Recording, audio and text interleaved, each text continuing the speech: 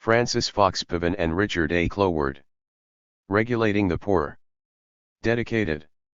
2. The welfare protest movement that arose in the 1960s. And to its leader, George A. Wiley. Contents. Cover. About the author. Title page. Copyright. Dedication. Acknowledgements. Introduction to the updated edition. Introduction. 1. Relief, Labor, and Civil Disorder, an Overview. Problems of controlling labor by market incentives. Civil disorder and the initiation or expansion of relief giving. Restoring order by restoring work. Enforcing low-wage work during periods of stability. Relief and the political process. Part I. Relief and the Great Depression. 2. Economic collapse, mass unemployment, and the rise of disorder. Mass unemployment and the persistence of relief restrictions. Local efforts to cope with the unemployed. The rise of mass disorder. Disorder and electoral realignment. The expansion of direct relief. 3. The New Deal and relief. From direct relief to work relief. The decline of insurgency. The reform of relief. Part 2. Relief and the years of stability, 1940 to 1960. 4. Enforcing low-wage work, statutory methods. Excluding workers. Adapting relief to regional economies. 5. Enforcing low-wage work, administrative methods. Keeping people off the rolls. Under-budgeting recipients. Socializing the able-bodied poor by degrading relief recipients. The constancy of relief doctrine. Part 3. Relief and the urban crisis. 6. The welfare explosion of the 1960s. Some dimensions of the welfare rise. Some explanations of the welfare rise. 7. Agricultural modernization and mass unemployment. Unemployment in southern agriculture. The persistence of southern relief restrictions. The absence of disorder in the rural South. Unemployment in the cities. The persistence of relief restrictions in the cities. 8. Migration and the rise of disorder in the cities. The weakening of social control. The weakening of legitimacy. Local responses to disorder. 9. The Great Society and relief, federal intervention.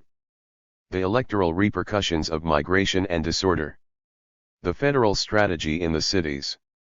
10. The Great Society and relief, local consequences. Welfare rights services. Welfare rights litigation. Grassroots protest, the National Welfare Rights Organization. The impact of the welfare rights movement. Part 4.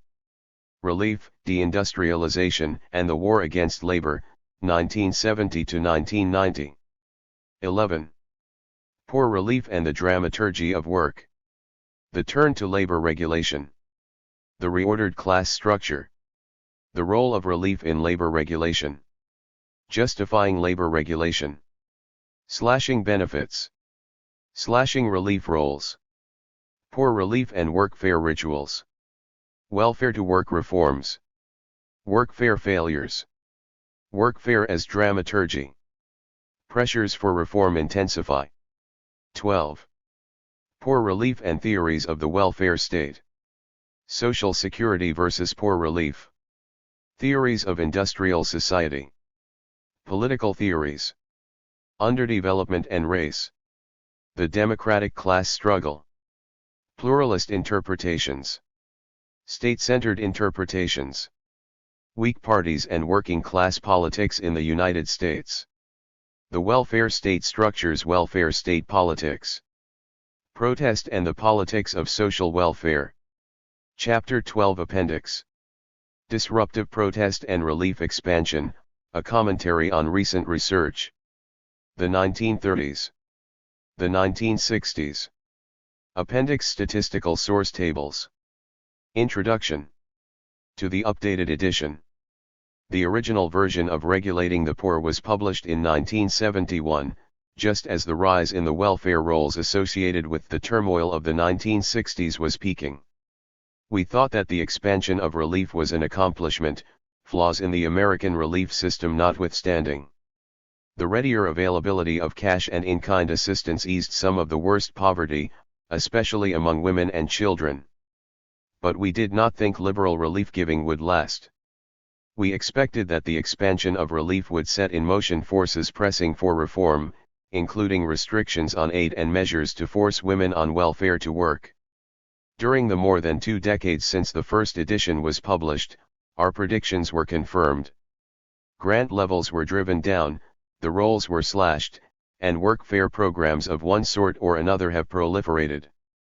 Because we believe that the analysis set out in this book is substantially correct, we left the original 10 chapters intact in this revised edition, and added 2 chapters. Chapter 11 provides a description and explanation of the restrictive turn in relief policy and practices from the 1970s into the 1990s. In Chapter 12, we locate our theoretical perspective in relation to the growing literature on welfare state development in the rich countries of the West produced since the original publication of Regulating the Poor. Most of this work is about a broad range of social welfare policies. Regulating the Poor, by contrast, is about poor relief, which continues to play a large and distinctive role in the United States. In this final chapter, we draw on a range of theories of welfare state development to explain why the United States continues to be a poor relief state.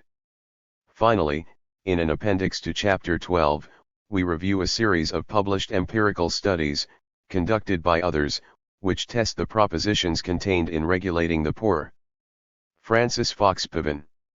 Richard A. Cloward. March 1993.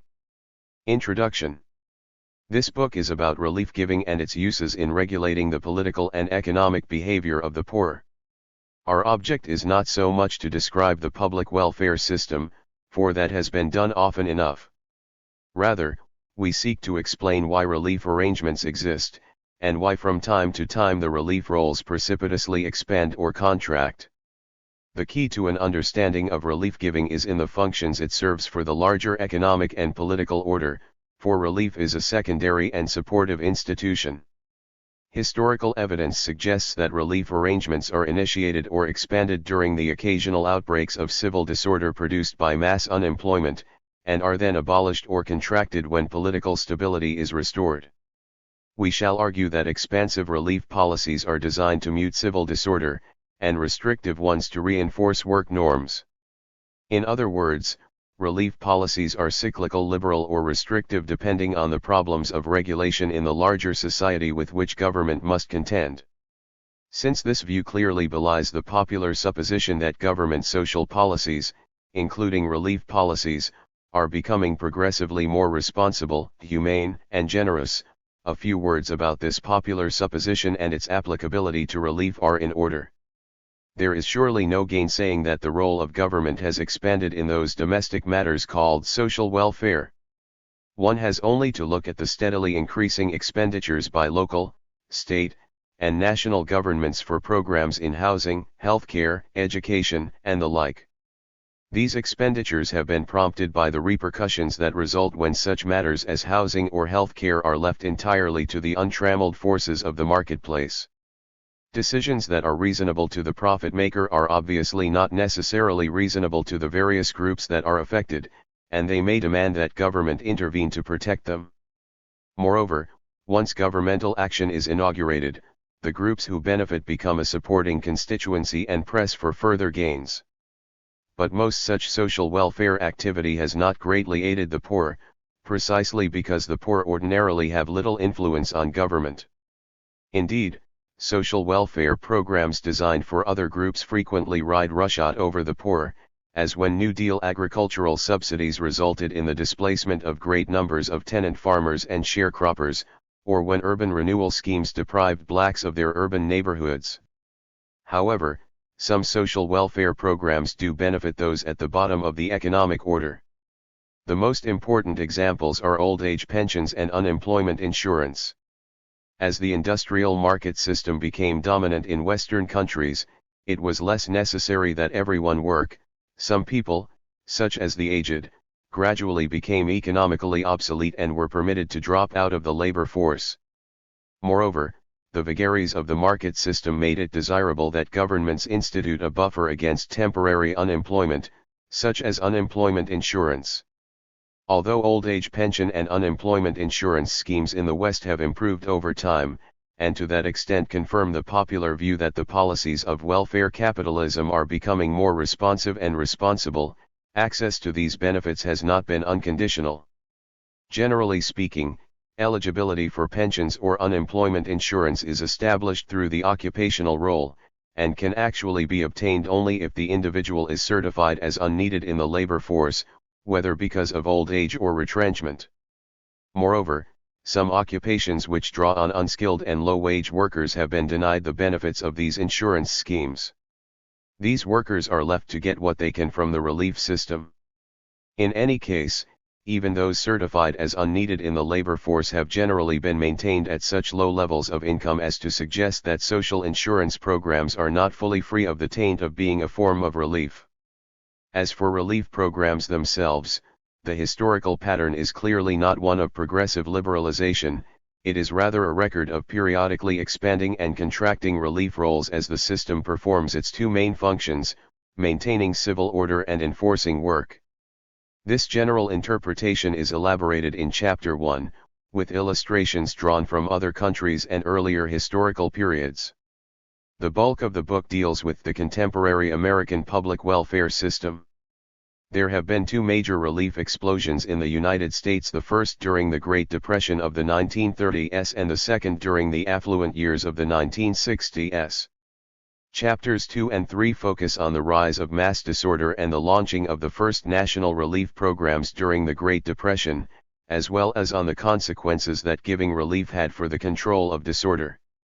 In chapters 4 and 5, we show how, during the relatively stable years of the 1940s and 1950s, relief arrangements were designed to reinforce work norms. Finally, in chapters 6 through 10, we take up the economic sources of the civil disorder that broke out and spread during the 1960s and that resulted in a great upsurge in the relief rolls, especially after 1964. The argument that relief programs are initiated to deal with dislocations in the work system that lead to mass disorder, and are then retained to enforce work, is not a familiar one. Considering that a not inconsiderable literature has been written on the subject of relief, the unfamiliarity of this idea merits explanation. Those who write about relief are usually enmeshed in the relief system, either as its ideologues or as its administrators. Understandably enough, they are strained to justify the system, although they may identify flaws in it. Most writers view the system as shaped by morality by their good intentions, or by the mistaken intentions of others. Consequently, the economic and political functions of relief giving have not been clearly seen.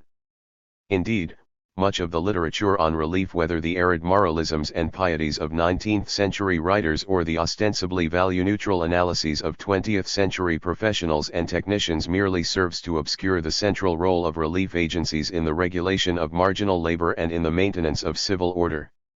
Some insights about the larger functions of the relief system are available from historians who have studied relief systems in the course of explaining a larger train of historical developments. We refer the reader particularly to Polanyi, Trevelyan, the Hammonds, and the Webbs. The advantages of the historian's perspective are obvious.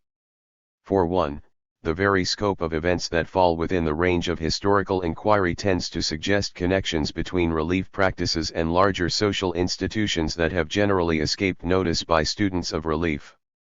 For another, the historian ordinarily has some distance from the institutions of which he or she writes, and is not strained to justify them. Even so, while some historians have pointed to a particular use or abuse of relief at a particular time and place, none has undertaken to generalize the functions of relief as an institution. It is that task which we set for ourselves. One disclaimer ought to be entered at the outset. We have already suggested that relief giving is partly designed to enforce work. Our argument, however, is not against work. We take it for granted that all societies require productive contributions from most of their members, and that all societies develop mechanisms to ensure that those contributions will be made. In the market economy, the giving of relief is one such mechanism. But much more should be understood of this mechanism than merely that it reinforces work norms. It also goes far toward defining and enforcing the terms on which different classes of people are made to do different kinds of work. Relief arrangements, in other words, have a great deal to do with maintaining social and economic inequities. The indignities and cruelties of the dole are no deterrent to indolence among the rich, but for the poor person, the specter of ending up on the welfare or in the poorhouse makes any job at any wage a preferable alternative. And so the issue is not the relative merit of work itself, it is rather how some people are made to do the harshest work for the least reward. November 1, 1970. Francis Fox Piven. Richard A. Cloward. Chapter 1. Relief, Labor, and Civil Disorder, an Overview. Since the early 16th century, many Western governments have come to make provision for the care of the destitute, often known as poor relief. The purpose of this chapter is to suggest why relief arrangements are established, and why they persist. Relief arrangements are ancillary to economic arrangements. Their chief function is to regulate labor, and they do that in two general ways. First, when mass unemployment leads to outbreaks of turmoil, relief programs are ordinarily initiated or expanded to absorb and control enough of the unemployed to restore order. Then, as turbulence subsides, the relief system contracts, expelling those who are needed to populate the labor market. Relief also performs a labor regulating function in this shrunken state, however. Some of the aged, the disabled, the insane, and others who are of no use as workers are left on the relief rolls, and their treatment is so degrading and punitive as to instill in the laboring masses a fear of the fate that awaits them should they relax into beggary and pauperism. To demean and punish those who do not work is to exalt by contrast even the meanest labor at the meanest wages. These regulative functions of relief, and their periodic expansion and contraction, are made necessary by several strains toward instability inherent in capitalist economies. Problems of controlling labor by market incentives. All human societies compel most of their members to work, to produce the goods and services that sustain the community. All societies also define the work their members must do and the conditions under which they must do it. Sometimes the authority to compel and define is fixed in tradition, sometimes in the bureaucratic agencies of a central government. Capitalism, however, relies primarily upon the mechanisms of a market, the promise of financial rewards or penalties to motivate men and women to work and to hold them to their occupational tasks. Basic to capitalist economic arrangements is change. The economy is kept in constant flux by entrepreneurs searching out new and bigger markets and cheaper methods of production and distribution. These changes in the organization of production and distribution create continuous shifts in labor needs. Workers must acquire new skills, they must move to new locales, a stream of uninitiated people must be made to fill new and different occupations in a changing productive system. Because of this fluidity, work roles under capitalism cannot be assigned by tradition. Nor can responsibility for the allocation of labor conveniently be lodged in the bureaucracies of a central government, for in a market system a great variety of dispersed entrepreneurs control production and define labor requirements. In the place of tradition or governmental authority, capitalist societies control people and work tasks precisely as they control goods and capital through a market system.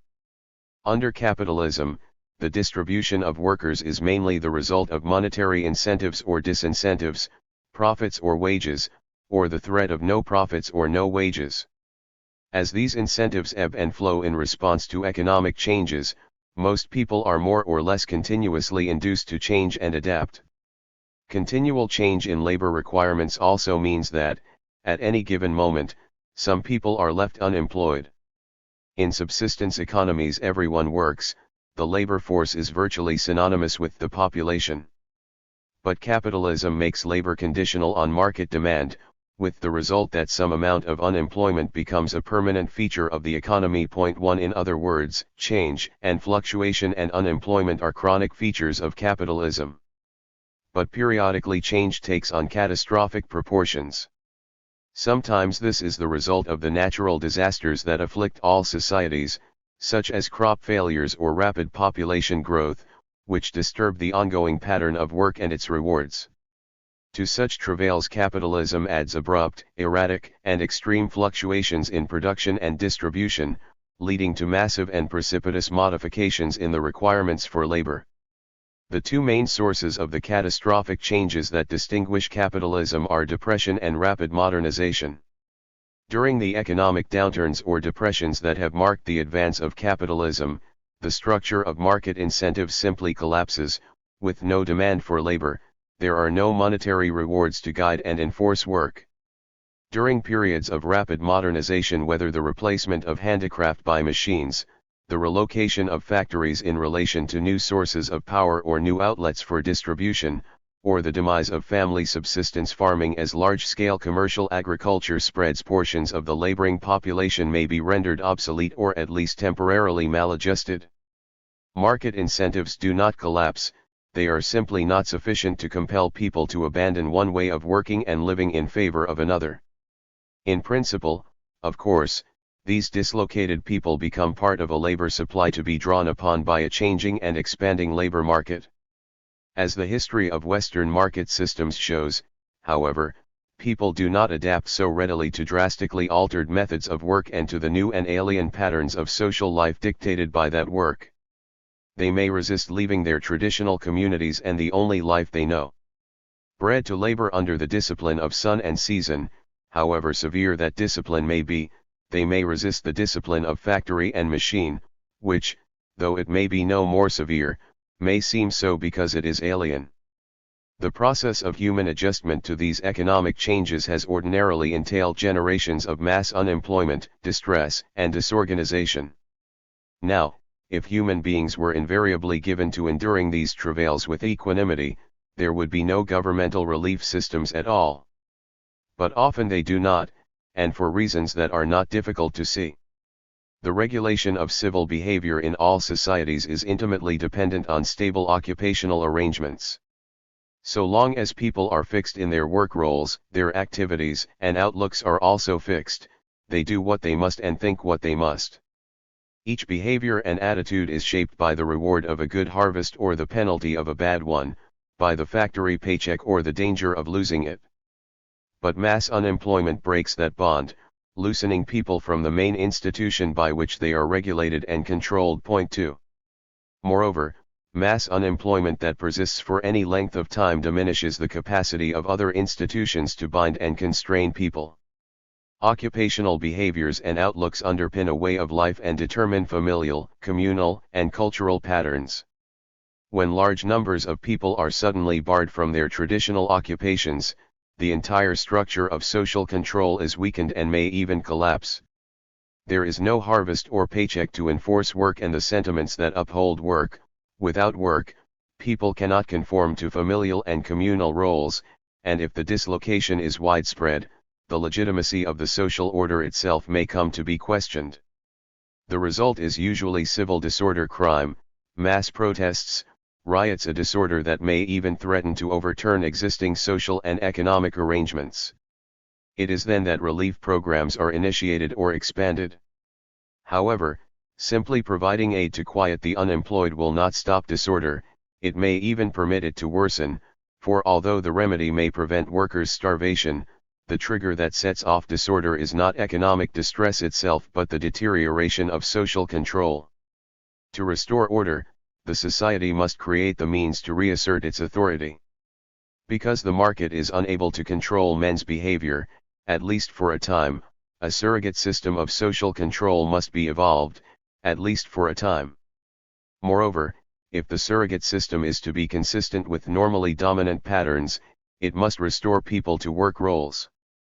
Thus, even while obsolete or unneeded laborers are temporarily given relief, they are generally succored only on condition that they labor, whether in public workhouses and labor yards or by being contracted and indentured to private entrepreneurs.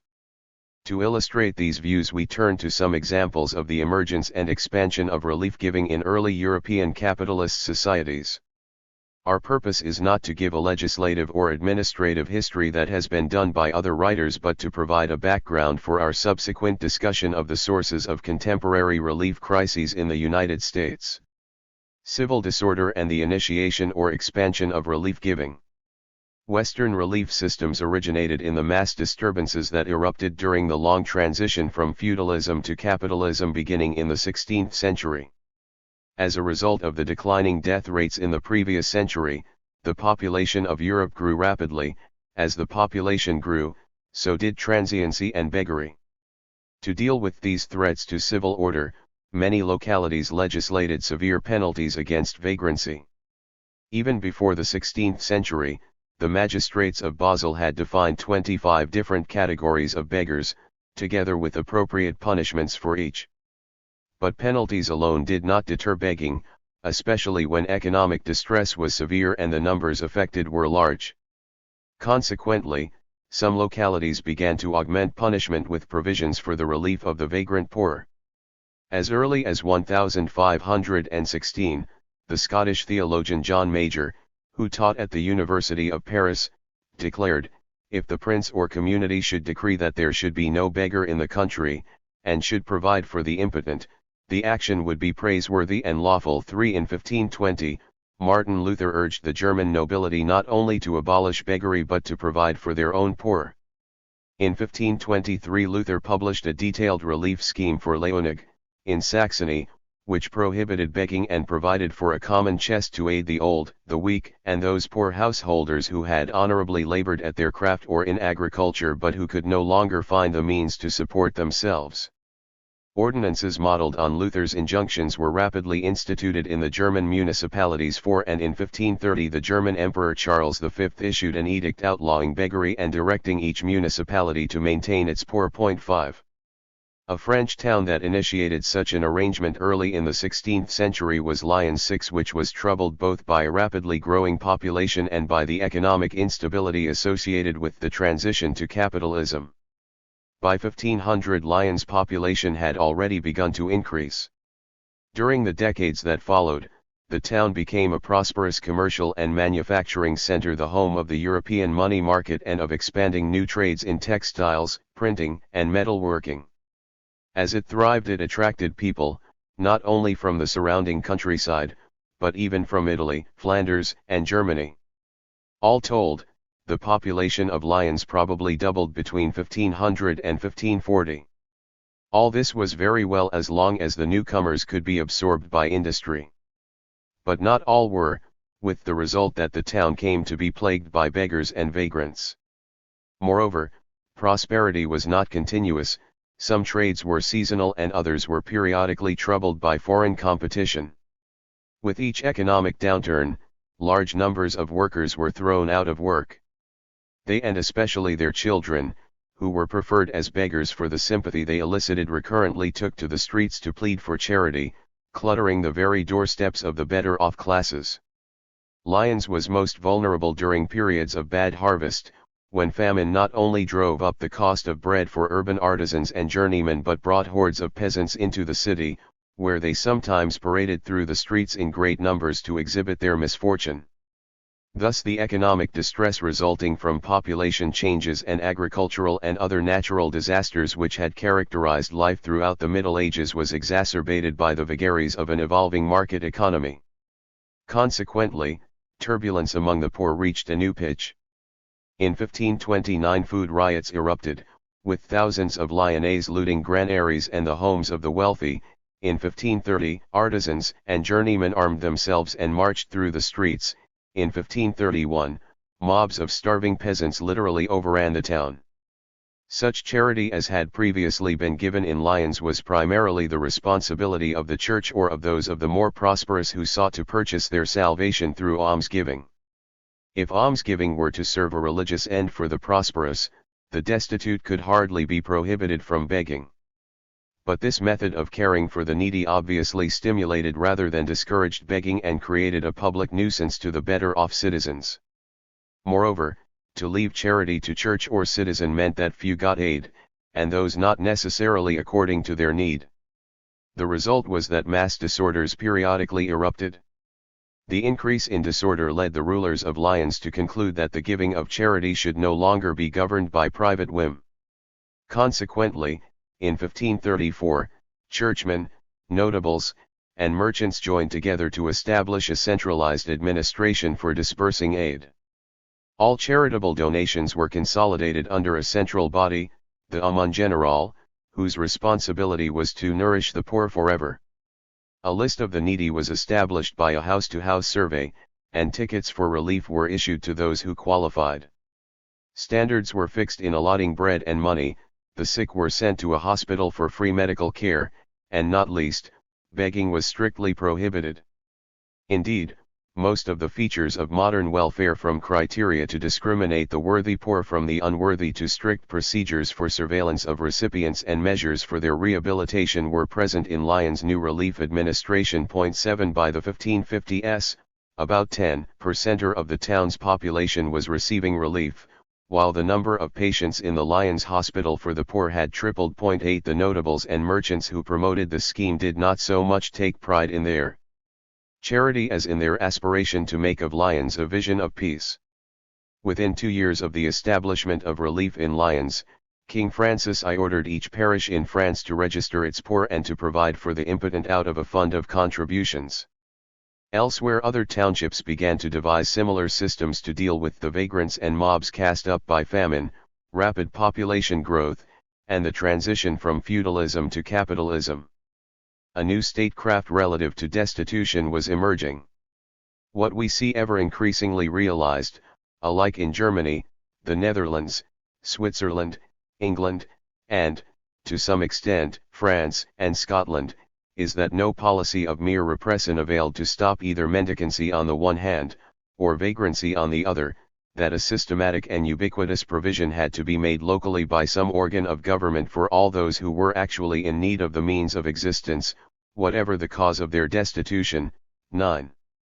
England also felt these disturbances, and just as it pioneered in developing an intensively capitalist economy, so it was at the forefront in developing nationwide, public relief arrangements to replace purely local and private charity. 10 During the closing years of the 15th century, the emergence of the wool industry in England began to transform the economic and social arrangements governing agriculture. As sheep raising became more profitable, much land was converted from tillage to pasturage, and large numbers of peasants were displaced by an emerging entrepreneurial gentry which either bought their land or cheated them out of it. 11 The impact on the dispossessed farmers was one that was to become familiar in successive periods of agricultural modernization. Sir Thomas More described their plight in 1516.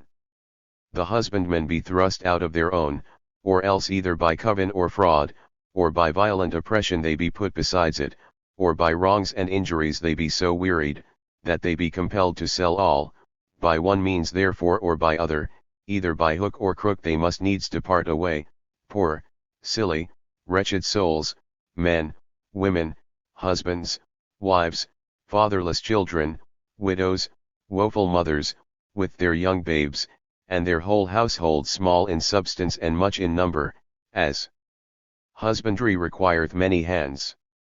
Away they trudge, I say, out of their known and accustomed houses, finding no place to rest in. All their household stuff, which is very little worth, though it might well abide the sale, yet being suddenly thrust out, they be constrained to sell it for a thing of naught. And when they have wandered abroad till that be spent, what can they then else do but steal, and then justly party be hanged, or else go about a begging. And yet then also they be cast in prison as vagabonds, because they go about and work not, whom no man will set at work, though they never so willing proffer themselves thereto. 12. A statute of 1488 to 1489 comments with alarm on the resulting disorders. Or where in some towns 200 persons were occupied and lived by their lawful labors, now be there occupied 2 or 3 herdsmen, and the residue fall in idleness. The husbandry, which is one of the greatest commodities of this realm, is greatly decayed, churches destroyed, the service of God withdrawn, the bodies there buried not prayed for, the patron and curates wronged, the defense of this land against our enemies outward feebled and impaired, to the great displeasure of God, to the subversion of the policy and good rule of this land, and remedy be not hastily therefore pervade. Point 13. Early in the 16th century, the national government moved to try to forestall such disorders. In 1528 the Privy Council, anticipating a fall in foreign sales as a result of the war in Flanders, tried to induce the cloth manufacturers of Suffolk to retain their employees. Point 14. In 1534, a law passed under Henry VIII attempted to limit the number of sheep in any one holding in order to inhibit the displacement of farmers and agricultural laborers and thus forestall potential disorders. Beginning in the 1550s, the Privy Council attempted to regulate the price of grain in poor harvests. Point 15. But the entrepreneurs of the new market economy were not so readily curbed, so that during this period another method of dealing with labor disorders, especially vagrancy, was evolved. Until this time, communities in England, as in other European countries, sanctioned almsgiving as a means of personal salvation, and 1/3 of parish church funds was set aside for this purpose. Early in the 16th century, however, the national government moved to replace parish arrangements for charity with a nationwide system of relief. In 1531, an Act of Parliament decreed that local officials search out and register those of the destitute deemed to be impotent, and give them a document authorizing begging. Almsgiving to others was outlawed. As for those who sought alms without authorization, the penalty was public whipping till the blood ran. Thereafter, other arrangements for relief were rapidly instituted. An act passed in 1536, during the reign of Henry VIII, required local parishes to take care of their destitute and to establish a procedure for the collection and administration of donations for that purpose by local officials. Point 16. With these developments, the penalties for beggary were made more severe, including an elaborate schedule of branding, enslavement, and execution for repeated offenders. Even so, by 1572 beggary was said to have reached alarming proportions, and in that year local responsibility for relief was more fully spelled out by the famous Elizabethan Poor Laws, which established a local tax, known as the poor rate, as the means for financing the care of paupers and required that justices of the peace serve as the overseers of the poor. In the closing years of the 16th century, the price of grain rose almost continuously, causing considerable hardship among the laborers. After 1594, bad harvests sharpened their miseries, especially in 1596 to 1597, when unemployment was frequent, poverty was everywhere, there was constant danger of revolt. 18. When Parliament convened in October 1597, it acted to clarify and systematize the provisions for relief, especially the system of taxation, and the practice of making relatives responsible for paupers. The coincidence between the coming of the free wage laborer and an organized public provision for the destitute cannot, in the nature of things, be exactly proved, write the Webbs 19, but the indications are convincing, and were to become more convincing still as the system of free labor expanded and changed. After this period of activity, the parish relief machinery lapsed into disuse. But then a depression in cloth manufacture in 1620, followed by bad harvests and high prices in 1621–22, produced new outbreaks of disorder. The Privy Council established a special commission charged with enforcing the Poor Laws 20, and by the 1630s the relief rolls had expanded enormously. 21 Relief was curtailed again with the onset of the Civil War, when high pay enticed much of the surplus agricultural population into the army. A long period of contraction then ensued, apparently accounted for by rising wages under Cromwell and by the paralysis of the central machinery of government after the war. Relief arrangements were reactivated and expanded again, however, during the massive agricultural dislocations of the late 18th century. Most of the English agricultural population had by then lost its land holdings, in place of the subsistence farming found elsewhere in Europe. A three-tier system of landowners, tenant farmers, and agricultural workers had evolved in England. 22 The vast majority of the people were a landless proletariat, hiring out by the year to tenant farmers. The margin of their subsistence, however, was provided by common and waste lands, on which they gathered kindling, grazed animals, and hunted game to supplement their meager wages. Moreover, the use of the commons was part of the English villager's birthright, his sense of place and pride. It was the disruption of these arrangements and the ensuing disorder that led to the new expansion of relief. By the middle of the 18th century, an increasing population, advancing urbanization, and the growth of manufacturing had greatly expanded markets for agricultural products, mainly for cereals to feed the urban population and for wool to supply the cloth manufacturers.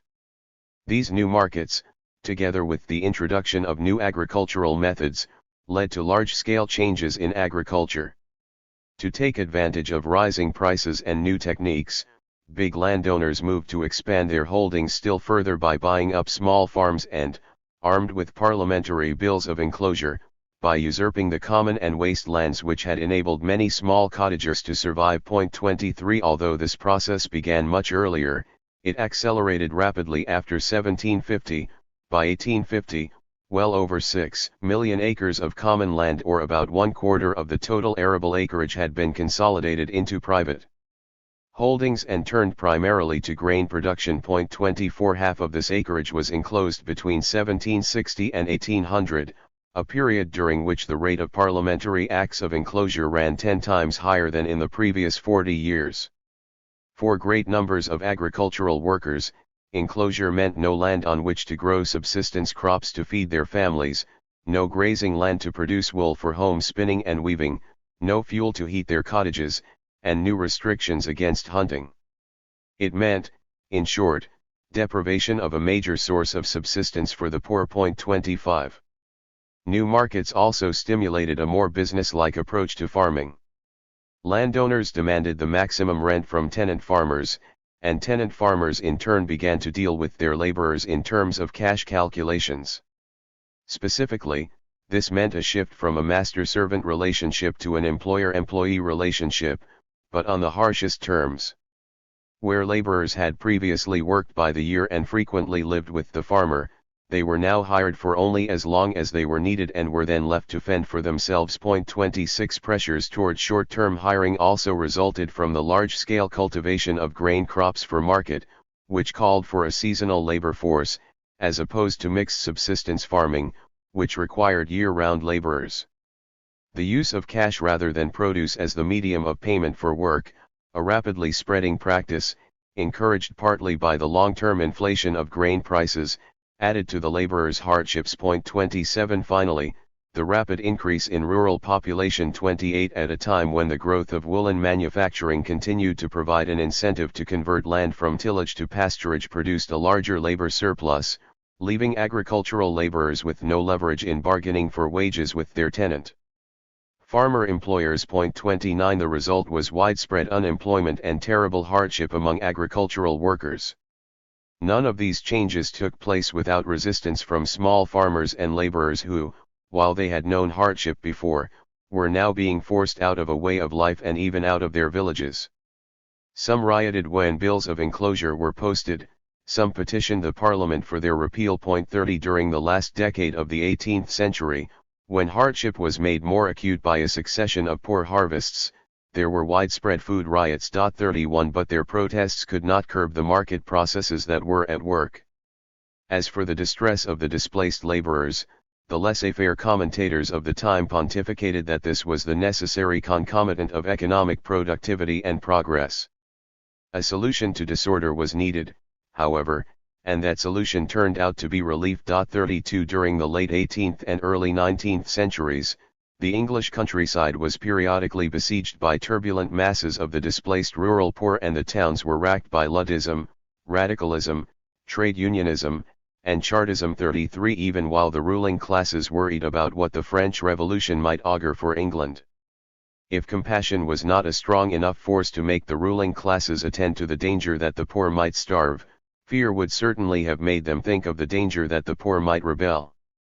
Thus fear and pity united to sharpen the wits of the rich, and to turn their minds to the distresses of the poor. 34 It was at this time that the poor relief system first created in the 16th century to control the earlier disturbances caused by population growth and the commercialization of agriculture became a major institution. 35 Between 1760 and 1784, taxes for relief the poor rate rose by 60% or they doubled by 1801, and rose by 60% or more in the next decade. 36 By 1818, the poor rate was over 6 times as high as it had been in 1760. Hobsbawm estimates that up to the 1850s, upwards of 10% of the English population were paupers. 37 The relief system, in short, was expanded in order to absorb and regulate the masses of discontented people uprooted from agriculture but not yet incorporated into industry. 38 Its importance in maintaining civil order in England was suggested by John Stuart Mill in 1863. Hatred of the poor for the rich is an evil that is almost inevitable where the law does not guarantee the poor against the extremity of want. The poor man, in France, notwithstanding the charitable relief that he may get, has always before his eyes the possibility of death by starvation, whereas in England he knows that, in the last resort, he has a claim against private property up to the point of bare subsistence, that not even the lowest proletarian is absolutely disinherited from his place in the sun. It is to this that I attribute the fact that, in spite of the aristocratic constitution of wealth and social life in England, the proletarian class is seldom hostile, either to the institution of private property or to the classes who enjoy it. 39. Restoring order by restoring work. Relief arrangements deal with disorder, not simply by giving aid to the displaced poor, but by granting it on condition that they behave in certain ways and, most important, on condition that they work. Any institution that distributes the resources men and women depend upon for survival can exert control over them.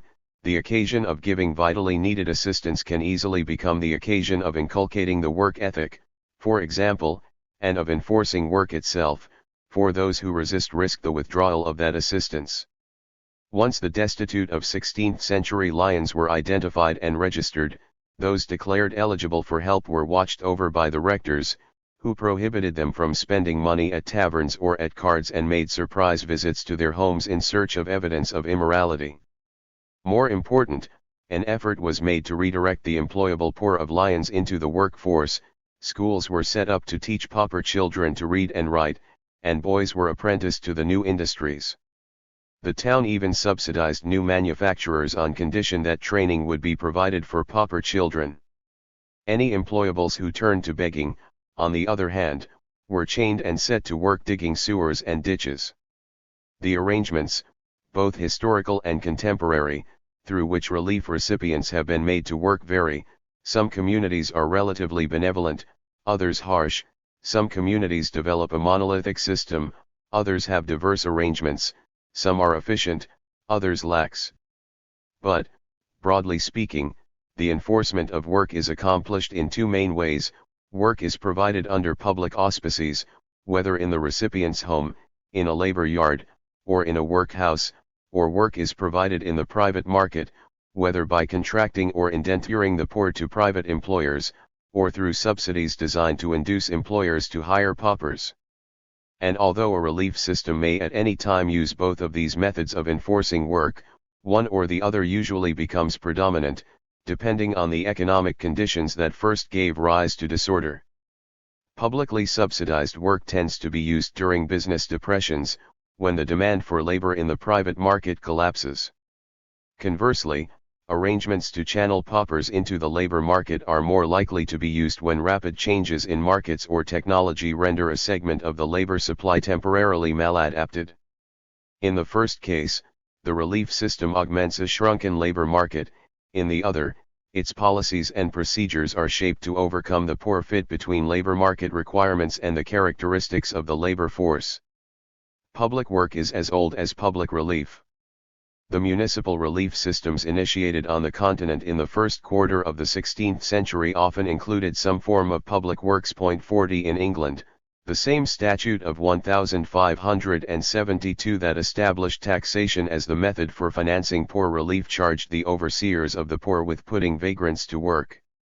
Shortly afterwards, in 1576, local officials were directed to acquire a supply of raw goods: wool, hemp, iron, which was to be delivered to the needy for processing in their homes, their wages to be fixed according to the desert of the work.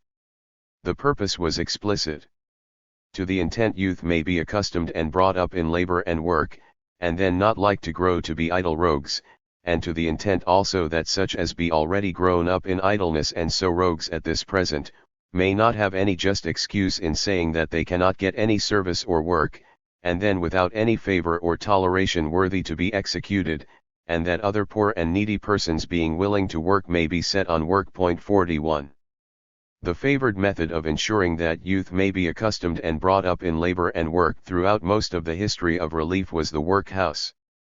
In 1723, an Act of Parliament permitted the local parishes to establish workhouses and to refuse aid to those poor who would not enter. 42. Within 10 years, there were said to be about 50 workhouses in the environs of London. Workhouses were also established elsewhere in Europe, where the rations, health conditions, and morale were usually better than in institutions under the thriving English capitalism. In 1790, when Bavaria was plagued by beggars, the city of Munich established an institution for the manufacture of army clothing where the poor were presumably to be inducted into the virtues of industry by a steady regimen of work. The destitute have also sometimes been paid to work in the general community or in their own homes. In the late 1790s, the town of Hamburg initiated a public works program designed to prevent any man from securing a shilling which he was able to earn himself, for if the manner in which relief is given is not a spur to industry, it becomes undoubtedly a premium to sloth and profligacy. To deter profligacy while dealing with vagrancy, the respectable citizens of Hamburg decided that, 6/7 of our poor being women and children, they should be set to work spinning flax in their homes. Men and boys were to make rope, clean streets, or mend roads. Relief payments were deliberately kept below market wages.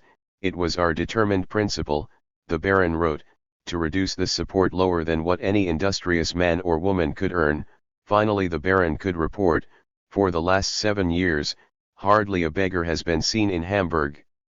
We not only did much toward the relief of the poor, but, we gained some steps toward the more desirable, yet but slowly attainable, and, the preventing some of the causes of poverty. 43. A somewhat similar method of enforcing work evolved in England during the bitter depression of 1840 to 1841. As unemployment mounted, the poor in some of the larger cities protested against having to leave their families and communities to enter workhouses in order to obtain relief, and in any case, in some places the workhouses were already full. As a result, various public spaces were designated as labor yards to which the unemployed could come by the day to pick oakum, cut wood, and break stone, for which they were paid in food and clothing. 44. The method was used periodically throughout the second half of the 19th century. At times of severe distress, very large numbers of the able-bodied poor were supported in this way. 45. A similar massive use of public work under relief auspices occurred in the United States during the 1930s, when millions of the unemployed were subsidized through the Works Progress Administration. Quite different methods of enforcing work are used when the demand for labor is steady but maladaptations in the labor supply, caused by changes in methods of production, result in unemployment. In such circumstances, relief agencies ordinarily channel paupers directly into the private market. For example, the rapid expansion of English manufacturing during the late 18th and early 19th centuries 46 produced a commensurately expanded need for factory operatives. But it was no easy matter to get them. People who had been agricultural laborers, independent artisans, or workers in domestic industries did not adjust easily to the new and alien discipline of the factory. The Hammonds write of this period. The men and women of Lancashire and Yorkshire felt of this new power that it was inhuman, that it disregarded all their instincts and sensibilities, that it brought into their lives an inexorable force, destroying and scattering their customs, their traditions, their freedom, their ties of family and home. Oh, all the evils from which the domestic worker had suffered, the Industrial Revolution added discipline. The workman was summoned by the factory bell, his daily life was arranged by factory hours, he worked under an overseer, if he broke one of a long series of minute regulations he was fined, and behind all this scheme of supervision and control there loomed the great impersonal system. 47. And they resisted the new discipline. Between 1778 and 1830, there were repeated revolts by laborers in which local tradesmen and farmers often participated. 48 The revolts failed, of course, the new industry moved forward inexorably, taking the more dependent and tractable under its command. Despite the higher wages of the factory, the operatives were mainly women and children at the beginning, and mainly pauper children.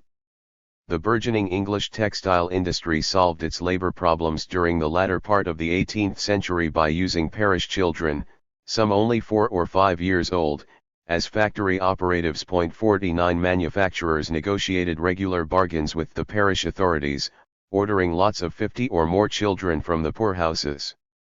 50 To secure their acquiescence, the youngsters were told that once at the cotton mills or ironmongers they would live like ladies and gentlemen on roast beef and plum pudding. 51 Parish children were an ideal labor source for new manufacturers. The young paupers could be shipped to remote factories 52 located to take advantage of the streams from which power was drawn. The children were also preferred for their docility 54 and for their light touch at the looms. Moreover, pauper children could be had for a bit of food and a bed, and they provided a very stable labor supply, for they were held fast at their labors by indentures, usually until they were 21. Sir Robert Owen, noted as an industrial reformer, restricted the labor of the children in his workshops to 13 hours a day and ordered that they be allowed a daily romp in the yard for their health. This was exceptionally humane. Many children did not survive the terms of their indentures. The parish children were thus in demand by manufacturers, who found it no great problem to force their helpless young serfs to work. But when the demand for labor is too slack to absorb a potential workforce, or when market terms are insufficiently compelling to keep them working, the relief system may subsidize the employment of paupers, as when the magistrates of Lyons provided subsidies to manufacturers who employed pauper children. In rural England during the late 18th century, as more and more of the population was being displaced by the commercialization of agriculture, this method was used on a very large scale. To be sure, a demand for labor was developing in the new manufacturing establishments that would in time absorb many of the uprooted rural poor. But this did not happen all at once. Rural displacement and industrial expansion did not proceed at the same pace or in the same areas, and in any case the drastic shift from rural village to factory system took time. During the long interval before people forced off the land were absorbed into manufacturing, many remained in the countryside as virtual vagrants, others migrated to the towns, where they crowded into hovels and cellars, subject to the vicissitudes of rapidly rising and falling markets, their ranks continually enlarged by new rural refugees. And as the masses of unemployed swelled, disorder spread. These conditions were not the result of a collapse in the market. Indeed, grain prices rose during the second half of the 18th century, and they rose spectacularly during the Revolutionary and Napoleonic Wars. Rather, it was the expanding market for agricultural produce which, by stimulating enclosure and business-minded farming methods, led to unemployment and destitution.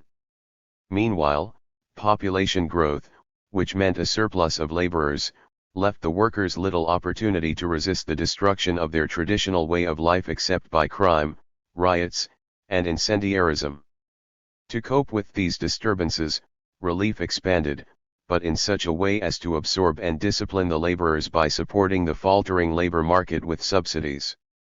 The subsidy system is widely credited to the sheriff and magistrates of Berkshire 55 who, in a meeting at Speen Hamland in 1795, decided on a scheme by which the poor law authorities would supplement the wages of agricultural workers if these wages fell below a published scale. 56 It was a time when exceptional scarcity of food led to riots all over England. 57 Sometimes suppressed only by calling out the troops.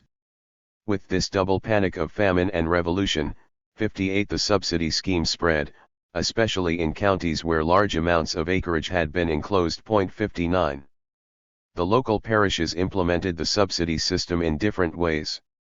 Under the roundsman arrangement, the parish overseers sent anyone who applied for aid from house to house to get work.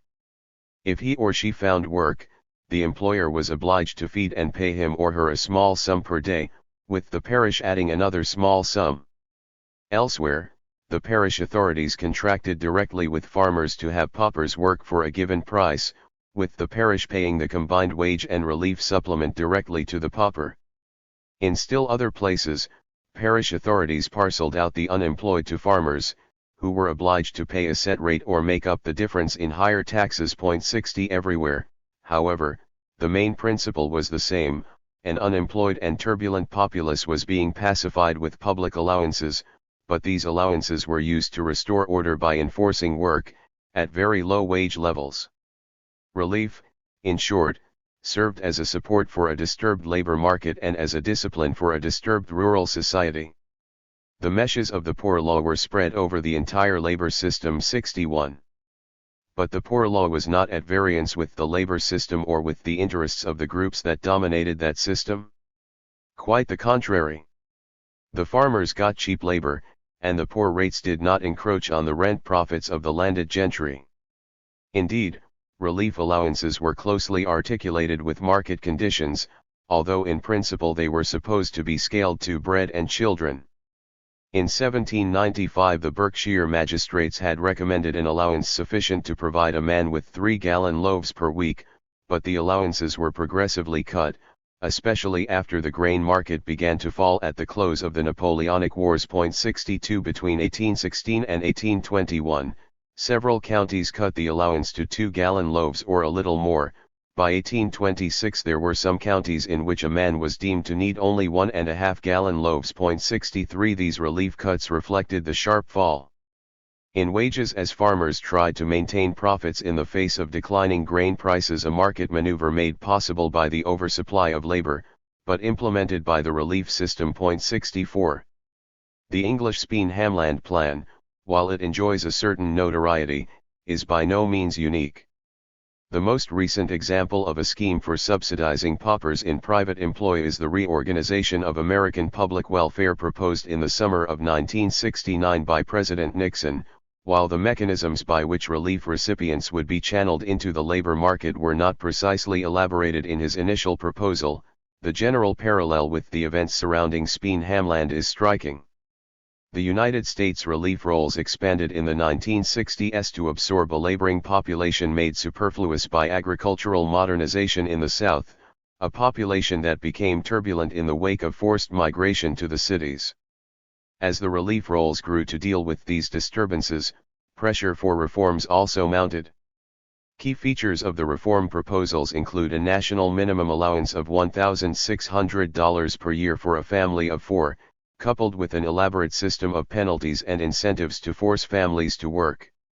In effect, the proposal was intended to support and strengthen a disturbed low-wage labor market by providing what was called in 19th-century England a rate in aid of wages, enforcing low-wage work during periods of stability. Even in the absence of cataclysmic change, market incentives may be insufficient to compel all people at all times to do the particular work required of them. Incentives may be too meager and erratic, or people may not be sufficiently socialized to respond to them properly. To be sure, the productivity of a fully developed capitalist economy would allow wages and profits sufficient to entice the population to work, and in a fully developed capitalist society, most people would also be reared to want what the market holds out to them. They would expect, even sanctify, the rewards of the marketplace and acquiesce in its vagaries. But no fully developed capitalist society actually exists. Capitalism evolved slowly and spread slowly. During most of this evolution, the market provided meager rewards for most workers, and none at all for some.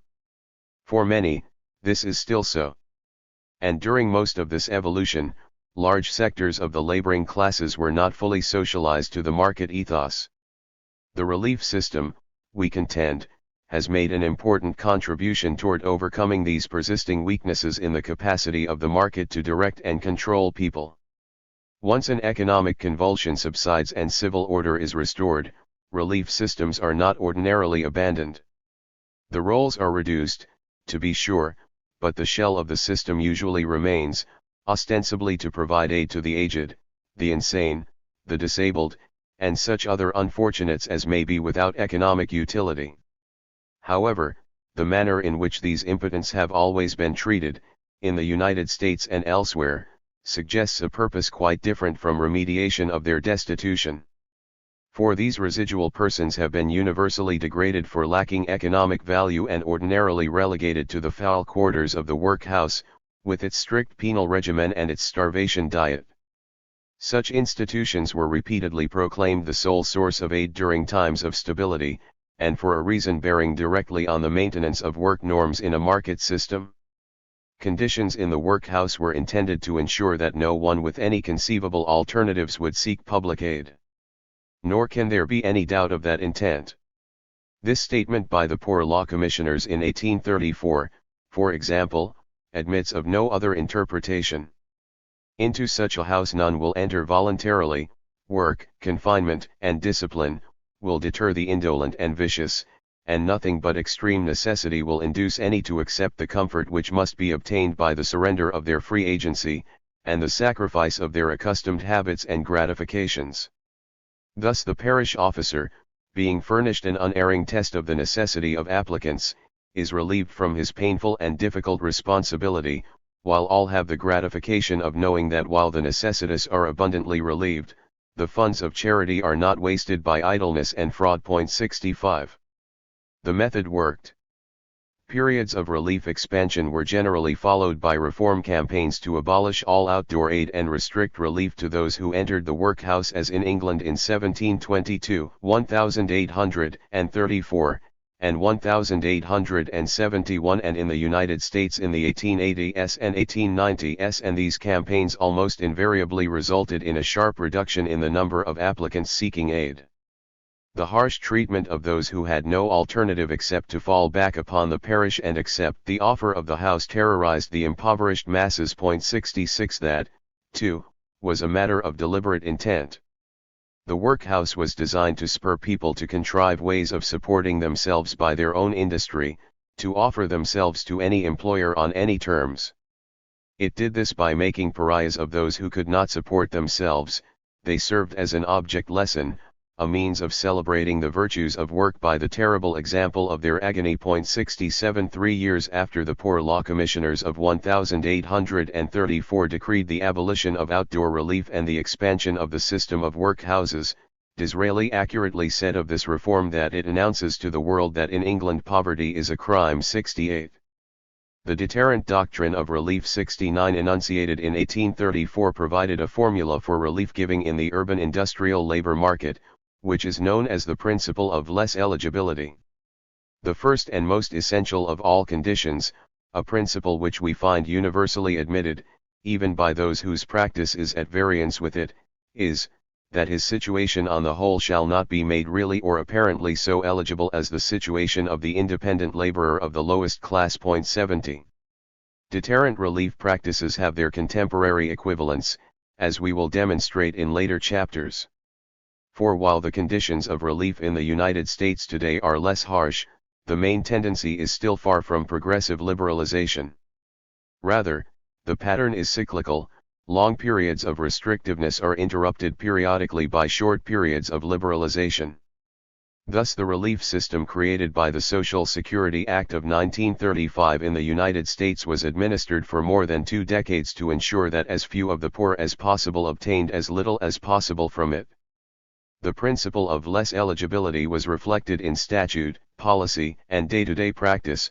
Not only were grants kept at levels more severe than that of the lowest class of laborers who obtain their livelihood by honest industry, which meant in some states that the recipients received too little to sustain life, but the punishment and degradation that the poor law authorities were confident would make relief recipients less eligible had their modern parallel in such practices as mass searches and raids of recipients' homes.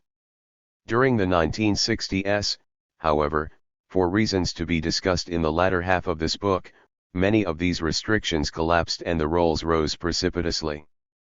But even as this occurred, pressures to reorganize the system also mounted. We should not leave this discussion of how the relief system reinforces market incentives without noting that other governmental mechanisms to achieve the same end predate the emergence of relief systems and have persisted alongside them. As early as 1349, when the British populace was depleted by the Black Plague, the feudal lords promulgated a statute of laborers to deal with the fact that the resulting labor shortage enabled workers to try to obtain higher wages.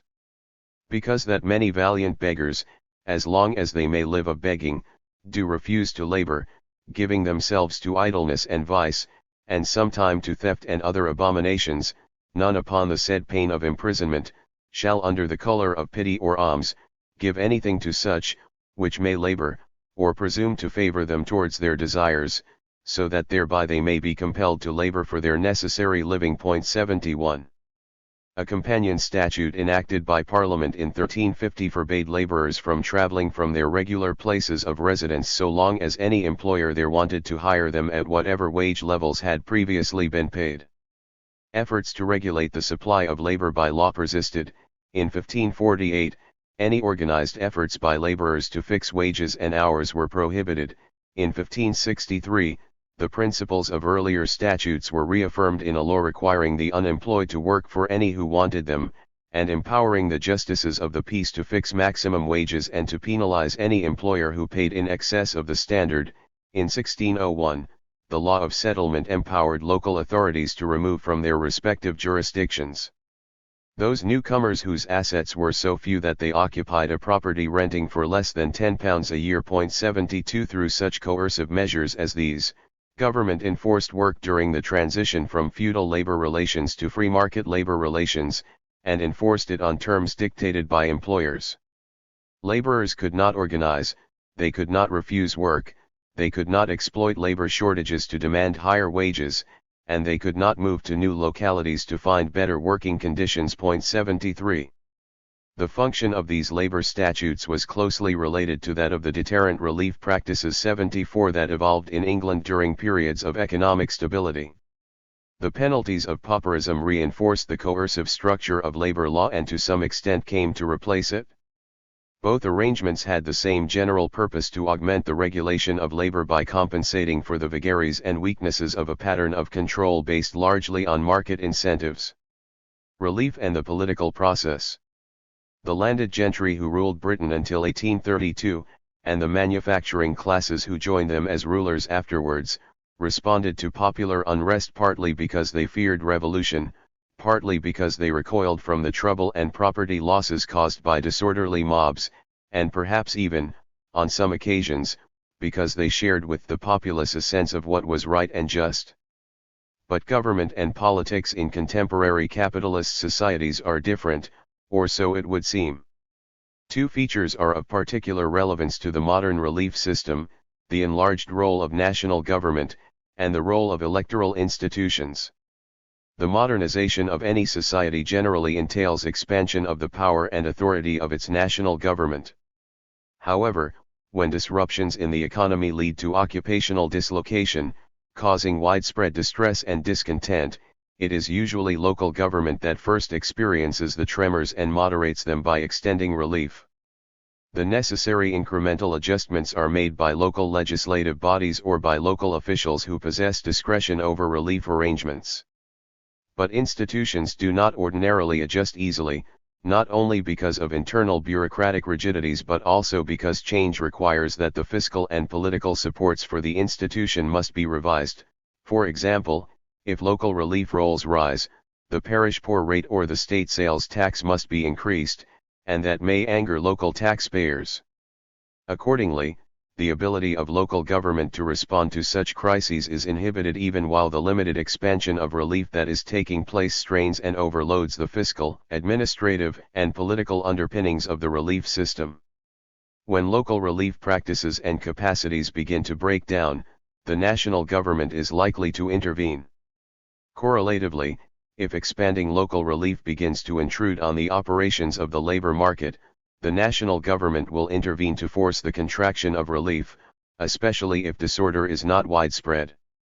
The national government of England intervened to assure the provision of local relief in the 1530s and again in the 1630s, but it enforced the contraction of relief in 1722 and 1834.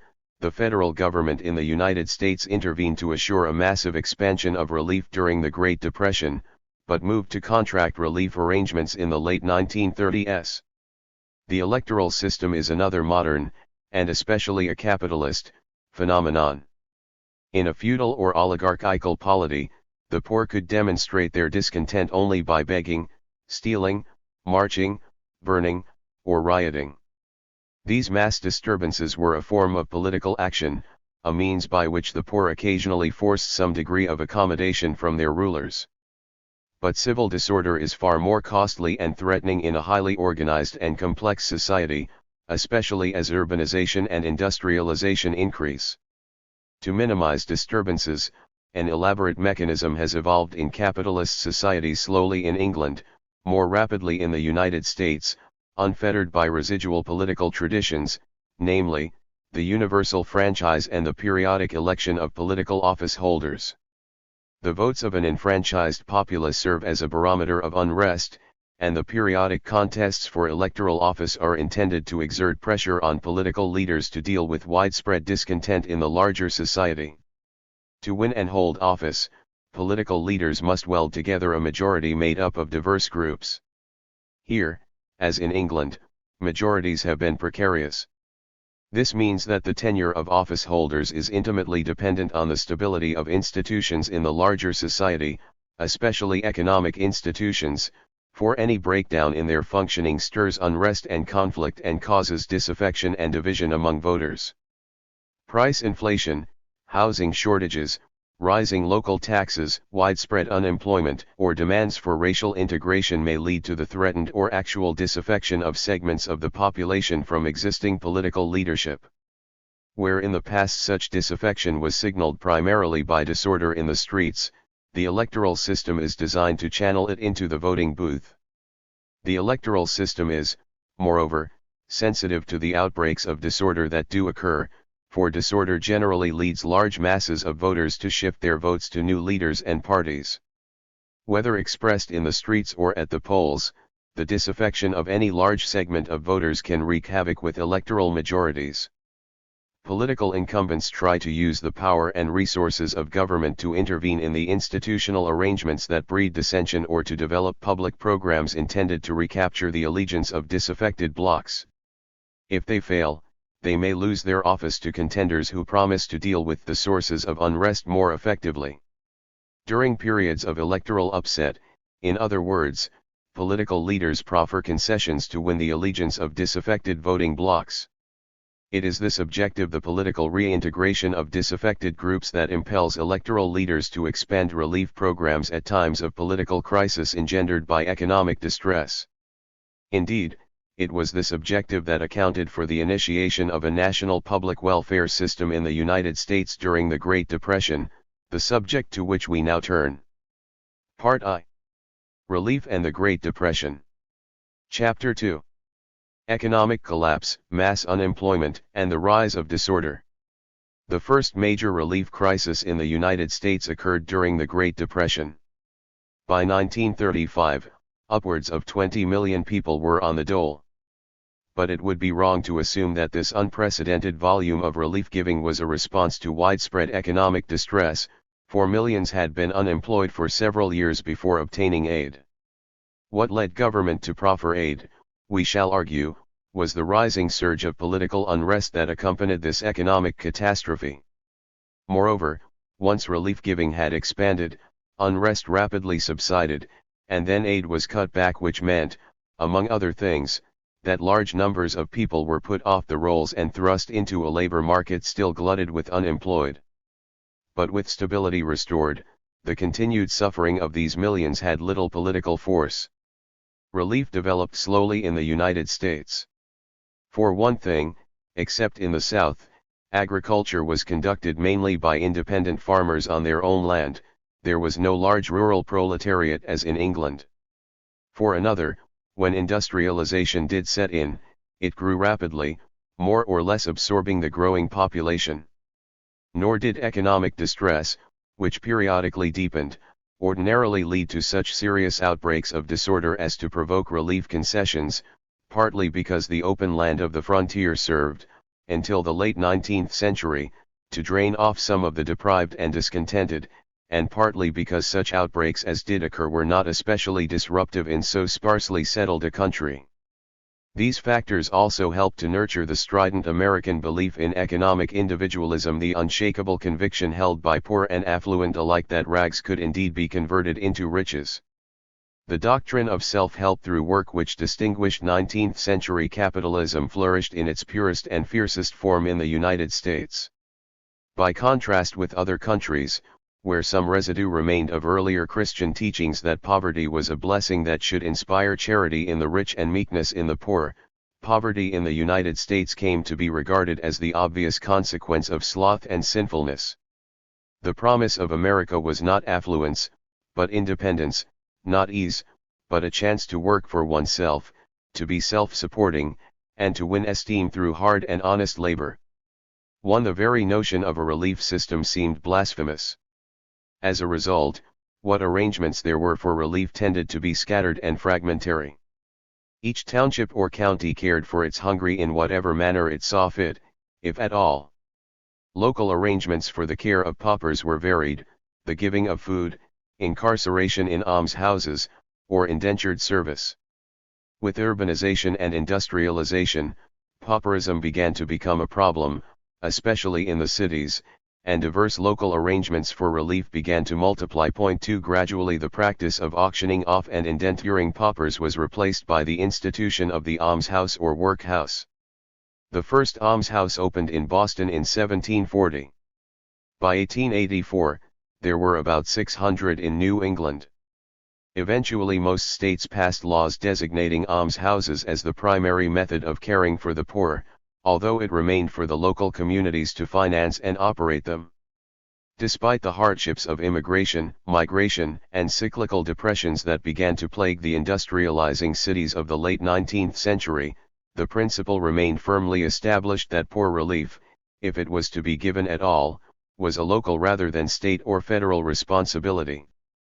Federal aid was periodically sought and given in cases of disasters such as flood and drought, but not for the disaster of unemployment. 3 Some moves in the Congress to obtain federal aid for the unemployed during the depressions of 1893 to 1894, 1914, and 1921 failed.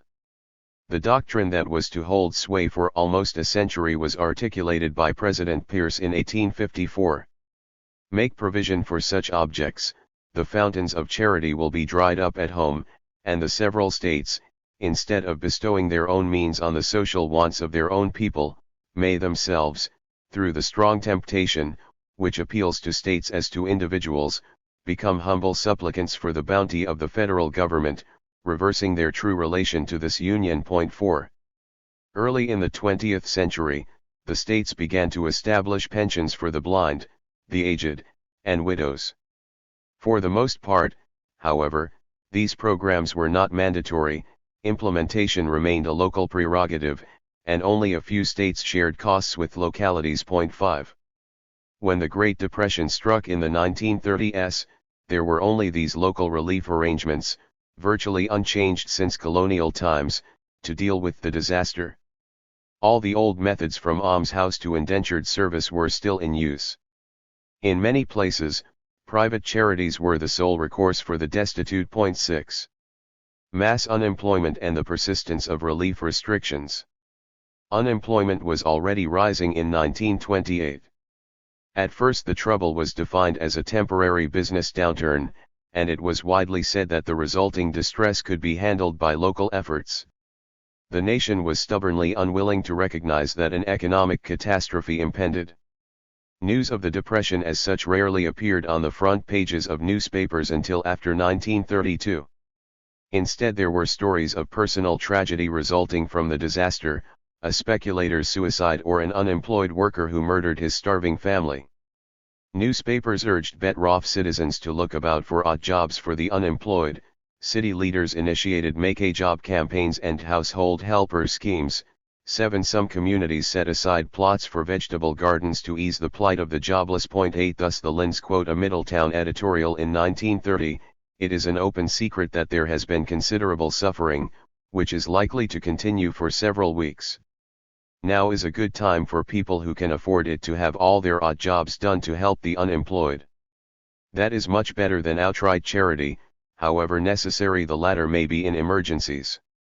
9. The problem was regarded as temporary and thus capable of being handled by the traditional methods of individual self-help and local charity.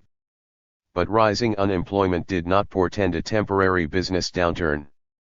By the spring of 1929, when a seasonal decrease in unemployment was expected, the number of men out of work approached 3 million. By January 1930, the figure topped 4 million, it rose to 5 million in September and reached 8 million by the spring of 1931. Unemployment continued to rise until, in the spring of 1933, about 15 million men or about one-third of the workforce had become jobless. 10 Expressed in index numbers adjusted for seasonal variations, the employment index fell from 108 in August 1929 to 61 in July 1932, or by more than 40%. Meanwhile, those who were still working had to take reductions in pay and hours, so that wages fell by one-third, to an average of $17 per week. 11. An economic crisis of unprecedented magnitude had struck. But the federal government remained aloof. What action Hoover took was directed at supporting and stimulating bankers, railroads, farmers, the entrepreneurial groups that, according to official American gospel, had made the economy run before and would make it run again. But even these steps were crippled by doctrinal reservations about government interference with the economy. When the stock market did not recover immediately, as Hoover had predicted it would after the crash of October 1929, he exhorted businessmen to hold prices and wages firm, as if to seal off the Wall Street disaster. As price devaluation nevertheless worsened and became widespread, Hoover took the position that the economy was experiencing a healthful deflation of unnatural speculative values preliminary to the resumption of business on a sound basis. His chief interim prescription was to call for the expansion of private and public construction. However, given his preoccupation with a balanced budget, so little public money was invested that the construction industry actually declined substantially in the early years of the Depression. To explain rapidly falling wages, the president argued that wage cuts were justified by the need to create a profit margin for businessmen in the face of falling price levels, this in order to assure the rejuvenation of business, and through business to bring the return of prosperity to all Americans, in the American way. Throughout these years, officials continually proclaimed that recovery was always just around the corner. 12. As for the growing masses of the unemployed, Hoover limited himself mainly to offering rhetorical encouragement to local charity efforts. In October 1930, he appointed Colonel Arthur Woods to head a President's Emergency Committee for Employment. Colonel Woods telephoned governors around the country to inquire into the unemployment situation, attempted to estimate the numbers out of work, and, apparently impressed that the situation was serious, recommended to the President that he seek substantial appropriations from Congress for public works. Instead, the President told Congress in December 1930 that the fundamental strength of the nation's economic life is unimpaired, and that federal expenditures for public works were already at the maximum limit warranted by financial prudence as a continuing policy. 13. Accordingly, several resolutions introduced in Congress to aid victims of drought were defeated, as was a measure to appropriate $25 million for Red Cross drought and unemployment relief. 14. Instead, the federal government called on private employers to maintain payrolls. With over 8 million unemployed in August 1931, the Emergency Committee for Employment was replaced by the President's Organization on Unemployment Relief. Like its predecessor, it had neither funds nor powers. 15. And so it worked to publicize the need for charity, to reaffirm the virtues of local responsibility, and to call for better coordination of local efforts, as if mass destitution were mainly a result of administrative confusion among the various local charity agencies. The federal stance is suggested by an advertisement which the President's Committee co-sponsored with the Association of Community Chests and Councils during a fundraising campaign in the fall of 1931. Between October 19 and November 25, America will feel the thrill of a great spiritual experience. In those few weeks, millions of dollars will be raised in cities and towns throughout the land, and the fear of cold and hunger will be banished from the hearts of thousands. The ad prompted the following interchange between Senator Edward Costigan and Walter S. Gifford, head of the President's Organization on Unemployment Relief, during hearings on relief bills which were then pending in the Senate. Senator Costigan: First, let me ask you whether you feel that the fear of cold and hunger has been banished from the hearts of thousands. Mr. Gifford: Undoubtedly, not of everyone but of thousands. That is a very modest statement, I think. Senator Costigan: Does it still remain in the hearts of thousands? Mr. Gifford: I think so. There is no doubt about that. Senator Costigan: Is it your feeling that we, as a people, ought to follow the practice of advertising ourselves into the thrill of great spiritual experiences? 16. The National Association of Manufacturers 17 and the U.S. Chamber of Commerce echoed the sentiment against federal aid, proclaiming it a menace that would weaken the moral fiber of every individual, community, and state.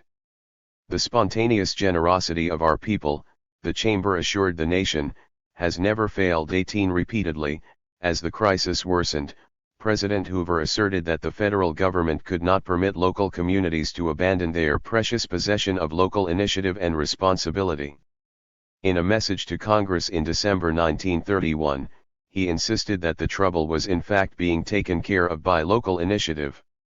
Through the President's Organization for Unemployment Relief, public and private agencies were successfully mobilized last winter to provide employment and other measures against distress.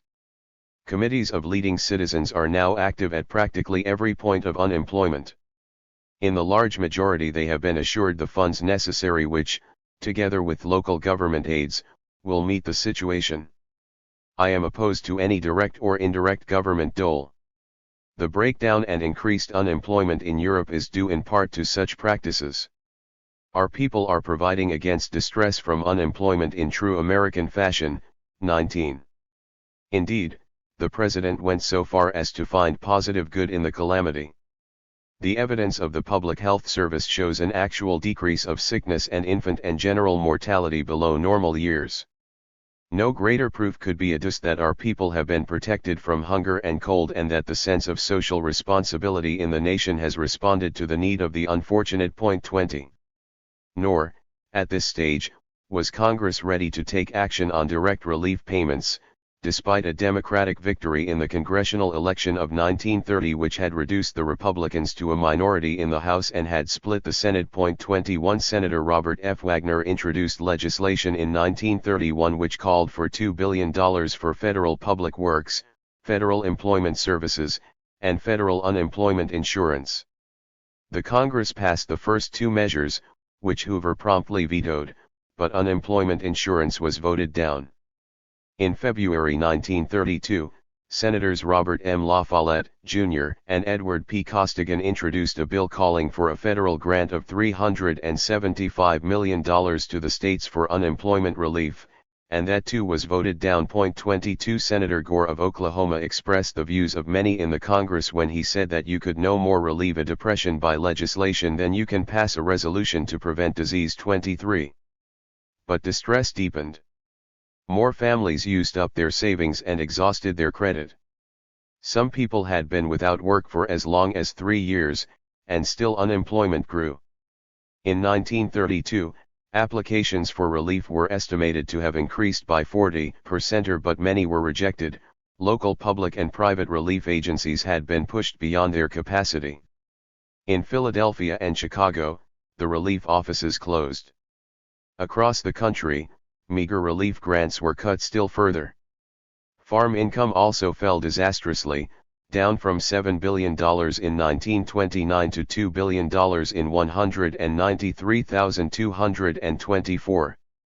Indeed, the fall in farm prices was eventually deeper, although less sudden, than other price declines. Severe drought in 1931 left the farmers of the Plains country especially hard hit. True to the business doctrine, Hoover proposed government loans for the farmers, to be used, however, only to restore property values by buying implements and feeding livestock, and to be secured by their property. Some Western senators objected that farmers could not feed their livestock while their families were going hungry, the administration countered that direct relief was no business of the federal government but should be provided by local private and public agencies. In the meantime, some of the urban states began to try to deal with local distress. A number of states that had legislation on the books permitting local jurisdiction to establish pensions for the orphaned, the aged, or the blind moved to require localities to implement these programs, and some states even appropriated matching funds. In 1931, on Governor Roosevelt's initiative, New York established an emergency program which supplemented local relief funds with an initial $20 million. New Jersey, Pennsylvania, Ohio, and Wisconsin quickly followed with similar emergency outlays, and other states began to underwrite municipal relief bonds. By the end of 1932, 24 states were providing some form of financial aid to localities for relief. The federal government finally took a small step toward providing relief in 1932.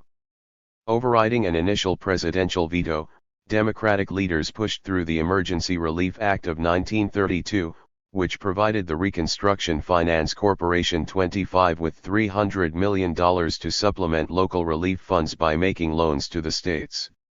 By this time, there were about 12 million people out of work. These loans were designed to make it easier for states and localities to spend their own money for relief by allowing them to borrow from their share of federal highway appropriations.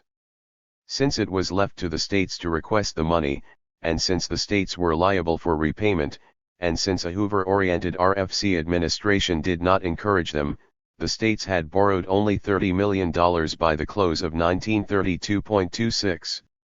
6 months later, the federal administration forsook its traditional posture and launched a massive emergency relief program. The forces that finally led to this turnabout are worth examining. Local efforts to cope with the unemployed. If national political figures could at first turn a deaf ear to the cries of the unemployed, local officials could not. As unemployment spread, more and more people descended on relief agencies with pleas for aid. Nor could they simply be turned away, as relief agencies were wont to do. For one thing, the obvious distress on all sides belied the customary American view that the fault lay with those in need.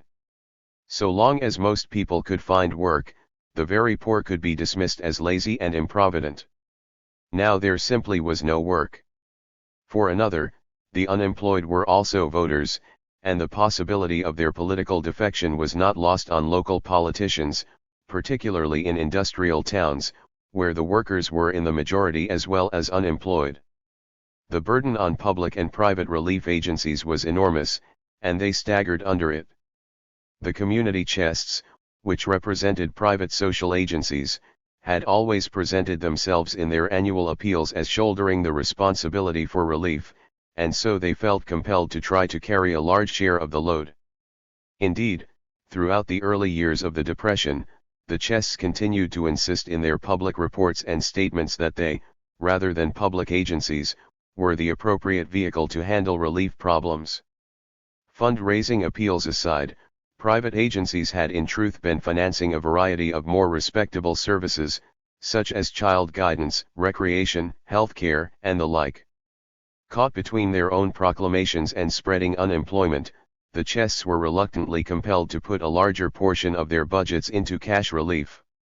Prior to the Depression, only about 10% of chest funds had been expended for cash aid. By 1932, relief costs absorbed as much as 35% of chest funds in many communities. But even with a greater flow of contributions 27 and the diversion of resources from other services to relief, charity budgets hardly met the rising demand for aid. Most of the relief load had to be carried by local tax revenues. Reports from several major cities showed that relief expenditures by local agencies in these cities had increased from $22,338,114 in the first 3 months of 1929 to $73,757,300 during the corresponding period in 1931. The number of families receiving relief averaged 33,861 per month in the first quarter of 1929, By early 1931 the monthly average had increased to 1,287,778 families. 28. Municipalities, townships, and counties had to strain to meet these escalating relief budgets. The local citizenry were exhorted to greater charity. Ad hoc schemes were invented to raise funds, such as taxing municipal employees the equivalent of a day's salary each month. In New York City, where outdoor relief had been forbidden by the Charter of 1898, local philanthropists convened in July 1930 to raise $8.5 million to put 25,000 of the unemployed to work at municipal jobs. Meanwhile, the police precincts distributed direct relief to the most destitute from funds contributed by city employees. 29. In Illinois, where severe unemployment spread from Chicago to the downstate coal mining areas, the public schools were assigned to make a survey of relief needs, and $3 million was raised from gifts by the employees of large corporations and by state employees who found their paychecks reduced each month. 30 Some towns tried to economize by establishing commissaries where relief vouchers could be exchanged for food, but the savings thus achieved were dubious, and the device outraged local storekeepers who were managing to stay afloat mainly because of the business they did in relief vouchers. Such schemes did not go far toward meeting the mounting costs of relief, and in any case the methods of financing fell heavily on small proprietors and civil servants and on those of the working classes who were still employed. 31. With relief costs rapidly mounting, local officials soon found themselves pressed on all sides.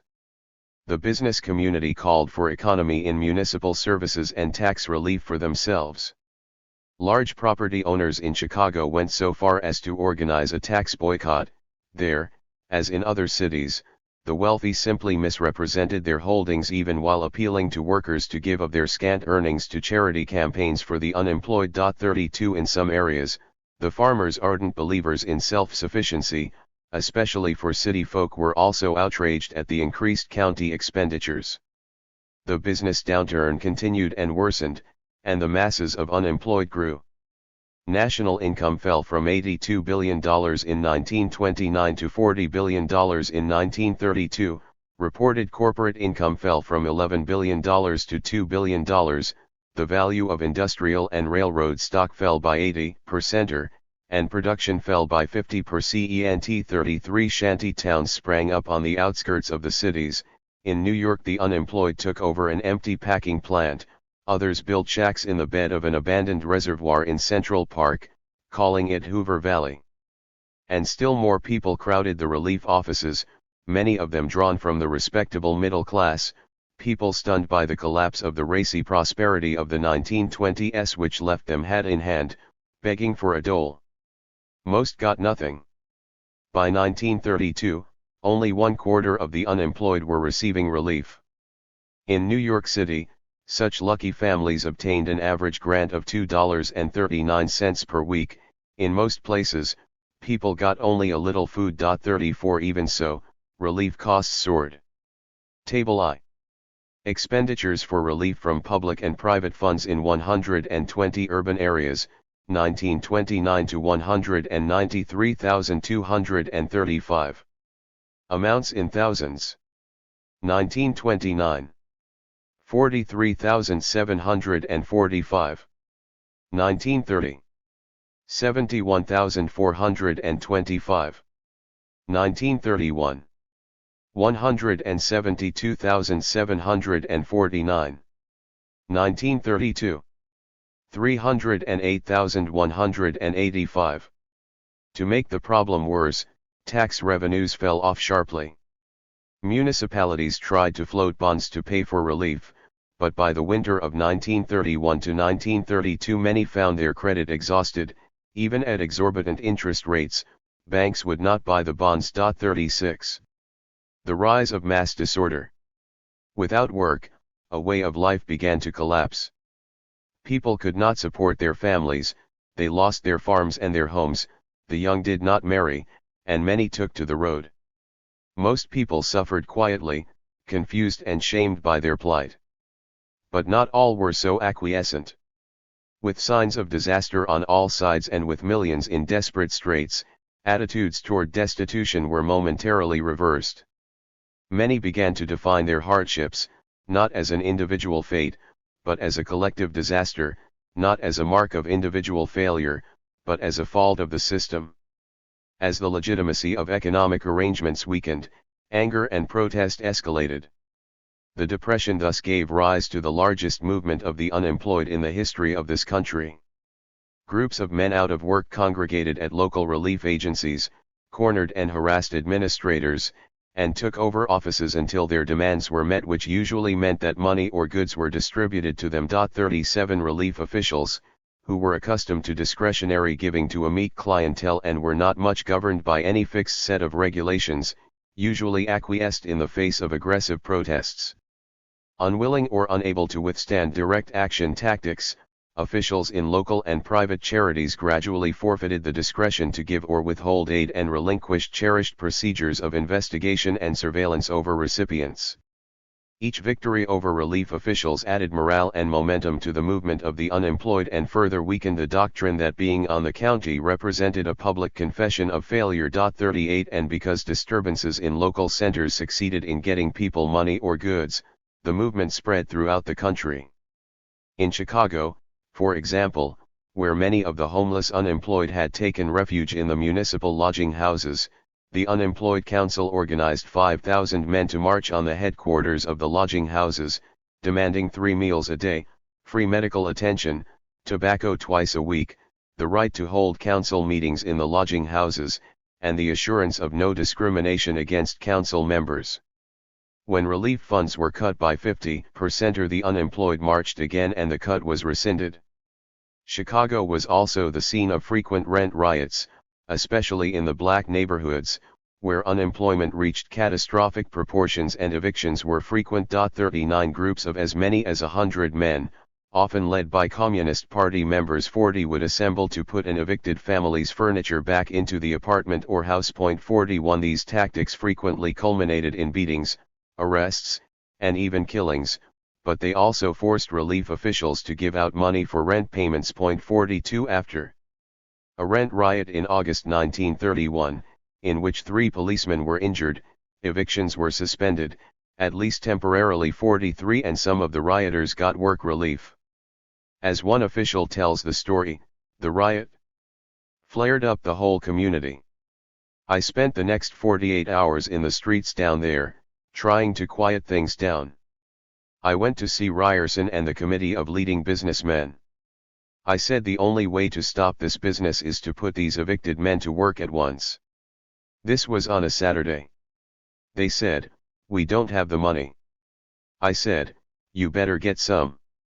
By Monday morning, they had the money, and we put 300 of those men to work in the parks that day. 44 In New York, group action by the unemployed began with resistance to evictions on the Lower East Side. In 1930 and 1931, the number of evictions increased daily, and small bands of men began to use strong-arm tactics to prevent marshals from putting furniture on the street. Sometimes they were successful, but even if they were not, physical resistance had become the only resort for people forced out of their homes. A Union Square protest meeting was broken up by the police with considerable brutality. As a result of wide publicity in the press, a second meeting several weeks later attracted an estimated 100,000 people. This time there was no police brutality, and the mayor agreed to form a committee to collect funds to be distributed to the unemployed. 45 A survey conducted somewhat later in the Depression revealed that almost all of the district relief administrators in New York City reported that they had frequent dealings with unemployed groups, that these groups were disruptive, and that the groups frequently won their demands. 46 5 of the relief offices were observed continuously over a 30-day period, during which 196 demands by unemployed groups were recorded, of which 107 were granted. The disruption was by no means confined to relief offices nor to relief officials. By the spring of 1930, marches and demonstrations in local communities and state capitals, involving thousands of people, had become commonplace. 47 In December 1931, participants in the first of two communist-led national hunger marches on Washington were met on the ramps leading to the Capitol by police armed with rifles and riot guns. .48. Goaded by cuts in relief, demonstrations often culminated in violence, with consequent arrests and jailings. In March 1932, a procession of thousands of jobless marched from downtown Detroit to the Ford River Rouge plant in Dearborn, where they were met by the Dearborn police. When ordered to halt, the marchers kept moving, and the police opened fire, killing 4 and wounding several others before the crowd broke ranks. The bodies were laid in state under a red banner bearing Lenin's portrait, and afterwards thousands of Detroit workers walked behind the coffins to the sound of the Russian funeral march of 1905.49. In May, a group of World War I veterans set off from Portland to Washington to plead with Congress for earlier payment of a bonus for wartime services due to them by law only in 1945. They were the well-remembered Bonus Expeditionary Force. Their trek across the country attracted national attention, especially after a skirmish with the National Guard in East St. Louis, and veterans from other areas hit the road. By June there were 20,000 veterans camped on the marshy banks of the Anacostia River in Washington, waiting for President Hoover to grant them an audience. On June 17, the bonus bill was defeated in the Senate. But still the men stayed and waited, many now joined by their wives and children. On the evening of July 28 the skittish administration ordered the army to clear the camp with cavalry, infantry, and tanks. Men, women, and children fled as their shacks were burned behind them. The veterans did not resist, and no shots were fired. They were not rebelling, they were pleading. But still, discontent had reached dangerous proportions and was beginning to express itself in dangerous ways. Disorder and electoral realignment. By 1932, then, the crisis in the nation could no longer be concealed by doctrinal optimism, and RFC loans were by no means coping with the situation. The crisis had three main elements. The first was widespread destitution, with the accompanying disintegration of normal life patterns. Only 4 million people were getting relief of any kind, a fraction of the millions in the families of the unemployed. In most localities, relief consisted only of food, and not much of that. The Philadelphia Community Council described the situation as one of slow starvation and progressive disintegration of family life. Countless people were losing their homes and their farms. There were signs of alarming increases in tuberculosis and pellagra. 50. Compounding the calamity of mass destitution was the fiscal plight of localities. Many had been brought to the verge of bankruptcy by relief costs.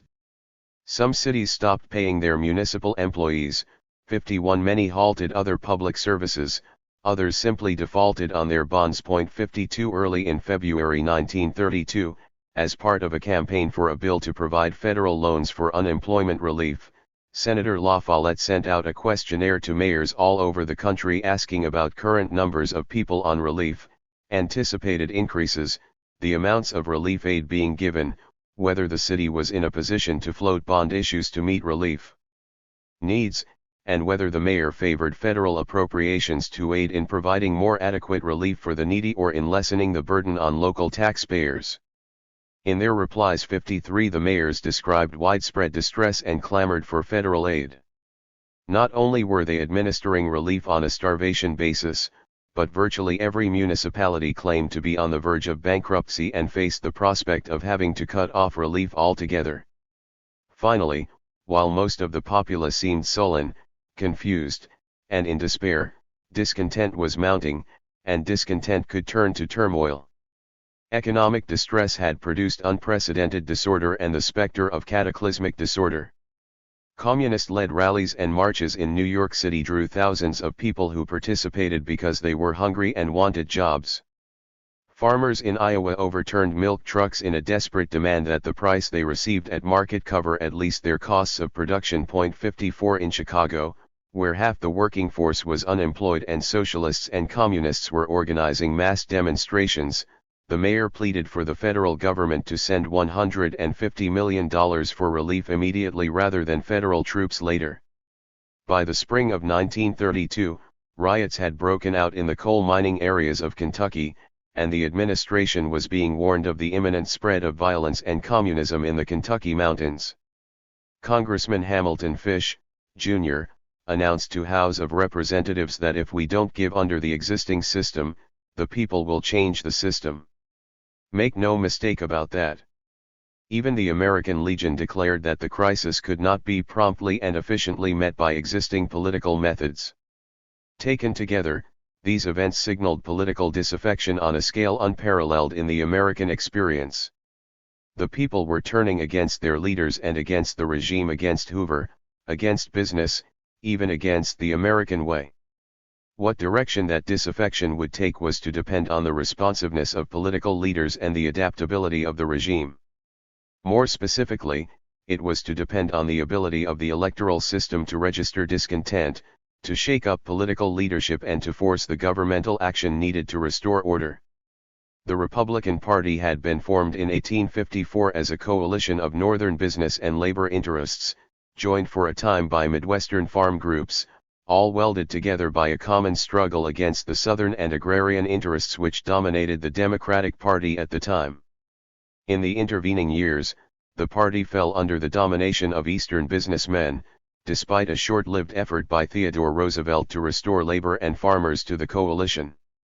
With Eastern business interests at the helm, the party came to power with the toppling of the Wilson administration in 1920. Thereafter it reigned securely. The Republicans received substantial majorities throughout the 1920s, particularly in the northern industrial states.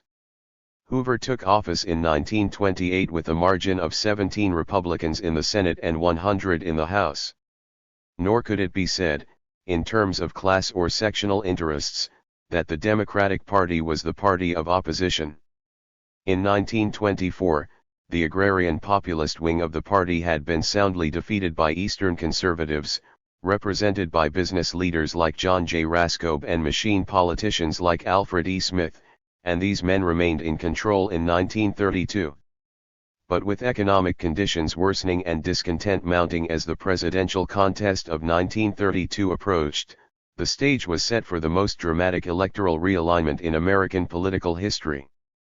The chief catalyst in the realignment was, of course, Franklin Delano Roosevelt, who, in his efforts to capture the Democratic nomination and the 1932 election, forged the rhetoric of the New Deal and the coalition to back it. Moving from a base as governor of New York, Roosevelt began to cultivate national political support in 1931. Over the next year, he developed the popular themes, if not yet the programs, with which he would successfully appeal first to the party and then to the country. The nation faced a grave emergency that called for bold public programs, on behalf not of the rich but of the poor, programs that would build from the bottom up and not from the top down, that put their faith once more in the forgotten man at the bottom of the economic pyramid. 55. Roosevelt won the Democratic nomination on the fourth ballot, having been opposed by most of the older party leaders, from Al Smith of the urban East to William Gibbs Mikado of the rural West. James Reed, one of his opponents, rose to speak after Roosevelt's nomination. "It is the highest duty of the Democratic Party," he said, "to get back the old principles and old methods. There has been no improvement on the economic philosophy of John Stuart Mill, and there never will be an improvement." 56. Roosevelt took up the challenge.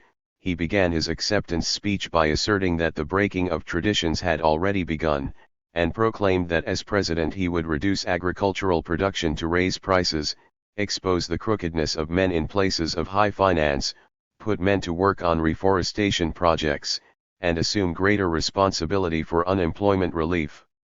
These differences within the Democratic Party regarding the proper role of the federal government pervaded and confused the campaign itself. Even Roosevelt's running mate, John N. Garner, announced, "Had it not been for the steady encroachment of the federal government on the rights and duties for the states, we perhaps would not have the present spectacle of the people rushing to Washington to set right whatever goes wrong." Other Democratic leaders sounded similar themes.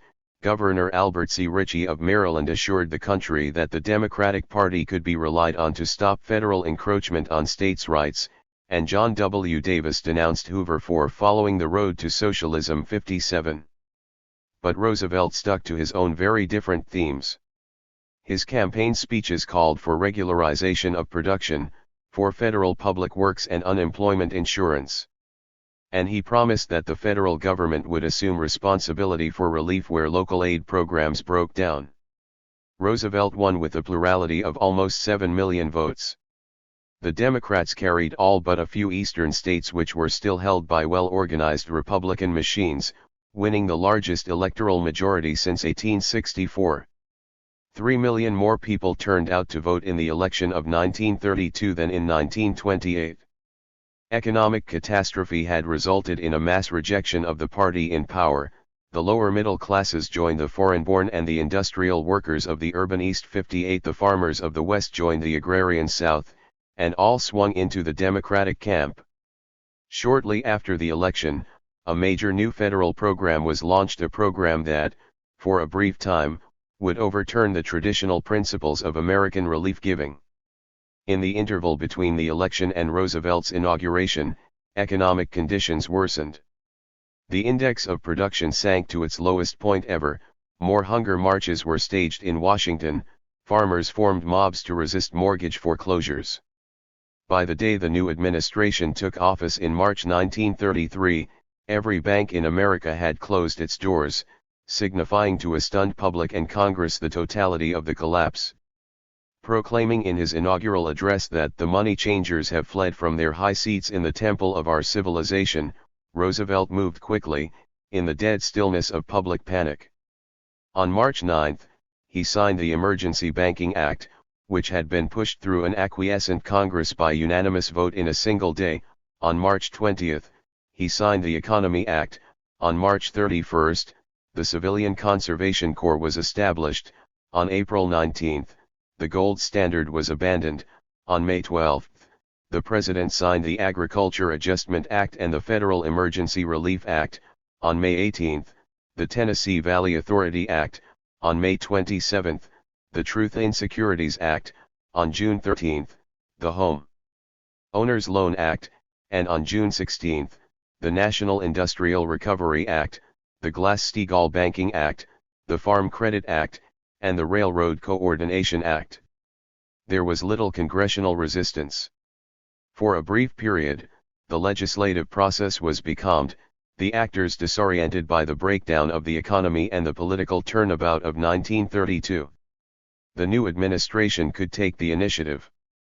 Clearly the election was a mandate to attempt economic relief and recovery, but in doing so Roosevelt could virtually fashion his own political environment. 59 Unencumbered by established ties to constituent interests, Roosevelt launched a variety of measures, each to deal with a different facet of economic breakdown, and each to cultivate and solidify the allegiance of a different constituency, farmers and workers, bankers and businessmen, and the unemployed.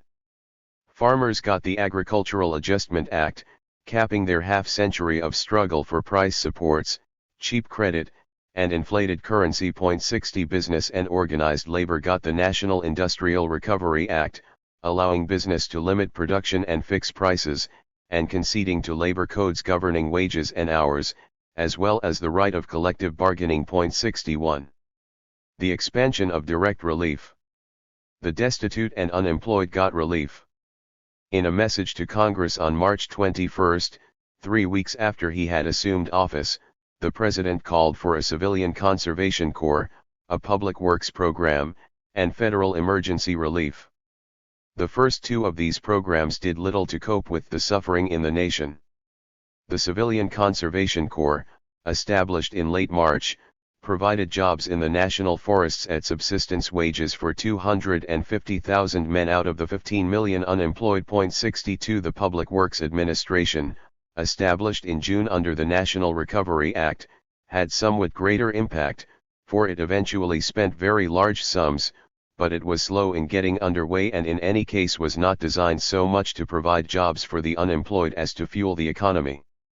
There was no requirement, for example, that only the jobless could be hired on the projects. 63 Meanwhile, Senators Edward P. Costigan, Robert F. Wagner, and Robert N. La Follette, Jr., drew up what was to become the Federal Emergency Relief Act, allocating $500 million at the outset for grants in aid to the states for relief of the unemployed, half of which was to be spent on a matching basis.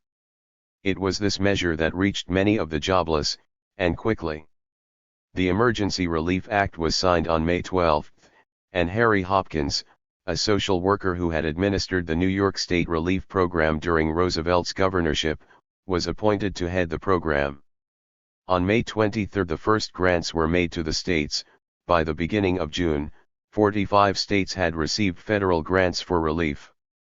When the program was terminated in June 1936, an unprecedented $3 billion of federal money had been allocated for direct relief. 64.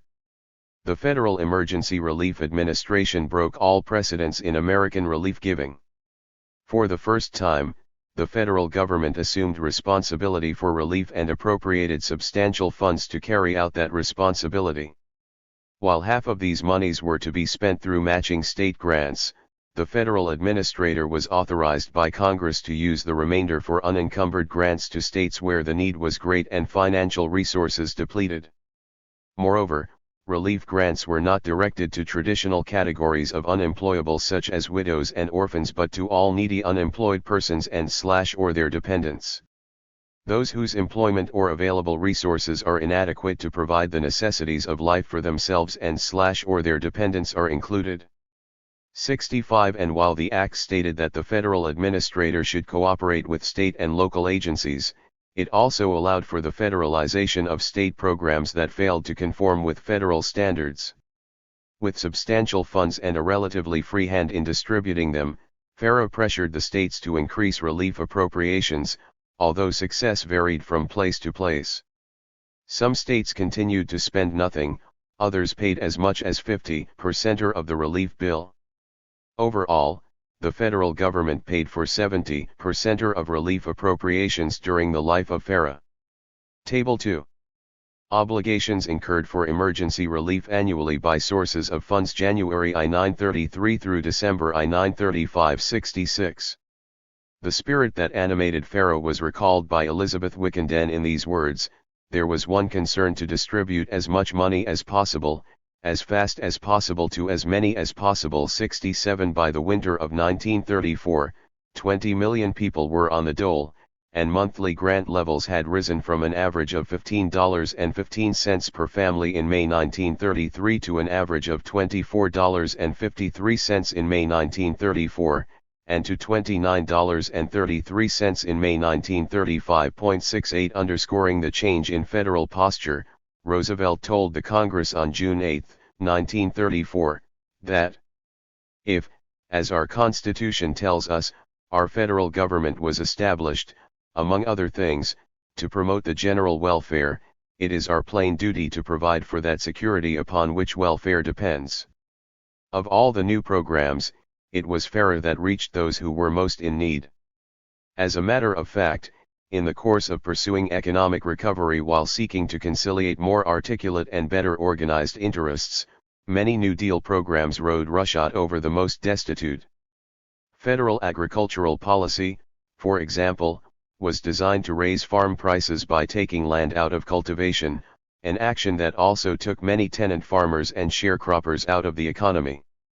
The National Recovery Administration, seeking to placate organized employers and organized labor, permitted racial differentials in wages to be maintained.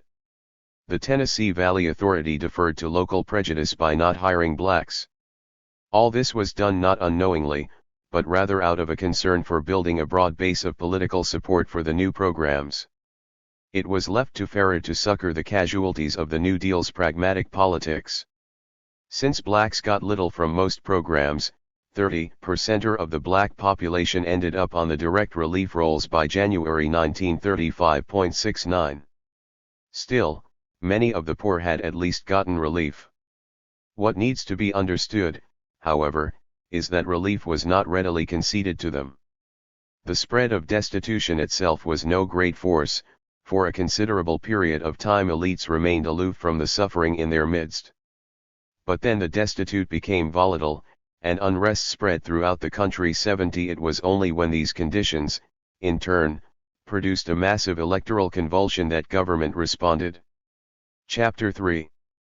The New Deal and Relief. No one liked direct relief, not the president who called for it, the Congress that legislated it, the administrators who operated it, the people who received it. Direct relief was viewed as a temporary expedient, a way of maintaining a person's body, but not his dignity, a way of keeping the populace from shattering in despair, discontent, and disorder, at least for a while, but not of renewing their pride, of bringing back a way of life. For their way of life had been anchored in the discipline of work, and so that discipline had to be restored. The remedy was plain to see: abolish direct relief and put the unemployed to work on subsidized projects. These reforms were soon instituted and with dramatic results. For a brief time, the federal government became the employer of millions of people. Partly as a result of massive work relief, the disorder, disarray, and panic that gripped the nation subsided. The New Deal seemed securely at the helm. Then, very rapidly, the work relief program was cut back. Millions who were unable to find work, together with millions who could not work, were left to get what relief they could from state, local, and private agencies. From direct relief to work relief. From the very start of federal relief, there had been efforts to shift from direct relief to work relief. As the months passed, the need seemed even more urgent.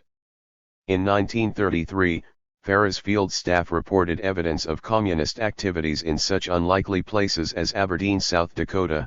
By 1934, however, when many people were getting direct relief, the staff decided that the more ominous danger was not one of fighting off a red menace, but of fighting off hopelessness, despair, a dangerous feeling of helplessness and dependence. One, according to a Farrah survey, the average unemployed city worker on relief had been out of work for more than 2 years. And there was evidence, the Farrah staff said, that a gimme syndrome was spreading. People were beginning to feel that the government actually owes to them. And they want more. Many civic leaders expressed concern that relief payments alone did not prevent men, families, and communities from deteriorating. After a time on the dole, they said, family relations eroded and men no longer wanted or expected to work. 4. Early attempts.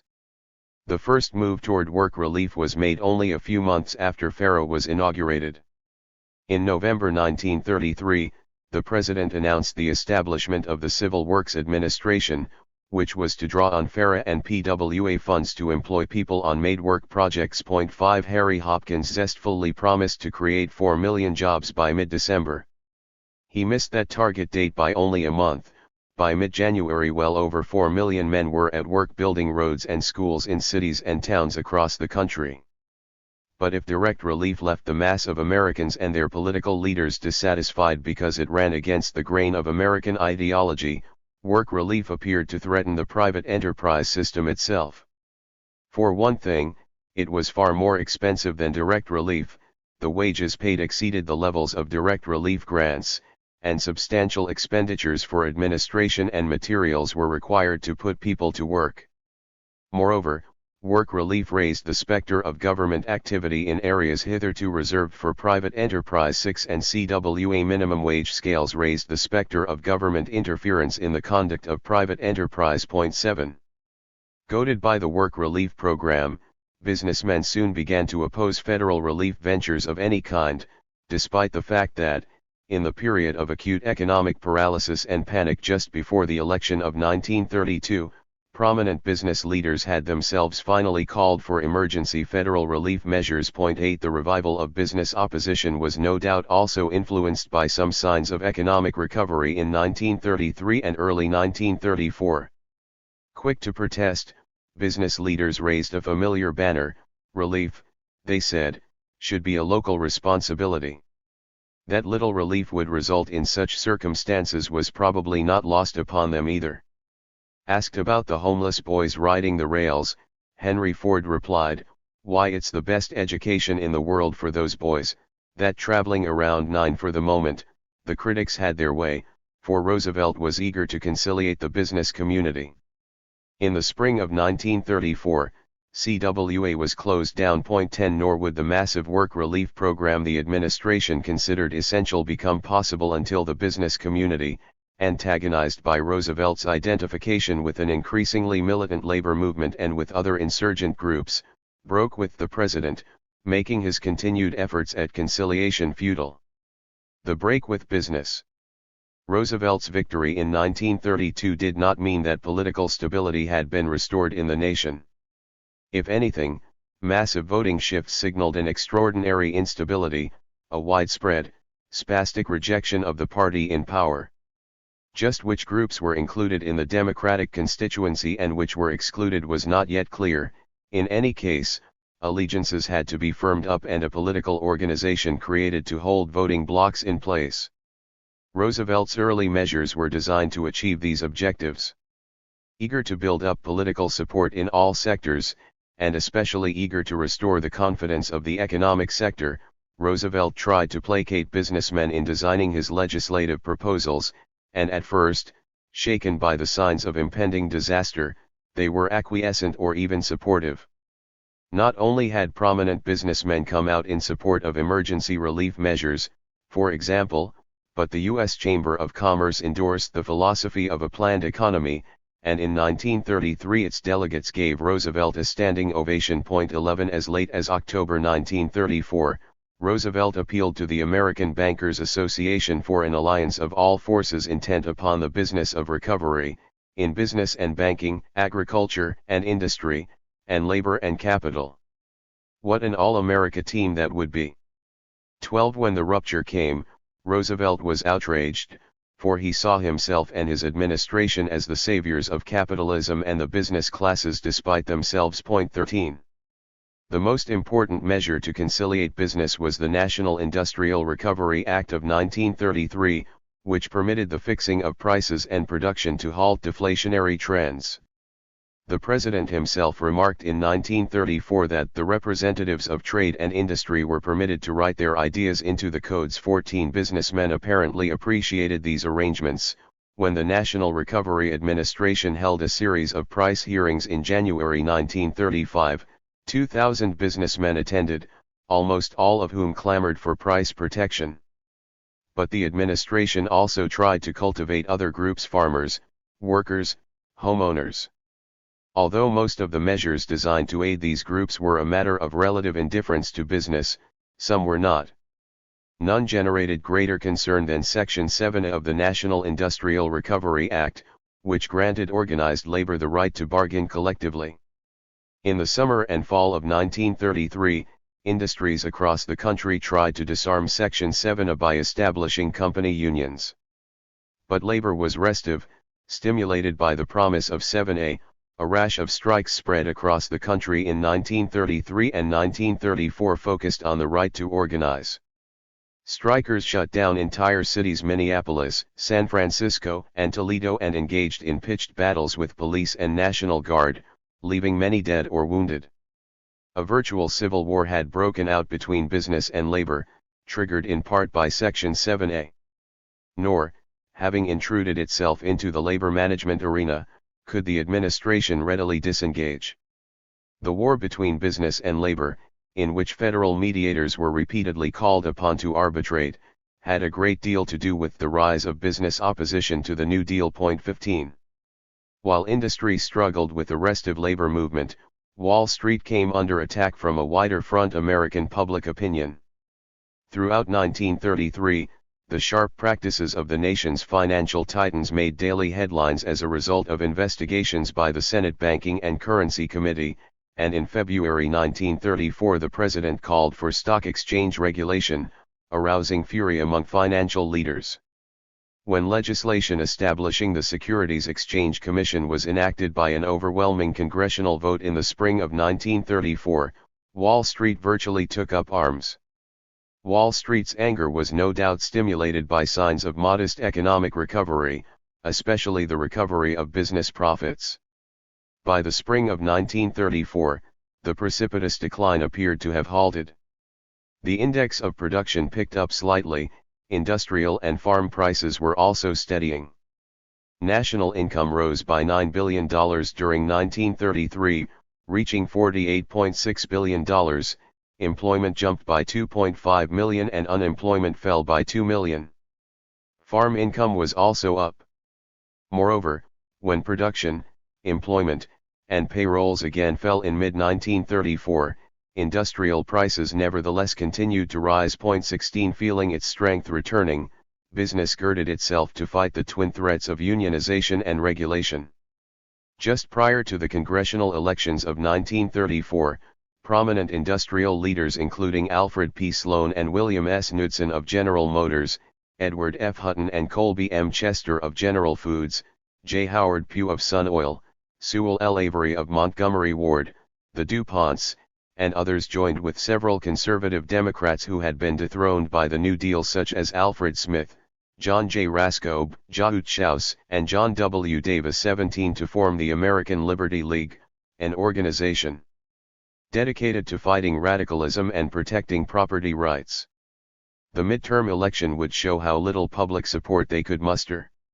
Of 35 senatorial seats being contested, the Democrats won 25. In the House, Democratic seats rose from 312 to 322. Of the state capitals, 39 fell into Democratic hands. These gains, in a midterm contest, led Arthur Kroc of the New York Times to say that the New Deal had won the most overwhelming victory in the history of American politics. The modest if temporary economic improvement, the easing of distress by direct relief, and the hopeful rhetoric of the New Deal had consolidated large segments of the public behind the new president. The Democrats made gains not only in traditionally Republican areas in the urban North, but in the agricultural states as well. Of course, the South remained steadfast. 24 of the 69 Democratic senators and 108 of the 322 representatives were Southern. The New Deal coalition was taking shape. Labor and ethnic groups in the northern cities, farmers, and the South. Coping with insurgency. If the election showed that major class and sectional interests had lined up behind the New Deal, and that business had lined up against it, subsequent actions by the Roosevelt administration made the new alignments clearer and the divisions deeper. Freed from the constraining influence of business, Roosevelt moved boldly after 1934 to cement his constituency. In so doing, he promoted legislation that undercut the various insurgent leaders thrust up by the unrest of the Depression years. By 1934, these leaders commanded large followings within different sectors of the emerging New Deal coalition: the militants in organized labor, the followers of Huey Long, the organizations of the unemployed, the Townsendites, the Coughlinites. For discontent had not evaporated with the elections of 1932, rather, it was stilled for a moment by the promise of a new regime, the confidence a new leader inspired. However, as the Depression wore on, with conditions showing little improvement, unrest resurfaced. By 1934, various dissident leaders were drawing upon this unrest, giving it organizational form and coherence, aspiring to build political movements that would change the face of America. Of themselves, these movements were not so formidable. What gave them leverage was the climate of uncertainty and the realities of economic instability. The voting returns were reassuring, but other signs, perhaps more telling for the future, were not. In the spring of 1934, when the business community was taking courage from the recovery of production and prices, national income was still only half what it had been in 1929, and 1/4 of the labor force was still out of work.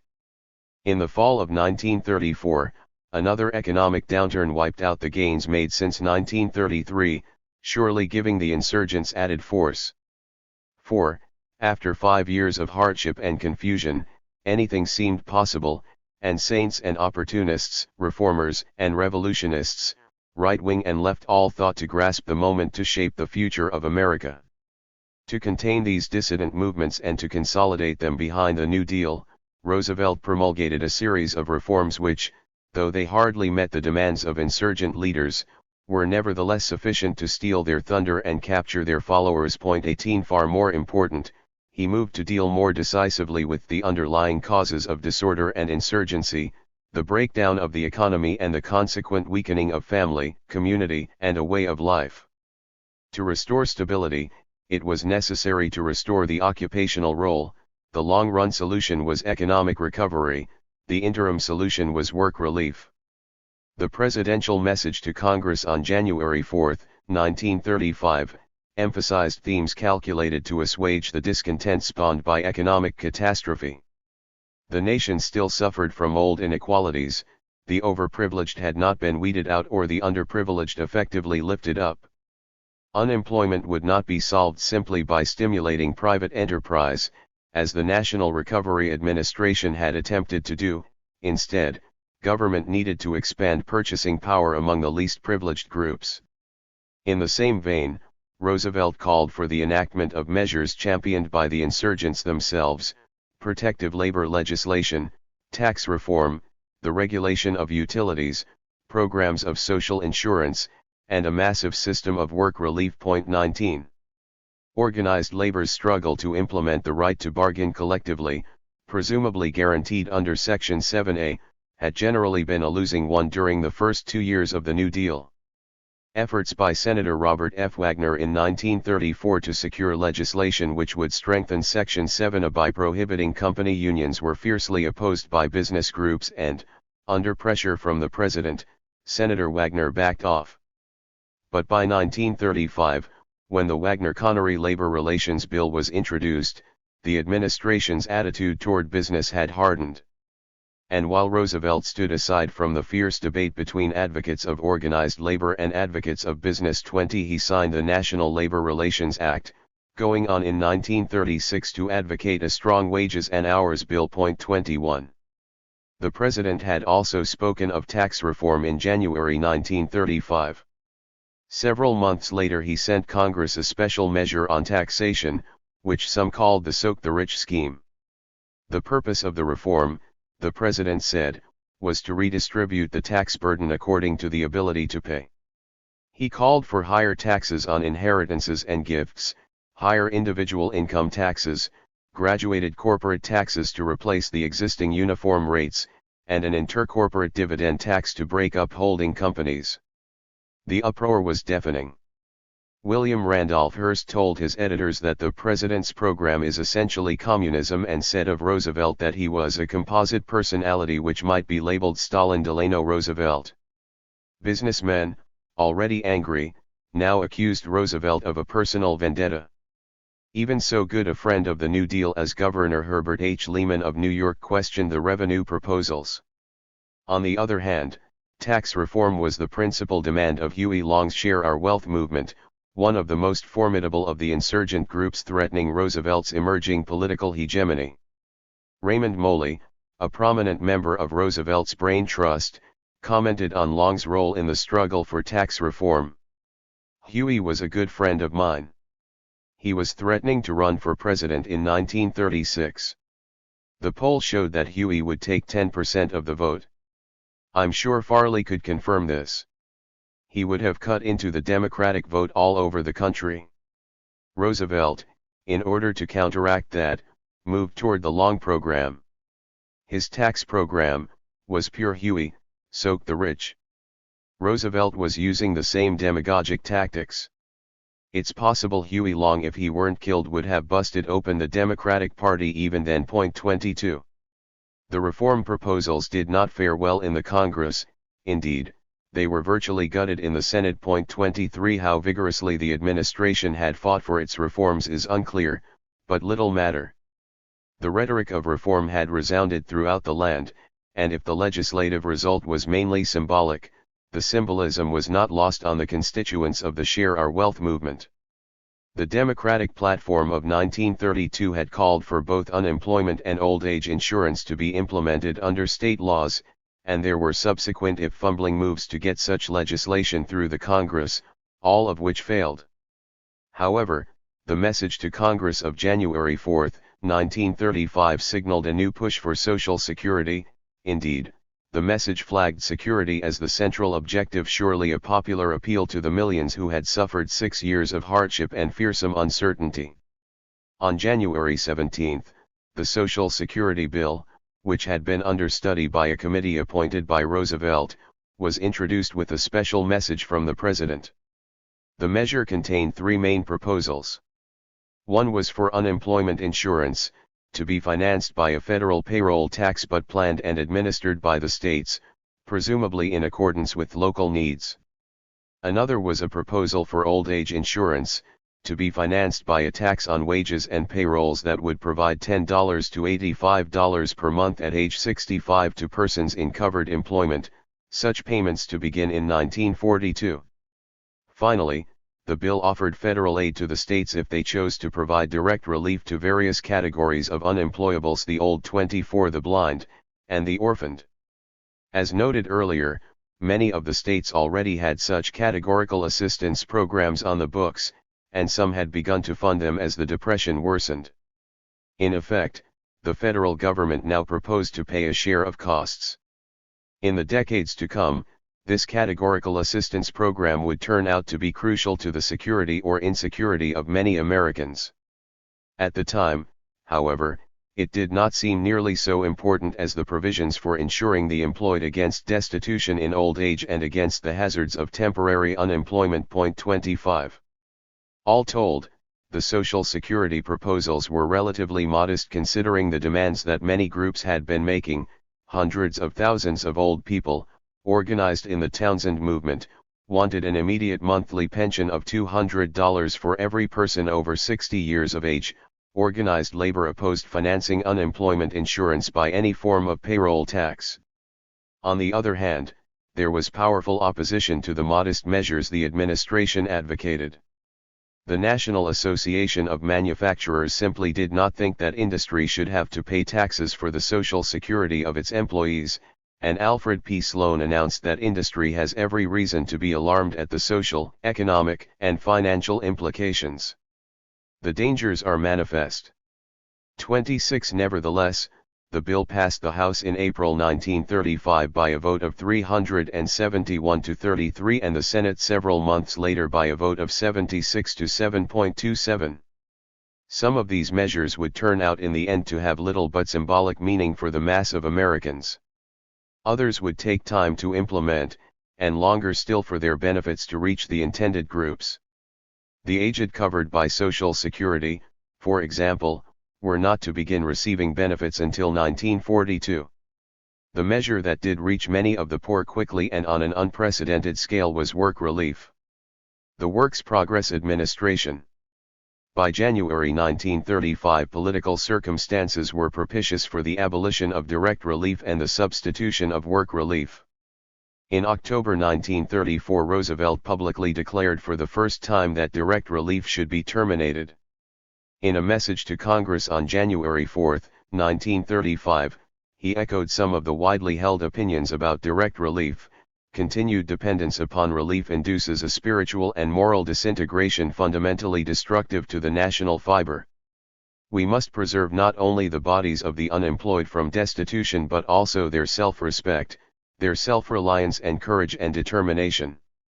Accordingly, the federal government must and shall quit this business of relief. 28. Instead, the aged, disabled, orphaned, and others who could not work, there being some 1.5 million such families or individuals then receiving federal emergency relief, were to be turned back to the states and localities for aid, just as before the New Deal. 29. There would be this difference, however: under the proposed provisions of the Social Security Act, local relief costs for unemployables would be shared by the federal government. Having suggested how the unemployables should be disposed of, the President then called for a public works program to provide a job for every able-bodied unemployed person. For this purpose, the annual budget message of January 3, 1935, requested $4 billion, to be supplemented by $880 million unspent under previous appropriations. 30. This meant that the government proposed to appropriate for work relief an amount equal to 10% of the total national income of the year just ended. 31. Although many aspects of the work relief program remained unspecified in the Emergency Relief Appropriation Act of 1935, the act reflected a clear intent to alleviate distress and disorder, but whether businessmen recognized it or not, without interfering with the natural processes of the market. 3.5 million people who were receiving direct relief were to be put to work at a security wage, that is, a wage higher than relief payments but lower than prevailing wages so as not to deter people from seeking private employment.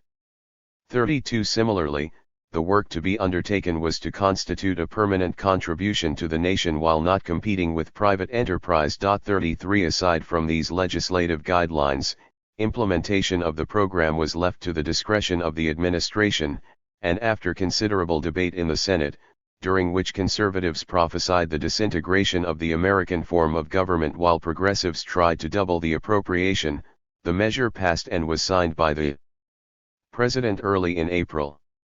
Harry Hopkins was appointed administrator of the new Works Progress Administration. 34. Since he was already head of FARA, he was to preside over the elimination of that agency by transferring millions of unemployed from the direct relief roles to the new WPA projects. 35. While turning the unemployables over to local relief agencies.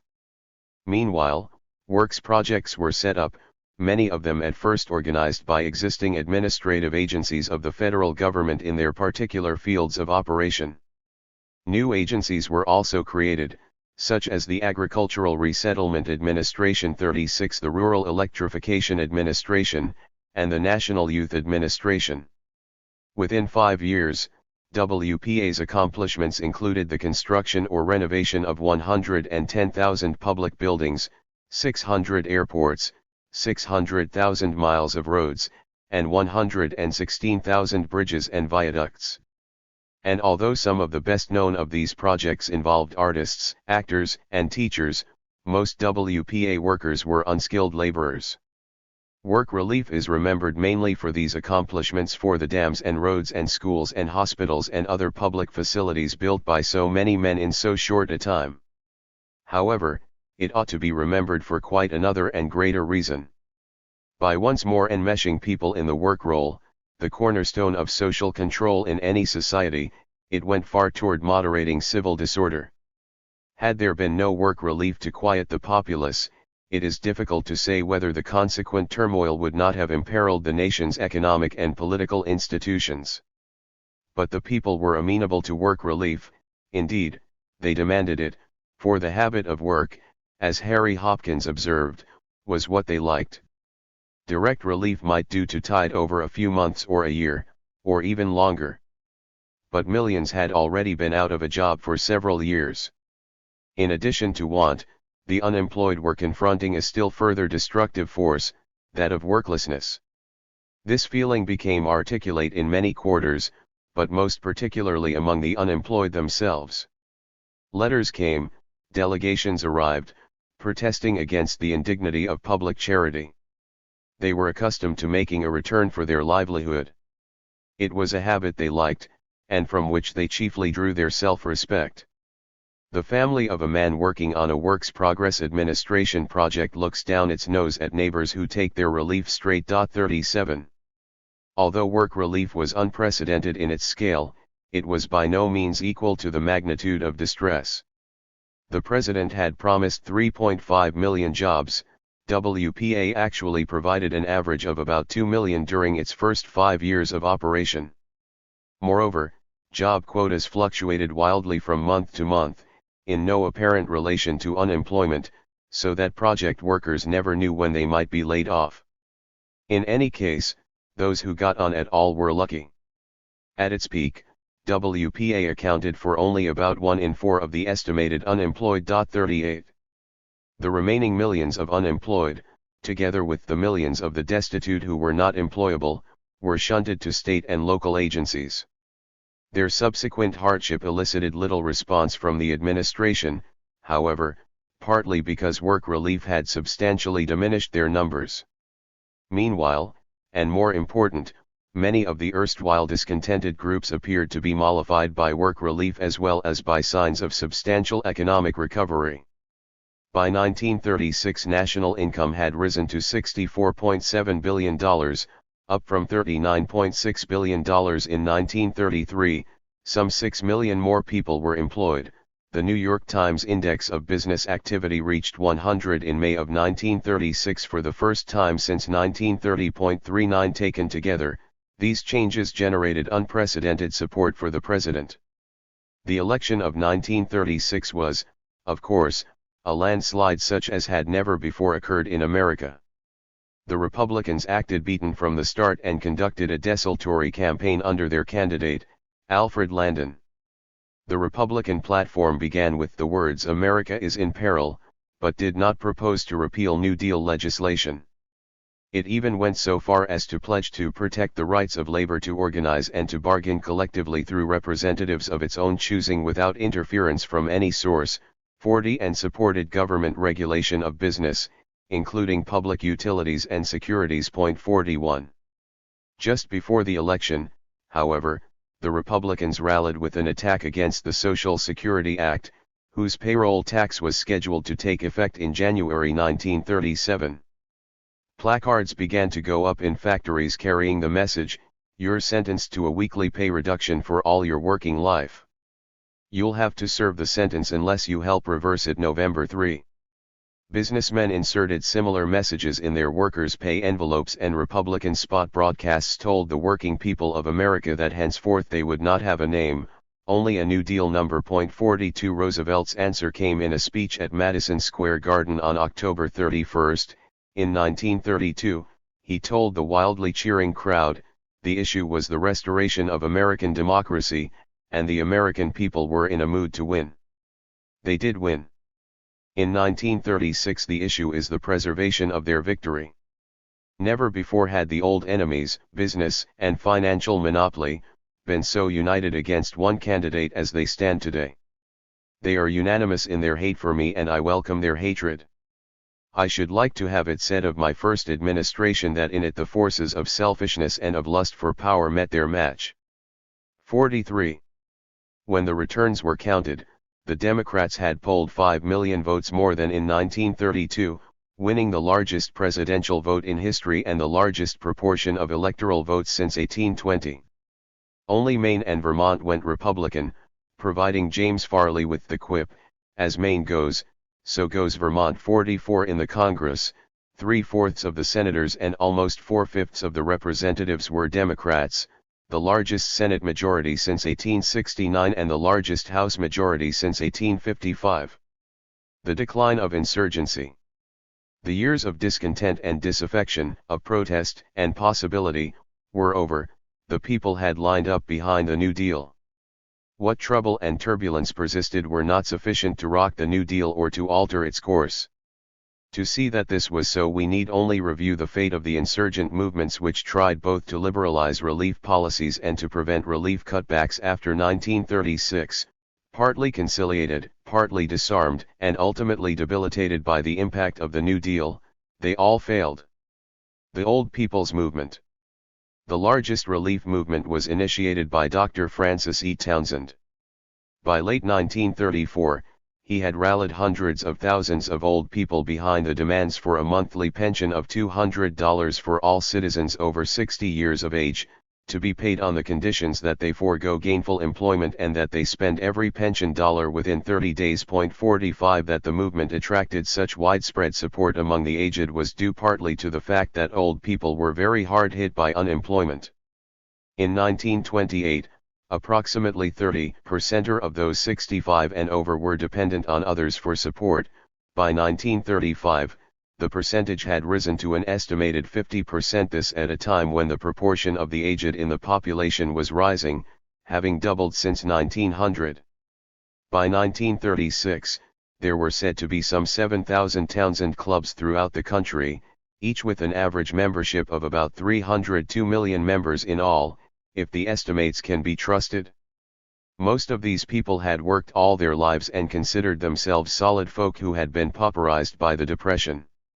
Their appeal for aid enjoyed wide popular support. 25 million people signed petitions in favor of the Townsend Plan. 46. It is a measure of the strength of the movement that when a Townsend Plan bill was introduced into the House in 1934, almost 200 congressmen absented themselves, while those brave enough to show up voted down the bill without a roll call. 47. What the old folks got instead, and if it did not entirely placate them, it placated their public supporters, was the Social Security legislation, which covered only those aged who worked in selected occupations and industries, with even that to begin only in 1942. This meager legislative concession spelled the demise of the movement, but the Townsendites did not give up without a long fight. In 1936, the Old People's Movement joined with Father Charles E. Coughlin and the followers of Huey Long to form the Union Party. How much support this new coalition could muster was at first not clear. Coughlin, the well-known radio priest, had gained in popularity as the Depression deepened 48 whether despite, or because of, his murky and shifting political and economic views.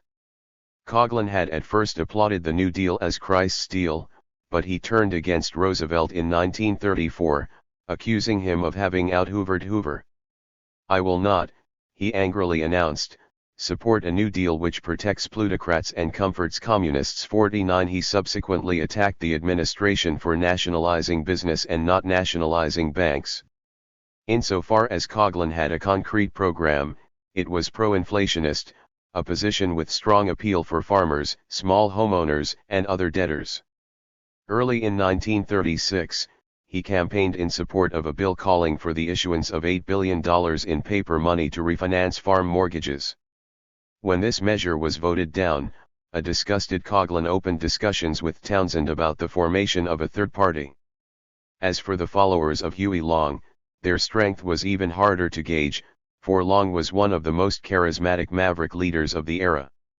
As a senator from Louisiana, where he had built a powerful, autocratic political machine, Long had also supported Roosevelt in the beginning, and that support had been crucial in securing the president's nomination. But late in 1933, the Kingfish broke with Roosevelt, and began to organize the Share Our Wealth movement, which demanded a federally guaranteed family income of $5,000 a year. Long rose to power in Louisiana because of his popularity with the Rednecks, whose support he won by lashing out against the interests, by constructing roads, hospitals, and schools, and by a rough and flamboyant personal style. Nor were his followers confined to Louisiana. He evoked a response from many of the rural poor generally, and from many of the southern rural poor in particular. In March 1934, Long proclaimed that 254,000 earnest men and women are now dedicated to an unrelenting fight to divide up the wealth of this land of plenty so that children will not starve and their parents beg for crusts. 50 The Share Our Wealth movement burgeoned during 1934 and 1935, and some observers believe that had he not been assassinated by a Louisiana political opponent in 1935, Long's chances for the 1936 Democratic presidential nomination would not have been negligible. But by 1936 Roosevelt had put forward his own tax program. Long himself praised Roosevelt's proposals, conceding that the Share Our Wealth clubs would move into the president's camp. As subsequent events would show, it was not the dark accident of Louisiana politics that destroyed both the Share Our Wealth movement and Long's national political fortunes so much as the benign and conciliatory politics of the New Deal. 51. After Long's assassination, his mantle as leader of the Share Our Wealth movement fell to Gerald L. K. Smith, who joined Townsend and Coughlin to form the Union Party, with Representative William Lemke as its presidential candidate in 1936. In some ways it was an odd alliance. At an earlier point, for instance, Coughlin had opposed the Townsend plan. But programmatic differences were overshadowed by common political disappointments. And so, having previously denounced the system as capitalism or communism or both, they now dubbed it the Franklin double-crossing Roosevelt system. 52. The movement's political prospects were snuffed out in the election of 1936. Compared to the overwhelming millions who voted for Roosevelt, the Union Party polled a mere 882,479 votes. The elements of the party then fragmented and dissipated. Although the Townsend clubs persisted for many years, supporting themselves by selling vitamins and dance tickets, their membership dropped off sharply and their influence quickly dwindled. 53. The movement of the able-bodied unemployed. The old people, with their dream of ample pensions for all, their hymns, and their beloved leader, were more saints than reformers, and Coughlin, Smith, and Long were more opportunists than revolutionists. But the militant organizations of the unemployed and their radical leaders were quite another political breed, or so it might have seemed. However, they met a fate similar to that of the Old People's Movement. In Chapter 2, we described the mass protests by the unemployed at relief offices during the early years of the Depression. During 1934 and 1935, groups of the unemployed continued to agitate, and they were at least partly responsible for the fact that many states and localities participated in federal emergency relief programs. When the federal relief funds for Colorado were discontinued in the winter of 1934 because the state had repeatedly failed to appropriate its share, mobs of the unemployed rioted in relief centers and food stores, and stormed the state legislature. 2 weeks later, the General Assembly sent a relief bill to the governor, and federal funding was resumed. 54 An attempt in Chicago to cut food allowances by 10% in November 1934 led to a large demonstration by the unemployed, and the city council restored the cut. In the spring of 1935, the federal government withheld relief when Illinois failed to provide its share. As relief offices closed down, the unemployed marched, picketed, and demonstrated in Chicago and Springfield until the state legislature appropriated funds. When relief was cut in Kansas City, Kansas, later that year, 2,000 of the unemployed assembled in front of the courthouse, where they prayed and sang hymns until a new relief appropriation was voted. 55. The early protests of the unemployed soon attracted would-be leaders and organizers, many of them from the left, who imposed greater structure on the movement. The first unemployed councils, known for their especially abrasive tactics in attacking relief centers, were organized by the Communists in 1930.56 By 1931, several other radical political factions were at work. A.J. Must formed the Congress for Progressive Labor Action 57, which developed strength in Ohio, West Virginia, Kentucky, North Carolina, and Pennsylvania. Its locals were known as unemployed leagues or unemployed citizens' leagues.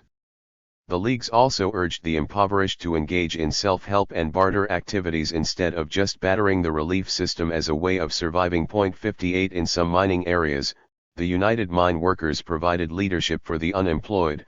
The UMW led 2 hunger marches in Charleston, West Virginia, for example, and joined with the Unemployed Council in Gallup, New Mexico, in leading mass resistance against evictions of miners from homes built on land owned by mining companies. Various brands of socialists also became active, especially in New York, Chicago, and Baltimore. Their organizations were later to become the nucleus of the Workers' Alliance of America, perhaps the most formidable organization of the able-bodied unemployed in American history. 59. Other groups appeared in many towns, often under auspices that had nothing to do with radical politics. Local politicians, for example, set up clubs in their wards to handle relief grievances on behalf of individual constituents. 60 In some places trade unions helped and even joined with the unemployed, particularly in the coal regions where unemployment was endemic. The membership of the unemployed groups cannot be accurately estimated, and in any case it probably fluctuated widely. People were attracted by the chance of getting relief, and many dropped out once they had received the needed aid. 61 Still, if any gauge is provided by the group's own claims, the numbers were astonishing for grassroots organizations. By 1933, the Ohio Unemployed League estimated its membership at 100,000, distributed among 187 locals throughout the state. The Pennsylvania Unemployed League in 1935 claimed 25,000 members in 12 counties, and the Pennsylvania Security League reported some 70,000 members. In Chicago, New York, and other industrial cities, where more than 1/3 of the population depended on the dole, the groups must have been considerably larger. The movement of the unemployed originated in local communities. Early activities involved agitating and disrupting local relief offices in order to obtain money and goods. But the radical leadership felt that a significant movement depended on unified action growing out of a national structure and program, a massive poor people's union that would compel the Congress to put through radical reforms. The election of a more sympathetic president in 1932 encouraged this way of thinking. The time had come, they felt, to build an organization capable of forcing fundamental economic reforms instead of merely disrupting relief offices for handouts. The first attempt to form a national organization was made in the fall of 1932, when the Chicago Workers' Committee called a meeting of all unemployed leagues that we know of except the Communist Party's Unemployed Councils 62. The result was the formation of the Federation of Unemployed Workers' Leagues of America, which called on the incoming president and the Congress to enact legislation for direct relief, public works and slum clearance, unemployment and old age insurance, a shorter work day, and the prohibition of child labor. Similar meetings were held throughout 1933, a Continental Congress of Workers and Farmers, a Chicago Conference of the Federation of the Unemployed, and a Convention of the Unemployed Leagues of Appalachia. 63. Efforts to weld a national organization continued in 1934. In March, leaders from socialist-led organizations formed the Eastern Federation of Unemployed and Emergency Workers. In June, the Eastern Federation met with the Illinois Workers' Alliance to set up a provisional national committee. Finally, at a conference held in Washington in January 1935, a permanent nonpartisan federation of most of the large unemployed organizations in the United States was formed, called the Workers' Alliance of America. Delegates from 500 groups in 16 states, representing some 100,000 members, attended. A national executive committee was established and directed by the conference to negotiate unification with the Communists' unemployed councils. When a second National Workers' Alliance convention met in April 1936, it drew 900 delegates representing organizations from 36 states, including the unemployed councils. By the end of the year, the alliance claimed 1,600 locals in 43 states, with an estimated dues-paying membership of 300,000. 64. A powerful, radical, nationwide organization of the unemployed seemed to be in sight. Even as the Workers' Alliance came into being, however, so did the legislation of 1935, most importantly the new work relief program.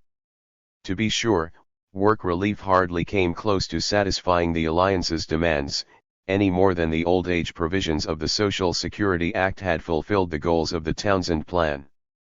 But it was enough to turn the tide, and soon the organized unemployed would be left stranded. Meanwhile, despite work relief, there was still widespread hardship, for while WPA provided about 2.5 million jobs in 1936, some 7 or 8 million were still unemployed. With FARA abolished, the unemployed, together with the old, the infirm, and the orphaned, were forced to turn to state and local relief agencies, which, as a practical matter, could not handle the burden. Consequently, some localities scaled down their grants, and others simply abolished relief. 65. Distress was especially severe in some industrial states, such as Ohio, Pennsylvania, and Illinois. In New Jersey, licenses to beg were issued instead of relief. 66. For many people, the years after 1935 were as bad as any during the Depression. The Alliance, committed as it was to obtaining reform through congressional lobbying, reacted by drafting a new relief bill. The bill called for a $6 billion relief appropriation for the 17-month period from February 1, 1936, to June 30, 1937.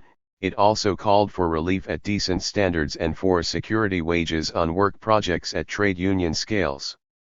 Of course, the bill failed to pass. In April 1937, Alliance leaders met with Harry Hopkins to demand an increase in WPA wages. Hopkins turned them down.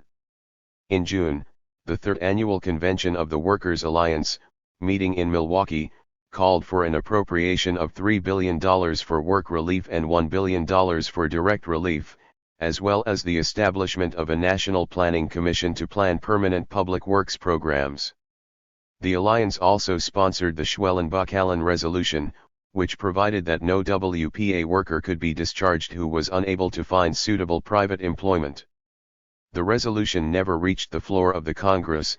In fact, Congress adjourned 2 days before an Alliance-sponsored National Job March reached Washington to lobby for the measure. 67. Instead, Harry Hopkins agreed to establish another joint committee with the Alliance to develop plans for a WPA Labor Relations Board.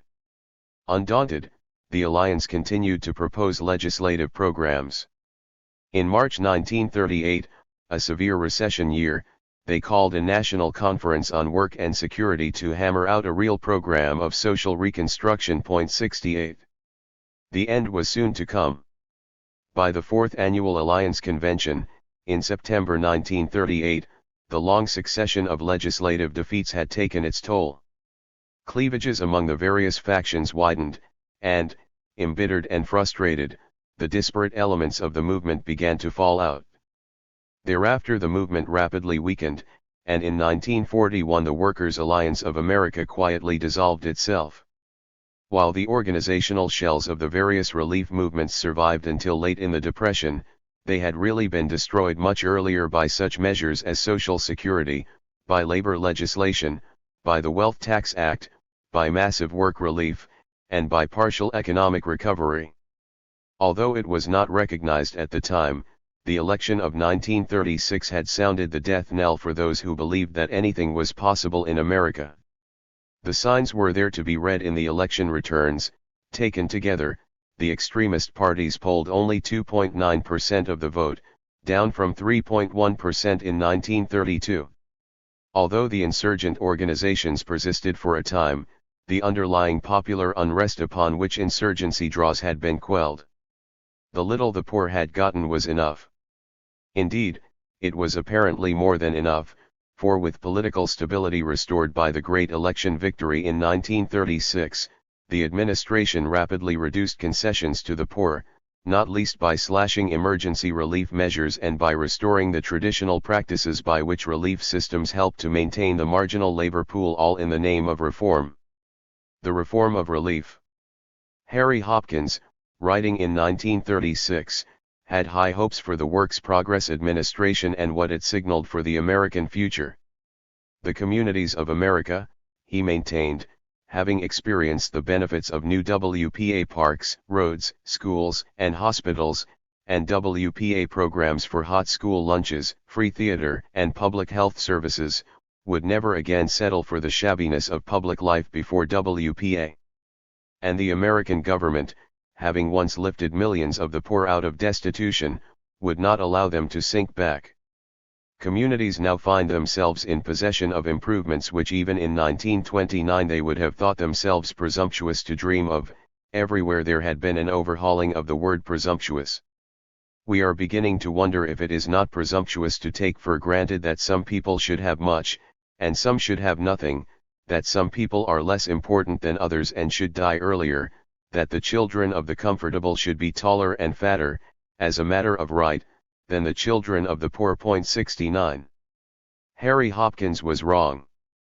It was WPA that was presumptuous, for it ran against the grain, it violated the American way.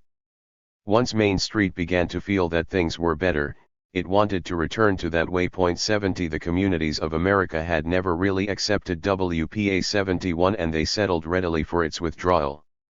The poor settled as well. By late 1936, WPA rolls were being reduced. Early in 1937, it was announced that half of the remaining workers would be discharged. When the President's budget request of January 1937 allocated only $650 million to WPA, there was considerable agitation across the country, but to little avail. During the peak month of March 1936, some 2.9 million workers had been employed. By September 1937 only 1.5 million persons were still on the WPA rolls. With the new recession of 1938, WPA appropriations were increased to $1.25 billion, and for a brief period the rolls again rose to 3 million. But they were rapidly reduced the following year, when Congress stipulated that those who had been in the program for more than 18 continuous months should be removed, a measure presumably intended to force project workers to seek private employment. Just how these workers fared is suggested in a report issued by the WPA in January 1940. In July and August more than 775,000 WPA project workers were dropped from their jobs in accordance with the 18 months provision of the 1939 Relief Act. A survey covering more than 138,000 of these workers, in 23 large and representative cities, disclosed that 3 to 4 weeks after their layoff 7.6% were employed in private jobs. In November, a second interview with the same group showed that 2 to 3 months after dismissal 12.7%, or fewer than 100,000 of the 775,000 workers, were employed in private industry. In industrial centers like Buffalo, Cleveland, Cincinnati, Detroit, and Birmingham, the proportion with jobs was about 1 in 6, in 8 of the 23 cities it was about 1 in 10.72. With the onset of World War II, the work relief program was even more sharply reduced and then terminated altogether. 73. What programs then remained to sustain the poor of America? There were, to be sure, the new insurance plans for aged and unemployed workers passed under the Social Security Act. Both of these insurance provisions, however, covered only certain classes of workers in preferred occupations. Such low-wage industries as agriculture and domestic service were exempted. Moreover, as noted earlier, the insurance benefits for the aged became payable only in 1942. As for unemployment insurance, the implementation was left to the states 74, which were free to adopt any level of benefits they wished, to set any waiting periods, and to fix the maximum period of benefit. In any case, both insurance plans applied only to workers who established their eligibility by their sustained participation in the workforce, and then became eligible for aid only by virtue of age or job retrenchments. The relief program that remained was the provision for the aged, the blind, and the orphaned, also contained in the Social Security Act of 1935. Control over relief giving was substantially returned to the states and localities, with the difference that federal grants in aid would be available to supplement their expenditures. And although these measures did not receive much public attention at the time, overshadowed as they were by the provisions of the Act providing unemployment insurance and old age pensions, they laid the foundations for the contemporary public welfare system. The new relief legislation did, however, receive considerable attention from some members of Congress, who eliminated various alternative proposals before settling on the final wording. That process suggests some of the concerns that shaped our contemporary public assistance program. For example, an advisory committee on public employment and relief had strongly opposed categorical assistance, that is, assistance only to those categories of the poor who were aged, blind, or orphaned, and had called upon the federal government to retain substantial authority over state programs. Similarly, an early draft of the public assistance provisions prepared by the Ferris staff had defined dependent children broadly, intending the legislation to cover all children who were in severe need, not just those who lacked a parent. 75. The measures enacted by the Congress were substantially different, however. The simple absence of money was not deemed sufficient to justify coverage, and so the absence of a parent was imposed as a condition for the aid of children, more or less duplicating the old Mother's Aid program. Wording to the effect that the aged should receive a grant compatible with decency and health was eliminated. The federal administering agency was given little authority over the states, which reflected a growing concern with restoring local options in relief giving, particularly the option to set grant levels. Not surprisingly, the main push for narrow coverage and local autonomy in administering these narrow programs came from Southern congressmen, who were already irritated by what they considered the high-handed practices of the federal emergency relief program. Their concerns were twofold: that the grant levels, if set by the federal government, would undermine the low-wage structure in the South, 76, and that a federal supervisory agency, if vested with great authority, would curtail local prerogatives to say who should get relief, thus opening the rolls to blacks and undermining the caste economy of the South. The original wording of the bill reported to the House said that relief could not be denied to a citizen if qualifications regarding age and need were met. 77. The final wording provided only that no citizenship requirement could be used to exclude applicants, thus allowing the state to discriminate against blacks. Finally, there was no provision at all for federal aid to those who had neither blindness nor age nor orphanhood to justify their poverty. The modified and amended provisions were submitted for a vote as part of the Social Security package, which, as noted earlier, passed overwhelmingly and was hailed widely as a major reform. The state public welfare systems that resulted from this enabling legislation will be taken up in detail in the next 2 chapters. For now, it is enough to say that between the years 1935 and 1939 most of the states enacted legislation to make use of the categorical grants in aid. In the main, the legislation enacted was modeled after the state mothers' aid programs and pension programs for the aged that had existed prior to the passage of the Social Security Act, since most of the traditional poor relief restrictions which had been the hallmark of these earlier relief programs were reintroduced. The states exercised their prerogative to establish grant levels by setting them very low. Some states set them much lower than others. In December 1939, for example, Arkansas gave an average of $8.10 a month to families with dependent children, and Massachusetts gave such families $61.07. Nationally, levels of aid under categorical assistance averaged about half what employables were earning on federal work relief projects. Most important, few got any aid at all.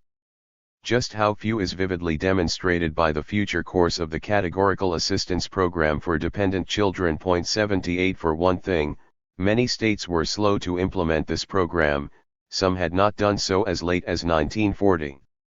By December 1940, as a consequence, only 360,000 families had been admitted to the nation's AFDC rolls. 9 states, 5 of them in the South, still had fewer than 1,000 families on their rolls.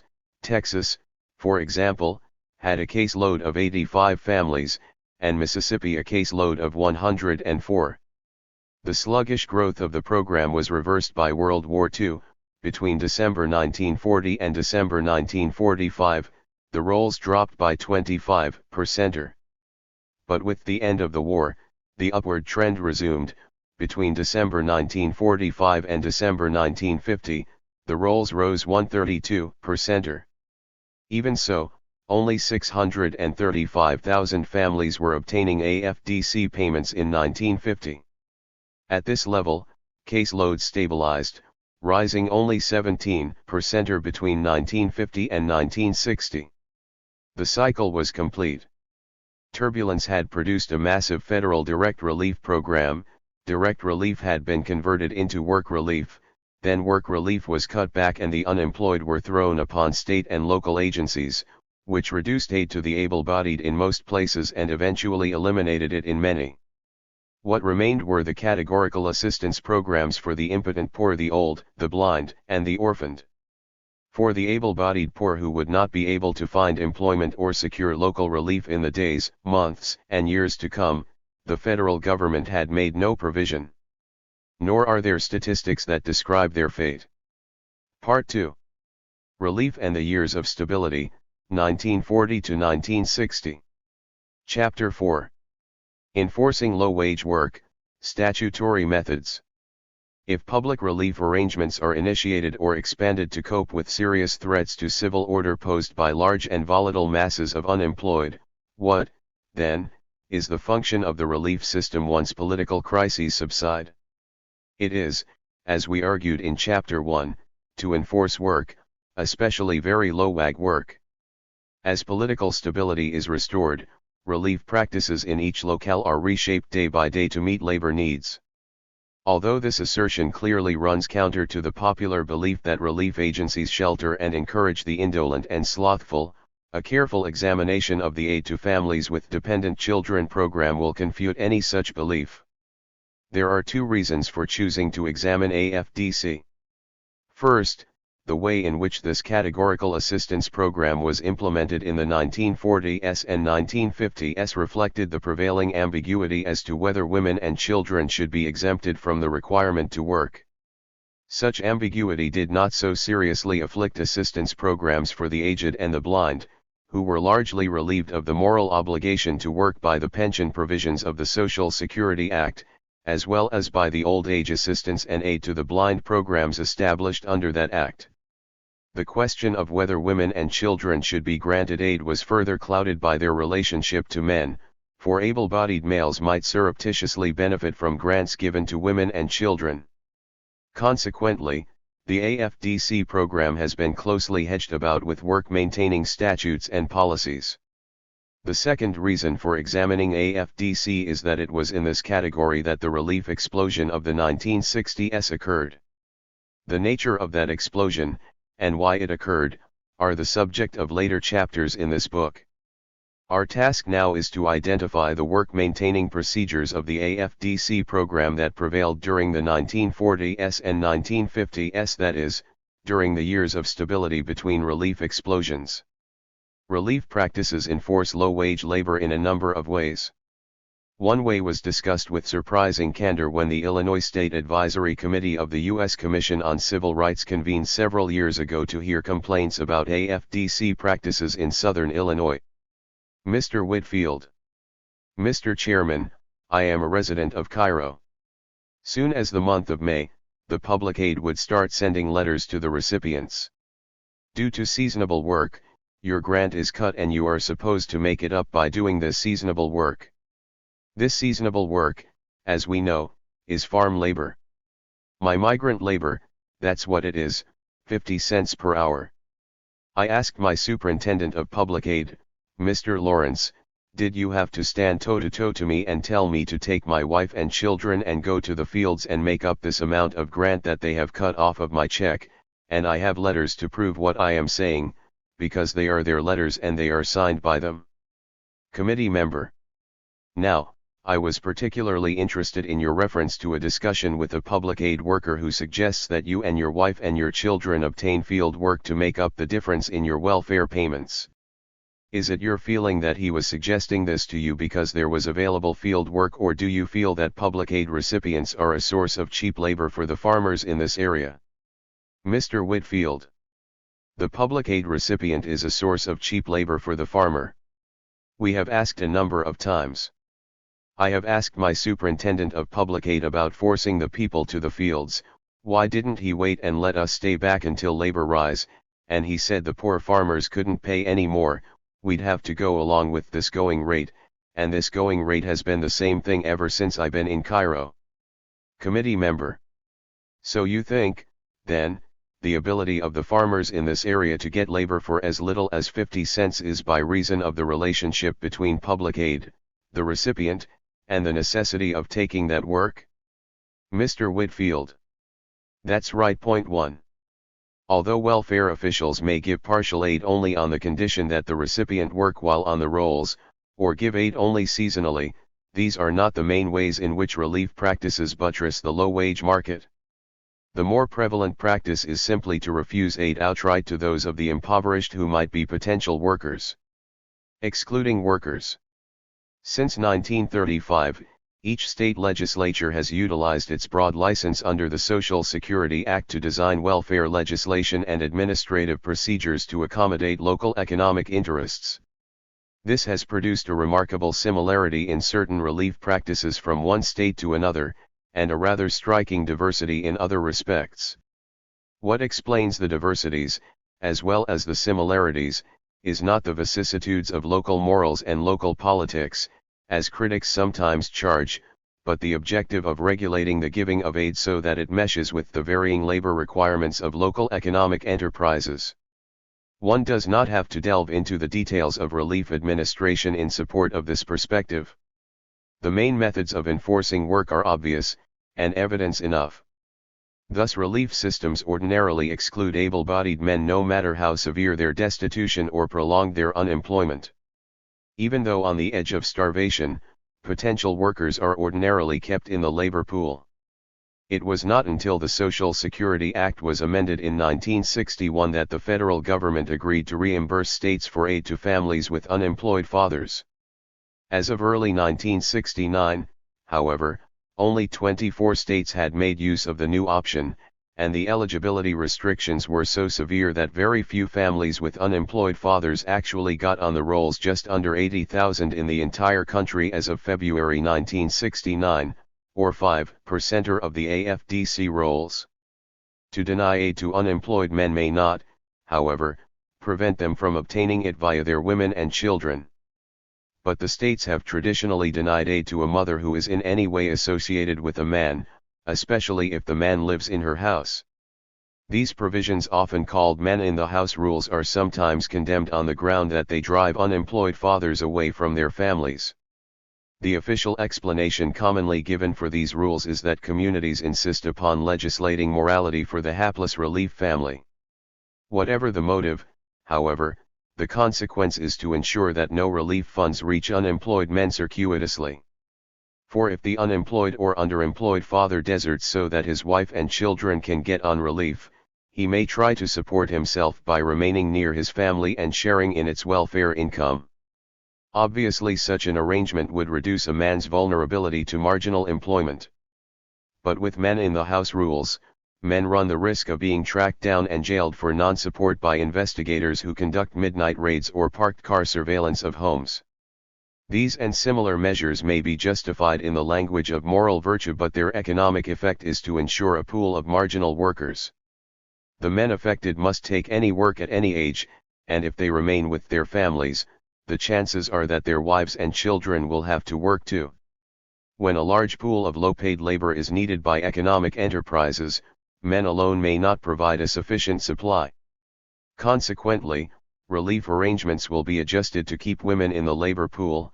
According to a recent study, fully 87% of the welfare mothers in one northern city had been or were working. 2 Children may also be an important part of the labor supply at certain times and in certain places, leading to similar adjustments by the relief system. Thus, access to the AFDC program has always been blocked by more statutory and administrative restrictions than those programs pertaining to the blind, the aged, or the disabled. 3. The ways in which women and children have been kept off the rolls are myriad. An especially outlandish way consists of bringing criminal charges of fornication against mothers of illegitimate children who apply for assistance. A widely publicized case of this kind recently occurred in New Jersey. Not only was the mother convicted and given a 6-month suspended sentence, but she was forced to name the father, who was subsequently convicted and sentenced to a 3-month prison term. Sometimes women and children are allowed on the rolls and then made to work, a practice which has a long history, as we noted in Chapter 1. Employment training programs under welfare auspices provide one example, as shown by testimony given in 1967 at hearings convened by the Mississippi State Advisory Committee to the U.S. Commission on Civil Rights in Jackson. Black welfare recipients enrolled in Mississippi's Work Experience Program, federally subsidized but under welfare auspices, were assigned to private entrepreneurs who, according to testimony, were told to use them any way you can. As a result, women were given work experience in dishwashing and heavy cleaning, in hauling gravel and cutting grass. 4. A similar situation was alleged by recipients testifying in Gary, Indiana, also before the U.S. Commission on Civil Rights. One recipient said of the Welfare Department's domestic service training programs that it seems rather unnecessary for a Negro to go to school to get a certificate to clean up someone else's house. 5. When mothers and children do get aid, they ordinarily get less than the aged, blind, and disabled, and this also encourages at least their partial involvement in the labor force. The Social Security Act of 1935 set $30 per month as the maximum state grant to which the federal government would contribute for each aged and blind person, but the maximum AFDC grant eligible for federal sharing was set at $18 per month for the first child in a family and $12 for each additional child. Within these maximums, moreover, the rate of federal reimbursement was set at half of state payments for old age assistance, but only 1/3 of state payments for AFDC. Since 1935, Congress has always shown greater willingness to vote increases in the federal share of grants for the aged, blind, and disabled than for AFDC, and state legislated limits on payments have generally reflected the same bias. 6. Adapting relief to regional economies. We have so far spoken of relatively general features of the American relief system. There are, however, wide variations among the states. In 1969 in the state of Mississippi, for example, a family of 4 with no income received $69 per month, a comparable New Jersey family received $347. When a father is present, even if unemployed, the family is not entitled to any aid in Mississippi but can be given relief in New Jersey. And, legal restrictions aside, if an impoverished woman and her children who apply for welfare in Mississippi happen to be black, they will have to contend with welfare officials who will try to embarrass, scold, or frighten them into withdrawing their application. Officials in most northern states are far less inclined to single out blacks for vituperation and scrutiny. These variations in relief practices are often said to reflect the vestigial influence of the English Poor Law, which was based on several key principles: that relief should be a local responsibility, that relief allowances should be less remunerative than wages, and that settlement in the local community should be a prerequisite for aid. If relief practices are viewed as methods of enforcing low-wage work, however, it becomes obvious that the old poor law principles underlying our relief system are not merely vestiges of an archaic tradition. They have an important function in our economy, for they make it possible to shape relief practices in accord with widely differing labor practices from region to region, state to state, and locality to locality. Thus, the principle of local responsibility ensures that local officials can vary eligibility criteria so as to mesh with local labor requirements. The less eligibility rule ensures that welfare grants can be kept from becoming competitive with wages, no matter how low the wages. And residence laws hold these locally differentiated arrangements firmly in place. In other words, the variations in relief practices, like the similarities, can best be understood by the economic functions they serve. The best example of such regional adaptations in the United States, of course, is provided by the South. Moreover, the Southern case also reveals how relief policies can be used to support a caste labor system, one in which the subjugation of particular ethnic or racial groups serves to lower the price of labor generally. Since such variant features of the relief system in the South may be less well known than the common features of relief in the United States, some detailed illustrations follow. In the South, where wage levels are lower than elsewhere, relief payments also have always been lower. In 1951, the average payment per person in the Southern region was only $14 per month, while all other regions had levels almost twice as high. At the extremes, a person in Mississippi got $5 per month, a person in California $36. Between 1951 and 1969, payment levels almost doubled everywhere.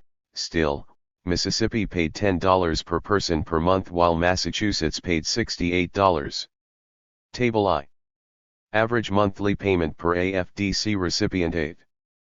These differences in grant levels vary directly with differences in wage levels. The average hourly agricultural wage in 1969 ranged from $1.01 in South Carolina to $1.78 in California. The state-by-state rank order correlation between relief payments and agricultural wages was 0.77. In 1960, it was 0.84, and it was 0.75 in 1951.9. Other variations in welfare arrangements made possible by the principle of local responsibility can also be traced to regional variations in labor practices. For example, when the congressional amendment permitting federal reimbursement to the states for aid to unemployed fathers was passed in 1961, a striking regional pattern emerged. All but 4 of the 24 states that subsequently implemented the program were in the North. Moreover, the 4 exceptions were among the more urbanized and industrial states of the South. The prevailing Southern sentiment against enacting AFDC was probably expressed by a county welfare director in Alabama who opposed the program on the ground that Negroes just do not want to work 10. When a particular racial group does the most menial work for the lowest wages, the relief system cooperates by reducing the amount of aid to that group or by closing off the possibility of any aid whatsoever. In the South, of course, it is primarily blacks who do the menial work and who have been denied relief, providing an especially powerful illustration of the economic functions of welfare regionalism. Under pressure from Southern congressmen, any wording that might have been interpreted as constraining the states from racial discrimination in welfare was deleted from the Social Security Act of 1935. The southern states then proceeded to use the free hand they had been given to keep blacks off the rolls. In An American Dilemma, Gunnar Myrdal noted the not unexpected consequence of vesting authority for the administration of AFDC in the states. Aid to dependent children is intended, primarily, for broken families with children. In view of the great number of widows and widowers in the Negro population, and its high divorce, separation, and illegitimacy rates, it is quite apparent that Negroes need this assistance much more than do whites. In 1937 to 1940, from 14 to 17% of all recipients accepted for such aid were Negroes. In 7 of the southern states, however, the proportion of Negroes among those accepted for aid to dependent children was smaller even than the proportion of Negroes among all children under 16 years of age. The discrimination was particularly pronounced in Georgia, where, in 1940, 38% of all children under 15 were Negroes, whereas the proportion of Negroes among those accepted for aid to dependent children during 1937 to 1940 was 11 to 12%. 11. On the basis of these and other data, Myrdal concluded that the black is worst off in the rural South, where the most apparent racial discrimination is shown, at the same time as the general relief standards are very low. 12. The low proportion of blacks on the southern AFDC rolls resulted from the articulation of welfare practices with labor practices. As soon as the states began to implement AFDC programs, they instituted special provisions designed to keep blacks in the labor pool. In 1943, for example, Louisiana adopted the first employable mother rule requiring that all AFDC families with children 7 years old or older be refused assistance as long as the mother was presumed to be employable in the fields. In her account of the AFDC program, Winifred Bell shows that such seasonal employment policies emerged in areas where seasonal employment was almost exclusively performed by non-white families. 13. Georgia enacted a similar rule in 1952 that permitted welfare officials to deny assistance to mothers with children over 3 years of age who were deemed to be employable if suitable employment were deemed to be available. Suitable employment meant employment at any wage, and the Georgia rule explicitly prohibited county welfare departments from supplementing that wage, even when it fell below welfare grant levels. The rule also directed county welfare boards to deny all applications and to close all existing cases of mothers who were deemed able to work during periods of full employment, that is, during periods of seasonal employment when, for example, many hands were needed in the fields to pick cotton. 14. The first year for which exact data on the racial composition of the AFDC rolls are available is 1948. All that can be said with certainty of the earlier years is that there were substantially fewer blacks than whites on the rolls in the South. In 1948, blacks comprised less than 1/3 of the rolls in 7 southern states.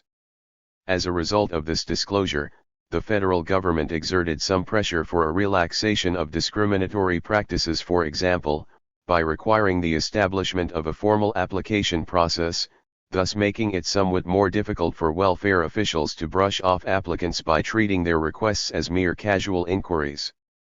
Between 1948 and 1953, the proportion of blacks on the rolls rose by at least 25% in 11 of the 17 southern states. But from 1953 to 1961, only 2 southern states showed a comparable increase in the proportion of blacks receiving aid. 15. Even when black women did get on the rolls, however, they were kept under pressure to work at least part-time, a pattern of discrimination that still persists. A national study of state welfare programs conducted by the Department of Health, Education, and Welfare in 1961 showed that 19% of black AFDC mothers worked as opposed to only 10% of whites. The same study showed that about 24% of AFDC mothers in the South worked compared to 8% in the rest of the nation. Although this study does not cross-tabulate employment by race and region simultaneously, it is reasonable to assume that the higher proportion of working AFDC mothers in the South and the higher proportion of working black AFDC mothers in the nation adds up to a very high proportion of working black AFDC mothers in the South. 16. A second national study, in which every third case closed during a 3-month period in 1961 was examined, lends support to the conclusion that black women are 2 or 3 times as likely to work, particularly in rural areas. Significantly more Negro than white homemakers were employed during the ADC period for each age grouping of children both in urban and rural areas. In urban areas from 30 to 55% of the Negroes worked, and in rural areas from 57 to 75% worked when children were in various age groups. Among whites, 17 to 33% in urban and 22 to 26% in rural areas had some employment for differing age groups of children. 17. In order to keep black relief mothers in the labor force, they are given less money by welfare, especially in the rural South. In effect, black women are confronted with the choice of either trying to earn the difference between what they are given and what white women are given, or struggling to live on the smaller amount. Evidence from the National Study of Terminations shows this clearly. Thus, in 1961, there were no differences by race in median AFDC payments per person in cities of more than 500,000 population. However, in cities of 50,000 to 500,000 persons, the median monthly AFDC payment to blacks was $24.40, to whites, $30.40. The most extreme difference occurred in rural farm areas in non-metropolitan counties, where the payments were $11.70 and $21.90 to blacks and whites, respectively. 18. That AFDC mothers are forced into very low-level jobs also emerges clearly from this study. Only 8% of the sample of ADC mothers skilled, clerical, or white-collar. The remainder were concentrated largely in unskilled labor and service jobs. 20. Moreover, such low-level jobs were more preponderant in the South. Regionally, the Southeast had the largest group of mothers who were farm operatives, and the Southeast and Far West had the highest proportion of farm laborers. Mothers whose usual occupation was service worker were found most frequently among Negroes in the Southeast and the Southwest. 21. There are many mechanisms by which Southern welfare departments deny or reduce payments to blacks, thus keeping them in the marginal labor market. The employable mother rule described earlier in this chapter has been more characteristic of states in the South than in the North, and it has been applied discriminatorily against black women. When field hands are needed, Southern welfare officials assume that a black woman is employable, but not a white woman. Federal surplus commodities are also sometimes distributed on the condition that the recipient be employed. Organizers affiliated with the Migrant Ministry Program of the National Council of Churches in such places as Polk County, Florida, report that black women are often refused surplus foods unless they are employed, and produce a note confirming that fact from their employer, who is typically a fruit grower or cannery operator using extremely low-wage labor. Collusion with administrators of food programs assures these employers of a docile and exploitable labor supply. Whether such collusion is widespread in southern agricultural areas cannot be said for certain. These matters are rarely investigated, but what evidence there is suggests the worst. 22. The especially vigorous enforcement of men in the house rules in southern states is directed almost exclusively at the southern black, a pattern of discrimination that is justified on the grounds of the alleged defects in black family life. In An American Dilemma, Muirdahl observed that according to popular belief in the South, few Negro low-income families have homes which could be called suitable for any purpose, and since often practically all Negroes are believed to be immoral, almost any discrimination against Negroes can be motivated on such grounds. 23. By 1942, more than half of the states, most of them in the southern region, had enacted suitable home laws. Many mothers found guilty of violating social norms were permitted to keep their offspring but had to rear them without public aid, thus keeping these mothers in the labor force. Evidence from the National Study of Terminations conducted in 1961 reveals the persistence with which these moral criteria are used as a way of forcing blacks to work. The highest proportion of working AFDC mothers were blacks who had been classified as being on the rolls for socially unacceptable reasons, that is, for having illegitimate children, or because the father had deserted or was imprisoned. No such differences in the rates of employment were found among comparable groupings of white AFDC mothers, leading the authors of this study to conclude. There may be more pressure brought to bear on clients of certain kinds of cases to obtain work or some outside support to supplement ADC. There is no similar pattern evident for white cases, when one divides the socially acceptable from the socially non-acceptable crisis cases. Point 24. Justifying these activities by fundamentalist principles of family life, Southern states especially have engaged in periodic campaigns to purge mothers and children from the rolls because of unsuitable homes. In 1959, for example, Florida undertook a strenuous relief clearance program of this sort. Adverse reports were filed on 14,664 families, 91% of them black. Roland A. Chilton, a university-based researcher investigating these events for Hugh, subsequently reported that Florida's suitable home law did in fact result in the loss of assistance to over 7,000 families with over 30,000 children when, presumably, all of the eligibility requirements for ADC were met but where one or more of the children was illegitimate, or where the welfare worker reported that the mother's past or present conduct of her sex life was not acceptable when examined in light of the spirit of the law. 25. Having thus dropped thousands of families from the rolls, the Florida relief system presented itself to the public in subsequent annual reports as a model of administrative efficiency and moral virtue. The mothers thus affected had little choice but to accept what work they could get, even at wages below Florida's AFDC levels of $15 a month per person. In 1960, Louisiana also struck 20,000 children from the rolls, most of them black, again on the ground that they were being reared in unsuitable homes, but Hugh subsequently forced their reinstatement. Point 26. Although these laws were more prevalent in the South, they also were enacted in some northern states, Michigan, for example. Such evidence, in short, suggests that various legal and administrative definitions of immoral, unsuitable, and unacceptable family life are used to force black women into marginal work in the South, either by excluding them from aid or by giving them lower payments than whites, while threatening to remove them from the rolls altogether if they do not work. Point 27. These practices are not unique to the South. They have occurred in other areas where there is a similar need for marginal labor, as revealed during hearings convened by the U.S. Commission on Civil Rights in Cairo, Illinois, in 1966. Blacks, who comprised 1/3 of the population, held virtually no jobs other than menial ones in either private enterprise or public agencies.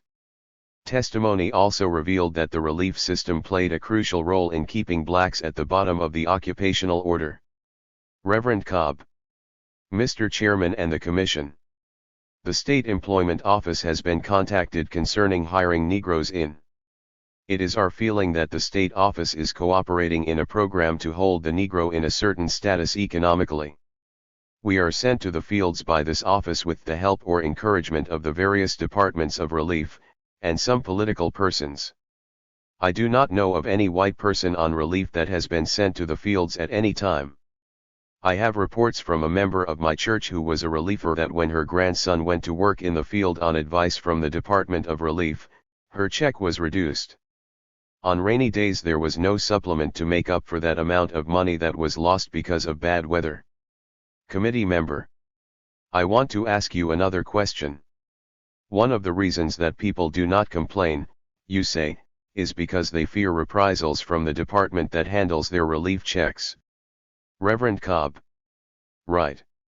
Committee member. Evidently there seems to be a general consensus that this department is indulging in intimidation against those relief recipients if they complain about discrimination in private industry. Would you say that there is, because of this kind of intimidation, would you say that there is an actual conspiracy? Reverend Cobb. It appears that there is some type of organization between various agencies, and this is what people are afraid of. Committee member. You mean agencies and private industry? Reverend Cobb. Various agencies of relief and possibly political machines. Committee member. Did I understand you to say that people on relief are ordered to work in the cotton fields? Reverend Cobb. They have been in the past ordered to work in cotton fields and cornfields and any other farm work. Committee member. And is there certain wages that must be paid to these people when they are ordered to work? Is there a standard wage that must be paid to these people when they work that the department sets? Reverend Cobb. No. They work for 50 cents an hour. Committee member. They work for 50 cents an hour? Reverend Cobb. 50 cents an hour. Committee member. Did I also understand you to say that only the Negroes on public aid are ordered to work in the fields? Reverend Cobb. I know of no white person. My statement was that I know of no white person that worked in the field ordered by the Department of Relief. 28. Mr. Jones. My name is L.V. Jones from out in the county. I am married and I have 9 kids. My problem is providing for my wife and kids and myself.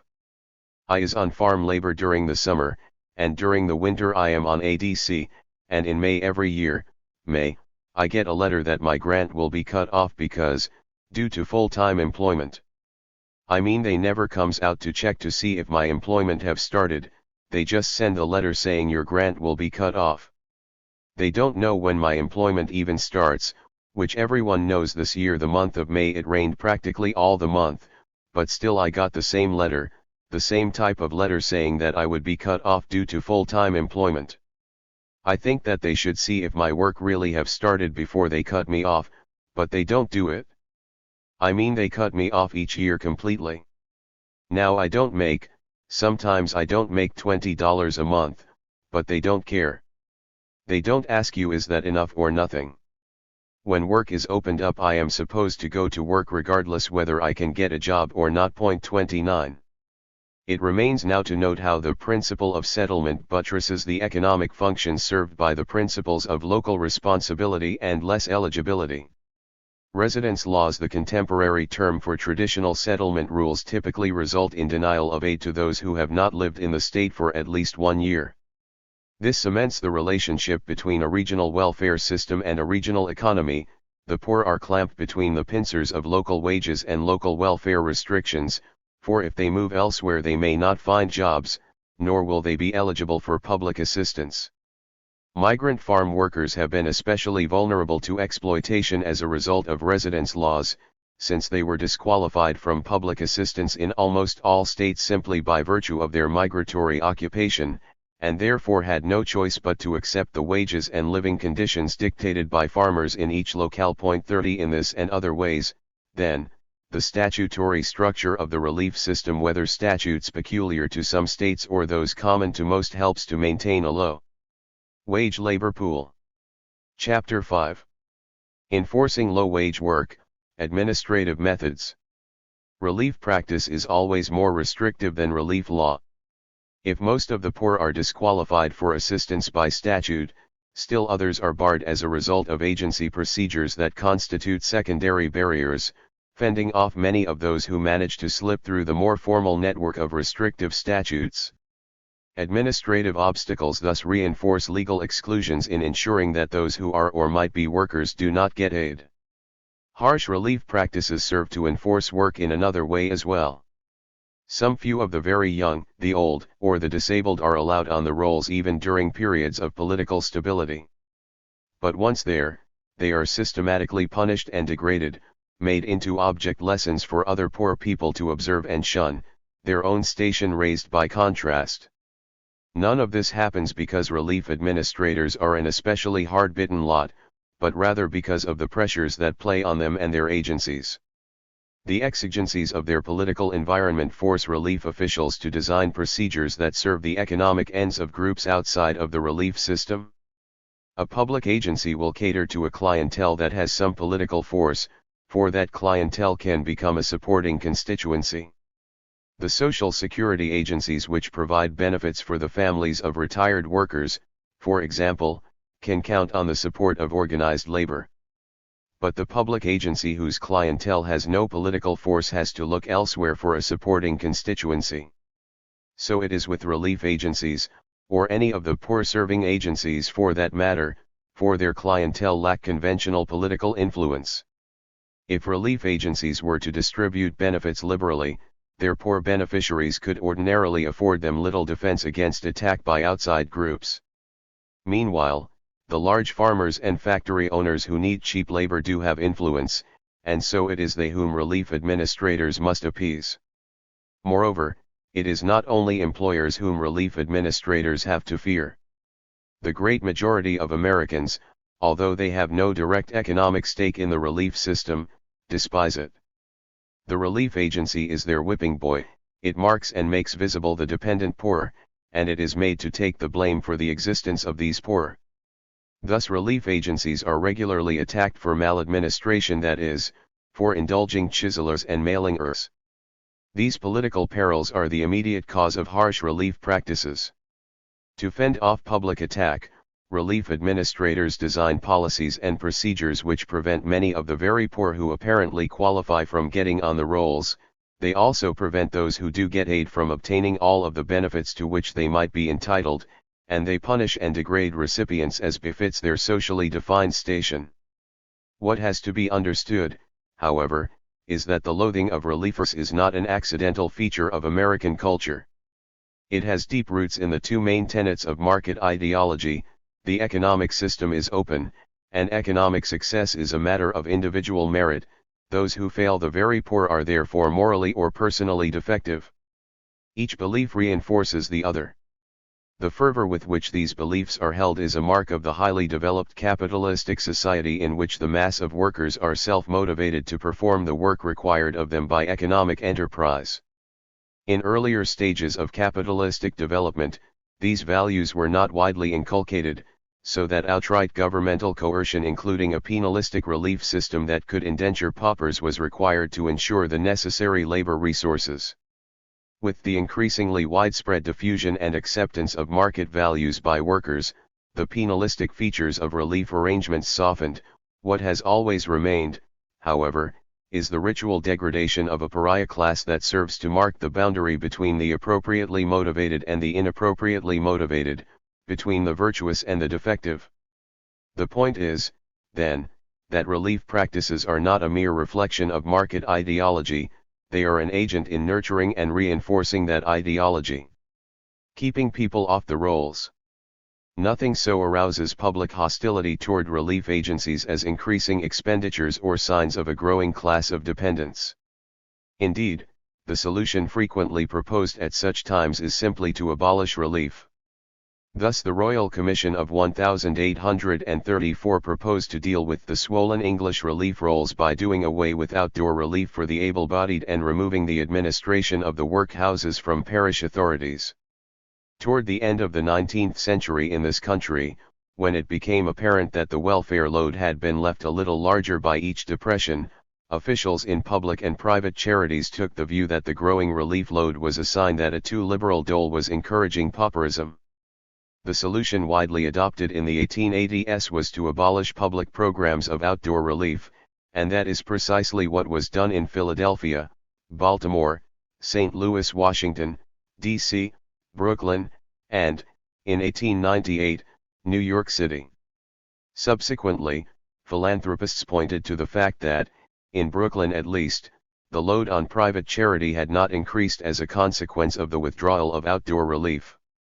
The presumption was thereby confirmed that maladministration had somehow been to blame for the growing relief rolls. Some 80-odd years later, during a comparable period of rising rolls, attacks on relief agencies were mounted across the nation. One of the most notorious was Senator Byrd's spectacular investigation of the District of Columbia Welfare Department in the early 1960s.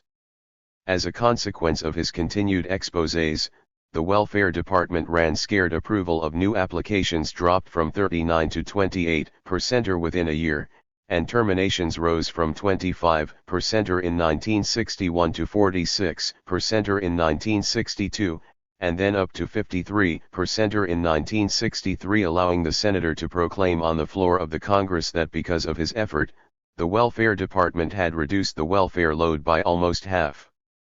This reduction, he was at great pains to point out, did not reflect punitiveness toward the poor.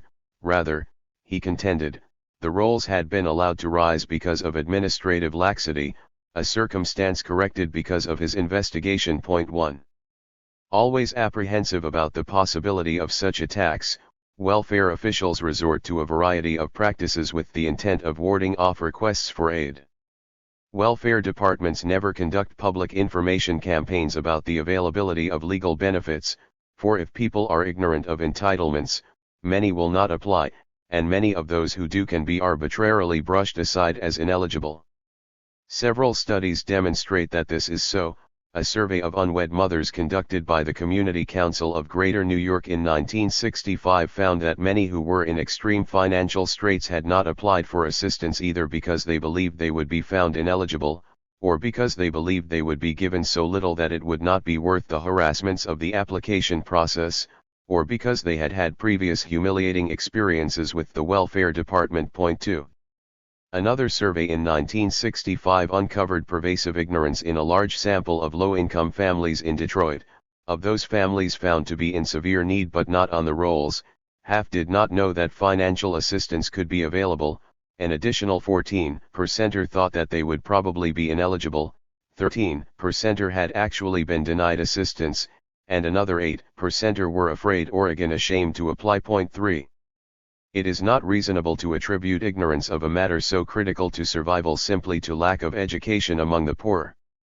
Government agencies have ways of explaining themselves to their constituencies when called upon to do so, but they can also choose to cloak themselves in secrecy. The Social Security Administration, for example, works vigorously to inform a broad public of entitlements to old age payments, advertising on radio and in newspapers, and deploring the fact that some benefits go unclaimed. Similarly, a massive publicity campaign financed from anti-poverty funds was conducted several years ago to inform the aged of their rights under Medicare.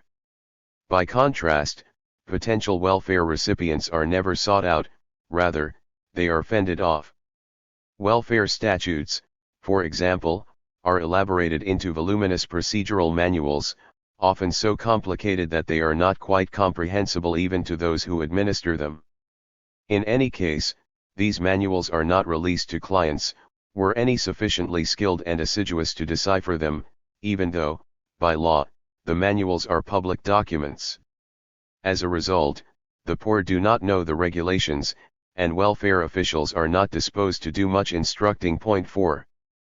A recent report on public welfare practices in 6 cities pointed out that, in one city, receptionists were told by their superiors to ascertain whether an emergency need for money existed by concluding the initial contact with the question, "Do you have any questions, or is there anything you want to ask?"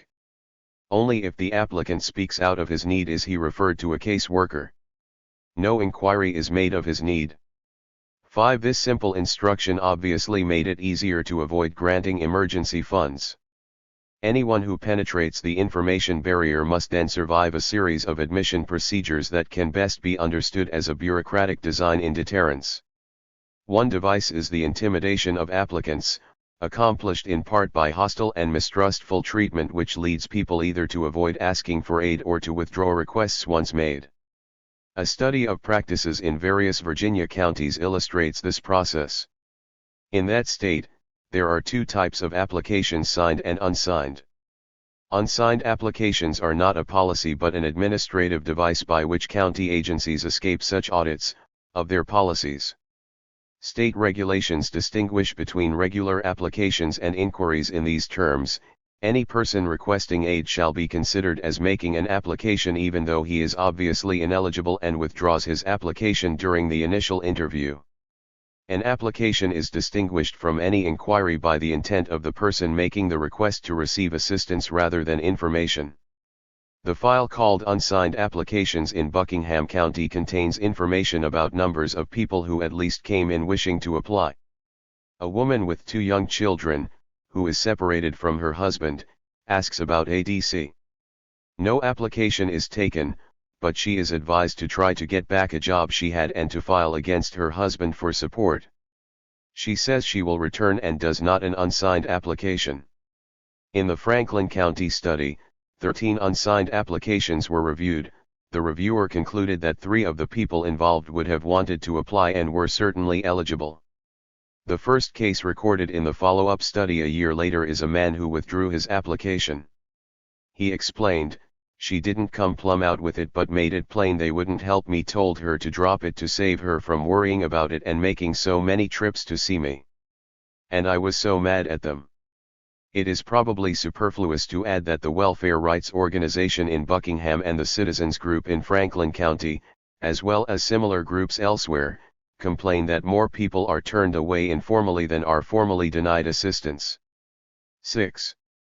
A more intimate picture of intimidation and deterrence is available from the notes of a field worker who, for several months in 1966, observed the workings of the Lower Manhattan Welfare Center, one of 36 or so district welfare offices in New York City. 7 An applicant for public assistance entered the center past a uniformed guard to address a clerk seated at a desk, where she was given her first brief interview. The ostensible purpose of this softening up interview was, as one case investigator described it, to determine whether the person had come to the right office for the right type of assistance. But workers seemed to consider it their duty to shake the applicant's credibility, for the interview consisted of challenging the applicant to produce proof that she did not have an actual or potential source of income. Unemployed men rarely got further than this desk, especially if they were single, despite the fact that they might have been eligible for home relief.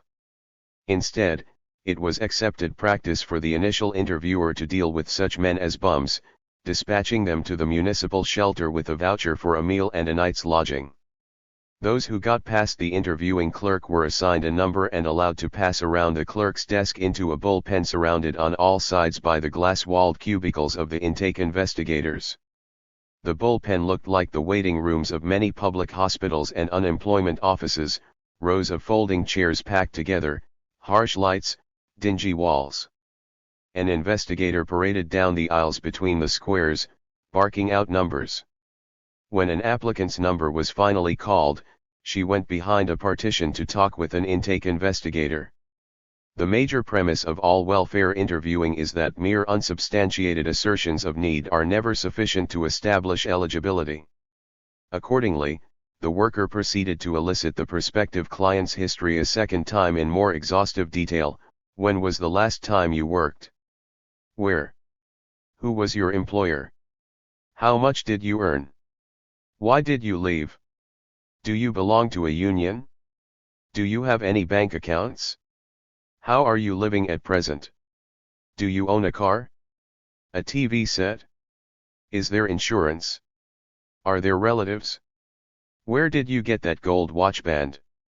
Applicants were not permitted to certify to their pauper status but had to prove it repeatedly by completing elaborate forms, by providing such documentation as birth and marriage certificates, records of prior residences, and places of prior employment. Afterwards there were long waiting periods during which, presumably, further investigations were going forward, including the questioning of neighbors and relatives. The New York City Welfare Manual in use in 1966 counseled the investigator to try to make contact not only with the applicant's legally responsible relatives, but with other relatives as well, for it was sometimes possible to harass or shame the latter relatives into accepting financial responsibilities for which they were not legally obligated. The Hughes study cited earlier reported cumbersome intake procedures in the 6 cities studied, aggravated by staff shortages and high staff turnover. Intake appointments were being scheduled for from 3 days to 4 to 6 weeks ahead. The department in one city was so far behind that half of all applicants whose eligibility was established did not receive checks for over 60 days. In 2 cities, intake was closed during the day when interviewers' schedules were filled. People coming in after that time were told to return the next day for appointments. Several cities had generated lists of things the applicant needs to accumulate as records to verify eligibility. 8 The report modestly concluded that applicants in some cities were being required to assume too much responsibility for substantiating their eligibility. 9. Out of frustration, fear, or discouragement, some applicants fall by the wayside at each point in this bureaucratic obstacle course. A typical case is that of Mr. B, a 40-year-old Puerto Rican who was living with his wife and baby in a tiny 3-room walk-up. Since coming to New York in 1948, Mr. B had been steadily employed, but he had never been able to earn more than the minimum wage. When laid off by his employer, Mr. B thought that it would be for only a few weeks, so he did not immediately apply for unemployment payments. After 2 weeks, he was penniless and went to the unemployment office, only to be told he would have to wait another 2 weeks for his first check. In the hope of obtaining emergency assistance, Mr. B then went to the Lower Manhattan Welfare Center where, after waiting all morning, he was told to come back the next day with a letter from his former boss stating that he had been laid off. He was also told to look for work. When he returned the following day with the letter, he was again urged to look for work.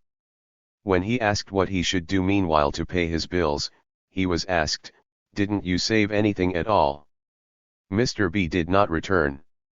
Whether those who persist finally receive aid depends upon the moral arithmetic of the investigator who has the task of subtracting those who are deserving from those who are not. Many of the applicants who meet all eligibility requirements are arbitrarily turned down. For example, until the mid-1960s half of the applications for relief made in Philadelphia were rejected, and welfare rights lawyers estimated that half of the rejections had not been justified under existing statutes. Earlier, in 1962, the Moreland Commission on Welfare, a New York State legislative commission, drew a similar although very cautiously worded conclusion when surveying the grounds for rejections in New York City, noting that in those cases in which reasons had not been verified, there is some evidence that closings are arbitrary. 10. The Commission observed that families without income were denied assistance for such vague reasons as other or failure to comply with departmental regulations.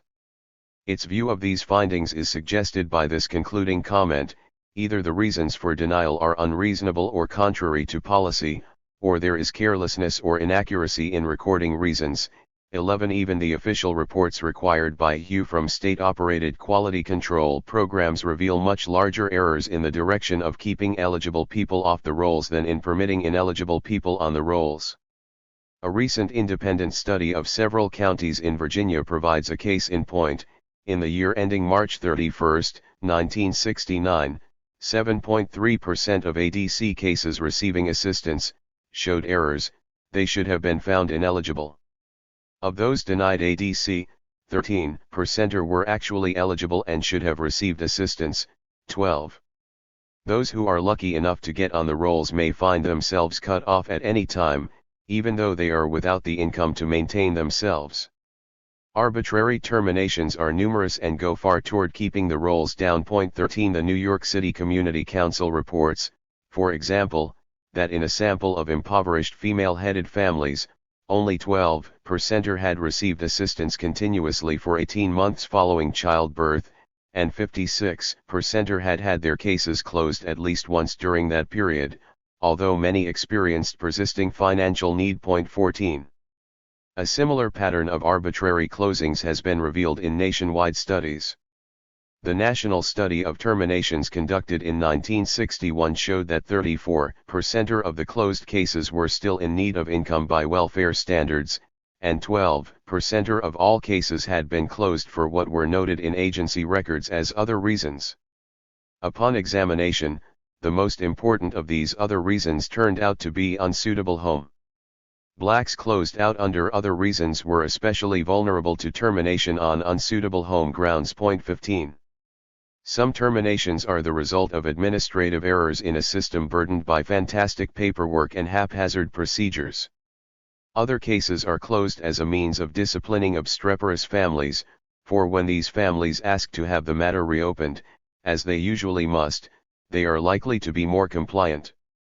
Some cases are closed because the investigator has noticed a new couch or other items of furniture and suspects that the family is fraudulently concealing a source of extra income. Even if the explanation is satisfactory, a termination may still result. 3 Forsyth County families recently sued the North Carolina Department of Social Services for cutting them off the rolls because they owned color TV sets. One family had won its set in a grocery store contest, another had been left its set by a relative at death so that no possible question of undeclared income could be raised. 16. To support its contention that observations in the offices and evaluation of the handling of clients reveal an attitude of annoyance and disregard of the human factors, and in many cases almost an adversary rather than a helping relationship. 17. The Moreland Commission cited the following examples from its study of a sample of terminations throughout New York State. In one case, the reason for closing was refused to comply. According to the former recipient, the welfare department and the hospital had recommended that he enter the hospital for treatment of tuberculosis. When he refused to go to the hospital, the case was abruptly and arbitrarily closed. In another case with the same reason, the record reported that the client failed to keep an appointment with the caseworker. A later notation, however, records that the appointment was not kept because of serious illness, tuberculosis and emphysema. In another instance in which the reason given was other, an OAA case was closed because a son who was a recipient in another category failed to keep a medical appointment. In another case, secured employment was given as the reason for stopping assistance. The client earned $30 a week for himself and his family, much less than the relief budget. At the time the case was closed, the recipient, who is Puerto Rican, was told that he could never receive public assistance again until he repaid the last check he received from the department. Even though the income is below the budget and supplementation is necessary, the client fears to return to the department. 18. Interviews with clients and caseworkers at the Lower Manhattan Center in August 1964 turned up such examples as Mrs. T, a black woman with 4 children, lived in a Stanton Street tenement on her semi-monthly AFDC payments of $105.70. One day her oldest child missed school. When the school social worker visited her, she said that she smelled whiskey on Mrs. T's breath and concluded that she must be neglecting her children. The Department on Welfare was notified and told Mrs. T that 2 of her children would have to be placed in a home if she expected to continue to receive benefits. When Mrs. T refused to allow representatives of welfare to inspect her home without notice and interview her children, her case was closed.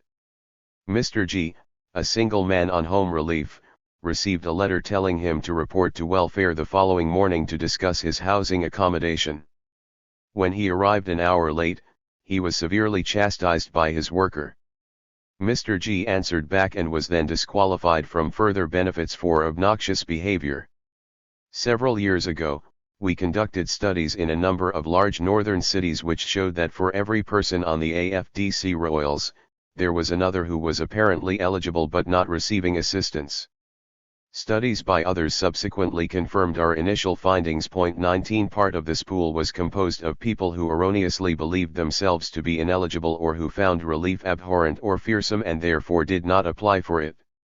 But part of it was composed of people who had applied and been capriciously rejected, or who had been capriciously terminated. Mute testimony to the effectiveness of the administrative practices just described. These practices are not merely the consequence of carelessness or inaccuracies inherent in a cumbersome bureaucracy. Rather, secrecy, intimidation, and red tape are adaptive patterns designed to inhibit completion of the application process and facilitate arbitrary rejections and terminations. Agency procedures are designed to make it easy and safe to reject or terminate cases but complicated and risky to accept them. The Moreland Commission noted, for example, that full factual evidence necessary to establish eligibility was collected in 97.4% of the accepted cases, but in only 39% of the cases which were denied assistance. That full factual evidence must be gathered in order to accept clients, but not to reject them, is a matter of bureaucratic design. This is illustrated by an internal memorandum prepared by the New York City Bureau of the Budget in 1968, apparently at the request of Mayor Lindsay. It set out various options open to the mayor for economizing on welfare costs, among them extending waiting periods in order to create a backlog that would weary people and consolidating neighborhood welfare centers into a smaller number of district offices in order to make it more difficult for people to get to them and thereby to discourage applicants. 20 There is good reason to believe that long waiting periods and other such encumbrances do just that. A recent survey of 11 cities by Hugh found that when people have to wait a long time for notification of eligibility, they are more likely to feel powerless. Feelings of powerlessness, in turn, are apparently related to lower percentages of the poor on the rolls. 21. Under-budgeting recipients. Keeping people off the rolls is the main method by which relief administrations keep costs down and ward off public attack. Although it is less important, there is another adaptation that deserves mention: under-budgeting, or giving people less than they are entitled to. One type of under-budgeting results because payments are often calculated on the basis of the ages of children, with older children being allowed more. Consequently, the family's budget is supposed to be increased annually, a process that, not surprisingly, often fails to happen, leaving thousands of families to live on smaller budgets than the regulations prescribe. The administration of non-support payments provides another example. Women whose husbands have deserted them are commonly required by welfare departments to sue for non-support. Once a court has determined what amount the husband shall contribute, the assumption is often made that the wife will in fact collect the support payments from her husband, and that amount is then deducted in advance from the grant to the mother and child. As it happens, however, these contributions from husbands are frequently not made. Welfare regulations may take account of that eventuality by permitting the wife to make special application to the welfare department for an equivalent amount. Usually this must be done twice each month, and it may then take several months to process the forms and issue each supplementary check. What tends to happen in time, of course, is that many women fail to make these applications, partly because of the red tape and partly because they are disparaged each week by welfare officers for not having persuaded their husbands to make the payments. Many state regulations specify that special grants should be given to cover special expenses. Until recently, for example, a recipient in New York State was entitled to two kinds of relief payment. The first was a semi-monthly check for food, rent, and miscellaneous items. In addition, the law prescribed that every recipient be maintained at a minimum standard of decency in heavy clothing and household furnishings. Thus each child was supposed to have an overcoat, hat, and galoshes, and his own bed. A family was also entitled to enough chairs so that all members could sit together to eat. Special grants of money to enable recipients to purchase these items were to be dispersed on an as-needed basis. The trouble was that such grants were rarely made. A study conducted in central Harlem found that 2/3 of the AFDC mothers interviewed had never been informed by their investigators of the availability of such funds. 22 In 1965, when there were more than 500,000 recipients in all federal categories in New York City, about $20 million was dispersed, for an average of $40 per person. In a study we made at the time, we conservatively estimated that it would have cost an average of $100 per recipient to bring each family up to the standard prescribed by regulation. In other words, the department saved about $60 per person in that fiscal year alone. Other sources reveal similar practices elsewhere. In the fall of 1968, for example, the Joint Committee on Social Welfare of the Massachusetts Legislature issued a report which, among other things, commented on the widespread ignorance among recipients regarding entitlements for furniture allowances. After determination that the need for furniture exists, the recipient is given authorization to purchase the items at a store of his own choice based upon their estimate of cost. Until recently, the demand for furniture throughout the Commonwealth was moderate, without pattern and generally within bounds. The department's policy of granting furniture on the basis of need was met with general satisfaction by the recipients. This was due in large part to the fact that the recipients were apparently unaware they were entitled to such items. 23. The myriad ways in which recipients come to be denied full benefits was described in a recent study of county practices in Virginia. In the Franklin County study, 35 cases were reviewed to determine the accuracy with which payment was determined. In 23 cases, the level of payment was wrong. The errors are a catalog of the possibilities open to local departments. The agency counted food and clothing contributed when it was not being contributed. The agency counted contributions from a relative who was not giving them. The agency counted all shelter, including utilities, as free, but the recipient was paying for utilities. The agency omitted 2 eligible children from the budget. The agency counted income from work after the recipient had stopped working. There were also errors in computation. Point 24. Under-budgeting is not just a consequence of complex regulations, haphazard administrative procedures, and high staff turnover. The authors of a study of 766 AFDC recipients conducted during the summer and fall of 1967 in 6 Wisconsin counties conclude that caseworkers tended to avoid areas which might lead to specific requests that would be costly to the agencies. This finding parallels the findings, study of the administration of AFDC budgets, through which it was discovered that very few clients made more than occasional requests for money grants to meet actual needs. Either they were not advised about the availability of the grants or they were discouraged from making requests. 25. A form of under-budgeting that appears to be quite prevalent in the South consists of assigning an income value to various resources that a family presumably possesses, and reducing the monthly grant accordingly. If welfare statistics are to be believed, the unlikely conclusion emerges that Southern black AFDC families have more such resources than Southern white AFDC families, helping to account for the substantially lower money payments made to blacks. A more likely explanation of such statistics, of course, is that Southern relief officials assign a higher money value to black resources than to white resources. Point 26. Depriving AFDC families of full benefits exerts great pressure on mothers to stay in the marginal labor market, for example, as field hands or as domestic servants. In effect, relief agencies deduct potential earned income in advance. 27 Administrative practices which lead to under-budgeting are thus similar in their work enforcing results to a formal employable mother rule. Socializing the able-bodied poor by degrading relief recipients. Market values and market incentives are weakest at the bottom of the social order. To buttress weak market controls and ensure the availability of marginal labor, an outcast class, the dependent poor, is created by the relief system. This class, whose members are of no productive use, is not treated with indifference, but with contempt. Its degradation at the hands of relief officials serves to celebrate the virtue of all work, and deters actual or potential workers from seeking aid. It is not difficult to see why relief officials degrade their charges.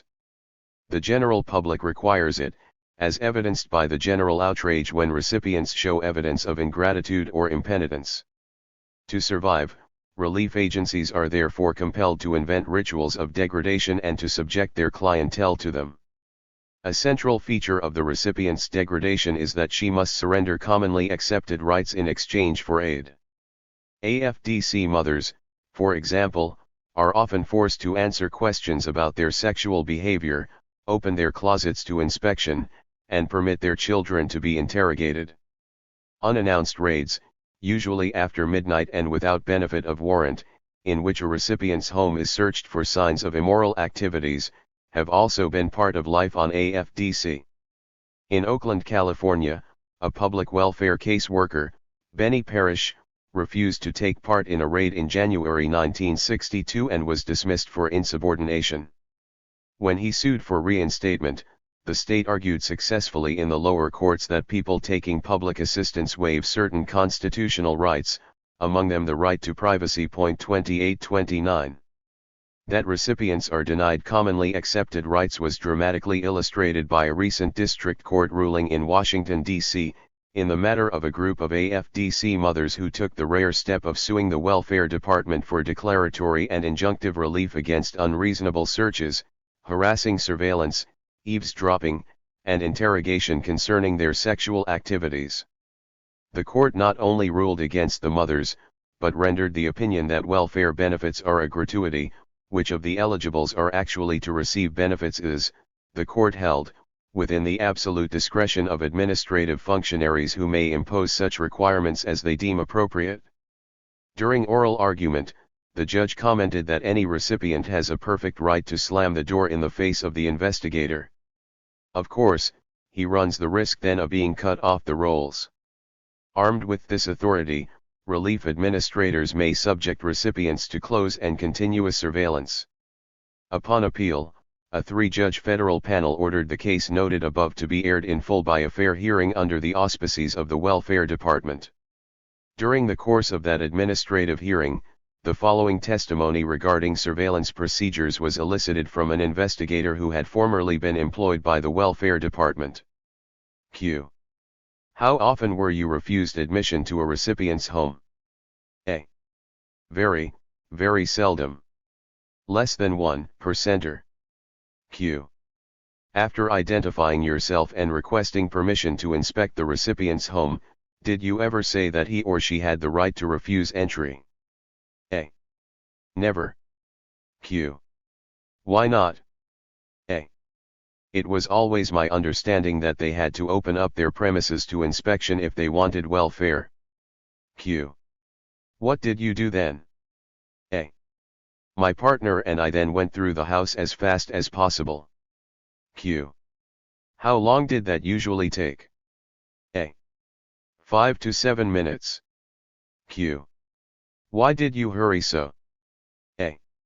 The object was to go as far as you could before the client objected. Usually we'd split up. One of us would keep the client busy talking and the other would move quickly through the rooms and closets. Q. What if the client objected? A. Then we'd leave. That's why we moved fast. Q. Were there any other techniques you used? A.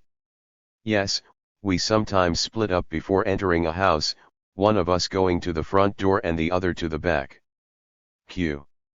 Why was that? A. If there was a man in the house, he'd leave by any means available, windows, fire escape, or out the back door. 30. The threat of withdrawing benefits has been used by relief agencies to curb participation by recipients in public activities that might provoke the ire of powerful groups. Thus clients are sometimes threatened if they participate in civil rights protests, if they lodge complaints regarding discrimination in housing or employment or education, or even if they fail to vote in ways that protect the agency. Caseworkers have been publicly charged in at least one formal hearing with distributing pre-marked ballots to recipients. 31 During the course of this particular hearing, convened in 1966 by the Civil Rights Commission in Cairo, Illinois, the fear of reprisals expressed by witnesses testifying to such abuses was so evident that a commission member was moved to interrupt the proceedings as follows. What I am about to say will not set well with possibly some officials in the various agencies and departments in the counties concerned at this hearing. I want to say this because I want to give some reassurance to these people who have very courageously come out and testified at these hearings. This is the Advisory Committee of the State of Illinois to the United States Civil Rights Commission. It is the function of this committee to gather information for this commission which will be submitted to the President of the United States and to the Congress of the United States. Any intimidation, any reprisals against persons on welfare or against persons who are in public housing is in direct violation of the laws of the United States, and any person so involved in intimidation or reprisals will be subject to prosecution. 32. Periodically the rituals of degradation are set forth for public display through legislative investigations and newspaper exposés in which recipients are branded as sexually immoral, as chiselers, and as mailingers. It is partly by such public spectacles that popular definitions of relief are formed. Several years ago in Newburgh, New York, city officials made wholesale accusations of illegitimacy and fraud among recipients and proposed the not especially novel remedy of forcing mothers into the labor market and removing illegitimate children from their unsuitable homes. A similar spectacle was staged in 1962 by Senator Byrd, who forced District of Columbia welfare officials to acquire nearly as many fraud investigators as social investigators. The fraud investigators quickly put hundreds of AFDC mothers under parked car surveillance and proved a year later that close to 60% were ineligible for benefits, chiefly because they appeared to have contact with men. These allegations of immorality were, of course, widely publicized. Mass campaigns to purge the rolls of illegitimate children also publicly define and degrade welfare recipients. And so, in a more genteel and thoughtful manner, do the editorial musings about illegitimacy and the AFDC problem by such a newspaper as the New York Times. These definitions in the mass media constitute a contemporary equivalent of the lash and iron once used to mark the pauper in the town square. The array of activities relief agencies carry on in the name of re-equipping recipients for jobs is also an important source of degradation. Such rehabilitation programs are heavily emphasized by relief administrators, especially when a public attack is imminent. Thus, officials in Hue, threatened by the rising AFDC rolls, announced in an April 1969 memo to state welfare administrators. There is no more urgent and vital task facing us today than to assist increasingly large numbers of the nation's public welfare applicants and recipients to become economically independent. We must exert every effort to at least double in fiscal 1970 the total number of public assistance rehabilitations achieved in fiscal year 1968. Similarly, in 1967, when the New York City Department of Welfare found itself predicting a budget approaching $1 billion, it buried these unfortunate tidings in a public announcement regarding the launching of a few new daycare centers which, presumably, would permit mothers to become workers. Since the daycare facilities to free AFDC mothers for work or work training are very expensive, 33 officials do not seriously believe that they will be developed on any scale. They persist in emphasizing daycare and job training programs, however, in order to appease public criticism by portraying the relief agency as guarding against and exorcising the moral and personal defects that are the presumed source of poverty. 34. The rehabilitation that results is not very impressive, but that is not the point. Since relief agencies by and large refuse aid in the first place to those who are suitable for work in the prevailing market, their efforts could not reasonably be expected to result in placing many people in remunerative jobs. In any case, the costs of training and daycare being what they are, the rehabilitation process consists mostly of exhortation and condemnation. And that is the point.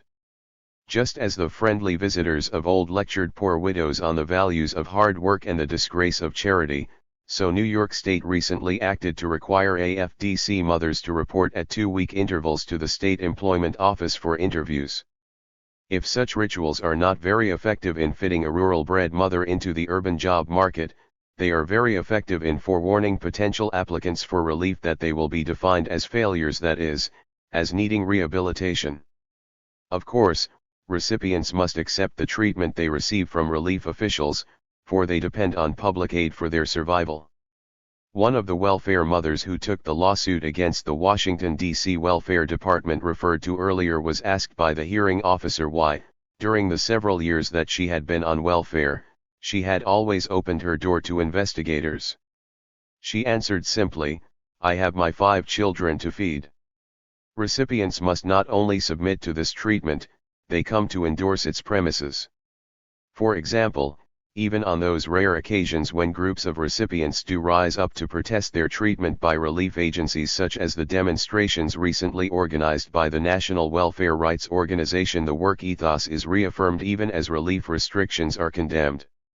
Some AFDC mothers with 4 or 5 young children who picket welfare departments for more money now also carry signs proclaiming "We want jobs." Among most welfare recipients, in short, the moral imperative to work, often no matter what the work, the wage, or the child-rearing obligations of the women who presume themselves to be employable, remains deeply felt. Or consider this sweeping indictment of relief officials from the mouth of a recipient living in an urban ghetto. "I think the welfare department is too soft, too lenient. They don't make investigations to see how the welfare money is being spent. If the workers went to the houses more often, they would be able to tell if the people are cheating. They could go to the home any time they want to, day or night. If the person isn't guilty, then they shouldn't care when the worker comes." 35. The study from which this quote is taken showed that a majority of recipients endorsed such practices as midnight searches and budget counseling. Finally, these respondents almost never referred to welfare recipients as "we" but as "they." 36. Having set themselves apart from and condemned those in the same boat, recipients tend to identify with their oppressors, or so the results of another study appear to suggest. Is the caseworker someone the respondents like, trust, talk to, and discuss problems with? Practically 80% expressed positive feelings toward their caseworkers. High proportions of respondents said that they make a special effort to stay on good terms with their caseworkers. Do the respondents think that their caseworkers have good reasons for what they do? An overwhelming majority think so. 37. When victims are induced to collaborate as victimizers, submission is assured. The most striking evidence is the almost total lack of appeals by welfare recipients. The Social Security Act requires that the states establish an appeals procedure for recipients or applicants who believe they have been wronged. To secure a hearing, one fills out a form and forwards it to the state welfare department. A hearing officer is then appointed by the state and a hearing date is presumably to be set within 60 days. Nationwide, there are ample grounds for appeals, grounds ranging from the deprivation of civil liberties to the deprivation of monetary benefits. But appeals have in fact been very rare. In 1964, when the overall welfare roll stood at about 500,000 persons in New York City, a mere 15 appeals were taken in an entire year. Even considering that the poor are ill-informed about such procedures and that they have no money for legal assistance, this is still striking evidence of acquiescence. Nor is the situation different elsewhere. 38. The main target of these rituals is not the recipient, who ordinarily is not of much use as a worker, but the able-bodied poor who remain in the labor market. It is for these people that the spectacle of the degraded pauper is intended. For example, scandals exposing welfare fraud have diffuse effects, for they reach a wide public, including the people who might otherwise apply for aid but who are deterred because of the invidious connotations of being on welfare. Thus, in the several years immediately before the Byrd attack in 1962, about 6,500 District of Columbia families had applied for aid annually. During the attack, the figure dropped to 4,400 and it did not rise for more than 5 years long after the scandal had subsided. The meaning which the label reliever comes to have for the working poor is in no way better illustrated than by their widespread refusal to accept relief supplements to their low wages. In a number of northern states and counties, fully employed men are eligible for supplementary payments from welfare agencies. Such programs, most of which were set up during the Depression and were then retained for residual groups that did not fall into any of the federal categories established under the Social Security Act, are paid for by the states or localities, usually under the name General Relief or Home Relief. Since relief payments under these residual programs are often scaled to family size, many large families with low earnings have incomes falling below established grant levels and are therefore entitled to supplements. In New York, for example, a minimum wage worker with 3 dependents is entitled to a tax-free monthly relief payment of about $100. In Cleveland, the same worker would be entitled to about $70 monthly. And the payment increases with family size. But virtually no workers take advantage of these subsidies. During 1968 in New York City, for example, approximately 150,000 families were eligible for wage subsidies, but only about 15,000 families were claiming them. 39. That few people know the welfare regulations only partly explains this peculiar situation, for even when poor families are informed of the funds available to them, they usually refuse to claim the payments. That the working poor are ready to forfeit such substantial sums is powerful testimony to the force with which the ideology of work and success, together with abhorrence of the dole, has been driven home to those who gain the least from their labor. It is especially powerful testimony considering that, while the poor shun the dole, affluent groups profit greatly and regularly from public subsidies of many kinds. The constancy of relief doctrine. One final note. It is commonly believed that the infusion of professional values into the relief system is producing more humane practices. It is certainly true that professional doctrines are coming to supplant the older philanthropic tenets that once justified relief practices. But this amounts to a distinction without much of a difference. Professional beliefs serve the same economic and political functions as philanthropic beliefs in guarding the system against claimants for aid, except that they may serve them better. One of the most forthright discussions of the role of professionalism in the selection process is to be found in Winifred Bell's History of AFDC.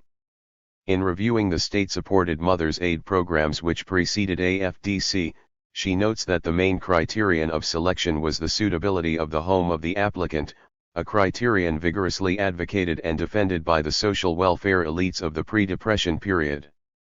Indeed, some leaders of the social welfare profession opposed proposals for a national AFDC program precisely because of the possibility that unsuitable women might then obtain benefits.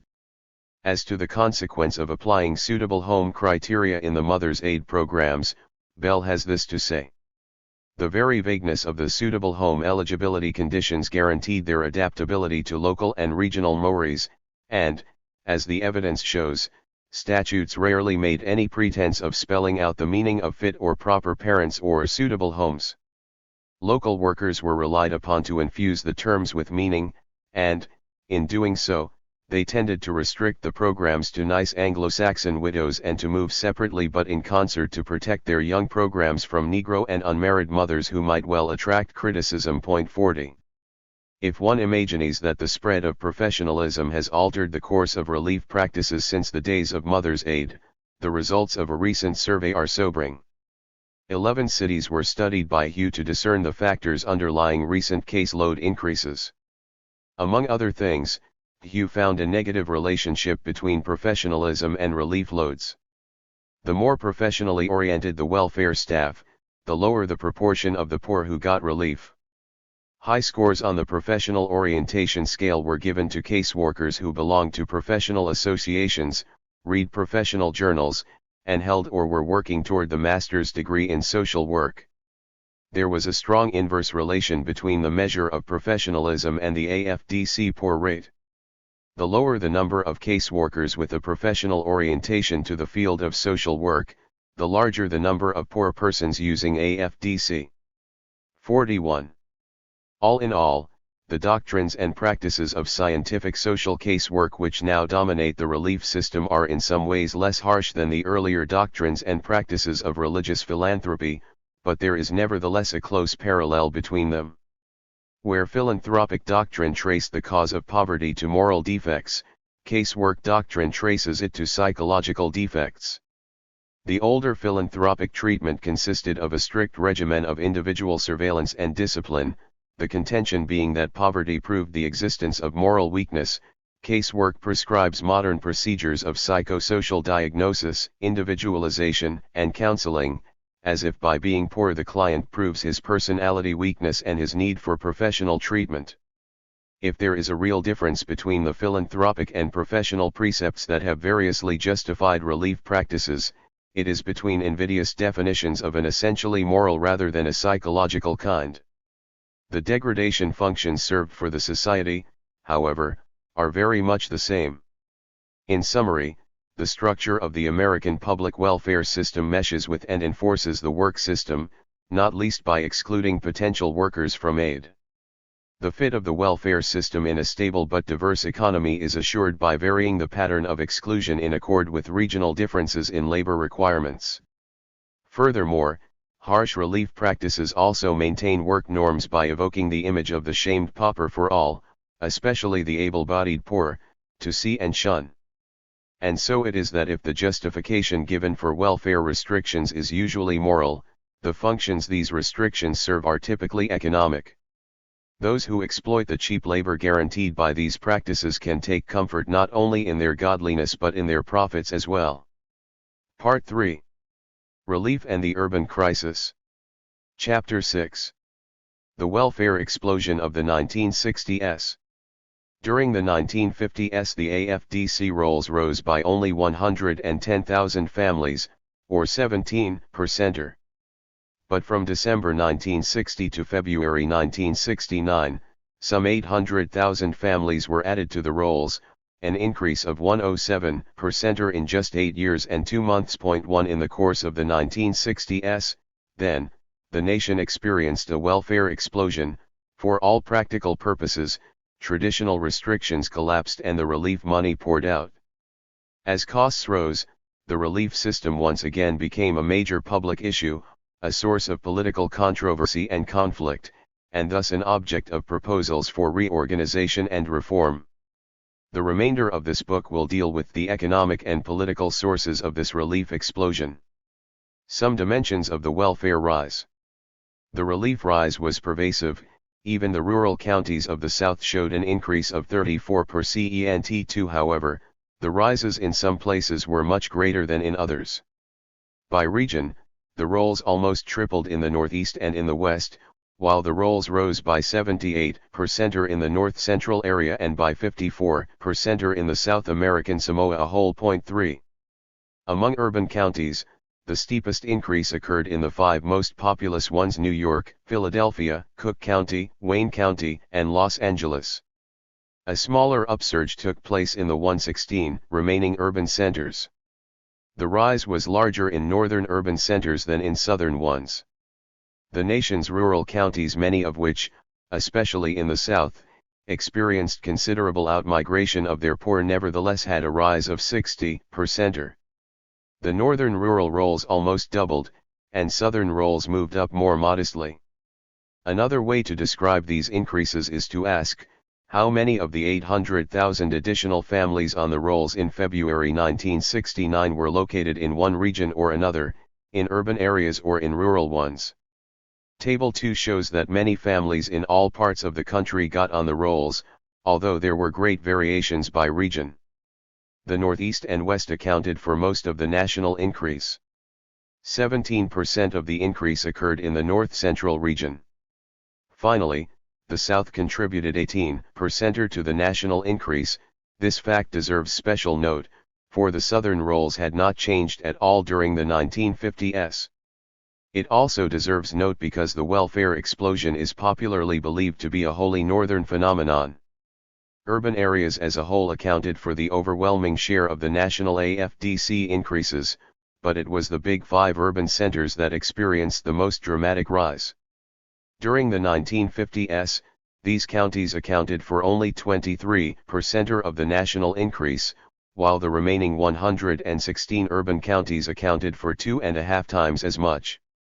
In the 1960s, however, the Big 5 counties contributed as much to the national increase as all the remaining urban counties in the nation combined. Table I.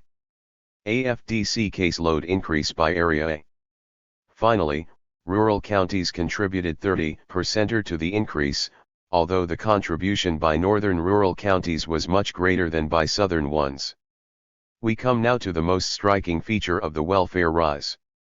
To speak only of its magnitude and where it took place is to overlook an extraordinary fact, that the rolls went up all at once by 31% in the first 4 years of the decade, but by 58% in the next 4 years.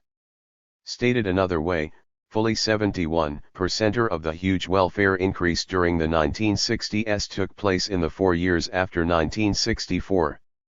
It was truly an explosion. Point 4. Among the regions, all but the North Central area experienced at least 2/3 of their increases after 1964. Indeed, 86% of the total Southern increase and an astonishing 98% of the Deep South increase occurred after 1964. Urban and rural areas show the same pattern. The rural South had an especially abrupt increase. 93% of the rise occurred after 1964. Any explanation of the welfare rise in the 1960s must account for this extraordinary precipitousness. In summary, the welfare explosion occurred in all regions, and in both urban and rural counties. But the explosion was far greater in urban areas, and among those urban areas it was a handful of the most populous northern cities that showed the largest rises. Finally, most of the increase occurred all at once, in just a brief period after 1964. Some explanations of the welfare rise. Of the explanations that have been advanced to account for the welfare explosion, 3 deserve mention here. One points to continued migration of the black poor from the South. Another attributes the increase to rising formal benefit levels. And the third fixes responsibility on the presumed deterioration of the Negro family. We believe that these explanations share a common defect that makes them at best incomplete. All are based on the extremely doubtful premise that the relief rolls automatically grow when the pool of people eligible for relief grows. Each of these explanations does, to be sure, point to a factor that increase the pool. The more poor people who migrate from southern states with restrictive welfare systems to northern states with more liberal ones, the larger the pool, the higher the formal benefit levels, the larger the pool of eligible families, and the more families without male heads, the larger the pool. 5 But relief giving, as we showed in preceding chapters, does not increase simply because economic deprivation spreads. Nor did it increase for this reason in the 1960s. The families who got on the rolls after 1964 were, on the whole, just as much in need of aid before 1964. A pool of eligible people had always been there, and although it grew for the reasons given above, it had also been growing for some time. If these theories were valid, welfare increases should have occurred where the pool of eligible people was growing.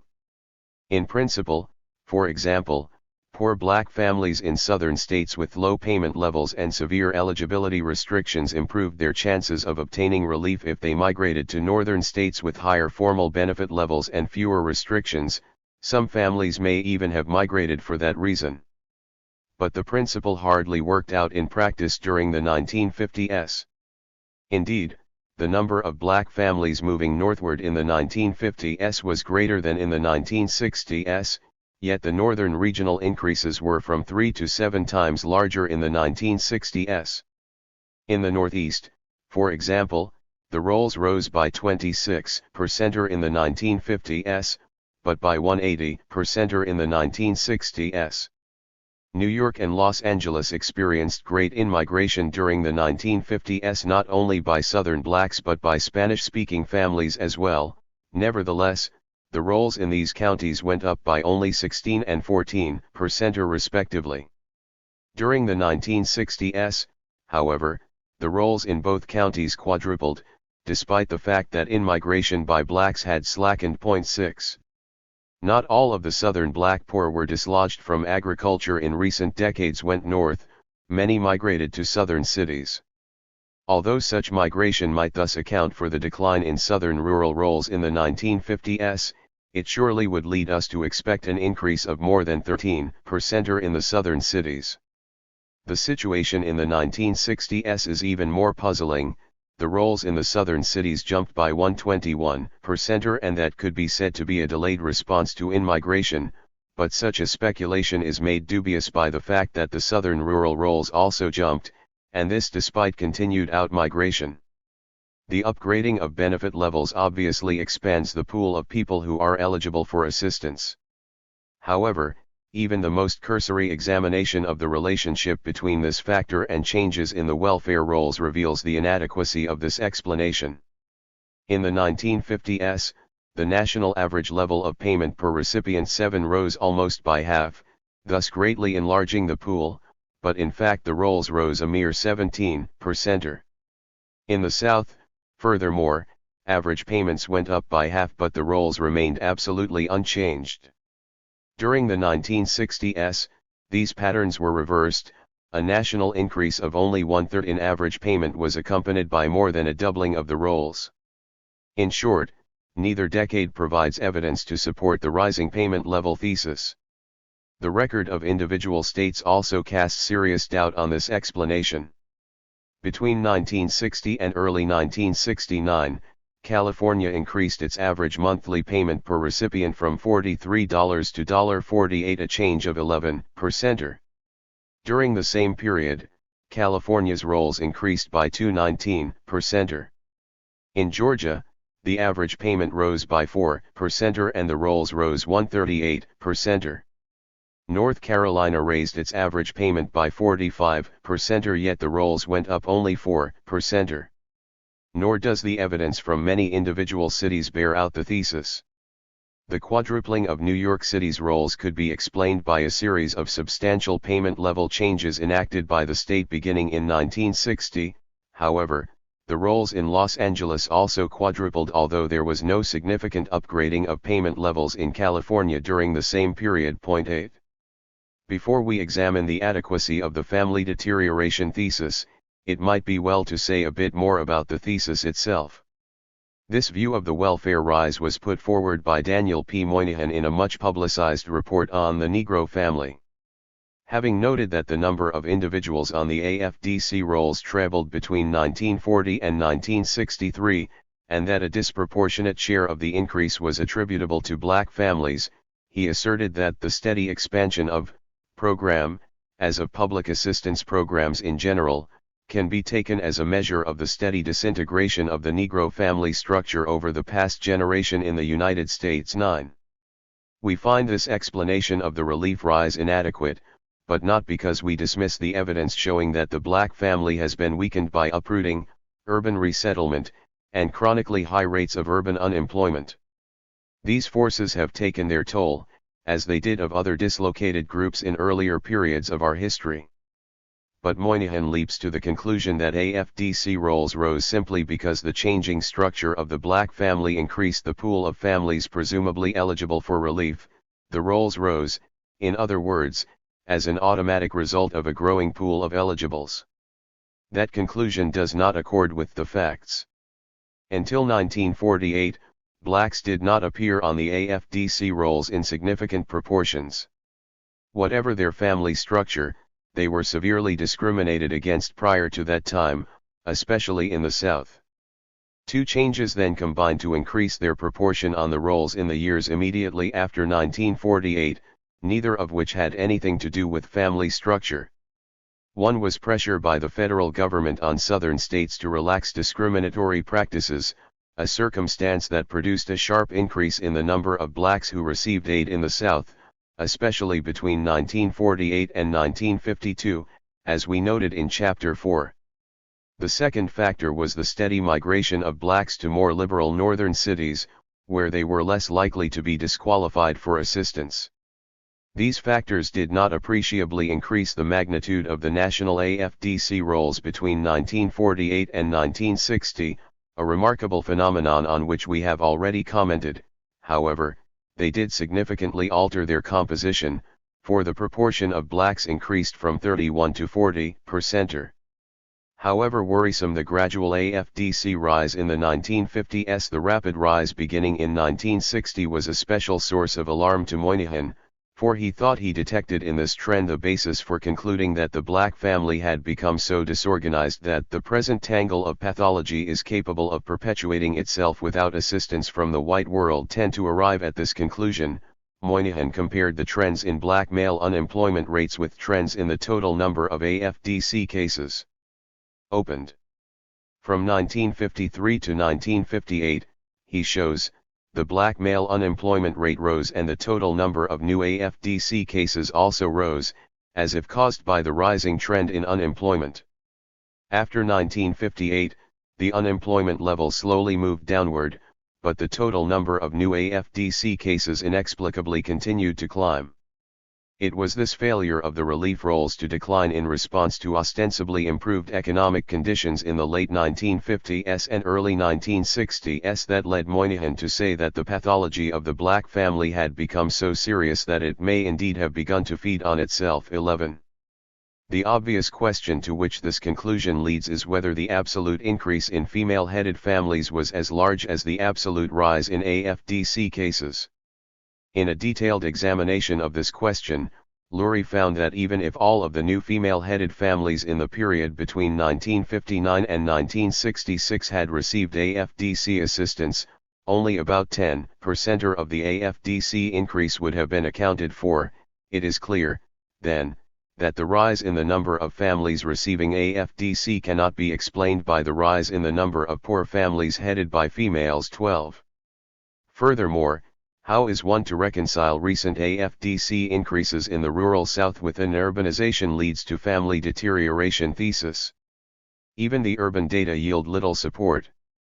The nation's 121 urban counties accounted for most of the recent increase, and at first glance this fact might seem to support the explanation, except that a major shift occurred among the urban communities that contributed to the welfare rise in the 1950s, as contrasted with the 1960s. In the 1950s, as we noted earlier, the Big Five counties accounted for only 23% of the national increase. In the 1960s, however, they represented 34% or as much American Samoa the remaining 116 urban counties combined. A family deterioration argument would have to explain why, during the 1950s, families were more likely to deteriorate in cities of less than 1 million persons, whereas in the 1960s the vulnerable families had shifted to cities of over 1 million persons. What such an explanation would be is not readily apparent. Finally, and of great importance, none of these explanations, including the family breakdown thesis, helps to account for the striking fact that 71% of the welfare rise in the 1960s took place after 1964. The extraordinary precipitousness of the Southern rise is clearly incompatible with all three of these theories, for the Southern rolls rose by just half, but virtually all of that increase took place after 1964. And so the puzzle remains, for if neither the rate of migration nor formal benefit levels skyrocketed after 1964, the rolls clearly did, and if family life among blacks did not suddenly collapse in those few years, many of the restrictive practices of the relief system clearly did. What must be explained, in short, is not why the pool of eligible families grew, although the existence of a pool of unemployed poor is one precondition for a welfare explosion. What must be explained is why so many of the families in that pool were finally able to get on the rolls. In the chapters to follow, we shall argue, as we did in our discussion of the relief explosion during the Great Depression, that the contemporary relief explosion was a response to the civil disorder caused by rapid economic change, in this case, the modernization of Southern agriculture. The impact of modernization on blacks was much greater than on whites. It was they who were the chief victims of the convulsion in Southern agriculture, and it was they who were more likely to encounter barriers to employment once relocated in the cities, a combination of circumstances which led to a substantial weakening of social controls and widespread outbreaks of disorder. For if unemployment and forced migration altered the geography of black poverty, it also created a measure of black power. In the 1960s, the growing mass of black poor in the cities emerged as a political force for the first time, both in the voting booths and in the streets. And the relief system was, we believe, one of the main local institutions to respond to that force, even though the reaction was greatly delayed. The relationship between increasing black power and the expanding welfare rolls is not altogether obvious. Great masses of poor blacks did not rise up in anger against a welfare system that denied them sustenance. Nor did the increased flow of public aid result from demands made by black political leaders. Quite to the contrary, the expanding welfare rolls have often been as much a source of dismay to black elites as to white elites. Finally, there is a puzzling absence of liberalizing legislation.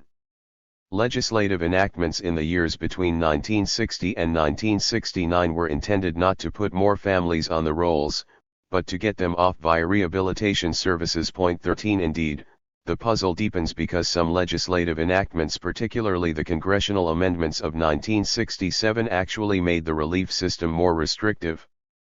Still, the rolls more than doubled. The politics of the welfare rise, in short, are anything but self-evident. In our previous analysis of why relief restrictions collapsed in the Great Depression, we found that the critical factor was the growing volatility of those dislodged from the occupational order. Mass unemployment alone did not lead to the expansion of relief arrangements, not, that is, until unemployment had generated so much unrest as to threaten political stability.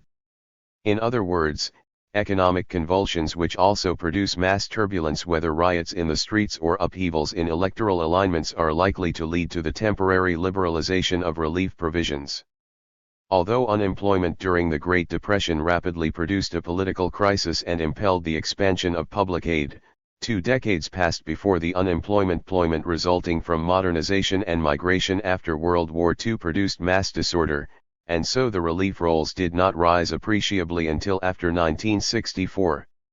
Agricultural modernization and migration to the cities brought blacks within the sphere of electoral politics, to be sure, but larger voting numbers alone did not produce concessions. It was not until this mass of unintegrated people finally became turbulent that both local government and the federal government began to register and react to their presence. The welfare explosion occurred during several years of the greatest domestic disorder since the 1930s, perhaps the greatest in our history. It was concurrent with the turmoil produced by the civil rights struggle, with widespread and destructive rioting in the cities, and with the formation of a militant grassroots movement of the poor dedicated to the combating welfare restrictions. Not least, the welfare rise was also concurrent with the enactment of a series of ghetto-placating federal programs which, among other things, hired thousands of poor people, social workers, and lawyers who, it subsequently turned out, greatly stimulated people to apply for relief and helped them to obtain it. And the welfare explosion, although an urban phenomenon generally, was greatest in just that handful of large metropolitan counties where the political turmoil of the middle and late 1960s was the most acute. In other words, we shall argue that the expansion of the welfare rolls was a political response to political disorder. If many of the welfare restrictions described in chapters 4 and 5 were not legislated out of existence in the 1960s, their implementation in many localities almost completely broke down. And that was very much a matter of politics. Moreover, it was a matter of black politics, or so we shall argue in the chapters that follow. Chapter 7. Agricultural Modernization and Mass Unemployment. If it took the Great Depression, the most profound economic convulsion in American history, to break down temporarily the restrictions of the old relief system, it has taken the more prolonged economic convulsion in agriculture to break down the restrictions of the reformed relief system established when the Depression ended. This economic dislocation is the key to an understanding of the turbulence of the 1960s, and to a full understanding of the contemporary welfare explosion. Unemployment in Southern agriculture.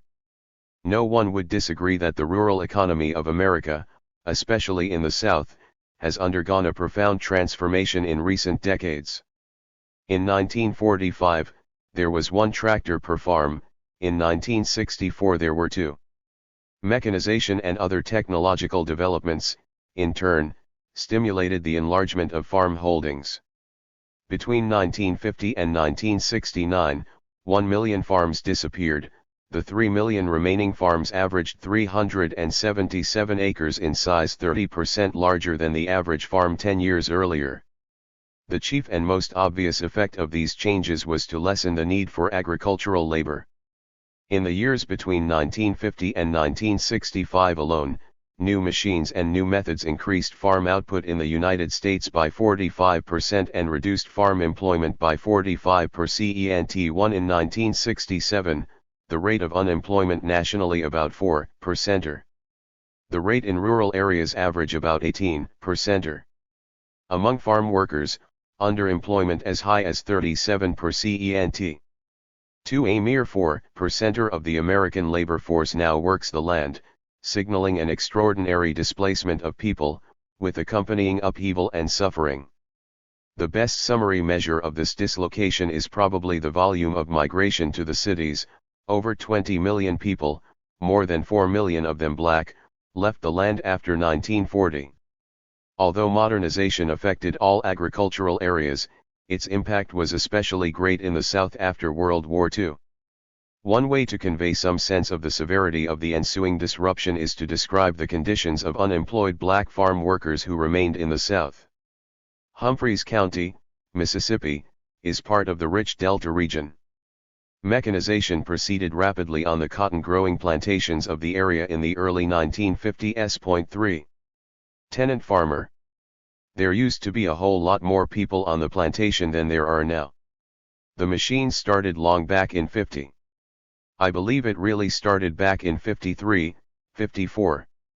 Then every year they begin to get more and more, and that begin to cut people down out of the pickin', you know.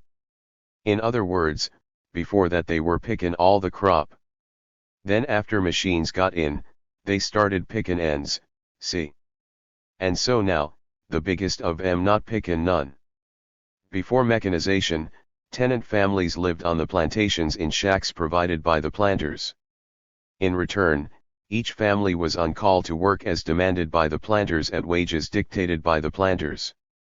So little was paid that the tenant farmer was constantly in debt to the planter, who furnished money, goods, and services, especially during the winter months.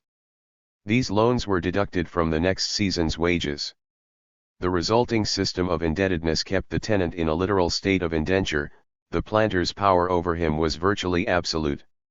Still, the planter needed workers who could put in long and arduous hours during the periods of planting, chopping, and picking, so he had some incentive to see to it that his tenants had at least a minimum of food, housing, and medical care.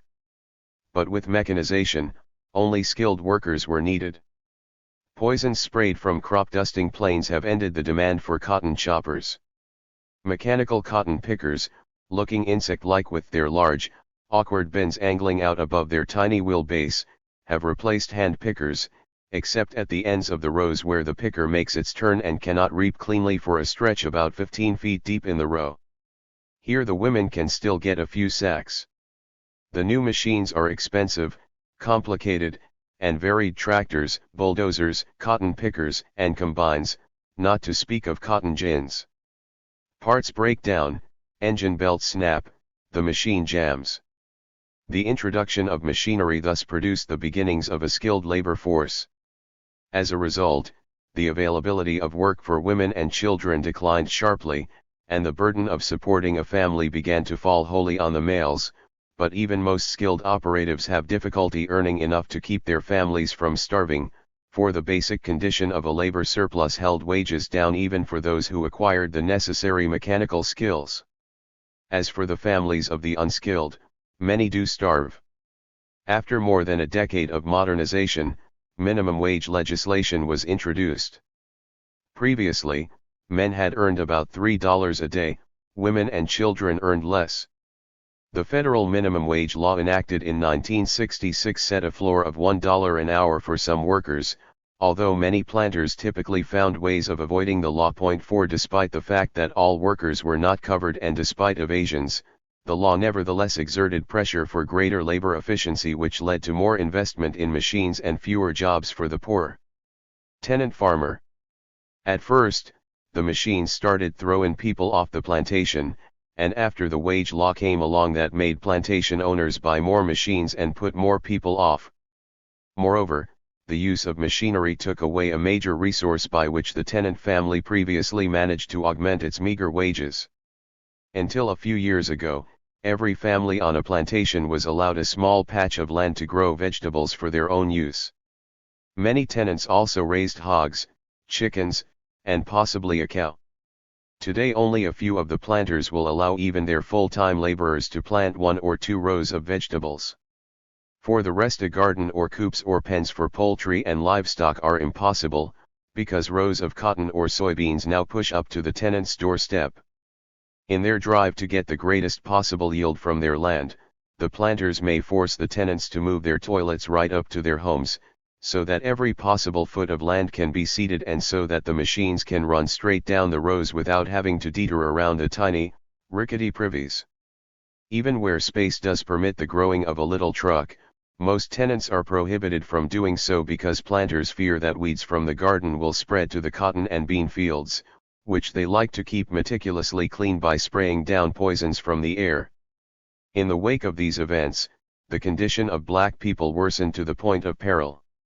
There was some new industry in the area, but whites got the jobs.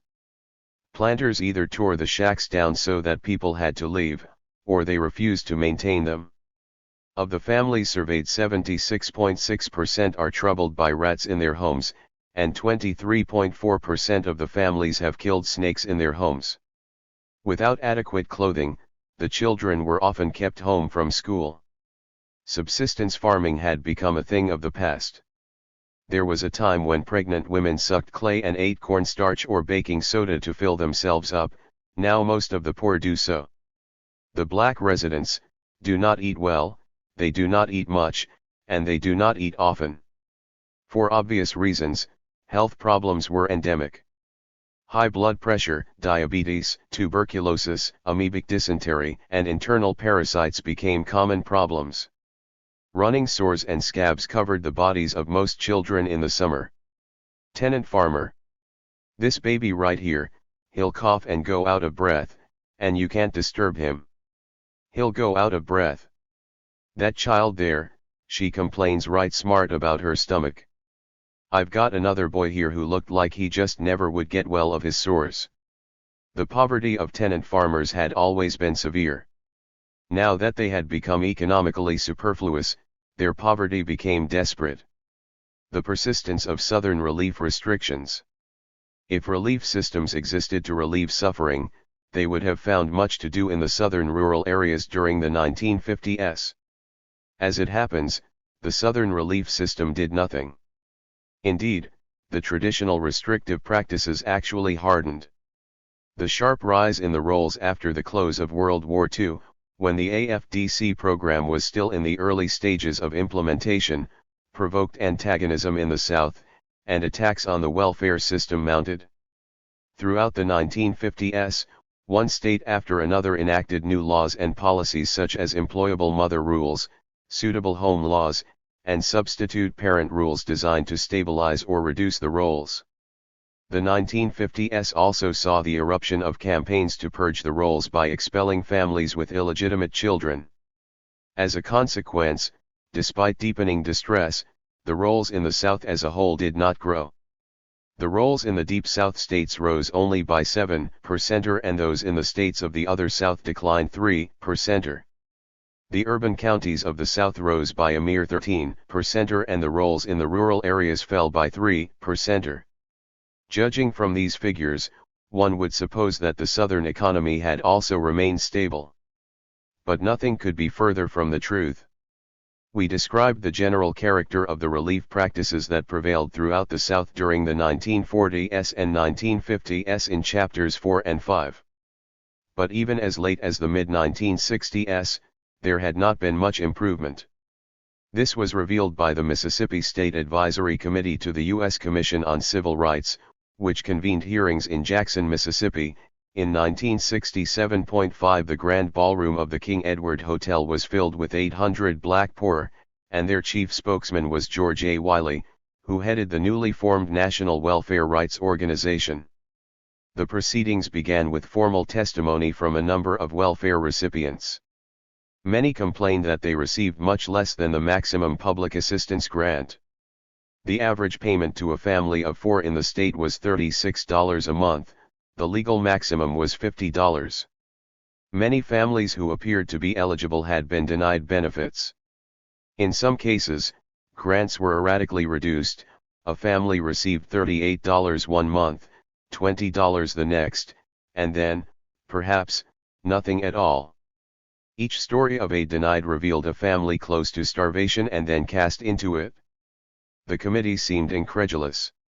One member asked, "How is it they don't die?" A young law student working with NWRO replied, "They do die, slowly." Many of the tales were of intimidation and harassment by welfare officials. A woman testified that in her county the welfare director sends the monthly checks to the local storekeeper, presumably as payment against the recipient's accounts. People who protested this practice were cut off the rolls. Other women claimed that they were threatened with the loss of their meager allotments if they were said to have consorted with men. The second day's session opened with testimony from 2 state relief officials. One explained that some mishaps were inevitable in a department with 1,500 employees, and that grievances would be looked into and any errors quickly corrected.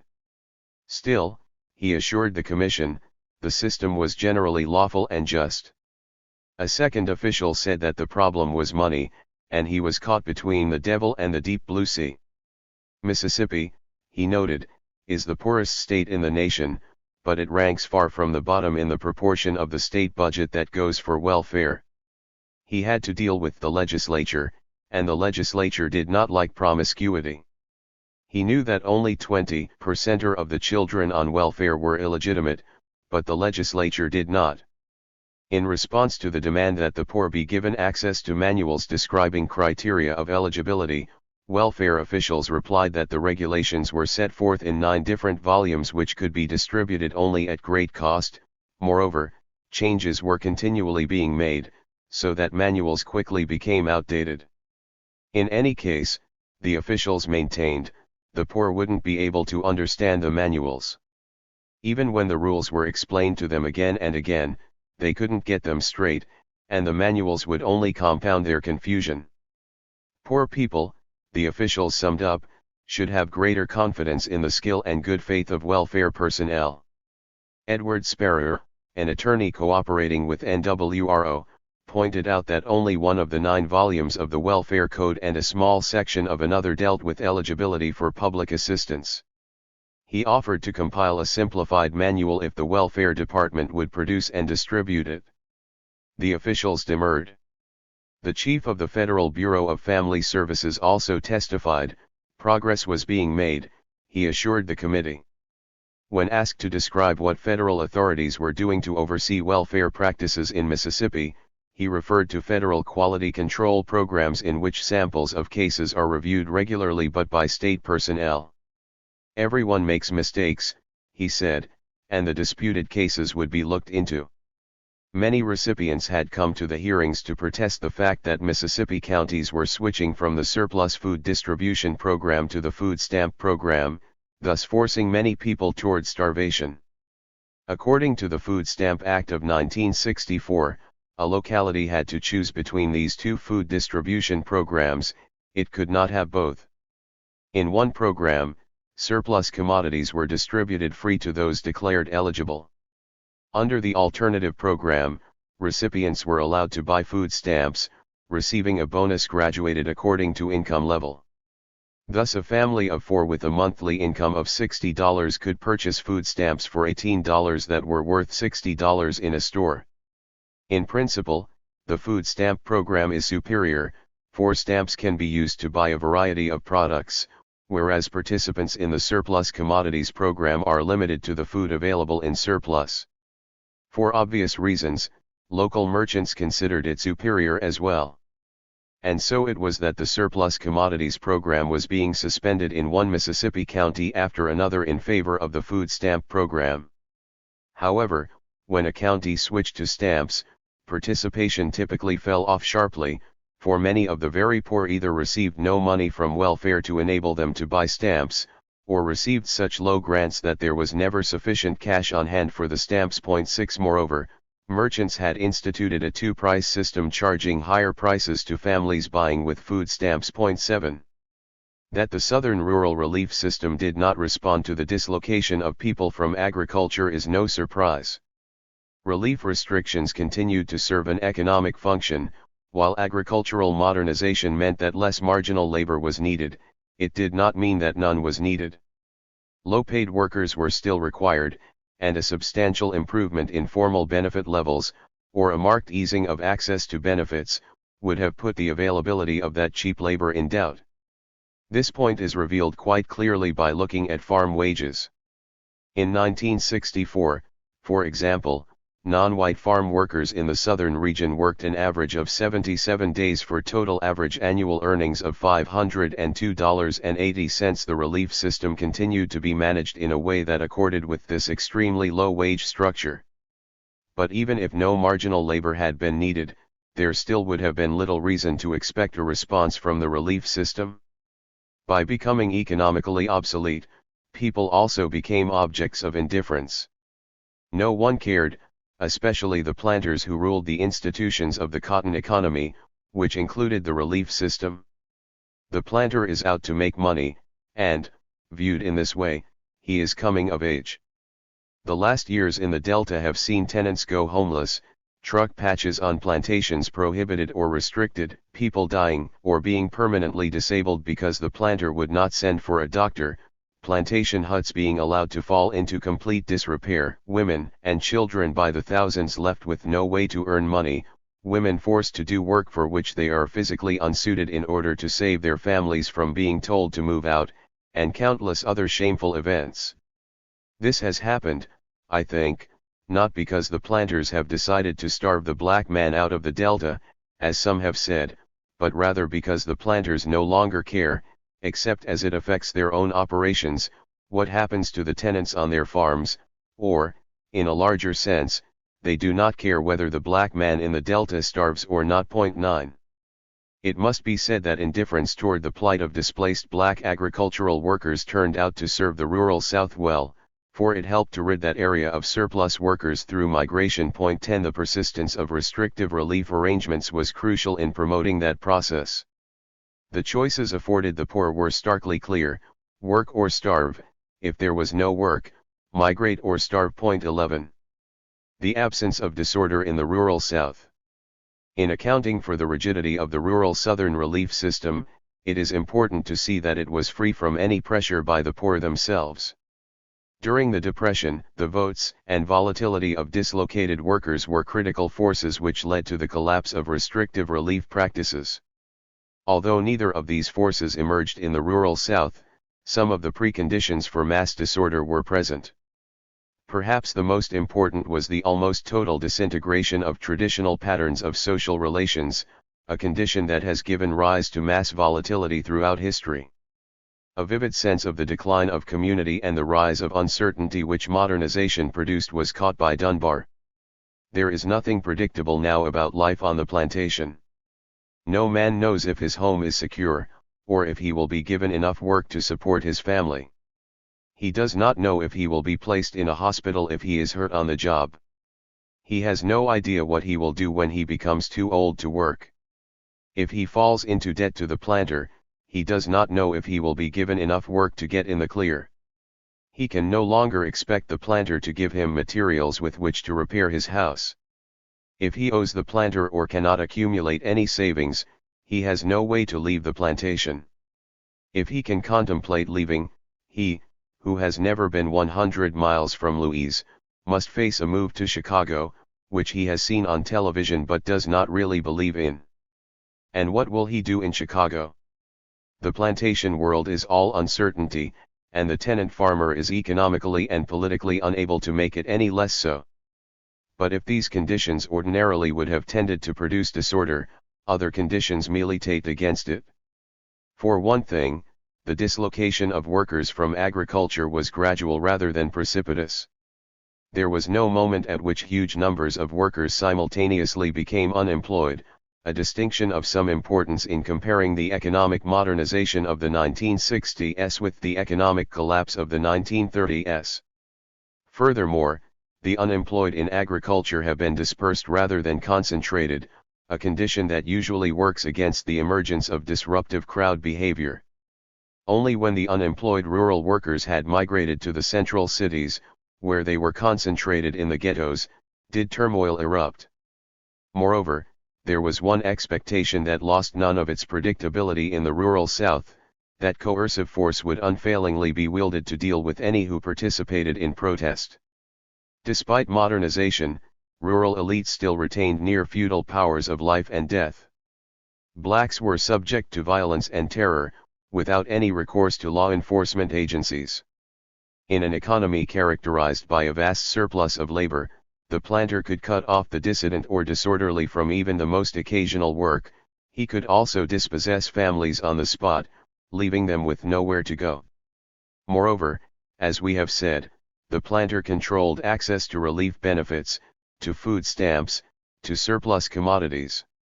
Thus Dunbar notes that the black engaged in protest activity has always been extremely vulnerable to the loss of his livelihood and has generally been the first to feel the wrath of the white community, though it is now a little easier to take that risk because a skilled worker can usually find work. Still, a planter with only one tenant and no prospect of running up on another would force that family to move in a minute if he heard that any member of it was engaged in what he considered to be radical activity, which could range from registering to vote to joining the NAACP. Probably the chief factor that counteracted a strain toward volatility was the option of migration. Those sectors of the population that might have been more prone to dissidence and disorder, the younger people and the somewhat better educated, were also the ones most likely to leave. 12 What this meant was that the responsibility for containing the disruptive potential of this agricultural revolution finally fell, as has often been the case in the past, to the cities. 13 Unemployment in the cities. The historic sequel to displacement from agricultural economies has been migration to the cities. In the United States, The trek began early in the 20th century, but was interrupted and even temporarily reversed during the Great Depression, when there was no work to be had in the cities. With the outbreak of World War II and the promise of jobs in the urban defense industries, the movement to the cities resumed. 6 million people left the land between 1940 and 1945. World War II also created a huge demand for agricultural produce, greatly accelerating mechanization and other technological developments. With the end of the war, large agricultural surpluses developed, foreshadowing mass unemployment and migration. Moreover, the fall in the market for farm products led to pressure for increases in federal subsidies, which spurred mechanization and took land out of production, thus accelerating the displacement of labor. Meanwhile, smaller and marginal farmers were left to go bankrupt and be swallowed up by the larger mechanized farms. In the years after 1945, agricultural unemployment steadily increased, and an additional 14 million people left the land. The 20 million Americans who left the land after 1940 represented two-thirds of those who had earned their living in agriculture. This vast movement took place in less than 3 decades, marking it as one of the greatest mass dislocations in United States history and making it comparable to the movement of 22 million immigrants to American shores between 1890 and 1930, a period of 4 decades. Southern blacks were especially vulnerable to agricultural modernization after World War II. In 1940, only half of all blacks lived in urban areas. The figure reached 62% in 1950, 73% in 1960, and 80% in 1965.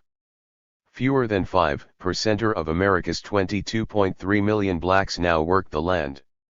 In just a few decades, they have become an urban people more so, it happens, than whites, for 73% of blacks resided in urban areas in 1960, compared to only 69% of whites. 14. If blacks are now an urban people, they are also becoming a northern people. Between 1940 and 1966, a net of 3.7 million blacks left the southern region. 15 About half of all blacks now live in northern areas, and migration is continuing. By contrast, a large proportion of the white agricultural workers displaced by modernization already resided in northern states. Moreover, whether bred in the rural areas of North or South, white migrants tended to move toward villages, towns, and smaller cities, often within the same state or county from which they originated, while blacks tended to move to the largest northern cities. Since these white migrants did not have to face racial discrimination, and since they were relatively acculturated to the communities into which they were moving, it is probable that they were more easily absorbed into new occupations. The economic experience of blacks in the cities during the 1950s was, in general, one of severe unemployment and underemployment. At the close of the Korean War, the national non-white unemployment rate leaped from 4.5% in 1953 to 9.9% in 1954. By 1958, it had reached 12.6%, and it stayed between 10 and 13% until the escalation of the war in Vietnam after 1964.16. These figures pertain only to people unemployed and looking for work. They do not include the sporadically unemployed or those employed at extremely low wages. Combining such additional measures with the official unemployment measure produces a subemployment index. This index was first used in 1966, well after the economic recessions that characterized the years between the end of the Korean War and the escalation of the war in Vietnam. Were subemployment data available for the Eisenhower recession years, especially in the slum ghettos of the larger central cities, they would surely show much higher rates than prevailed in 1966. In any event, the figures for 1966 revealed a non-white subemployment rate of 21.6% compared with a white rate of 7.6% 17. But these are national figures. What of the central cities to which so many of the black poor moved? In 1966, during a war boom, the Department of Labor studied unemployment rates in the predominantly black slums of selected cities for the first time, and found the average to be about 3 times the national average. The subemployment levels were astonishing 18. These high levels of unemployment and subemployment were the result of a variety of factors. Many of the migrants, being a rural people, were ill-suited for jobs in modern industry, and whatever their skills, racial discrimination worked to restrict access to many kinds of employment. Furthermore, blacks were much more likely than whites to have migrated to central cities that did not consistently share in the nation's rate of economic growth. In 1960, there were 17 cities that contained at least 100,000 blacks. Of these, the 6 that showed less employment gain than the national average of 7% between 1963 and 1965, included such places of heavy Negro immigration as New York, Chicago, Philadelphia, Baltimore, Newark, and Los Angeles.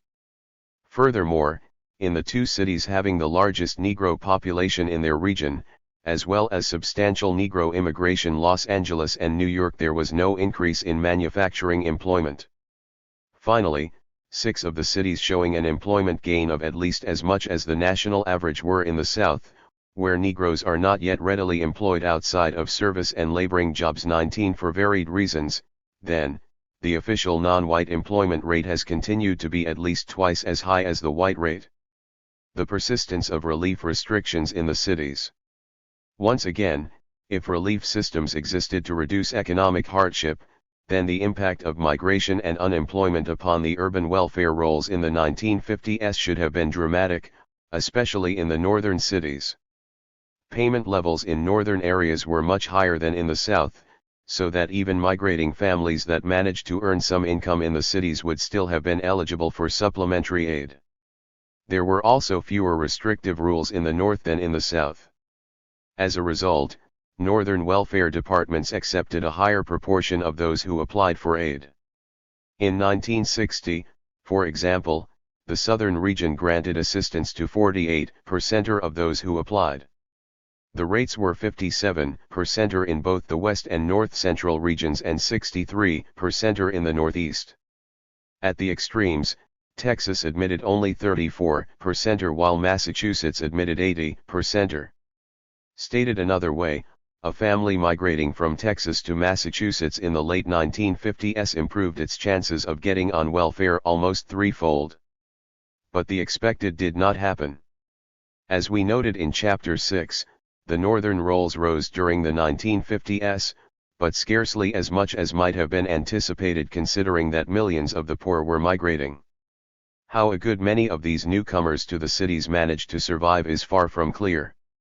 Many migrants found jobs, but many did not, or found only irregular and poorly paid employment. Without adequate income, families had to live by doubling up with friends or relatives, spreading the income of a few among many. Some had to hustle, turning to the slum and ghetto underworld for income. But one point is beyond dispute: they got very little assistance from public welfare. This said, it must also be noted that what little the poor did get was gotten in the cities. Although the AFDC rolls rose by only 17% in the 1950s, 80% of that increase occurred in the 121 major urban counties. In some of these counties, the rise was substantial. In the 6 urban counties of New Jersey, for example, where the black population increases ranged from 64 to 150% between 1950 and 1960, the welfare rolls either doubled or tripled during the same period. In Chicago, the rolls rose 83%. On the whole, however, the relief response to these displaced people remained minimal. In America's Big 5 urban counties, which experienced black population increases ranging from 39 to 97% during the 1950s, the welfare rises were relatively insubstantial. In Philadelphia, the rolls rose by a mere 4%, in Los Angeles and New York, by 14 and 16% respectively, and in Detroit, by 43%. But the flow of poor people to the cities did not slacken because public aid was withheld. They continued to come, and many continued to be unemployed or underemployed. As a result, a large mass of impoverished people built up in the cities. We began to try to estimate the magnitude of this pool in 1960. In conjunction with the planning of mobilization for youth, the forerunner of the anti-poverty program, we conducted a survey of 1,000 families drawn at random on the Lower East Side of Manhattan. 14% of the total sample had been on the AFDC rolls at some time during the year preceding the survey. However, an additional 13% of the total population reported income below the prevailing welfare schedules for food and rent. In other words, only half of the eligible poor on the Lower East Side appeared to be on the rolls. 20.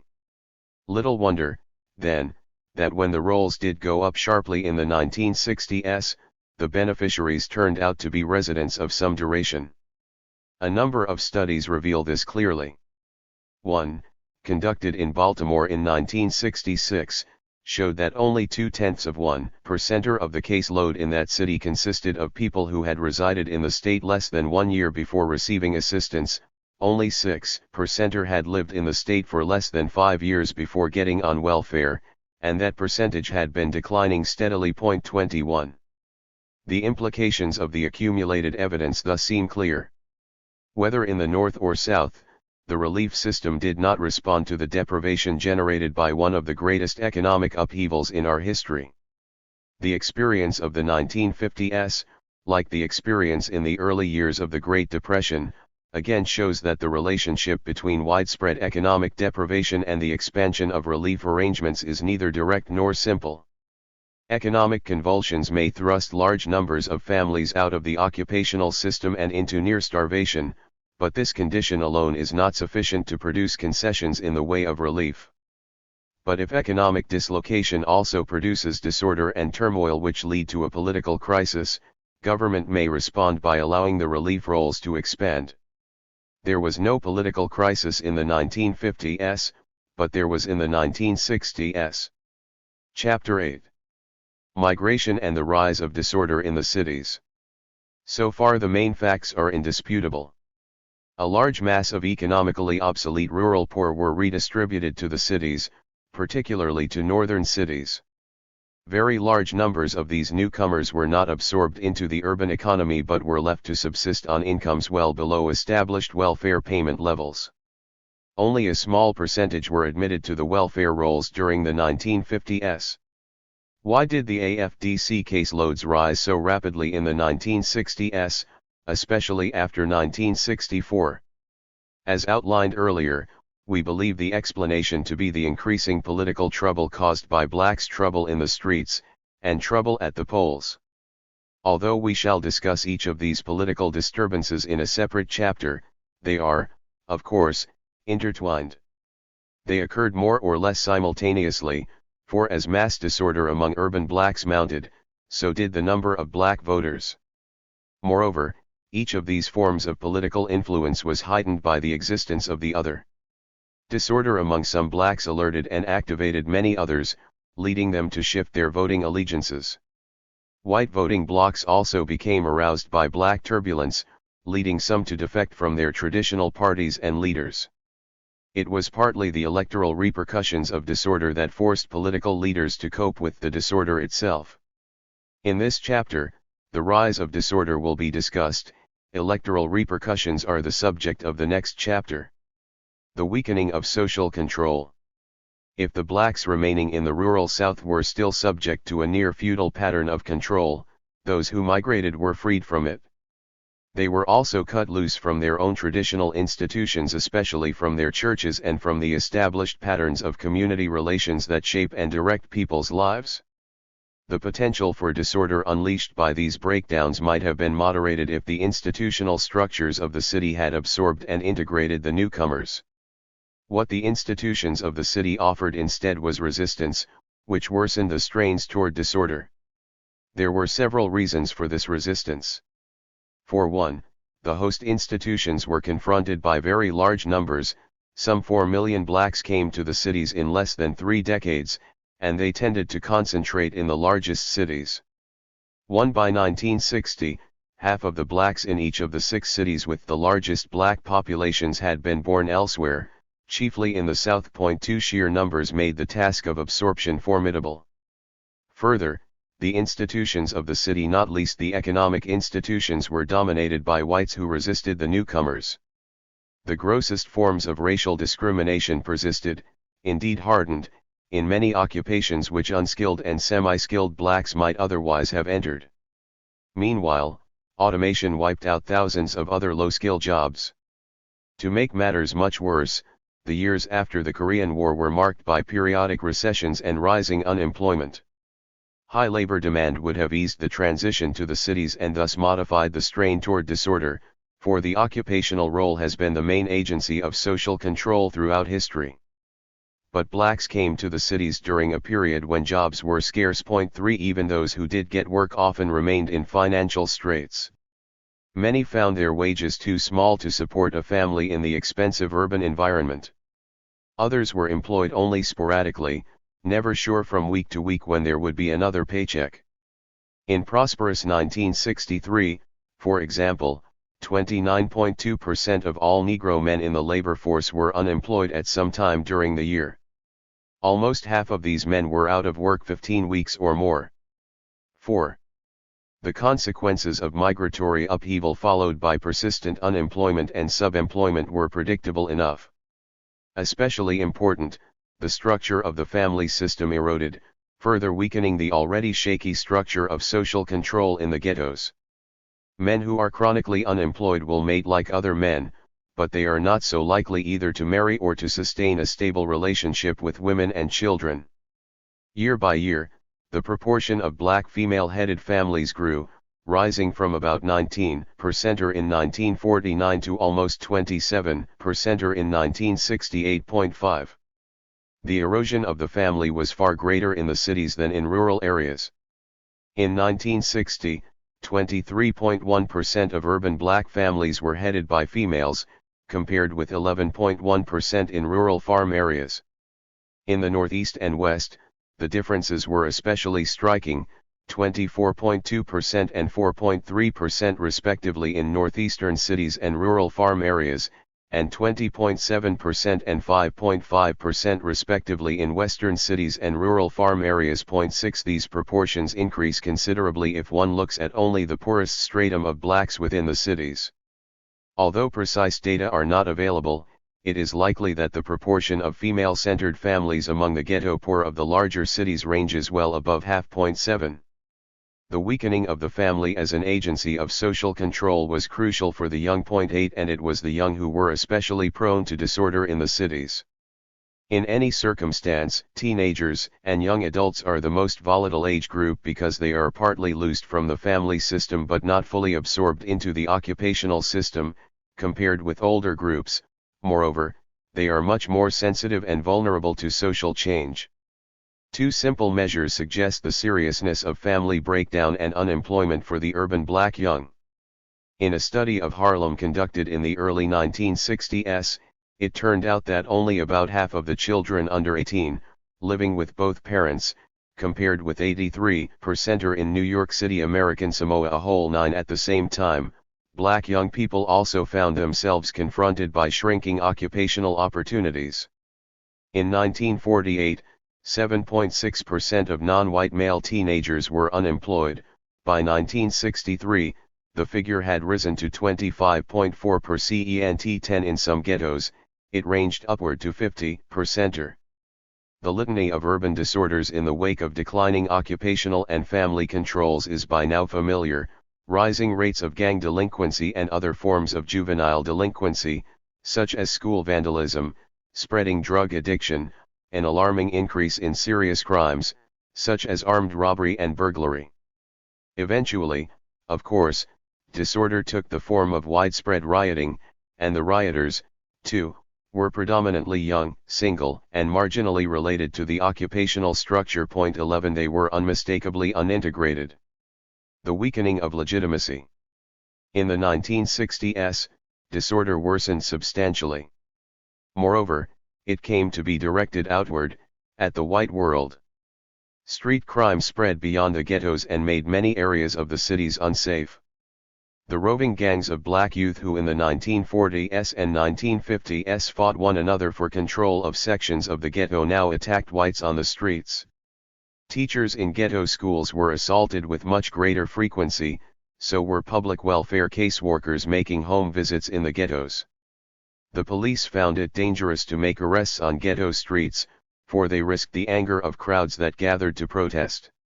When the riots broke out, mobs of young black did not simply loot and burn indiscriminately, they often selected white establishments, and they engaged policemen, firemen, and National Guardsmen in pitched battles, sometimes even in gun battles. The main conclusion to be drawn from an appraisal of the disorder of the 1960s is that old patterns of servile conformity were shattered, the trauma and anger of an oppressed people not only had been released, but had been turned against the social structure. Disorder, in short, had become at least partly politicized.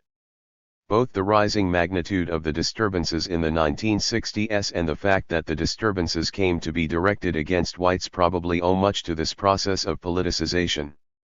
There is nothing in the process of social disintegration as such that would account for the politicization of poor blacks in the nation's ghettos during the 1960s. The weakening of occupational and familial roles may engender many forms of disorderly behavior, but that behavior is ordinarily apolitical.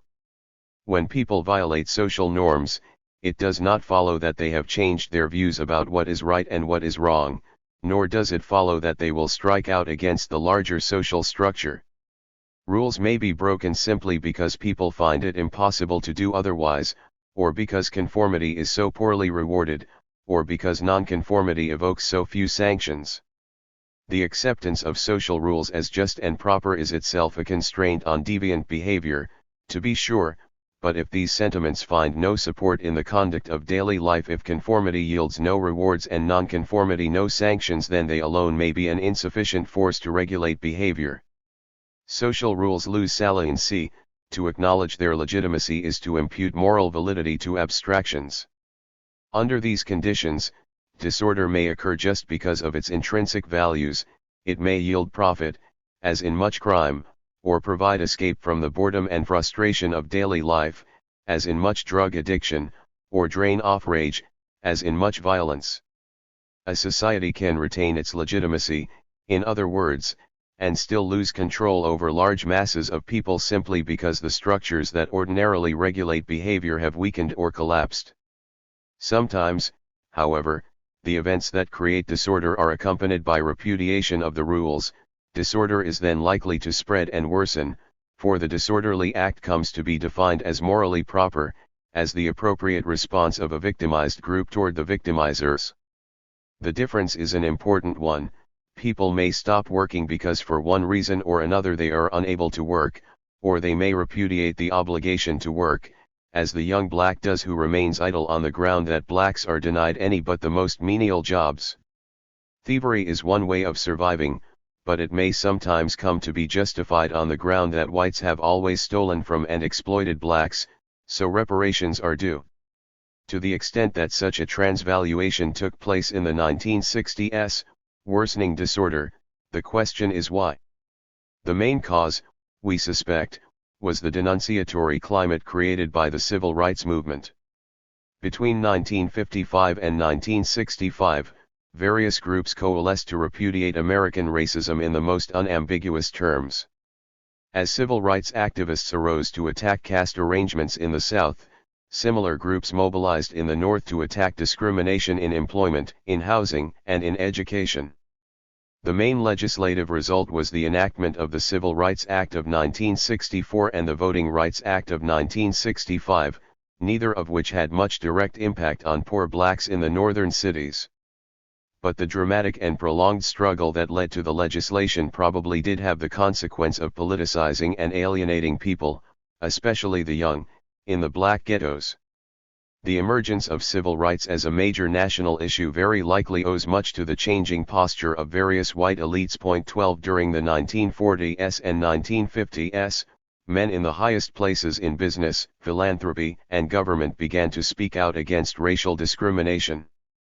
The new posture can probably be traced to changes in the economic role of blacks, changes that undermine the traditional economic uses of racism and also meant that discriminatory attitudes and practices were beginning to create economic and related problems of their own. The stakes of large-scale corporate enterprise in domestic racism have been declining since the Depression. Before that, racism ensured a surplus of cheap black labor which was used against white workers, chiefly to undermine wage levels. It was also used against whites more directly, for blacks were hired as scabs and goons to impede unionization. The history of labor violence in this country has also been a history of racial violence. Since World War II, however, the accelerated development of machine technology and the growing ability of corporations to manage markets have made low wages a relatively less important factor in profits, at least for large-scale enterprises. Accordingly, racism is also less important, for many corporate enterprises have less incentive to depress wages. As for inhibiting unionization, it has become clear that by helping to discipline the labor force, large-scale unions dominated by bread and butter concerns perform a useful function for mammoth industrial organizations. But even as corporate stakes in domestic racism declined, corporate stakes in blacks as workers also declined. In recent decades, industry has come to require an increasingly skilled labor force. This change occurred just as unskilled blacks reached the cities in large numbers from the fields of the South, with the result that northern industrial elites were becoming as indifferent to black labor as southern agricultural elites already were. But corporate elites could not long remain indifferent to unemployed and underemployed blacks as a source of disturbances in the cities. The disturbances had partly to do with outright disorder in the ghettos, such as rising crime rates. Far more disruptive, however, at least at first, were the reactions of urban whites who panicked at the black invasion. To be sure, the streets became less safe and the public schools seemed to deteriorate.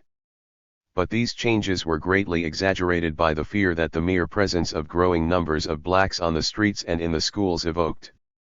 Whether the dangers were real or imagined, however, more and more middle-class whites joined the exodus to the suburbs as the ghettos enlarged, forcing economic enterprises to follow or risk being stranded in a central city without affluent customers. Taken together, black disorder and white panic were costly, and they threatened to become more costly, not least because they endangered the great property investments in the urban core. Religious and philanthropic elites were also disturbed by the changing population of the cities. Many churches and social welfare agencies followed the white middle class to the suburbs, but many remained in the cities, and for them the black poor posed a new reality. In some inner-city neighborhoods, blacks became the only constituency available to these institutions. Protestant leaders especially were impelled toward racial liberalism because blacks were predominantly Protestant and the strength of blacks within church councils had been growing steadily.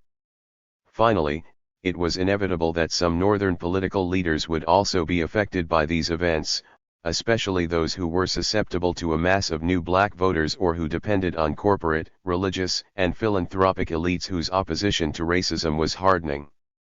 Accordingly, some northern political leaders began tentatively to advocate racial reforms.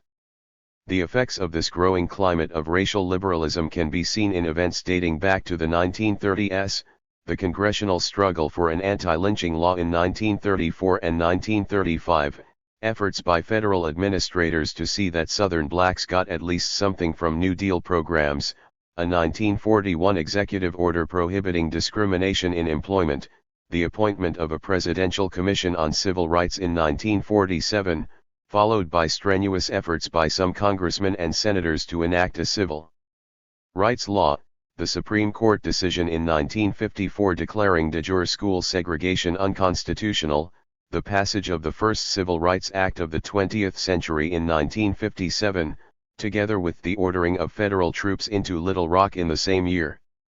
There were also attempts to deal more directly with trouble in the cities by measures intended to facilitate the assimilation of blacks. Some of the larger foundations, especially those with national interests and perspectives, were the first to act on this view of the problem.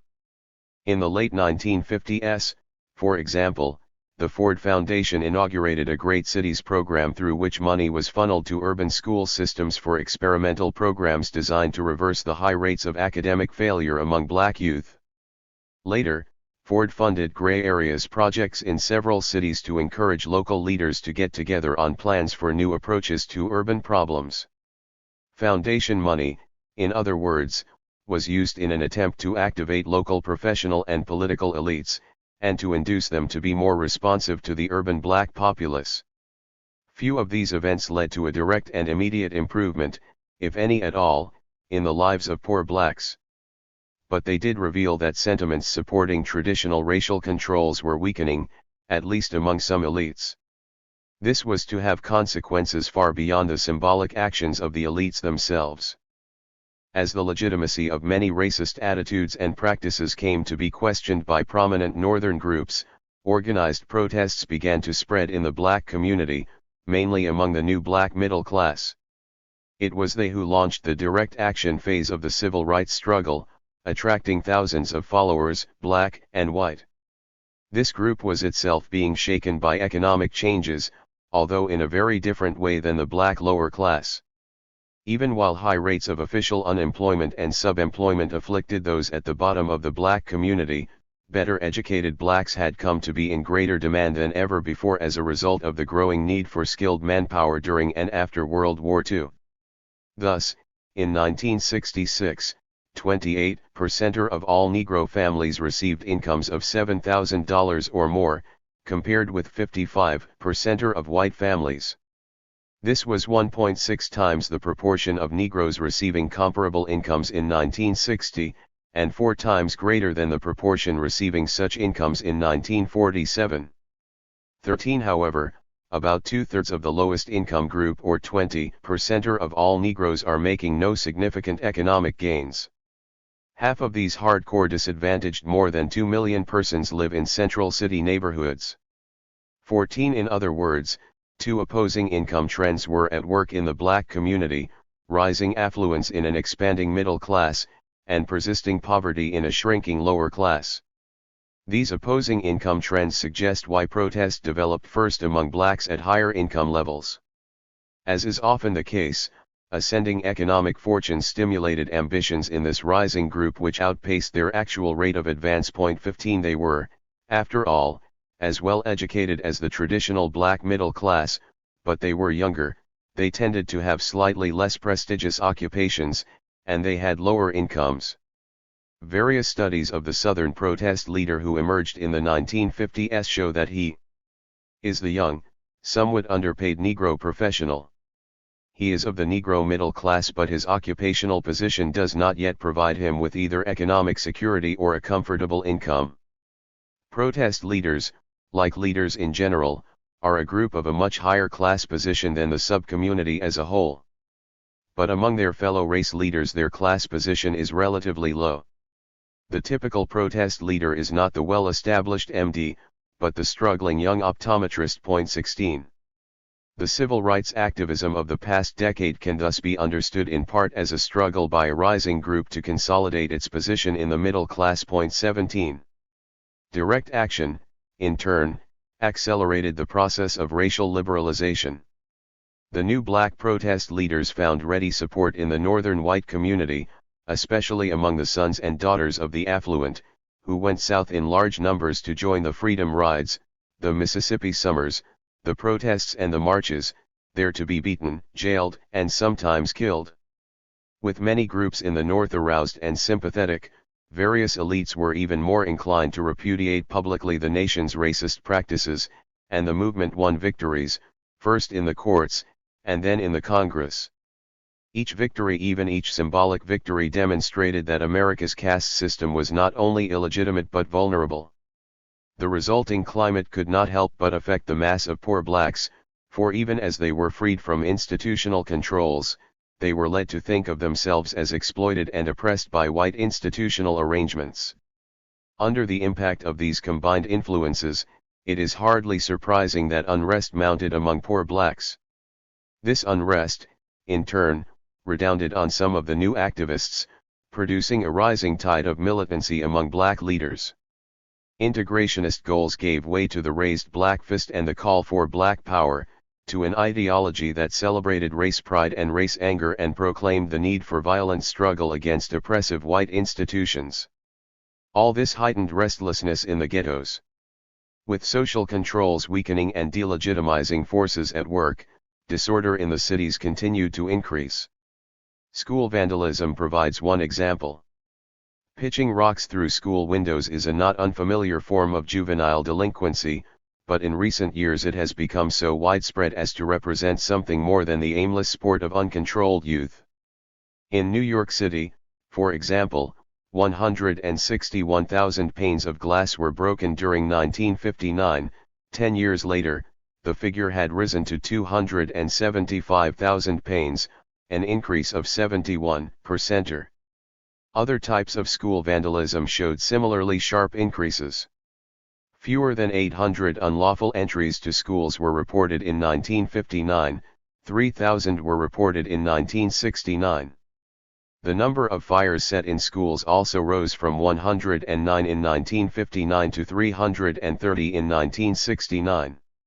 Data on the color of those who committed these acts of vandalism are not available, but the acts themselves occurred disproportionately in ghetto schools. 18 The sharp increase in vandalism suggests not only that social controls over youth were weakening, but that youth were turning against the schools, deliberately making them a target of their anger and frustration. In the same vein, comparisons of rioters and non-rioters reveal marked differences in attitudes toward economic and political arrangements. First, the rioters were much more likely than non-rioters to possess accurate information about the economic and political condition of blacks.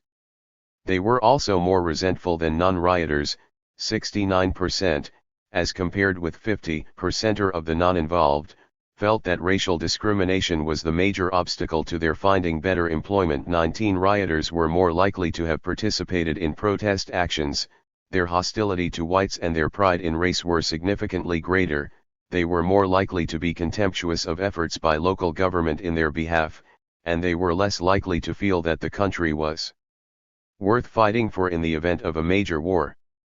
They were more knowledgeable about the political system even while they were much less likely to feel that traditional electoral arrangements afforded an efficacious channel to promote justice and equality for blacks. The rioters were, in short, far more politicized, alienated, and rebellious than their non-rioting contemporaries. 20. The political transformation of a part of the black poor should not be exaggerated. There have been periods in our history when blacks erupted in activities that were more clearly insurrectionary. For example, the slave conspiracies during the first third of the 19th century, Gabriel Prosser's plan to capture Richmond, Virginia, the plantation uprising around New Orleans led by Delons, Denmark Vesey's conspiracy to capture Charleston, South Carolina, or the Nat Turner Rebellion in Southampton County, Virginia. The number of blacks who participated ran into the thousands, and although these efforts were usually betrayed and always crushed, they represented political action of a clearly insurrectionary kind. 21. If the riots of the 1960s were not insurrectionary conspiracies, they still reflect a marked change from the relative passivity that characterized black reaction to white oppression in the years between 1880 and World War I. Throughout this period, blacks were kept terrorized by lynchings in the South and by mobs of whites who periodically invaded ghetto neighborhoods in the cities of both North and South. An early example of these mob actions occurred in Cincinnati in 1829, when half of the black population was burned out and driven from the city. 22 Ghetto invasions became more frequent as black migration increased after the Civil War, and especially after the turn of the century. At least a dozen major incidents occurred between 1900 and World War I, a period of greatly accelerated black migration. For example, white mobs killed, looted, and burned the ghetto of Springfield, Illinois, with the result that several thousand blacks fled the city and had to be cared for in camps established by the state. Blacks offered little resistance to these events. But that was to change, and the turning point was probably the Chicago riot of 1919. Racial controls had already been weakened greatly by enlarging black numbers, by unprecedented job opportunities in war industries, and by the return of many black men who had served in the armed forces during World War I. In any event, the Chicago riot saw armed bands of blacks defending their neighborhoods against white mobs and sometimes retaliating by invading white neighborhoods. Beginning with the Harlem Riot in 1935, self-defense against white incursions escalated into black aggression against the symbols and agents of white domination, notably the white police, merchants, and landlords. Although aggression has rarely extended beyond ghetto boundaries, policemen and firemen within the ghetto have been frequent objects of direct attack in just 2 years between 1965 and 1967. For example, 12 law officers were killed and 1,200 injured in the course of ghetto riots. 23 Looters and arsonists also tended to single out white establishments, although fires, even when set on white property, often raged out of control and enveloped black stores and homes as well. Many of the riots during the 1960s were triggered by civil rights demonstrations, again suggesting that these riots had a distinctly political character. In 1961 and 1962, freedom riders and other activists were the targets of violence by whites in one place after another throughout the South, with, at first, little overt reaction by blacks. By 1963, however, white aggression began to precipitate a black response, usually taking the form of mass rioting, as in Birmingham, Savannah, and Charleston. A predominant feature of these Southern riots was attacks on the police. On May 24, 1964, for example, blacks in Jacksonville attacked the police, assaulted other whites, looted and damaged property, and introduced the use of Molotov cocktails, all this in the wake of court convictions of black sit-in participants. The rioting which was to follow in the big cities between 1964 and 1968, such as New York, Newark, Los Angeles, Philadelphia, and Detroit, was far more widespread and destructive, and its political character was evident. It was often precipitated by some real or imagined act of official brutality, the police were frequent targets, and the violence was not just aimless. Finally, it should be said that the urban riots appear to have been most severe where social controls were weakest. One of the differences between cities that experienced serious riots and those that did not was the rate of increase of the black population. A precipitous population increase, especially if migration accounts for a significant part of the increase, probably provides a crude index of weakening social control. For the larger and more rapid the increase, the greater the social disorganization. Among the nation's 50 largest cities, 19 experienced less than a doubling of their black populations between 1940 and 1960, and only 3 of these cities had serious disorders, but of the 31 cities where the proportion of blacks at least doubled, 20 had serious disorders. 24 What, then, was government's response to the rising disorder in American cities? Local responses to disorder. Considering that migration brought blacks into urban electoral politics in large numbers, the initial unresponsiveness of local government is remarkable. In the areas from which they migrated, blacks were generally disenfranchised. In the cities, they became at least nominal participants in electoral politics. By 1960, at least 1 in 5 residents in our 50 largest cities was a black. 25 Some of these cities had few blacks, but others were well on their way toward black majorities. But despite their growing votes, urban blacks got little from the urban political apparatus, not jobs nor housing nor health care nor even much by way of relief payments. Indeed, it can be said that in some respects the circumstances of urban blacks worsened precisely because their numbers increased. As the central city ghettos, swollen by thousands of newcomers, began to spill over into white neighborhoods, schools, parks, and hospitals, bitter resistance was generated among the older inhabitants of the city.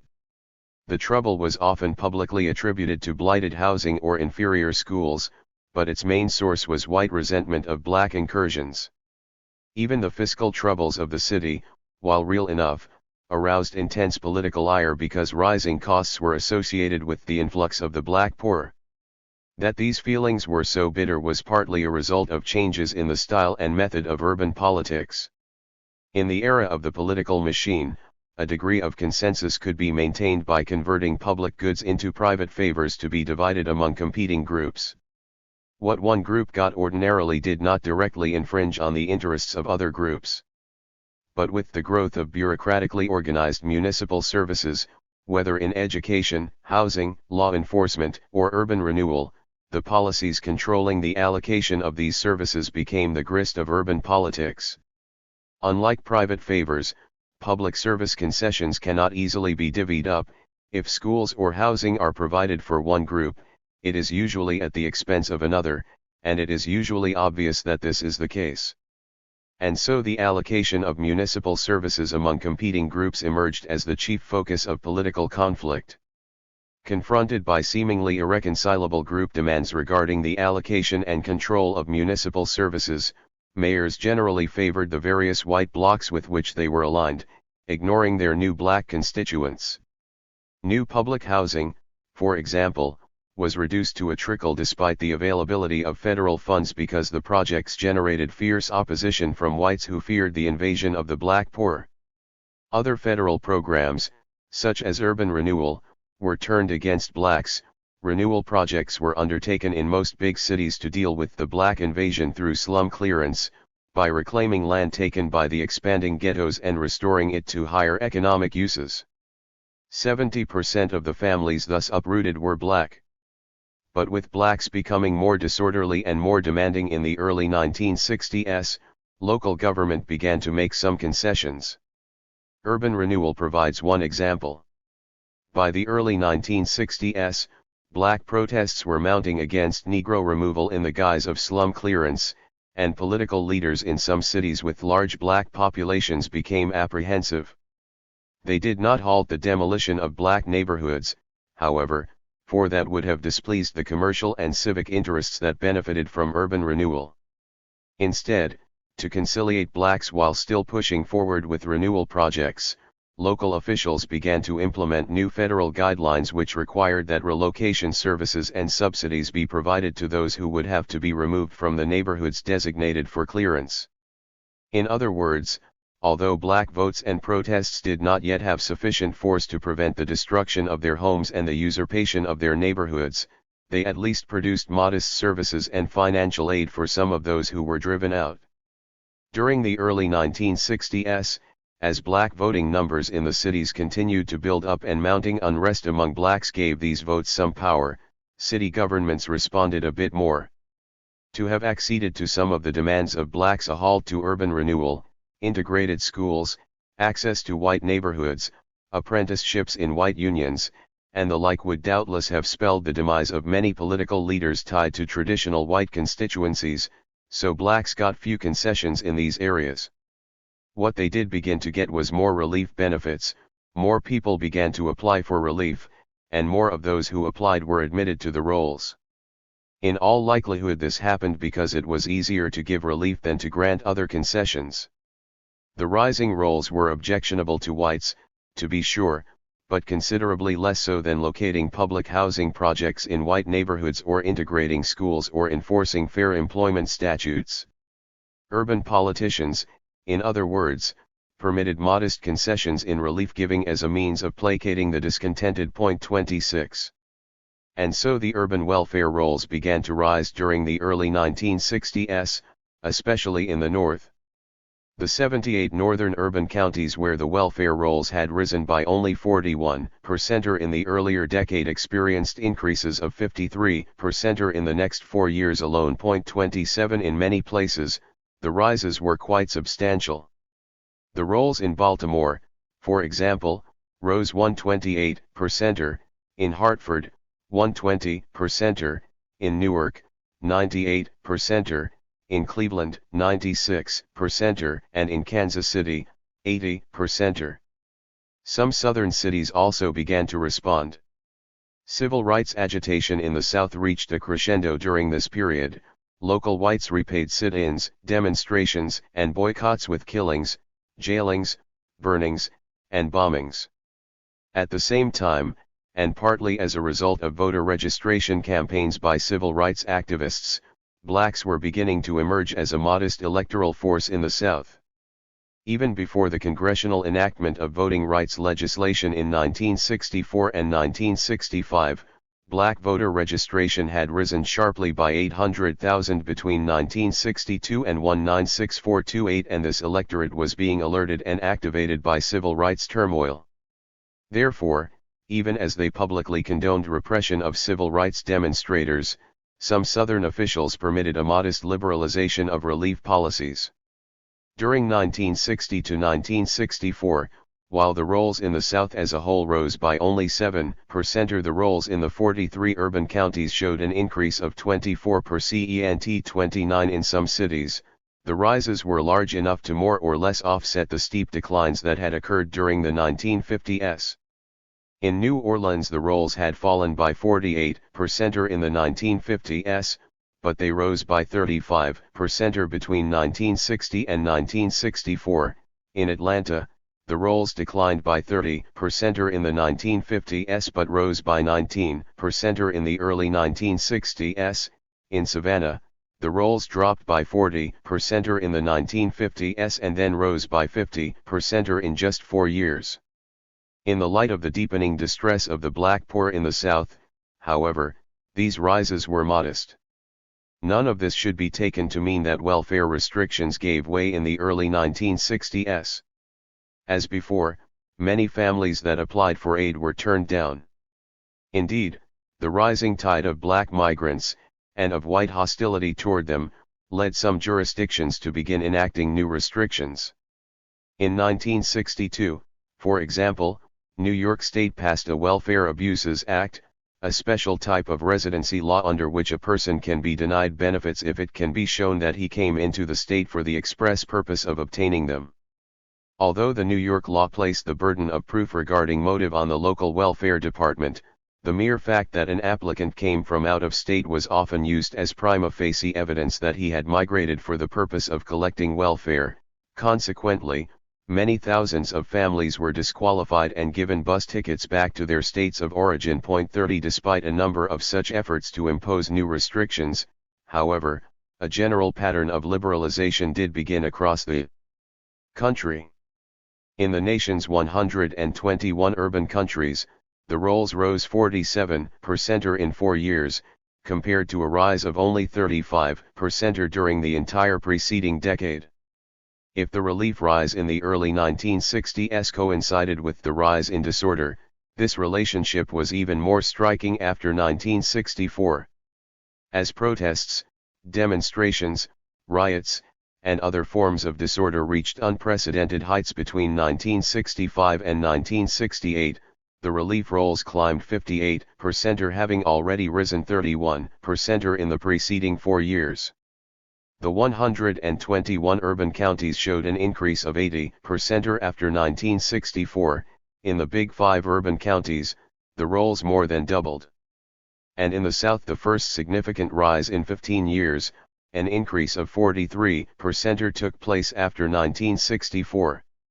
At first glance, these data might suggest a simple and direct relationship between growing black turbulence, on the one hand, and greater responsiveness by local government, on the other. However, local government was also under pressure to conciliate blacks from quite another source during the 1960s, namely, the federal government.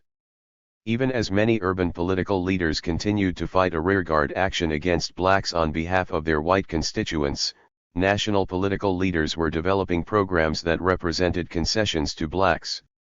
The main significance of these new programs, especially the anti-poverty program, which was initiated in 1964, is that they led to reform in the practices of local government. In other words, under prodding from the federal government, local government was made to revise some of its service policies so as to give more to blacks. Thus, as we shall presently see, it was the federal programs that washed away one local relief restriction after another, especially after 1964. To understand why the national government intervened in local service arrangements, it is necessary to examine the impact of both growing blocks of black voters and rising black disorder on national political alignments. Chapter 9. The Great Society and Relief, Federal Intervention. In the mid-1960s, welfare rights emerged as a national issue. A vast array of groups, social workers, churchmen, lawyers, civic organizations, public welfare employees, private foundations, activist students, anti-poverty employees, civil rights organizations, settlement house and family agencies, not to speak of organizations of the poor themselves, began to batter the welfare system.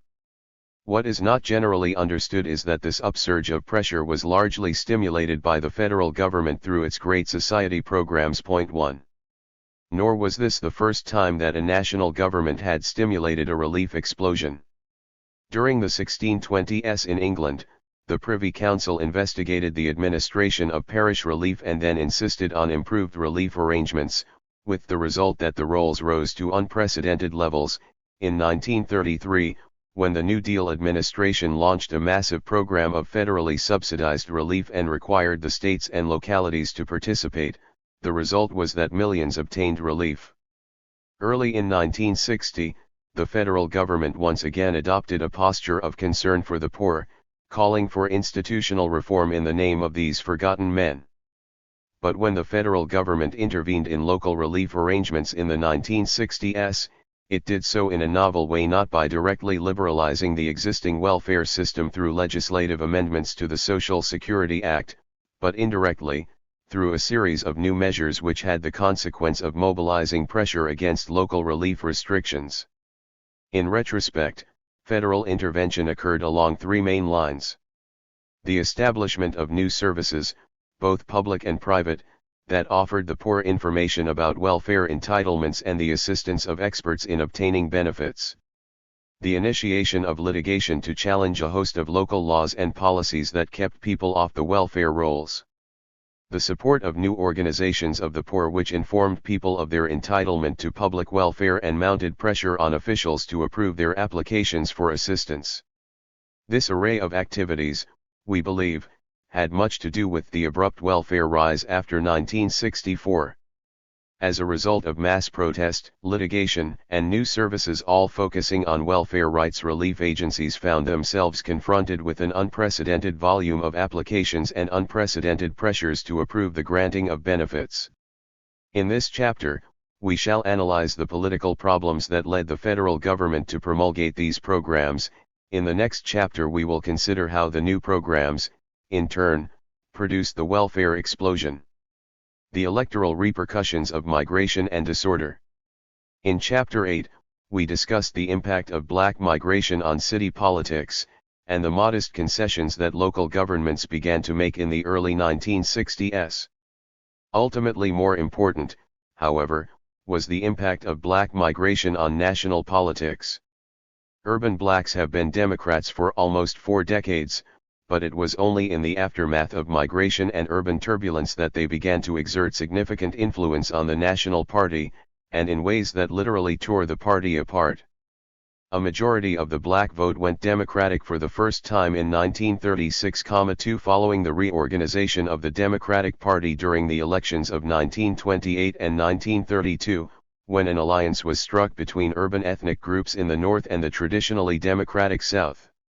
However, these black voters were located in the North, and they were a tiny minority of the general electorate.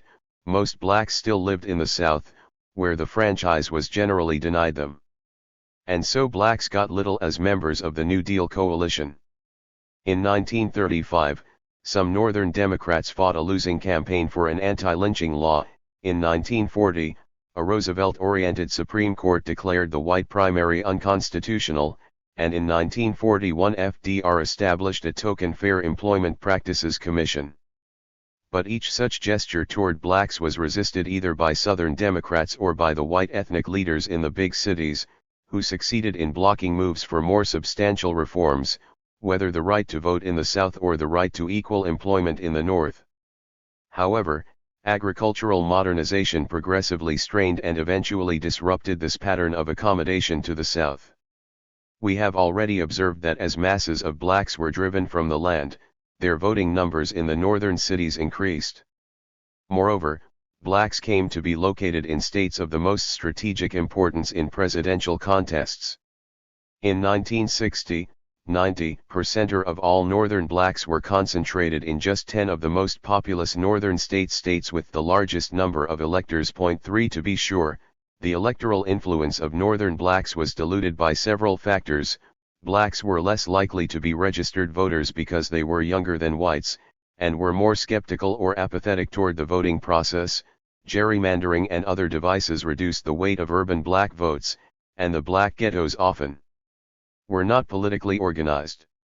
Nevertheless, black voting power in national elections grew steadily, if only because of the sheer weight of numbers, strategically concentrated. Eventually this voting power was to precipitate sharp and unmanageable divisions between the southern and northern wings of the Democratic Party, and between blacks and whites in Democratic cities. But the fragmentation of the Democratic Party was not produced by black votes alone, it was also the result of widespread turbulence in the streets. One effect of black volatility was the dissolution of the North-South Democratic Coalition. Despite efforts by national Democratic leaders to placate the South, agitation by blacks slowly undermined the allegiance of the southern wing of the party. The first overt signs that the partnership was in danger of dissolving appeared during the presidential campaign of 1948. Early in February, President Truman, prodded by the insurgent third-party candidacy of Henry A. Wallace, gave recognition to the swelling numbers of blacks in the big northern states by urging Congress to act on the recommendations of the President's Committee on Civil Rights, which had reported the previous year.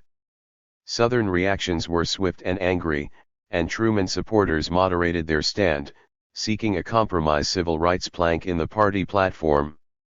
But the convention voted a strong statement, and incensed delegates from southern states bolted to form the States' Rights Party. An irate Georgia congressman summed up Southern sentiment in the declaration that Harlem is wielding more influence than the entire white South. In the subsequent election, 4 Deep South states Louisiana, South Carolina, Alabama, and Mississippi delivered their electoral votes to the states' rights candidate. The South has not been solid since. Meanwhile, the black vote in California, Illinois, and Ohio provided the margin for Truman's victory. Nevertheless, the convention of 1952 saw national Democratic leaders retreating from the civil rights question. After long drawn-out intra-party struggles, they seated the Dixiecrat delegates without a loyalty pledge, and went on to adopt a weak civil rights plank. During the campaign, Adlai E. Stevenson wavered, first coming out against compulsory fair employment legislation, and then reversing himself to support this and other civil rights measures. As a result, although Dixiecrat states duly returned to the Democratic columns in 1952, South Carolina and Louisiana did so by very slim majorities, and elsewhere in the South the Republicans made big gains. Florida, Virginia, Tennessee, and Texas went for Eisenhower in 1952. Blacks, on the other hand, gave Stevenson 79% of their vote. Still, conciliation of the South remained the principal order of the day. Campaigning in 1956, Stevenson called for slow but deliberate efforts to desegregate. Even so, Louisiana and Kentucky joined Florida, Virginia, Tennessee, and Texas in voting Republican. And the black Democratic vote dropped to 61%. Shifting voting patterns, shifts that were being activated by the emergence of the civil rights movement, finally forced the Democratic hand. The Supreme Court decision on desegregated education in 1954 and the outbreak of the bus boycott in Montgomery toward the end of 1955 captured the attention of the nation, generating strong sympathy among many voters in the North and bitter antagonism among many in the South. The subsequent tactics of the civil rights movement exacerbated these divisions. The drama and high visibility of direct action and counteraction of marches and demonstrations, which provoked bombings and jailings, helped to polarize regional sentiment. In this climate, civil rights proposals were championed by the northern wing of the party. Such proposals represented concessions to urban blacks and their northern sympathizers, and even though they failed to win legislative support, they aroused fury in the South. As a result, the party's hold on the South began to slip.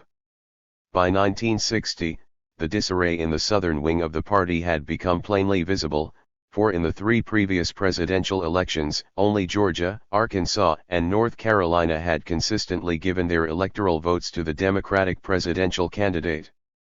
The political consequences of modernization and migration were thus becoming clear. Efforts by the National Democratic Party to placate contending regional forces were no longer succeeding. In effect, the black migration northward did much to weaken the grip of the South on the Democratic Party, at least in presidential contests. For once the allegiance of the South could no longer be counted on, its capacity to thwart concessions to the growing mass of black voters diminished. But the trouble was not only in the white South. As Southern support eroded, the political importance of the big cities in presidential contests magnified, but racial tensions interfered with the ability of urban politicians to produce the traditional ethnic and labor pluralities for the national party. In one city after another, racial strife led to polarization and division within the Democratic ranks.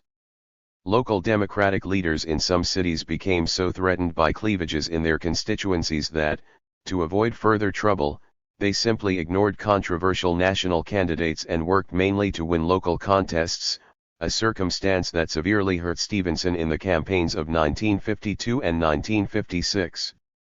Equally important from the perspective of national politicians, many local Democratic politicians made no attempt to stimulate participation by blacks or to get out their vote. All this could not help but be of concern to the National Democratic Party. With the South defecting, its ability to capture the presidency had come to depend on the cities, but the cities were ridden with conflict, their political functions often deadlocked. The Democratic presidential candidate in 1960 was keenly alert to these urban troubles. Uncertain that he could resurrect Southern allegiance, Kennedy made a vigorous appeal to the black vote in the industrial states by campaigning on strong pledges to deal with civil rights and poverty. 4 As expected, the Democratic showing in the South was poor. The states' rights party won Mississippi and Alabama, Florida, Tennessee, Kentucky, and Virginia voted Republican. And although black skepticism toward the Democratic Party persisted, holding Kennedy down to 69% of the national black vote, the ghettos in a number of strategic northern cities delivered overwhelming Democratic majorities, swinging several critical states to assure his election. Despite the importance of the black vote, Kennedy did virtually nothing on civil rights during his first 2 years. He had won office, but narrowly, and his overall legislative program was being throttled by the traditional coalition of conservative Republicans and Southern Democrats, which promised to grow more powerful in the midterm elections of 1962. 5 Accordingly, he signed an executive order barring discrimination in federally subsidized housing, but did nothing to implement it. He backed a bill to ease voter literacy requirements, but sent no substantial civil rights legislation to Congress. In the meantime, the Kennedy administration began to cast about for other ways of strengthening its base in the cities. It was no small problem. A way had to be found to prod the local Democratic Party machinery to cultivate the allegiance of urban black voters by extending a greater share of municipal services to them, and to do this without alienating urban white voters.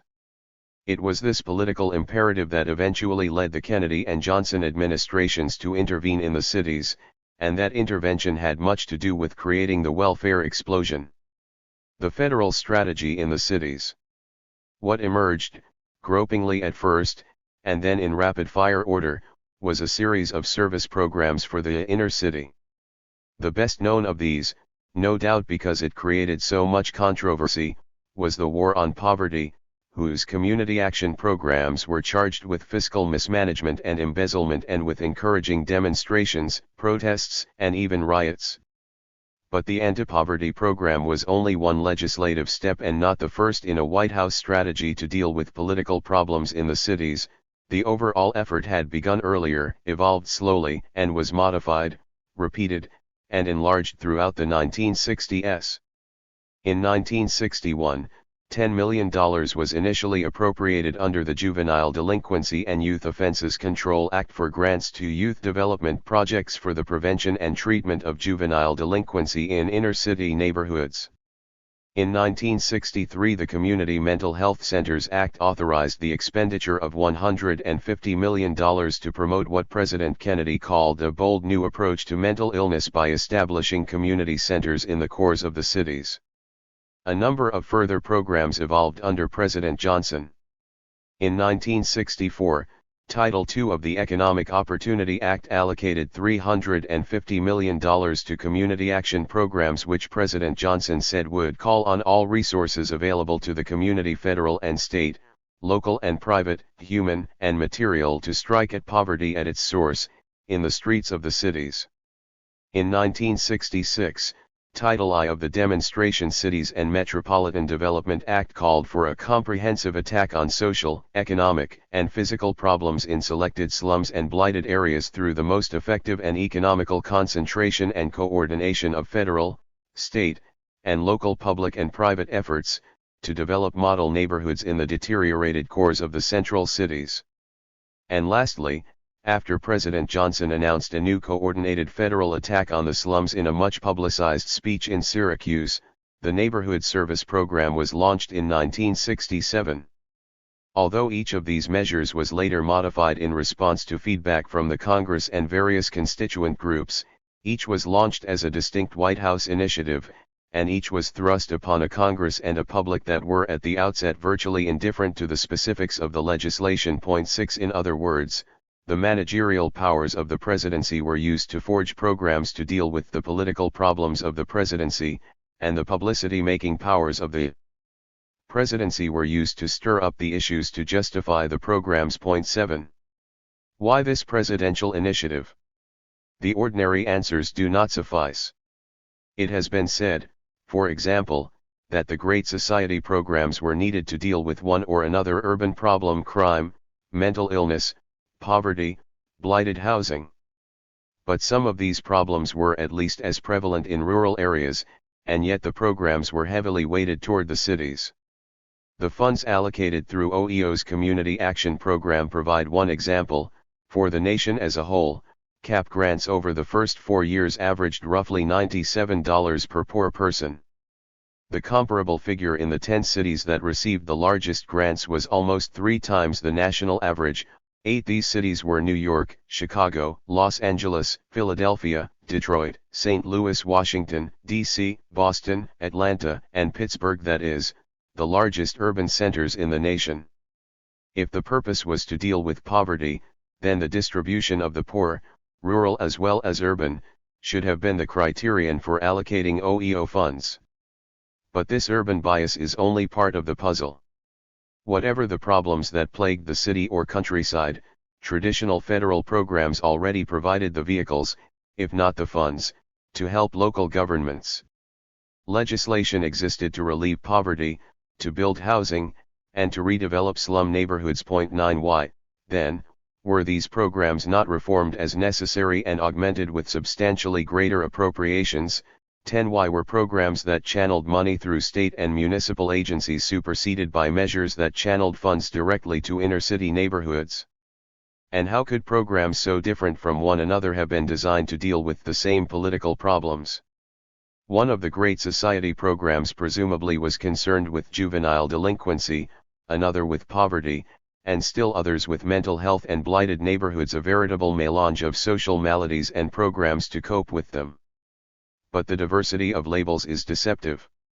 These programs ostensibly had different functions, to be sure, but they carried them out in remarkably similar ways.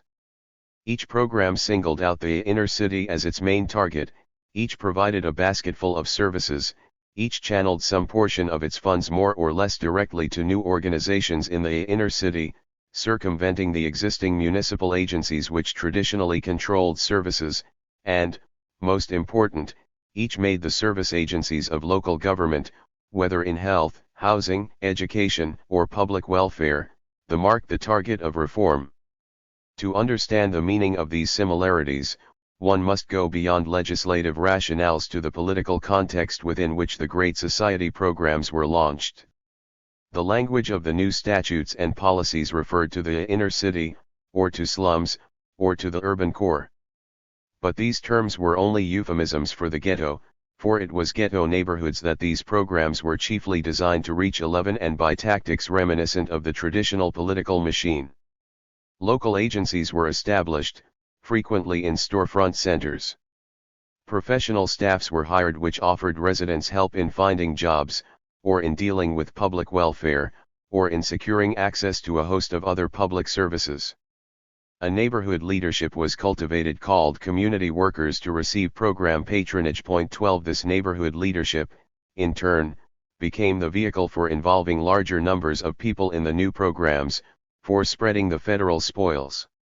It made little difference whether the funds were appropriated under delinquency prevention, mental health, anti-poverty, or model cities legislation. In the streets of the ghettos, many aspects of these programs looked very much alike. New city-wide coordinating structures, such as anti-poverty councils and manpower development agencies, were also created. Through federal requirements that the poor participate, blacks came to staff and control many of these agencies, much as Italians or Irish or Jews controlled municipal departments. Through both neighborhood and city-wide structures, in other words, the national administration revived the traditional processes of urban politics, offering jobs and services to build party loyalty. But for the federal government to revivify the traditional processes of urban politics, it had to initiate a unique administrative arrangement. The hallmark of the Great Society programs was the direct relationship between the national government and the ghettos, a relationship in which both state and local governments were undercut. It was this shift in relations among levels of government that caused so much controversy. That state governments were not used by national democratic administrations as the vehicle to reach blacks hardly requires explanation. A number of northern states were controlled by Republicans, and in the South, the controlling state Democratic parties could hardly have been expected to cooperate in the implementation of new programs for the black poor. But city halls were also bypassed or undercut, including many in the big northern cities that were traditional Democratic strongholds. That they too were circumvented, at least in the early years of the Great Society, is a mark of the concern felt by national leaders over the growing numbers of blacks in the cities, and over the failure of the urban political machinery to deal with them. From the beginning of the Great Society programs, city government was defined as a major impediment by many federal officials, an obstacle to be hurdled or circumvented if federal funds were to reach blacks. The problem was solved by diverting a large portion of the new funds to a host of intermediaries other than local government, including private social agencies, universities, and new ghetto agencies created for the purpose, as well as by imposing specific guidelines for the use of those monies that were in fact funneled through established municipal agencies. Point 13 As one of the original anti-poverty brain trusters, William F. Haddad, said, "We were trying to set up competing institutions for the traditional services of government." Many of the early disputes over the Great Society programs grew out of these unique administrative arrangements, for local officials were hardly pleased to have substantial new sources of patronage and publicity escape their control. Still, the risk of antagonizing local political figures had to be run, for if the funds were simply given to local white ethnic political leaders, there was little reason to think that the black poor would benefit. This was not the first time that shifting political alignments had led to federal action to undercut established relationships among levels of government, for the New Deal Democratic administration also bypassed recalcitrant state governments which obstructed the flow of grants in aid to the white ethnic groups in the cities. But in the 1960s, the Great Society administration circumvented city governments in order to make sure that benefits reached ghetto voters, for by then it was city government that had become recalcitrant, obstructing the flow of services to the black voters massing in the ghettos. Giving blacks control over some new service agencies did not turn out to be the chief consequence of federal intervention in the cities, nor was it the main source of the controversy that ensued. The new programs progressively became the instrument with which the federal government attempted to prod municipal agencies into responding to blacks. If local white politicians were agitated at the outset because a great deal of patronage escaped their control, they became hysterical when the federal government permitted, and often encouraged, its new apparatus of local agencies to put pressure on municipal services themselves, pressure to get more for blacks. And that was no small reason for anguish, because services are the grist of contemporary municipal politics.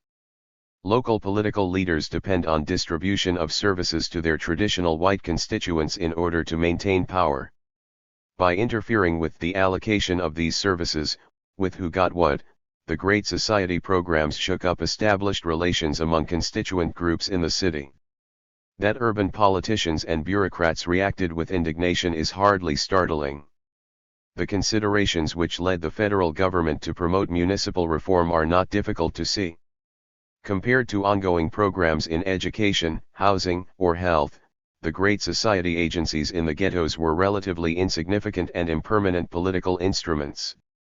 For blacks to get more significant and permanent concessions, the existing service structures of local government, which controlled the bulk of federal, state, and local appropriations, had to be reoriented. 14 As it turns out, it was mainly, although not exclusively, welfare agencies that were reoriented. Various tactics to produce municipal reform were attempted, at first under the banner of experiments in institutional change.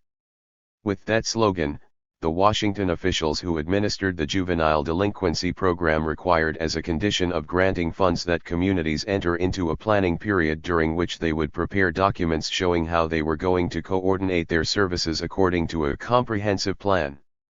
Coordination meant simply that the numerous local officials from different agencies and departments had to get together and agree to do something about the ghetto.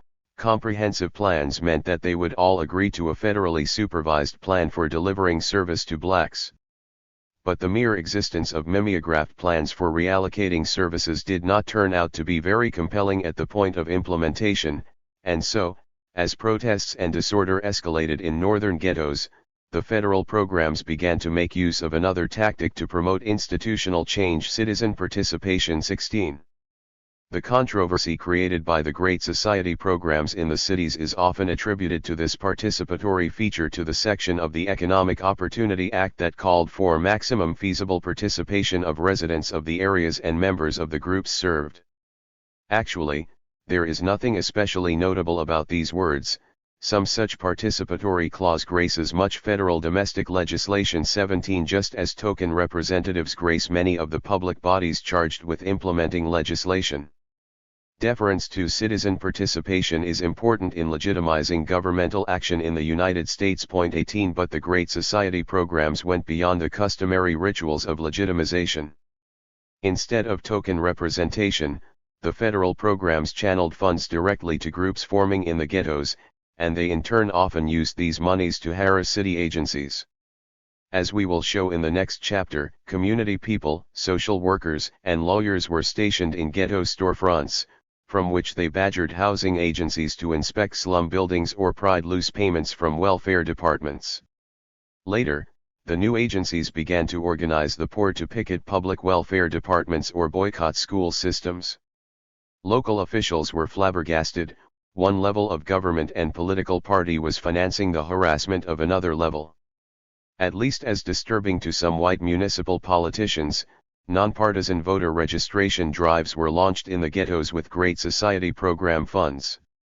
To be sure, more black voters meant larger urban pluralities for the National Democratic Party, but for incumbent white municipal politicians, more black voters represented a new and threatening constituency in local contests. 19 To municipal leaders, it was incredible that voter registration in the ghettos was being defined as a technique to combat juvenile delinquency or mental illness or poverty, and they were at great pains to say so. But as a device to promote a modest shift in the political balance between voting constituencies, it was not incredible at all. Although little of this was mapped out in advance, neither was it accidental. Federal officials felt their way, step by step, as they evolved an approach to deal with political troubles in the cities. 20 When controversies flared up, the federal government attempted to conciliate urban leaders by drawing back a step or two, especially in cities where white ethnic-based political machines were still firmly entrenched. The executive staff of the 17 big city juvenile delinquency projects which preceded the OEO program suffered a startling occupational mortality as they ran afoul of city governments. In the end, most of these projects were allowed to collapse. But they were superseded by a similar system of agencies under the anti-poverty program, and on a much larger scale. When mayors and local bureaucrats throughout the country then rose up in even greater indignation, the administration retreated, terminating a few of the more abrasive projects and conceding new administrative guidelines that allowed for more control by local politicians. 21 When the Model Cities program was subsequently designed, some of the more bruising conflict was avoided by providing that federal benefits be funneled to the ghetto via city government. But while local politicians and local bureaucrats were thus included at the outset, they were nevertheless subjected to the federal requirement that they negotiate agreements on redevelopment plans with ghetto residents before funds would be granted. Modified, and adapted, the Great Society approach went forward. Some readers may question this analysis of the political impulses that underlay the Great Society programs. Other observers have said that neither Kennedy nor Johnson nor the Congress ever intended that the poor should gain much influence in these programs, much less that the programs should be turned against local government. That in fact it was all a ghastly mistake, especially because the resulting racial polarization presumably imperiled more substantial social reform efforts. 22 Moynihan, for example, says that his recollection indicates that, intended to do no more than ensure that persons excluded from the political process in the South and elsewhere would nevertheless participate in the benefits of the community action programs. 23. That agitation was deliberately intended to be a method of reform seemed clear to Nathan Glazer, who made this comment in 1965. One of the most characteristic enterprises we have seen proposed in the community action programs to fight poverty consists of efforts to increase pressure on government bureaucracies. We are all acquainted with such programs. They organize the impoverished community to press its demands upon the schools, the housing inspection services, the police, and so on. The best way to improve services is by attack from the outside, rather than by reform from the inside. When local government protests that federal money is used to attack it and its services, the federal administration will have to explain, but that is the only way to get you to do your job. 24. Other participants in these events concur, pointing out that the federal staff that guided the Great Society programs from the Washington bureaucracies saw their task as the reform of local government. One observer says that OEO personnel at the federal level operated on the assumption that the involvement of the poor in policy making was necessary in order to redistribute power in the cities. Without power redistribution, they believed, there would be no great improvement in the lot of the Negro poor. 25. Richard W. Boone, one of the anti-poverty brain trusts, is often credited with transferring the community action approach from the juvenile delinquency program, where it began, to the anti-poverty program, where it was played out on a much larger scale. Explained the approach as follows. It was an attempt to move administrative authority closer to people directly affected by federal legislation. Not only did it allow a bypass of states, it endorsed new administrative instruments at the local level, thus offering the opportunity to bypass traditional instruments of local government. Thus we find legislative language permitting new private, non-profit, local structures for policy and administration. This was sanctioned in the belief that many local governments were themselves unresponsive to the poor. Also suspect were private agencies traditionally identified as serving the poor. Concerns over neglect of the poor by public and private programs, their oppression by political design, and the insensitivity of service systems were reasons for permitting, even encouraging, new conglomerate arrangements for policy and program. 26. Robert Kennedy, testifying before a House committee, also suggested that the administration's intent went beyond simply distributing some new federal dollars and services to the poor. The institutions which affect the poor, education, welfare, recreation, business, labor, are huge, complex structures, operating far outside their control. The community action programs must basically change these organizations by building into the program real representation for the poor. This bill calls for maximum feasible participation of residents. This means the involvement of the poor in planning and implementing programs, giving them a real voice in their institutions. 27. The Economic Opportunity Act, Sargent Shriver told a Yale Law School audience in 1966, was for the poor what the National Labor Relations Act was for unions. It establishes a new relationship and new grievance procedure between the poor and the rest of society. An early workbook for local communities prepared by Shriver's office suggested that a method of securing maximum feasible participation was to assist the poor in developing autonomous and self-managed organizations which are competent to exert political influence on behalf of their own self-interest. 28. If critics and commentators were later to claim that the thrust of the new agencies against local government came as a complete surprise, there were at least some big city mayors who had been wary from the outset.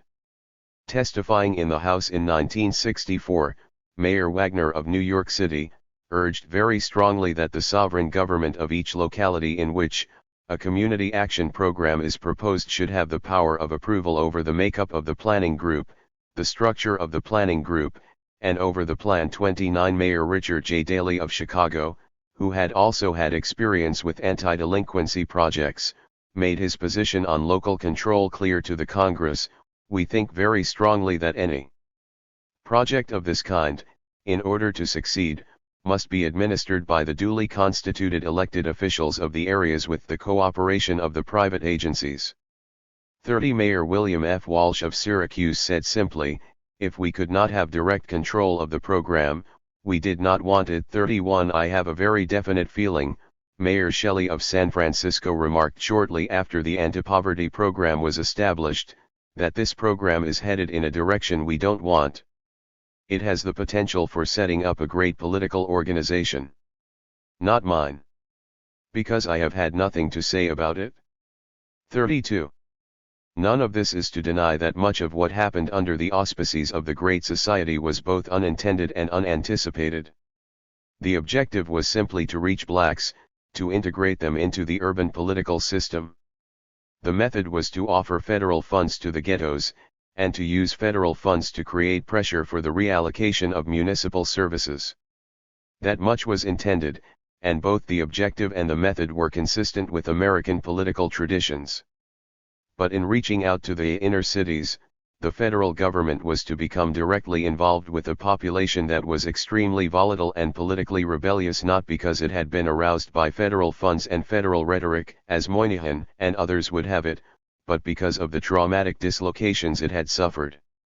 It was often the most militant leaders rising on the crest of ghetto turbulence who grabbed the outstretched federal hand. The people who drew the concept of participation to its ultimate definition of political power were the local militants. And they were not generalized spokesmen for the poor, they were the Negro and Spanish-speaking activists left over from the civil rights movement. As a matter of fact, they tended to be the newer, younger, more militant, more chauvinistic wing of the old civil rights movement. At first the erstwhile civil rights activists couldn't quite believe it. They expected treachery. But every time they screamed no participation, the federal government held up the funds. 33. Even some agencies funded with quite pedestrian designs, such as daycare centers or family planning services, found themselves forced to adopt aggressive postures and undertake agitational activity in order to maintain their credibility in the face of challenges by the militants, whose stature rose as the ghetto masses became more volatile. 34. The federal government might have wished for calmer waters in which to launch its programs, but having set out to reach the ghettos, it could not simply turn away when storms broke out, not, that is, without discrediting its entire effort and defeating its own political purposes. OEO found itself pulled in opposite directions. On one hand, increasingly militant reformers were demanding a radical shake-up of existing political and social service practices. On the other hand, established political groups were alternately responsive and hostile. To the extent that OEO insisted on maximum feasible participation, it encountered hostility from City Hall and Congress. To the extent that it yielded to political realities and compromised, it faced rejection by the militants. 35. In other words, if OEO had the problem of dealing with City Halls and Congress, it had the even more difficult problem of dealing with the militants, for the ghetto populace was rumbling in the background. 36. Although the federal government did not fully anticipate and could not fully manage all of the varied activities it had set in motion, it nevertheless shaped the overall course of these events, and in very traditional directions. If civil rights workers often turned federal dollars to their own purposes in the short run, In the longer run they became model cities directors, or community action executives, that is, they became government employees or contractors, subject to the constraints of federal funding and federal guidelines. In many cities the Great Society agencies became the base for new black political organizations whose rhetoric may have been thunderous but whose activities came to consist mainly of vying for position and patronage within the urban political system. 37. In some areas with large numbers of black voters, the leaders of these new organizations began to seek elective municipal office, thus vividly demonstrating how Great Society programs facilitated the channeling of blacks into the electoral system. For example, Newark's new black mayor, Kenneth Gibson, began his political career as vice president of the local community action program. 38. In Boston, the Model Cities director gives his program credit for electing a city councilman. In New Haven, the Greater New Haven Black Coalition consists of 49 civil rights organizations and community action agencies, over half of them funded by OEO. In 1969, the head of the coalition resigned to run in the mayoralty primary. The new head directs an anti-poverty program. In Durham, organizers from the local OEO Community Action Agency collaborated with liberals in a successful takeover of the county Democratic machinery. 39. In Oakland, the Black Muleskinners Democratic Club is based in the Model Cities and Community Action programs, and has its eye on the mayoralty. 40. Over a period of time, in other words, federal intervention had the effect of absorbing and directing many of the agitational elements in the black population. The process was not transparent and bold but richly intricate and confusing as the traditional American political process itself, for it was that process which had been set in motion. From the perspective of integrating blacks into the political system, the Great Society was a startling success, and those who think otherwise will have to explain the accident that accounts for its political accomplishments. More important, however, those who regard these federal actions as unintended, as a mistake, will have to account for the reason the mistake was repeated and enlarged from one legislative program to another as the decade wore on. The approach we are describing was a precarious one for a democratic administration to undertake in its own strongholds. Since funds were to flow directly into black communities, there was every reason to expect a backlash from the urban white voters who were, after all, the stalwarts of the party. Several tactics served to avert this danger, at least for a time, and it was probably only because of these maneuvers that the Great Society programs were able to do as much as they did for the black poor, however little that may have been in the larger scheme of things. One tactic was the emphasis on community development. This concept was reassuring to whites. They understood it to mean that the assault would be on the pathology of the ghetto, not on white stakes in neighborhoods, schools, jobs, or public services. The creation of separate citywide coordinating structures also deflected white antagonism. Blacks were to be conciliated with a measure of influence over entirely new structures rather than given greater control over traditional municipal agencies dominated by whites. Perhaps most reassuring of all were the rationales put forward for the new activities. Juvenile delinquency, family deterioration, poor work habits, and welfare dependency among the black poor were, after all, precisely what many whites thought the urban crisis was all about. By promising to solve these problems, and to do so through black self-help projects within the confines of the ghettos themselves, the programs not only conciliated blacks but appealed to whites as well, thus easing the way for federal intervention in the face of growing political divisiveness in the cities. There were other reasons why the political interests at stake were not widely recognized, at least in the beginning. One was the large role played by various professionals, especially social workers and social scientists, who provided the rationales for the Great Society. Each measure was presented at the outset as a politically neutral scientific cure for a disturbing social malady. 41 Each concrete program that evolved was couched in the murky, esoteric terminology customarily used by professionals, a terminology that obscured the class and racial interests at stake, so that few groups could be certain who would gain from the new programs or who would lose, or what they would gain or lose. 42 Finally, the professionals and social scientists lent an aura of scientific authority to what might otherwise have been perceived as political rhetoric. By thus obscuring the fact that the federal government was about to give something to the blacks, opposition by white groups was deflected. To be sure, some groups were wary from the beginning, especially the public and private agencies on whose terrain the federal government was venturing. Here again, professional definitions helped to assuage fears. Everyone was given to understand that there was no cause to worry that new service or administrative precedents were being established or imposed. Once the viability of a new policy or practice had been demonstrated by the federally funded projects, it would be up to the regular agencies to make appropriate changes in their own programs, and then the threatening pilot projects would wither away. 43.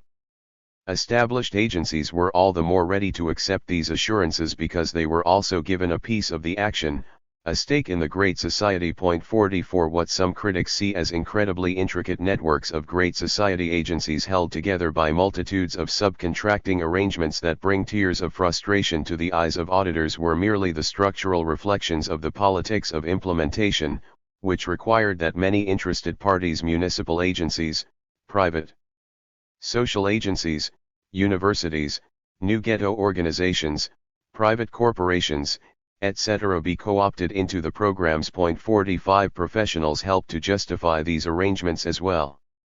Social problems were defined as multifaceted, thus requiring comprehensive and coordinated solutions. To all appearances, the laws of science were dictating the politics of implementation. As for the professionals themselves, if they were politically useful, they were glad to be so, for federal intervention in the cities provided funds and authority for the expansion of professional interests as well. 46. To say that such maneuvers helped to muffle and to delay conflict and so smoothed the way for federal intervention is not to say that conflict was avoided. Since an existing network of political relations was being undermined, conflict was inevitable. What was at stake was the allocation of local services, and as blacks began to demand more and to get more from public agencies, that was bound to be recognized sooner or later. In our discussion so far, we have focused on political troubles in the northern urban democratic strongholds and on federal efforts to deal with them. But black turmoil in the north produced concessions for blacks in the south as well. One concession was the franchise. Once the Kennedy-Johnson regime emerged victorious from the midterm congressional election of 1962-47, it lent support to civil rights legislation, leading to the passage of the Civil Rights Act of 1964 and the Voting Rights Act of 1965.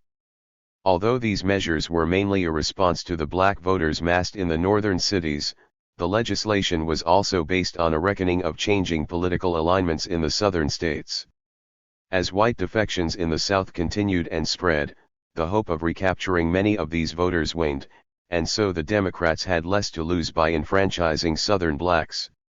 Moreover, even without federal support, blacks were beginning to emerge as a modest electoral force in the South.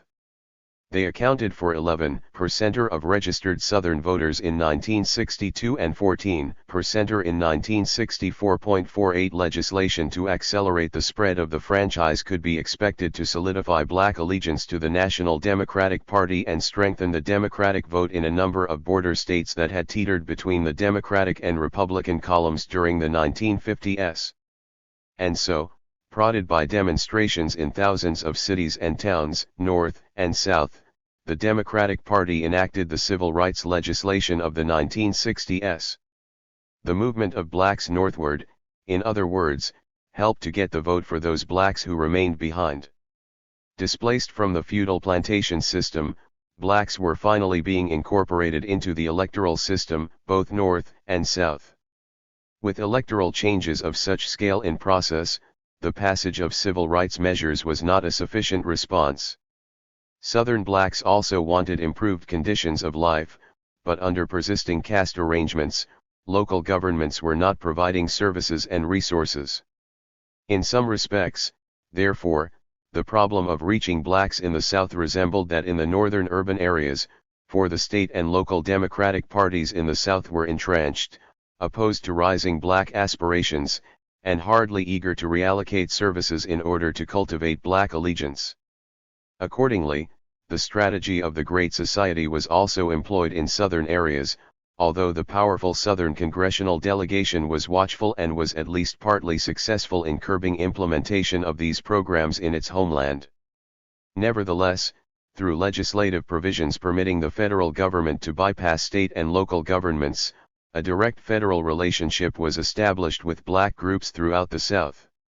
It was just this kind of relationship that came to be an issue in the prolonged controversy over the Mississippi Child Development Group, a Head Start program which organized rural blacks to fight the white-controlled county political apparatus in that state on issues ranging from civil rights to sanitation services to getting families on the welfare rolls.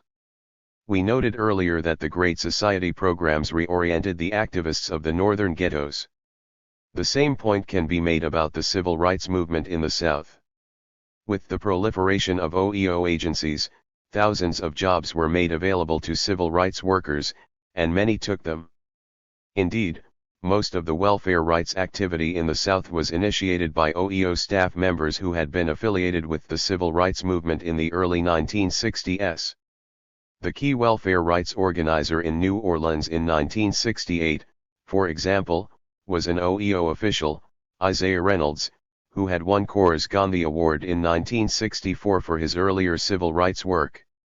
Even more obviously than in the North, Great Society programs in the South channeled protest and turbulence, with the result that much civil rights activity became virtually synonymous with anti-poverty activity. Our main point, then, is that to reach, placate, and integrate a turbulent black constituency, the National Democratic Administration of the 1960s acted to help blacks get more from local government. To accomplish this goal, it reached past state and local governments including Democratic ones to stimulate black demands for services 49, and in that process it directed rising black volatility into service protests against local government. In this way, the relatively limited funds expended through the Great Society programs acted as a lever in redirecting the monies that flowed through local agencies. By turning some of the benefits of these services to blacks, the apparatus of local government was put to work for the National Democratic Party. Just how this happened in the arena of public welfare is the subject of the next chapter. Chapter 10. The Great Society and Relief, Local Consequences. Before we begin our account of the ways in which the Great Society programs increased the welfare load, let us make it clear that we do not mean to suggest that national political leaders intended the relief rolls to rise. In fact, we suspect that public welfare was usually far from their minds. Point 1. The political circumstances of the 1960s made it crucial, however, that blacks get something in order to solidify their allegiance to the National Democratic Party, and in order to quiet them. As it turned out, welfare was the system that was made to do most of the giving, partly, perhaps, because black constituents needed money, more importantly, because it was easier to give welfare than to press for concessions that would challenge the interests of other groups in the cities. When the families who showed up at a community action agency asked for housing because they lived in rat-infested tenements, or for more money for rent because they were dislocated by urban renewal, or for jobs, what were agency staff to do? They could not provide low-rent housing when none was being built, or break down discriminatory housing patterns, or create jobs, or overcome discriminatory hiring practices. But it was possible to badger the welfare department into putting families on the relief rolls. In other words, while the Great Society agencies often attempted to make gains for blacks in housing and health care and education and employment, resistance was stiff and sometimes virulent, for other groups in the cities had major stakes in these services and resources. But there were few other major groups in the cities with direct and immediate interests in welfare. Consequently, relief giving turned out to be the most expeditious way to deal with the political pressures created by a dislocated poor, just as it had been many times in the past. Welfare rights services. Federal intervention, we said in the last chapter, proceeded along three main lines: establishing welfare rights services, promoting litigation, and nourishing grassroots pressure by the poor themselves. Although most welfare rights services were sponsored by Great Society programs, there was one major exception, namely, the relocation provisions in the Urban Renewal Program. These provisions, inaugurated in the late 1950s, were more vigorously enforced under Kennedy and Johnson than they had been before, and one consequence was that thousands of people were unearthed and referred to public welfare departments for financial assistance. The city of Baltimore provides a dramatic illustration of this process. The relief rolls in Baltimore trebled between 1960 and 1966, accounting for about 75% of the increase in the entire state of Maryland, and leading Hugh and the Maryland State Department of Public Welfare to join in an investigation of the rise. Urban renewal and relocation services were, it turns out, an important cause. Some 14,000 units of low rental housing had been destroyed over a 10-year period beginning in 1955, and equivalent numbers of poor households were forced to relocate. With their living arrangements disrupted, many families could no longer manage on their marginal incomes. For example, extended families were often forced to break up because the residences to which they were moved had less space. If their combined income was insufficient to pay 2 rentals, the mother and children were referred for AFDC benefits. For other families, adequate housing simply could not be found at rentals they could afford, so they were sent to the relief agency to obtain supplemental income. In the words of the report, uncovering low-income families and forcing them to move eventuated in thousands of referrals by the housing agency to the Department of Welfare. There can be no question but what the urban renewal effort during these years resulted in a substantial amount of case finding for the Welfare Department too. Thus the Urban Renewal Agency solved its problems with the poor, not by modifying its clearance program, but by turning to the public agency that traditionally deals with the poor. Public welfare. Point 3.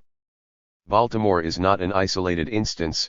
Relocation agencies in other cities have also had to turn to public welfare.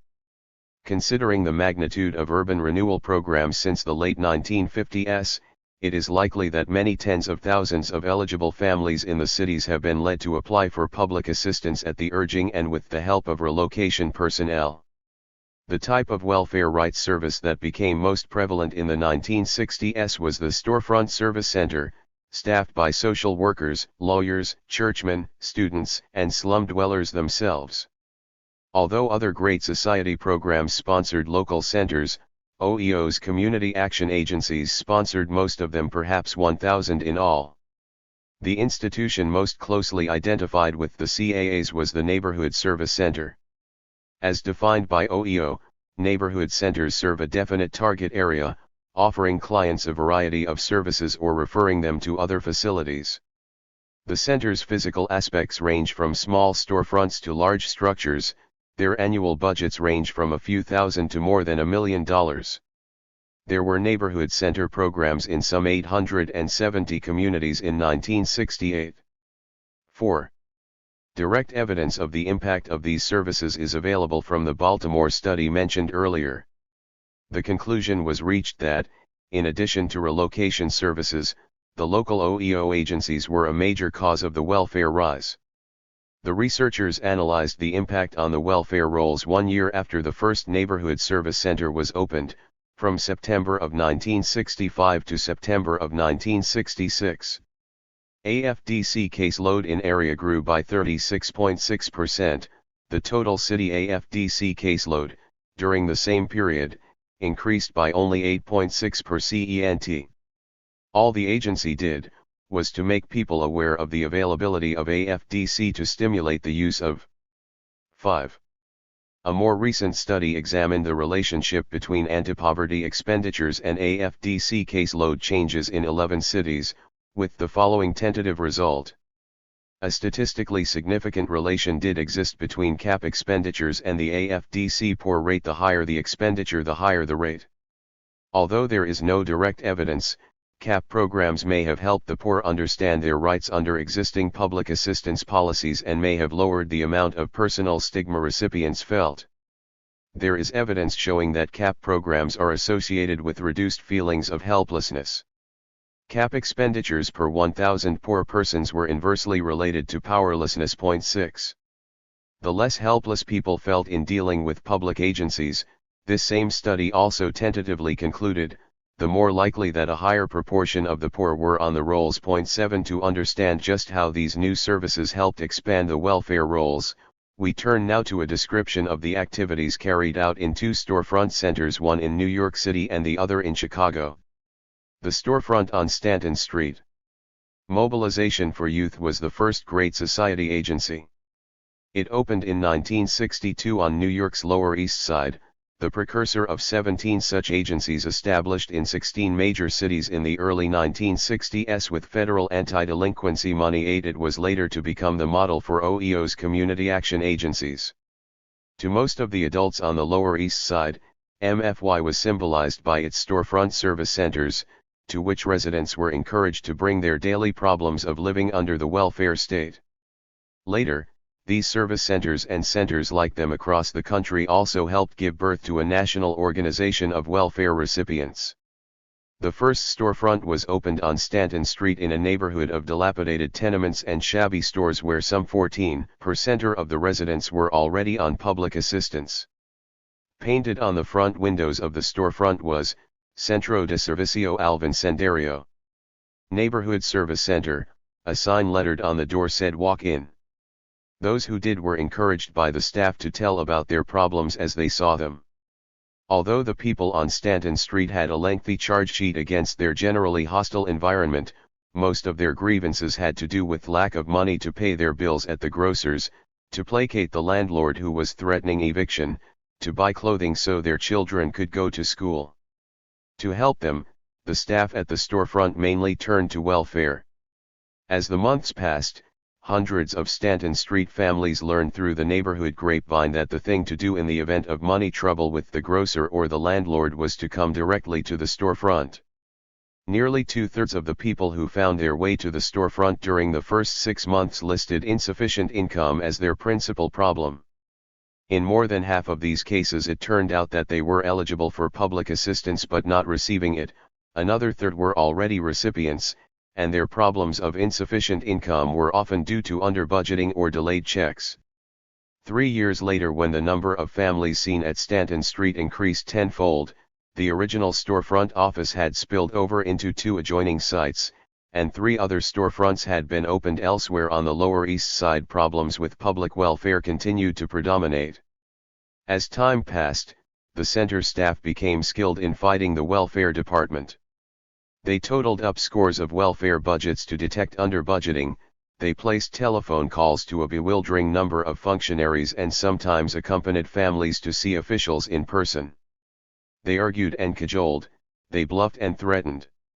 When a Stanton Street woman was charged with child neglect by the welfare department, a center worker presented evidence that the mother's child-rearing efforts had been stymied by consistent under-budgeting for more than a year, and welfare was told that she would be provided with an attorney. "When I go to welfare," one Stanton Street staff member declared, "I don't wait around for the stall. If I don't get treated with respect, I start hollering for the supervisor, and then I threaten legal action." Another said of the welfare department, "Any way you cut it, they are the enemy." Staff members, in short, took sides with the poor. "When I think that Mrs. Cortez hasn't gotten any money for her rat allowance, I sometimes want to throw up my hands and say, what difference does it make? But when I realize that it isn't just the rat allowance, that it's a total system of oppressiveness and disrespect for people, why then I've got to get her that rat allowance. I've got to help her get as many things as possible." And they did help them to get many things, which was what drew people to the centers. 9. After a year, the agency hired 2 lawyers to back up these efforts by social workers. By 1964, 4 attorneys were employed. The attorneys challenged a great variety of welfare decisions. After successful litigation in 1964, the Welfare Department no longer invoked the Welfare Abuses Act as a matter of course. Fear of legal action also prompted the department to abandon after-midnight raids on the residences of AFDC mothers. Actually, the MFY lawyers litigated only a small percentage of the cases referred to them. The welfare department ordinarily preferred to settle out of court so as to avoid precedent-setting rulings that would limit them in the future. As time passed, however, Storefront staff members began to feel frustrated by the need to deal with the same grievances over and over again to take up the cases, for example, of each of hundreds of families who failed to get the periodic special grants for household furnishings and heavy clothing to which they were entitled. Instead, the center administrators began to think about group action, rather than bargaining separately on behalf of each of 50 clients for 50 separate clothing grants. Why not bargain once on behalf of a group of 50? This strategy, they reasoned, might also coerce welfare into making clothing and furnishing grants more routinely. And so, after 3 years of taking individual complaints, a community organizer was hired to work out of the center on Stanton Street 10 and an MFY attorney was assigned to work with him. By the late summer and fall of 1965, the families that drifted into the Stanton Street Center for help in making the usual applications for school and winter clothing were advised to go to a storefront next door to speak to the Committee of Welfare Families. Although the committee was new, group action was by no means novel on Stanton Street. Some of the committee's initial group of AFDC mothers had participated in rent strikes and civil rights demonstrations sponsored by MFY. When the mothers were told that the committee intended to organize people to act together against welfare, many were quick to respond. To begin with, each family was advised to make a survey of its winter clothing needs and return the list to the committee, which would then act as bargaining agent for all of them. Within a month, over 90 families had agreed to the procedure. Bargaining for winter clothing went to the issue of what constituted a welfare entitlement. Every welfare family was budgeted a very small sum, included in their semi-monthly checks, with which to buy clothing. Invariably, these sums were used for ordinary living expenses, because grants for food and other necessities were low. The department's official policy at that time was to allow additional grants for winter clothing of approximately $150 a year per family of 4, but these grants were rarely made unless requested, and even then the investigators often allotted less than the prescribed amount. In October 1965, the welfare centers in the MFY area began to receive letters from clients requesting clothing for their children: coats, snowsuits, coveralls, boots, scarves, and woolen skirts. All the requests had been certified by the committee as being in accord with stated welfare policies. When there was no reply, a follow-up letter was sent, with copies to supervisory personnel as well. When there was still no reply, the committee wrote the Commissioner of Welfare. When the commissioner did not respond, a telegram was sent threatening mass picketing. The commissioner replied by telegram the same day saying that he would be able to meet with the committee on a given date and that in the meantime he would try to get information on each of the cases specified in the committee's original letter. Of the subsequent meeting itself, the commissioner said that it was the first between a top welfare official and a group of recipients in New York City since the demise of the Workers' Alliance of America 3 decades earlier. He agreed that all committee members who were entitled to winter clothing would receive it and acknowledged the bargaining status of the committee by outlining formal grievance procedures. In the days that followed, hundreds of Lower East Side families received checks from the Welfare Department for winter clothing. Word spread throughout New York City, and within 6 months tens of thousands of welfare families had joined in campaigns, which by 1968 had netted them several $100 million. It was these drives, together with similar activity in a few other major cities, that provided the main impetus in the spring of 1966 for the formation of the National Welfare Rights Organization. The storefront in Kenwood, Oakland. Most CAA funds went, not to local public agencies, but to private organizations. Thus the Advisory Commission on Intergovernmental Relations 11 reports that 75% of OEO's community action programs were actually operated by private organizations including new ghetto agencies, but also private social agencies, 12 churches, civil rights groups, universities, and the like. It was public funds, in short, that brought thousands of voluntary groups into different phases of the anti-poverty effort including welfare rights. Until the anti-poverty effort began, for example, the National Urban League had been concentrating mainly on problems confronting middle-class blacks. OEO grants turned the league toward poor blacks. In effect, the federal government used financial inducements to redirect and coordinate the activities of a vast segment of the private social welfare field, the legal profession, religious institutions, civil rights groups, and unaffiliated activists into a far-flung attack on the public welfare system. As a result, the advocacy services that had been undertaken in the new ghetto agencies were soon replicated by a variety of civic, religious, philanthropic, and civil rights organizations.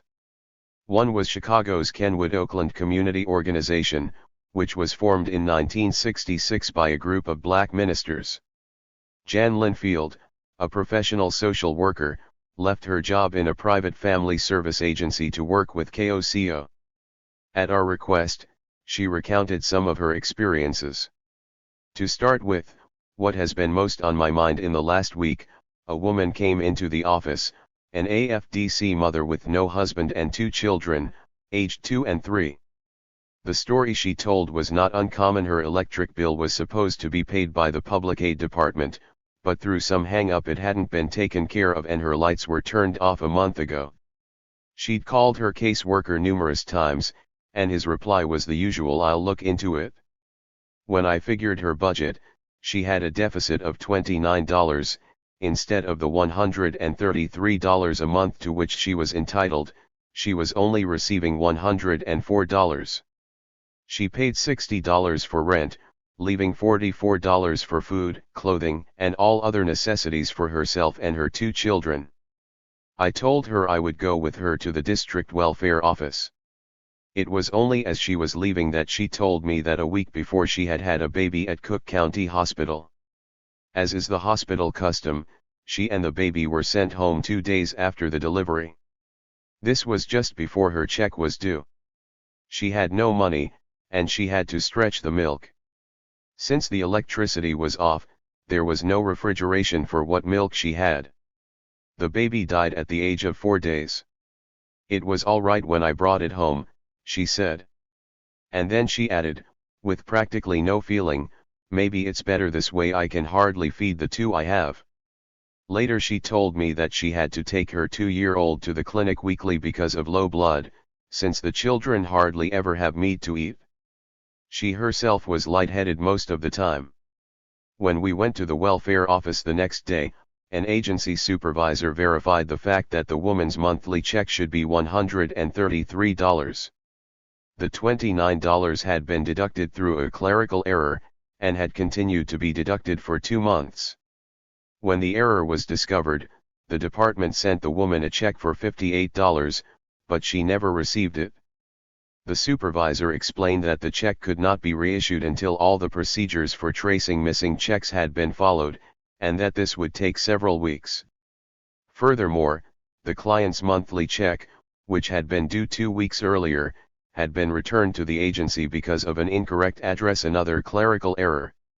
In spite of the urgency of this woman's situation, she was completely without funds and literally had no way of feeding her children. The supervisor said that there was no way the agency could give her any emergency money. The only special thing about this case is that it resulted in a child's death. In other respects, the case is completely typical: bureaucratic procedures which are forever breaking down, and welfare recipients who have become so habituated to injustice that they are no longer able to react with anger when the grossest kinds of inhumanity are inflicted upon them. When we first began knocking on doors in Kenwood, Oakland, and talking to people about what they saw as their most pressing problems, it was apparent that welfare should be high on the list. Out of a population of 80,000, 1/3 received public assistance, half of all families have incomes under $3,000, and 15% of the adult males are unemployed. Once it became known that KOCO would help people with welfare problems, we were flooded with applicants, and have continued to be. Many of these problems involve shocking violations of agency policy, abuses which are tolerated because welfare recipients are kept in ignorance of their rights. Not uncommonly, for example, a young woman pregnant by a man who has deserted her is told that she cannot be given assistance until she brings the father to the agency. She has no way of knowing that agency policy says only that she must cooperate to the extent of furnishing his name and last known address, so that the agency can try to locate him and attempt to collect child support.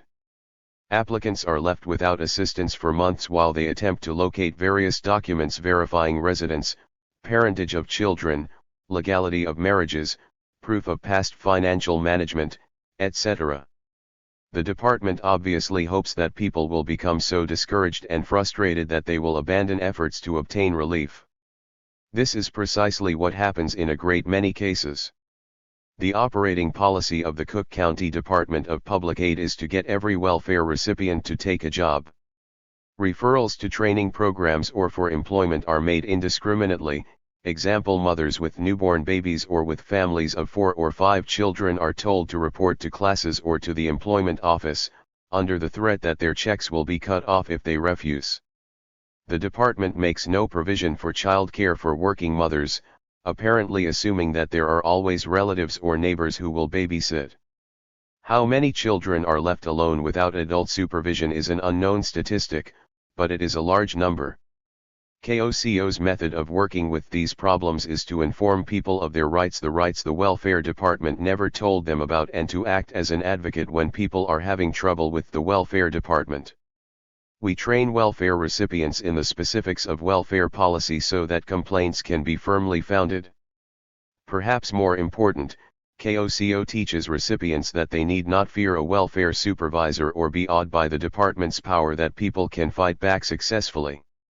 The head of KOCO's welfare group, an AFDC mother with 6 children, has become an exceedingly effective negotiator with the welfare department. When I first met her, she was like most AFDC mothers, seeming to hold herself in very low self-esteem, and to regard other welfare recipients in the same way. Now she gives speeches, organizes protest demonstrations, and negotiates with public officials. Such activities often involve great risk for welfare recipients. Recently 10 members of KOCO's Welfare Commission staged a sit-in in our local district office to protest the department's refusal to give emergency aid to a woman with 2 small children who was facing imminent eviction. When we were still there a half hour after the office had officially closed, an agency supervisor appeared, accompanied by the police. When ordinary arguments did not prevail, they threatened the mothers with having their children taken away from them. To these mothers, with an aggregate of 44 children, such a threat was terrifying in spite of my assurance that the agency could not carry it out. But the women still refused to leave. They had strong empathy with the mother who had no money to feed her children and was about to be set out on the street. All of them had, at one time or another, faced the threat of eviction with no place to go. So we were arrested on a charge of criminal trespass, and taken to the city lockup in patrol wagons. The following day, after our release, one of the mothers was visited by her caseworker at home and told that if she ever again went to the district office on any case other than her own, her check would be cut off immediately. Fear is a serious obstacle in organizing a welfare union. The first time we went to the district office we took along 8 people with grievances, and each went with much trepidation. Neighbors and friends had told them, "You'll really be in trouble if you make a fuss, they'll cut you off and you'll be worse off than you were before." Some of this group, however, had had applications pending for as long as 6 months and so had little to lose. On every one of these cases, the agency acted very quickly to take the action we demanded. When we left the office that day, the 8 women had received a total of almost $900 in emergency checks. We have had comparable results every time we've gone into the district office as an organized group. The success of our first foray into the district welfare office spread quickly through the neighborhood, bringing a steady stream of people to us for help. But they are also afraid of us. Even those whom KOCO helps are often reluctant to become involved once their own grievance has been solved, for they are afraid to be identified with an organization known to be in disfavor with the welfare department. Even without a direct threat, they are highly susceptible to rumors and vague anxieties about what the welfare worker might do to them. And in fact, most people on welfare do some things for which they can be terminated. Any family that receives any income whatsoever without reporting it to the agency runs the risk of being cut off, particularly if the caseworker is trying to find ways of reducing the family's allotment. The few dollars a child earns delivering groceries on Saturday mornings, a gift of clothing, even though it may be used, a cast-off television set or washing machine, all these are expected to be reported as income, and to be deducted from future checks. Other people are afraid because of what they mistakenly construe to be agency violations. A common misconception is that the birth of a new baby out of wedlock will mean that the check will be stopped. I have known mothers who conceal their pregnancy and even conceal a new baby in a closet when the caseworker visits. But some do manage their fear and join our organization, and so far the organization has been able to protect them. Before KOCO was formed, Kenwood Oakwood had defied all efforts at community organization.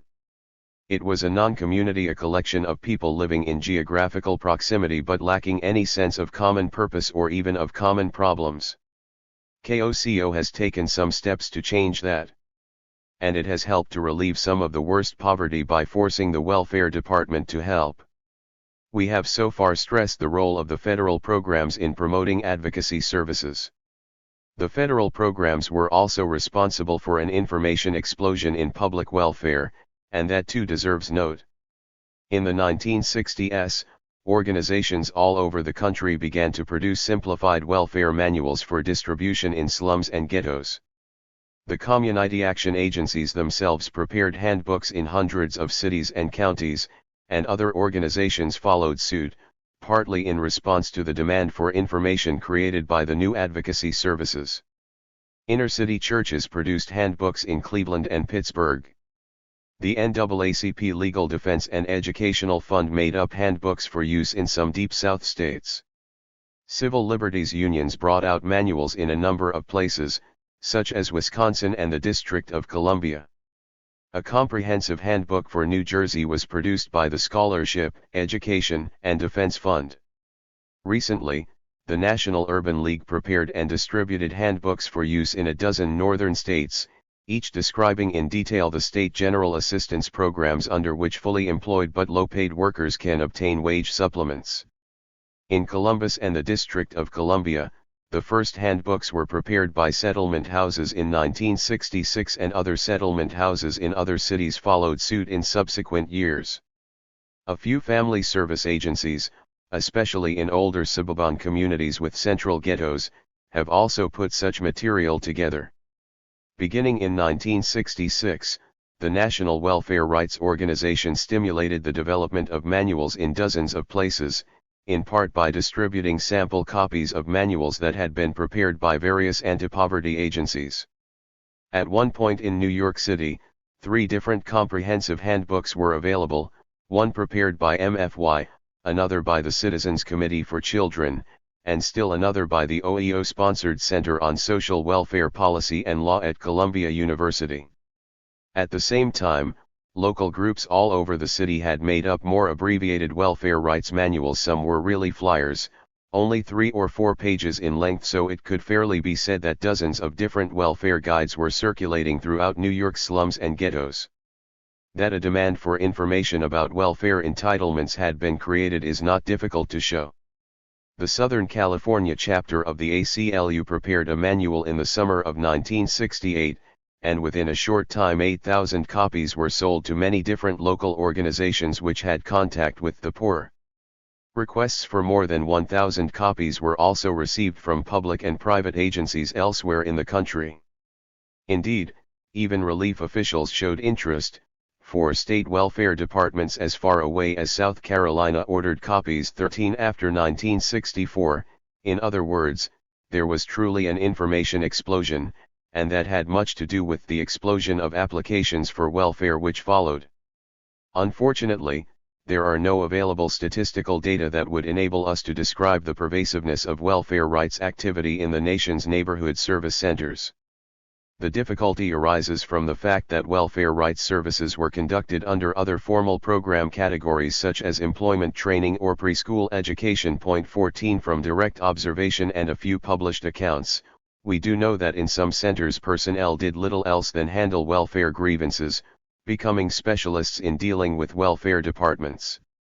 In other centers, Such activity was an incidental byproduct of other programs, for example, Head Start teachers, who found their new pupils without adequate food and clothing sometimes responded by helping the family to get on the welfare rolls.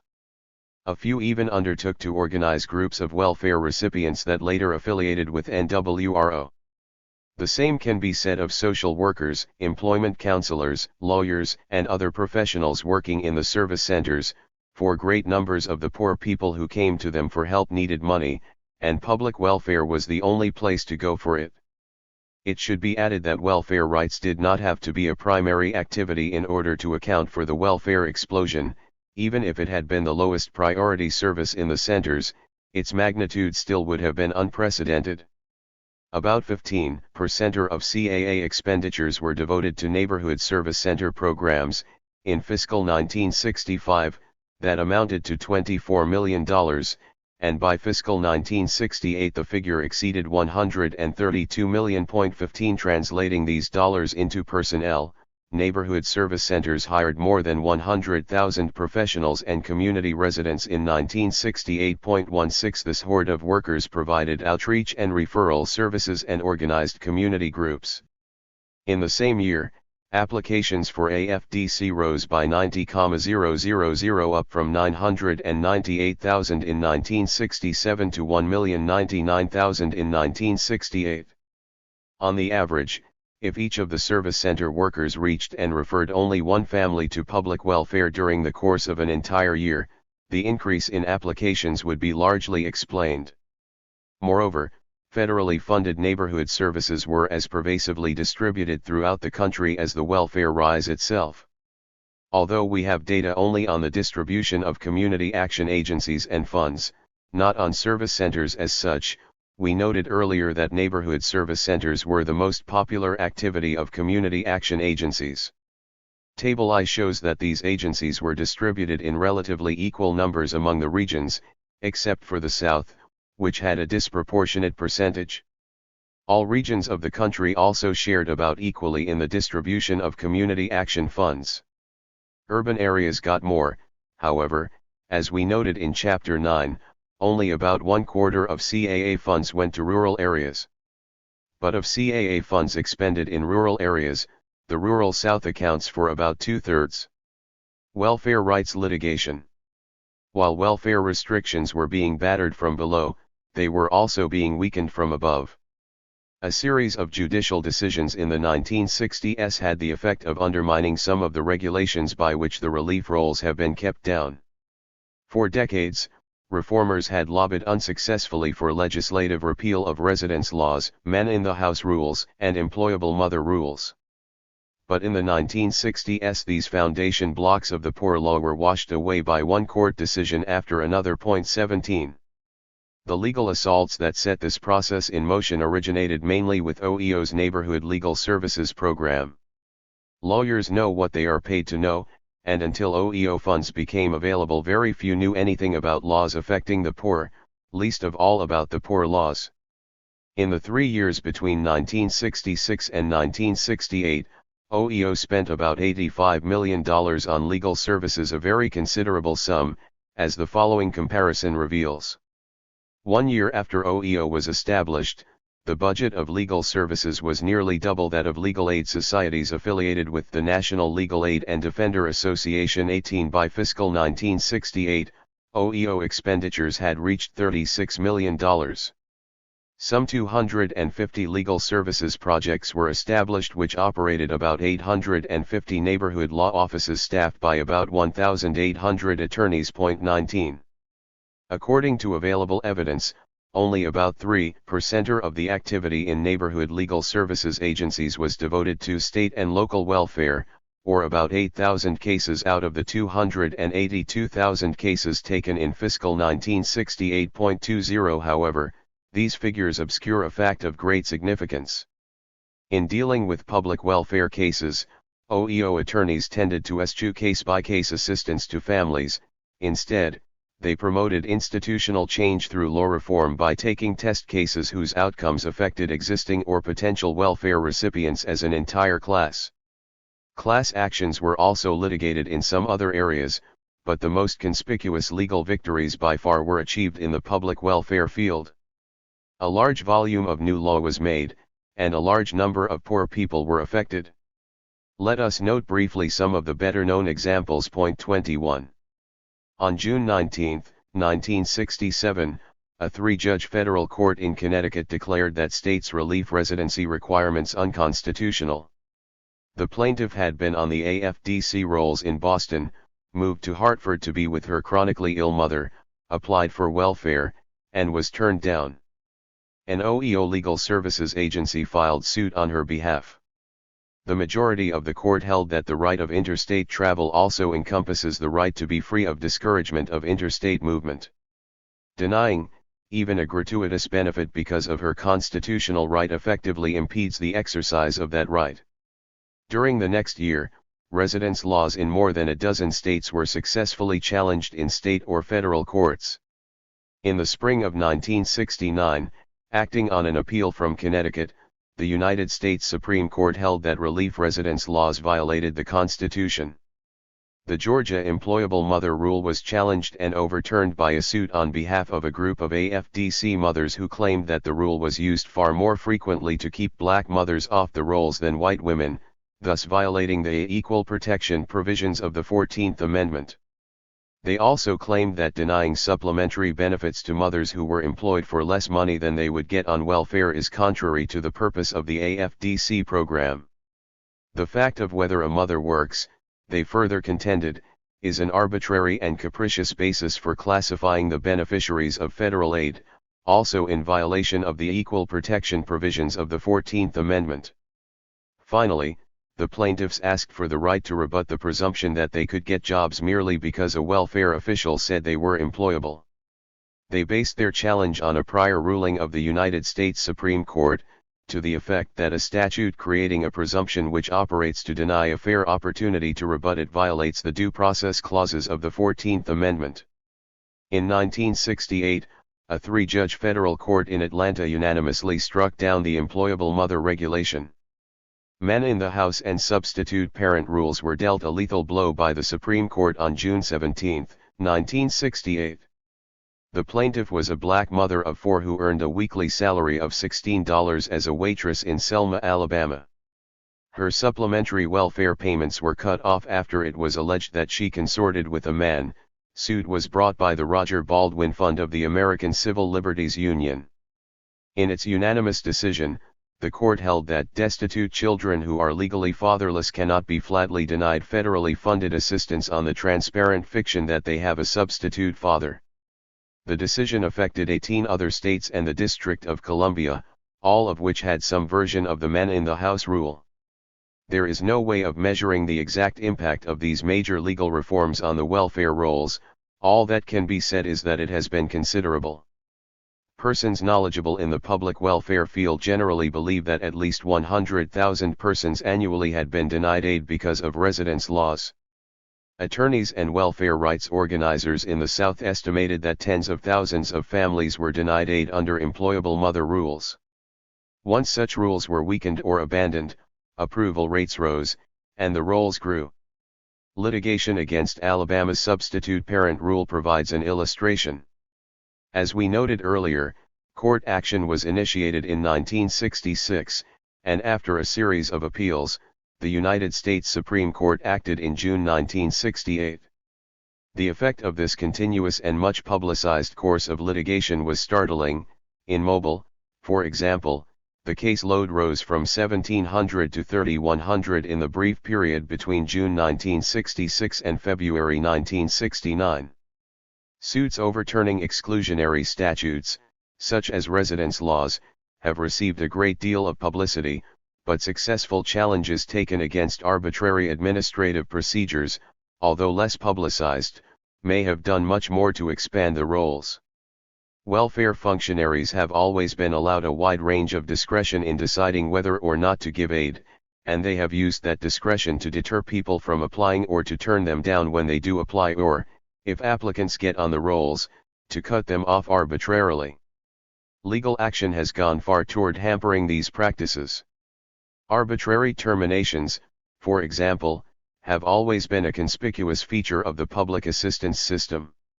In 1967, a beneficiary under the Aid to the Permanent and Totally Disabled program in Mississippi was abruptly notified that he was no longer medically qualified for assistance. No specific reasons were given, nor was a hearing held prior to the termination. The client, a 30-year-old black man with a large family, quickly secured affidavits from prominent doctors confirming that his right hand had been amputated and that he had both pulmonary tuberculosis and sickle cell disease. The day before the court hearing, welfare officials visited the plaintiff to say that a mistake had been made and would be rectified. Nevertheless, the plaintiff insisted that the hearing be held, arguing that his benefits might be arbitrarily terminated at some later time unless the constitutional issues raised by termination procedures were ruled upon. Despite protests by attorneys for the state, the judge agreed that serious questions of due process were involved and held the matter over for trial. This case was typical of many instituted elsewhere in the nation after 1964. One case finally reached the United States Supreme Court, and a favorable ruling was handed down on March 24, 1970. It asserted that welfare recipients have a constitutional right to a trial-like hearing, with trial-like constitutional safeguards, before officials may terminate benefits. During the proceedings, welfare officials warned that a favorable ruling could swamp the system with demands for hearings while ineligible people remained on the rolls. But the court decided that the protection of recipients outweighed such fiscal and administrative problems. Other traditional techniques of harassing welfare recipients have also come under attack. New York's highest court ruled several years ago that social welfare laws do not authorize the jailing of male welfare recipients who refuse to work under terms dictated by a welfare department. Any other interpretation, the court said, might result in violation of the 13th Amendment and the Federal Anti-Peonage Act, which prohibit involuntary servitude. In situations where fraud is suspected, welfare recipients are often told that if they refuse to answer questions that might incriminate them, their benefits will be cut off. Recipients in several jurisdictions have successfully charged that this threat frequently carried out is a violation of the Fifth Amendment. Mass searches without warrants have recently been declared unconstitutional, as we noted in Chapter 5 in connection with the Parrish case in California. And a three-judge panel in New York, acting in a suit initiated by a Bronx welfare mother who was represented by David Gilman, an MFY lawyer and chief counsel for the New York City Coordinating Committee of Welfare Groups, declared in August 1969 that even daytime visits by welfare workers were unconstitutional unless warrants had been obtained. Many procedural changes have been won without news-making court victories, often as a result of negotiation, backed up by the threat of court action, between attorneys and welfare officials. Such threats have forced welfare administrators to release official welfare manuals to lawyers, welfare rights organizers, and others. The same point can be made about efforts to establish the legal right of applicants or recipients to bring a third party to the interviewing cubicle, whether a friend, a welfare rights leader, or a lawyer. Welfare depayments have traditionally denied people the right to representation and thus deprived them of one means of challenging arbitrary and capricious decisions. A suit several years ago established the right to representation in New York, although most relief administrators elsewhere still resist under the pretext that they have a legal obligation to protect applicants by holding transactions confidential. A more reasonable explanation of their motives is that welfare functionaries want to retain untrammeled discretion in dealing with the poor.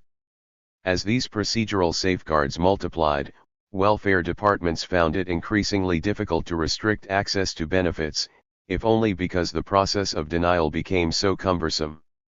Just how cumbersome is revealed by this exchange between Senator Byrd and District of Columbia welfare officials regarding the increased use of administrative hearings by welfare recipients. Senator Byrd: how many fair hearing officers have you had on the average each year from fiscal year 1962 through 1967? Welfare official: we did not have so many requests for fair hearings back then as we have at the present time. Senator Byrd: why do you have more requests now? Welfare official: The OEO neighborhood legal attorneys are requesting more fair hearings, at least they are encouraging recipients to request more fair hearings. Senator Byrd. And what policies are questioned? Welfare official. Residency policies. Senator Byrd. Substitute parent policies. Welfare official.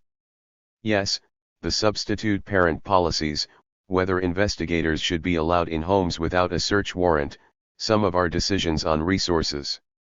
Senator Byrd. You say fair hearings have increased. Could you be specific? Welfare official. Yes, Mr. Chairman. Within the past year and a half, we have seen a rather dramatic increase in the number of fair hearings. At the present time we are averaging 4 fair hearings a week. Each fair hearing may run anywhere from 2 to 3 hours. The fair hearing officer needs approximately anywhere from 3 to 4 hours to prepare his report, which he submits to the director for the director's decision. So on each fair hearing we have approximately, say between 5 and 8 hours of work on the part of the fair hearing officer. It is not at all uncommon, let me put it this way, sir, it is extraordinary today to conduct a hearing without having an attorney, usually from neighborhood legal services, representing the recipient or the appellant. Prior to the advent of neighborhood legal services, the reverse was true.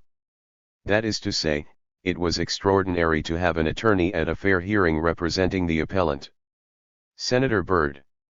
Have there been any changes in the complexity of the fair hearings? Welfare official.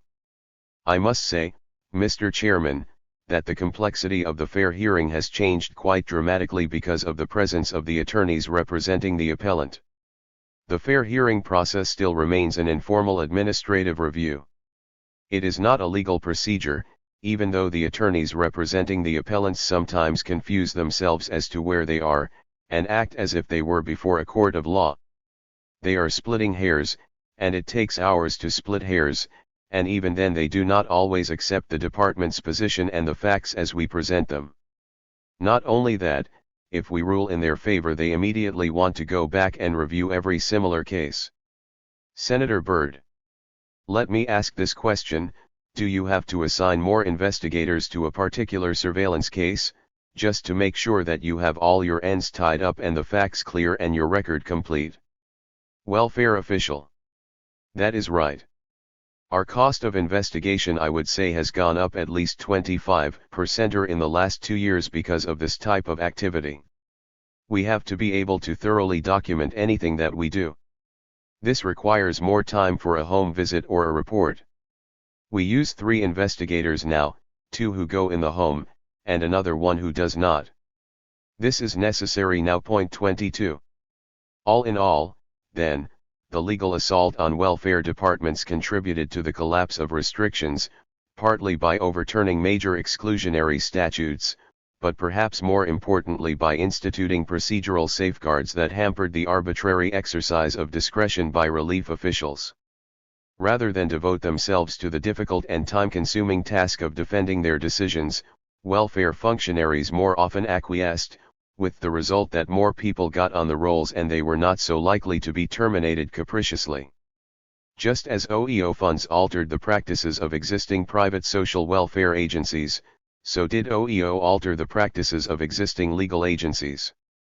The impact on the National Legal Aid and Defender Association provides one conspicuous example. Initially, OEO was confronted with a major policy decision: should legal aid societies, where they existed, administer the legal services projects, or should new agencies be established? The dilemma was not peculiar to this program, it was shared by practically all OEO efforts. The choice was between strengthening existing organizations and establishing new institutions. 23 NLADA, naturally enough, argued that its program should be strengthened. But OEO felt that NLADA affiliates were dominated by conservative bar associations and business groups, thus making it unlikely that politically controversial advocacy would be undertaken. In the end, a compromise was reached, with some 40% of OEO's legal services projects being administered by NLADA affiliates, the rest were administered through CAAs. But a price was exacted from NLADA: to qualify for funds, any affiliate was required to decentralize its operation to slum and ghetto neighborhoods and to undertake new and controversial areas of representation, including test cases designed to promote law reform. The inauguration of hundreds of new neighborhood legal services under CAA programs, together with the new efforts in NLADA programs, had a far-reaching effect on the practice of poor law. Many private legal defense organizations soon shifted some of their resources into the poor law field, including the NAACP Legal Defense and Educational Fund, the Scholarship Education and Defense Fund for Racial Equality, and the American Civil Liberties Union. The Law Students Civil Rights Research Council began to recruit hundreds of law student volunteers to work with welfare rights groups and to perform legal research for attorneys representing recipients. Moreover, OEO created a new kind of legal personnel, non-professionals trained in specific facets of the law who were able to extend the reach of the neighborhood legal services programs. Hundreds of poor people were recruited and trained to perform various kinds of lay advocacy tasks. In 1964, for example, OEO established the Dixwell Legal Rights Association in New Haven for the express purpose of training such non-professionals. About 400 graduates of the program have since been placed in neighborhood legal offices throughout the country, and in other organizations, such as churches, as well. As part of its program, Dixwell has produced and distributed about a dozen different simplified manuals dealing with such subjects as rights to welfare, to bail bond, to hospital care, to urban renewal relocation subsidies, to public housing, to bankruptcy proceedings. Trainees are schooled in the use of these manuals. Miss Josephine Holly, a middle-aged black woman without a high school education, is a Dixwell graduate who was hired by an Episcopal church in New Haven. In response to an inquiry by us, she had this to say about her training and work. "I was unemployed after having a serious operation. My doctor told me not to do heavy work. It was very hard to get another type of job if you were not experienced in whatever job you were applying for. Someone told me about Dixwell Legal Rights and how they were helping people to get jobs. I went to Dixwell Legal Rights and took the 3 months training course. The classes were great, very good instructors. I was soft-spoken and too easygoing and did not know how to speak up. Dixwell Legal Rights changed all of that with their method of teaching and being a little strict with me. As I went out in the field and saw how clients and people were being treated on welfare, and saw how people that were not on welfare that should have been, had applied for welfare and could not get it, it made me damn angry. I was from then on able to deal with any situation.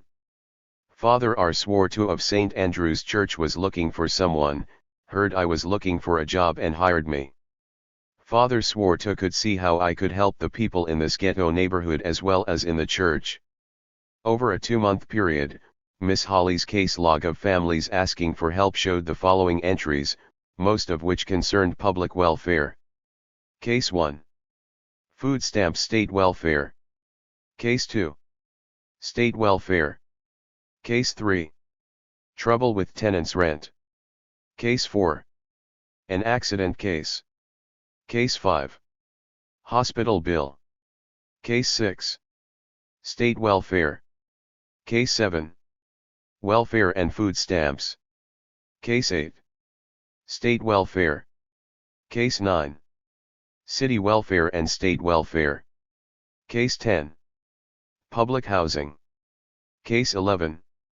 State welfare and public housing. Case 12. State welfare husband in jail. Case 13. State welfare and rent. Case 14. State welfare and children. Case 15. School problem enrolling daughter. Case 16. A problem with the teachers. Case 17. State welfare and doctor illness. Case 18. Abandoned children police called. Case 19.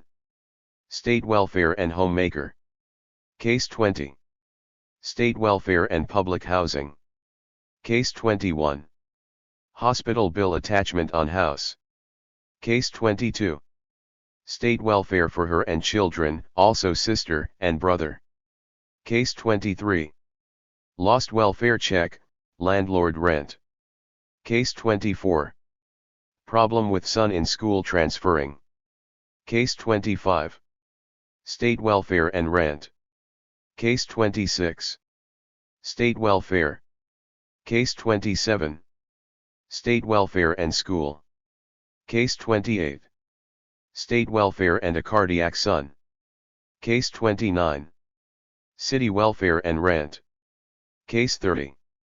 Hospital depressed. Case 31. Landlord furnace and code violations. Case 32. State welfare and mental patient. Case 33. State welfare and money for furniture. Case 34. Mother depressed. Case 35. State welfare. A typical case from Miss Holly's painstaking records reveals the nature of her daily work. 11/21. My client was referred by a friend that came in and said that my client was depressed, sick, and needs help financially. Her son is very sick too. My client is a private duty nurse who has become too disabled to work.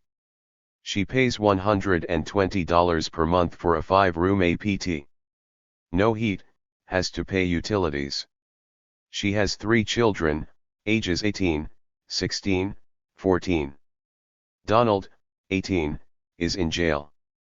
Tony, 14, is very sick with a heart condition. Client needs assistance from city welfare or state welfare very badly. I went to the city welfare and talked to the supervisor, and she said that she would send someone to interview my client today, and later transfer her to state welfare. I also mentioned that my client needs transportation money for herself and her son to the doctor's office and hospital. 11/24. I called my client today to see how things went on Friday. She is very happy that the social worker from city welfare came out to see her after I left her house and gave her a voucher for food, and is paying her rent until the state takes over, and then they will get full benefits. 12/1. I called my client today to see how she is feeling. She isn't feeling too well today, neither is her son.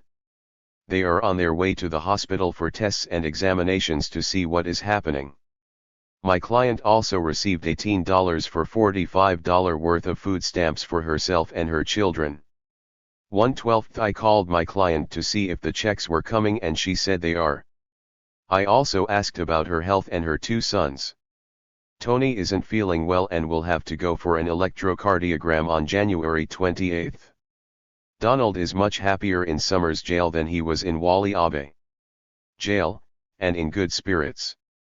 As for her, her arthritis is acting up and she can't hardly get out of bed. Law schools themselves have been responsive to these new influences. During fiscal 1967, OEO pumped more than $2 million into law schools for research, changes in curricula, and various projects dealing with the poor. 24. For example, a Center on Social Welfare Policy and Law was established at Columbia University to conduct legal research, advise attorneys in the field, and prepare briefs in test cases. 25. At Northwestern University School of Law, an Institute for Education in Law and Poverty was created which, among other things, publishes a monthly digest of current poverty law cases and opinions called the Clearinghouse Review that is distributed to all OEO legal service attorneys and to other involved attorneys as well. Similar law centers and projects were established elsewhere in the country. The ferment also affected law school curricula. New courses in poverty law were introduced in dozens of universities, and some 2,000 law students registered for them in the 1965 to 1967 academic years. 26. Finally, like the service centers, OEO's legal services attorneys were distributed over a wide area. The largest proportion was concentrated in the Northeast, with the remainder roughly equally divided among the other regions. About 60% of the services were located in urban counties, where the welfare rise was greatest.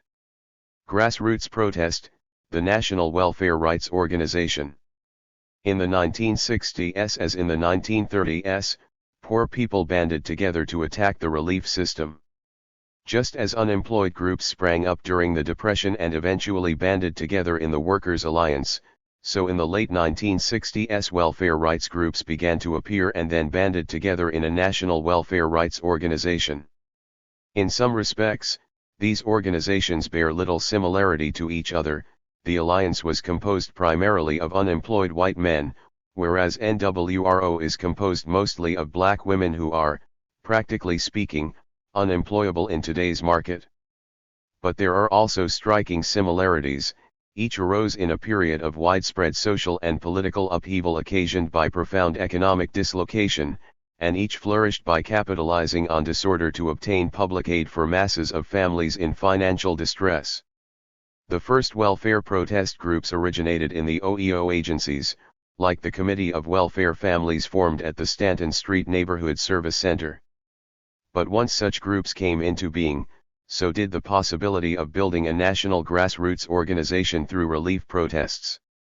Some independent activists came to see this point. 27. One was Dr. George A. Wiley, a professor of chemistry who had joined the civil rights movement and became the Associate National Director of CORE. In the late spring of 1966, he left CORE to open the Poverty/Rights Action Center in Washington, D.C. Within several months, PRAC became the organizing vehicle for what was to become the National Welfare Rights Organization, and under Wiley's leadership, the organization has since burgeoned. Wiley, with Edwin Day and later Timothy Sampson, began by making strenuous efforts to establish links with the scattered welfare groups that already existed around the country and to spur the staff of anti-poverty agencies to concentrate on organizing in the field of welfare. The idea spread rapidly, especially among anti-poverty staff. As new groups developed, Wiley established contact and urged them to affiliate with the national headquarters.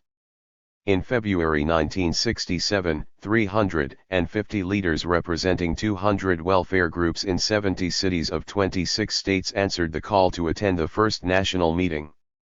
Participating groups ranged from Mothers of Watts to Mothers for Adequate Welfare in Boston, from Chicago's Welfare Union of the West Side organization, composed of unemployed black men, to Eastern Kentucky's Committee to Save Unemployed Fathers, consisting of unemployed white minors. Most of the groups originated in anti-poverty agencies, but some had been organized by churchmen, others by civil rights activists, and still others by Students for a Democratic Society. By 1969, NWRO claimed more than 100,000 dues-paying members in some 350 local groups. 28. The new organization first came to national attention in June 1966. On June 20, Rev. Paul Younger and Edith Dewering, welfare rights organizers who had been hired by the Cleveland Council of Churches, led about 40 welfare recipients out of Cleveland on the first lap of a 155-mile march to Columbus to lobby with the governor for an increase in Ohio's welfare payments. On the morning of June 30, when they finally reached Columbus, the 40 marchers were joined by 2,000 recipients and sympathizers from other towns in Ohio. On the same day in New York, 2,000 recipients massed in front of City Hall to picket in the hot sun while swarms of their children clambered over the iron railings to play on the grassy squares of City Hall Park. Groups of recipients in 15 other cities, including Baltimore, Washington, Los Angeles, Boston, Louisville, Chicago, Trenton, and San Francisco, also joined demonstrations against the welfare. By now NWRO is fairly well known, especially in northern cities, where local groups have staged hundreds of demonstrations to protest various welfare restrictions. Thousands of welfare recipients and organizers have been jailed on charges from trespass to riot. In the South, storefront offices have been razed, and welfare rights leaders' homes have been fired into and burned. One of the largest demonstrations was mounted in conjunction with the Poor People's Campaign in the spring and summer of 1968. On May 12 of that year, Wiley and Coretta King, widow of the slain civil rights leader, led more than 5,000 welfare recipients on a Mother's Day march through the riot-torn section of Washington, D.C. Perhaps the most widely publicized incident occurred in the fall of 1969, when 1,000 recipients and university students took over Wisconsin's legislative chamber to protest a cutback in welfare appropriations. Most day-to-day organizing across the nation has consisted of efforts to settle individual grievances. Organizers generally begin by preparing a simplified handbook of welfare regulations, and thousands of copies are distributed through welfare rights groups, churches, stores, and other outlets in the ghettos. The handbooks alert people to the ways in which the system typically and often illegally rejects applicants or reduces benefits, e.g., by failing to increase payments as children grow older or to give special utility allowances in raid-infested areas so that lights may be kept on at night. Arbitrary terminations have been a constant subject of grievance work. The practice of summarily terminating people from the rolls without a written reason or an opportunity for a hearing led the welfare rights groups in Boston to stage a welfare department sit-in in the spring of 1967. When the police beat the demonstrators, they screamed from the windows of the welfare department, and for 3 nights widespread rioting erupted in the streets, the first major riot in the violent summer of 1967. Welfare rights groups have also mounted large-scale campaigns to obtain certain benefits which many people are entitled to but few receive. As we pointed out earlier, for example, many welfare departments officially permit extra grants for special purposes, but people are rarely told about them and generally don't get them. Staging a mass benefit campaign requires less organizing effort than the laborious process of adjusting individual grievances and produces a far greater financial payoff. School clothing lists, for example, are mimeographed and widely distributed in slum neighborhoods, together with an announcement of a forthcoming demonstration at the welfare center. When hundreds of people assemble with a common demand, welfare departments usually release the grants, especially in cities where public officials fear that repression will provoke outbreaks of violence in the ghettos. Campaigns of this sort in New York City included week-long sit-ins and forced some district welfare centers to close down. 29 As the system lost control over its discretionary giving, the costs of special grants zoomed from about $40 per recipient in 1965 to $100 in 1968. When the aggregate costs reached an annual rate of $100 million, the New York Times was moved editorially to call these campaigns a threat to Treasury. To blunt that threat, state officials responding to increased white antagonism toward welfare costs abolished the special grant. But in the meantime, a great many people had got a great deal of money that they would not otherwise have received. These campaigns were greatly aided by the contagious effects of successful welfare rights activity.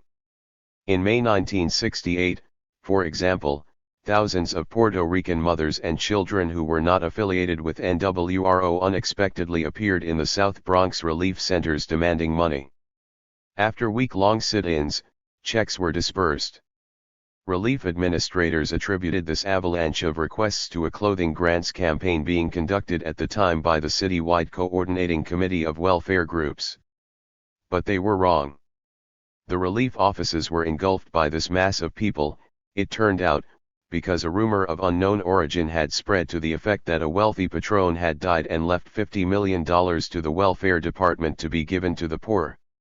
Nor could the rumor be dispelled. Within days, it spread to Spanish Harlem and then to Central Harlem, and the relief offices in those districts were flooded, forcing the check-writing machines onto a virtual 24-hour schedule.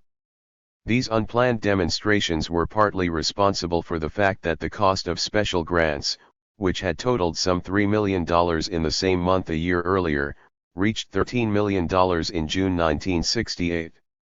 4. Except by calling the police and thus risking mass violence, how else was the welfare department to clear its offices and restore control? NWRO's organizing activities, it should be pointed out, were conducted mainly to benefit people already on the welfare rolls, for NWRO is an organization composed of recipients. To keep their members interested and involved, NWRO organizers have been constantly under pressure to increase benefits for existing recipients rather than to find and organize the non-recipient poor for the purpose of getting them on the rolls. For this reason, NWRO's contribution to the rising welfare rolls has been largely indirect, the unintended effect of other activities. For example, slum and ghetto families who witness demonstrations over grievances or demands for special grants or for higher grants become more aware of their own rights and less fearful of applying for aid. This may be what Hugh meant when, after surveying the causes of welfare increases in 11 cities, it drew the following conclusion regarding the impact of local welfare rights organizations. There was evidence that the higher the number of AFDC recipients who belonged to WROs, the larger the number of poor persons using AFDC, but the evidence was not statistically significant. However, the number of AFDC women who reported that they belonged to WROs was very small in all cities. For example, only 4.1% of all AFDC women in New York City belonged to the local WRO. These small percentages could, however, lead to false conclusions. A slight increase in the number of WRO members might have a great influence on the attitudes of all AFDC recipients. To illustrate, there was a strong inverse relation between the percentage of WRO members and the number of recipients who felt helpless. 30. NWRO has also exerted some influence on acceptance and termination decisions, and that too contributed to larger roles. Much welfare rights organizing occurred in the waiting rooms of local welfare centers with the intention of attracting new members from among those recipients who had come to negotiate grievances. But many of those jamming the waiting rooms were not recipients, they were new families hoping to get on the rolls. Welfare rights organizers have often given on-the-spot assistance to these potential recipients by helping them to negotiate the intake process. Moreover, the constant agitation in welfare centers by groups of recipients conducting campaigns for special grants has also led some welfare workers to take sides with applicants and intimidated many others. In this new climate, many intake workers, the gatekeepers of the system, have tended to make more liberal decisions. Acceptance rates rose sharply in the middle and late 1960s, and client protests were undoubtedly one cause. 31. The close and continuing relationship between welfare organizing and OEO's agencies was vividly illustrated during NWRO's hunger campaign, conducted during the summer of 1970 in several southern cities. After initial demonstrations organized to get people on relief and to obtain food stamps for them, Louisiana's Commissioner of Public Welfare, Garland L. Bonin, wrote on August 11 to Woodrow Dumas, mayor of Baton Rouge, as follows. I am sure that you are familiar through police intelligence with the disruptive activity that has been going on for several days in connection with the local welfare office. This drive has been headed by professional, national welfare rights organizers from out of state. The ordinary process of our local office has been disrupted and the services to needy citizens of this parish interrupted. I have been reliably informed both by the police and our local welfare office that officials of Community Advancement of East Baton Rouge Parish played a prominent part in these activities. I have been specifically advised that Mr. Jim Moss, with Community Advancement, Mr. Charlie Granger, Director of the South Baton Rouge Neighborhood Service Center, and Mrs. N. Wilson, who works with the Valley Park Neighborhood Center, were in the office yesterday and were advising and counseling the demonstrators in their disruptive activity. I am indeed greatly distressed and shocked that one public agency is actively engaged in attempting to destroy or disrupt the orderly activities of another public agency engaged in the same type of service to the people of this community. A copy of this letter was sent to Charles W. Tapp, Executive Director of Community Advancement Incorporated, an OEO agency in Baton Rouge, who replied to Commissioner Bonin on August 12 in the following terms. I take exception to your letter of August 11, 1970, concerning this agency and the National Welfare Rights Organization. We have been working closely with the local welfare rights organization for a long time. This is a matter of public information. If you had taken time to call me, I could have given you the same information that you had to secure from police intelligence sources, as you put it. Both you and I know full well that the welfare system has tragic shortcomings in Louisiana. I think you should face these shortcomings firmly and bring your prestige and influence to bear on reforms rather than fighting rearguard actions that you are bound to lose in the long run. If any member of the staff has broken the law or has violated federal regulations of the Office of Economic Opportunity, then I will personally see that they are disciplined for such action. If, however, they are guilty of working with the poor in an attempt to bring about changes that will better the living conditions and the lives of the poor, then they are to be commended. In many respects, the emergence of NWRO represents the most striking example one could give of the federal role in stimulating the welfare explosion. For what must be recognized is that the welfare poor came to form a coherent organization as a consequence of federal intervention in the cities, as a consequence of the Great Society social workers and Vista volunteers who became the organizers of NWRO groups, 32 of Great Society lawyers who brought NWRO legal suits, and of the Great Society rhetoric and protection that made attacks on local welfare agencies first imaginable and then feasible. If NWRO developed as a byproduct of federal intervention in the cities, it later came to have quite direct relations with the national government. In 1968, the outgoing Johnson administration granted NWRO more than $400,000 through the Department of Labor, 33, a sum roughly equivalent to the total amount raised from private sources after the organization was formed in early 1966. The money was ostensibly to be used to monitor the local employment programs for AFDC mothers, which had been mandated by the congressional amendments of 1967, in order to ensure that participation in training would be fully voluntary. However, federal officials were aware that a substantial part of the money would go towards strengthening local relief groups. The fact that the national government openly financed an organization of America's poor which was harassing local welfare departments provides a fitting epilogue to this extended discussion of the federal role in the welfare explosion in the late 1960s. The impact of the welfare rights movement. It is not possible to calculate just how much each of the components of the broad-based, variegated welfare rights movement of the 1960s contributed to the doubling of the AFDC roles. Legal services obviously had an impact, as did advocacy services in neighborhood centers, and organized protests by groups of recipients were influential in some places. Like most movements, this one was ubiquitous, and constantly changing. Once it had gained momentum, unexpected things happened.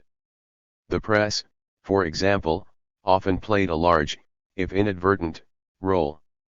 News coverage and documentaries on the movement alerted people to their rights and to the possibilities of obtaining them. 34 In the fall of 1967, the New York Daily News, which is read by millions of the poor in New York City, carried a three-part series on the clothing and household furnishings campaign being conducted by welfare recipient groups. By way of explaining the campaign to their readers, the authors of the series described the welfare regulations in great detail and acknowledged that most recipients were not receiving full entitlements. They even printed a half-page replica of the clothing and furnishings checklist being circulated by welfare rights groups. 35 For weeks thereafter, the welfare waiting rooms were filled with people carrying copies of the page with the checklist. Taken as a whole, there is little reason to doubt that the many-faceted welfare rights movement had a crucial impact on the rolls. The report cited earlier on the causes of the extraordinary AFDC rise in Baltimore reaches the same judgment. The rolls had risen primarily because families of long-standing eligibility had been led to apply for public aid in unprecedented numbers as a result of a great variety of welfare rights activities. Thus the report observed, when poor people are everywhere encouraged to make use of these resources by publicity, by action workers on their own block, by teachers of their children in schools, by their doctors and by any social agency they happen to have contact with, a surge of response must be expected. It is the contention of this report that the increase of AFDC caseload reflects this response to the anti-poverty effort, and that the poor families of the state, through a combination of some changes in their alternative forms of maintenance and perhaps for the major part encouraged by the national effort to do something about poverty, have responded to the use of public services, including welfare, in numbers heretofore unequaled. 36. It is no exaggeration to speak of the poor applying for assistance in numbers heretofore unequaled. Nationally, applications rose from 588,000 in 1960 to 1,088,000 in 1968, an increase of 85 per cent 37. Moreover, the average annual volume of applications after 1964 was about 29% or larger than the average annual volume in the early years of the decade. 38. However, regional changes in the volume of applications varied markedly after 1964. In the West, the average annual volume virtually doubled after 1964, 39, while in the South there was virtually no change in applications from one time period to the next. These differences are at least partly attributable to regional differences in welfare rights activity. Southern storefront service centers were not so militant as those in the West or North, the distribution of welfare rights information was not so widespread, nor did locals of NWRO come to be established in the South on any scale. The poor, in short, were not activated and mobilized nearly so much in the South, partly because the tradition of repression remained strong. The rolls rose in the South, to be sure, but not primarily because of increased applications, a point to which we shall presently return. As the volume of applications rose, the proportion accepted also rose from 55% in 1960 to 70% in 1968.40 in the Northeast. The acceptance rate reached 78%, and in some northern cities it exceeded even that level. Furthermore, the average annual acceptance rate after 1964 showed a 12% increase over the average in earlier years. The largest shift after 1964 occurred in the South, and especially in the Deep South, a gain that accounts for most of the increase in the Southern rolls. The Southern increase, we suspect, resulted mainly from legal services, the predominant form of welfare rights activity in the South. Much of the important litigation originated there, since the legal structure of the Southern welfare system was the most restrictive. When substitute parent policies, employable mother rules, and other restrictive practices were challenged, approval levels jumped, and the Southern rolls rose even though the volume of applications did not greatly increase. The impact of changing application and approval rates on the welfare rolls was substantial, to say the least. Between December 1964 and February 1969, the rolls in the 78 northern urban counties exhibited a rise of 80%. In many cities, the rises were spectacular: Jersey City, 125%, Kansas City, 122%, Flint, 114%, Omaha, 113%, Youngstown, 125%, Milwaukee, 102%, Oakland, 114%, and Phoenix, 114%. The greatest increases after 1964 occurred in the Big Five metropolitan centers where blacks had come to be concentrated, having risen 55% in the early 1960s. These counties then jumped 105% 41. The consequences for the Southern relief system were also startling, especially in the Deep South states, where the AFDC rolls rose 57% during the 1960s. All of that rise occurred after 1964-42, after pressure from neighborhood legal services attorneys and from community action agency staff members resulted in many more applicants getting on the rolls.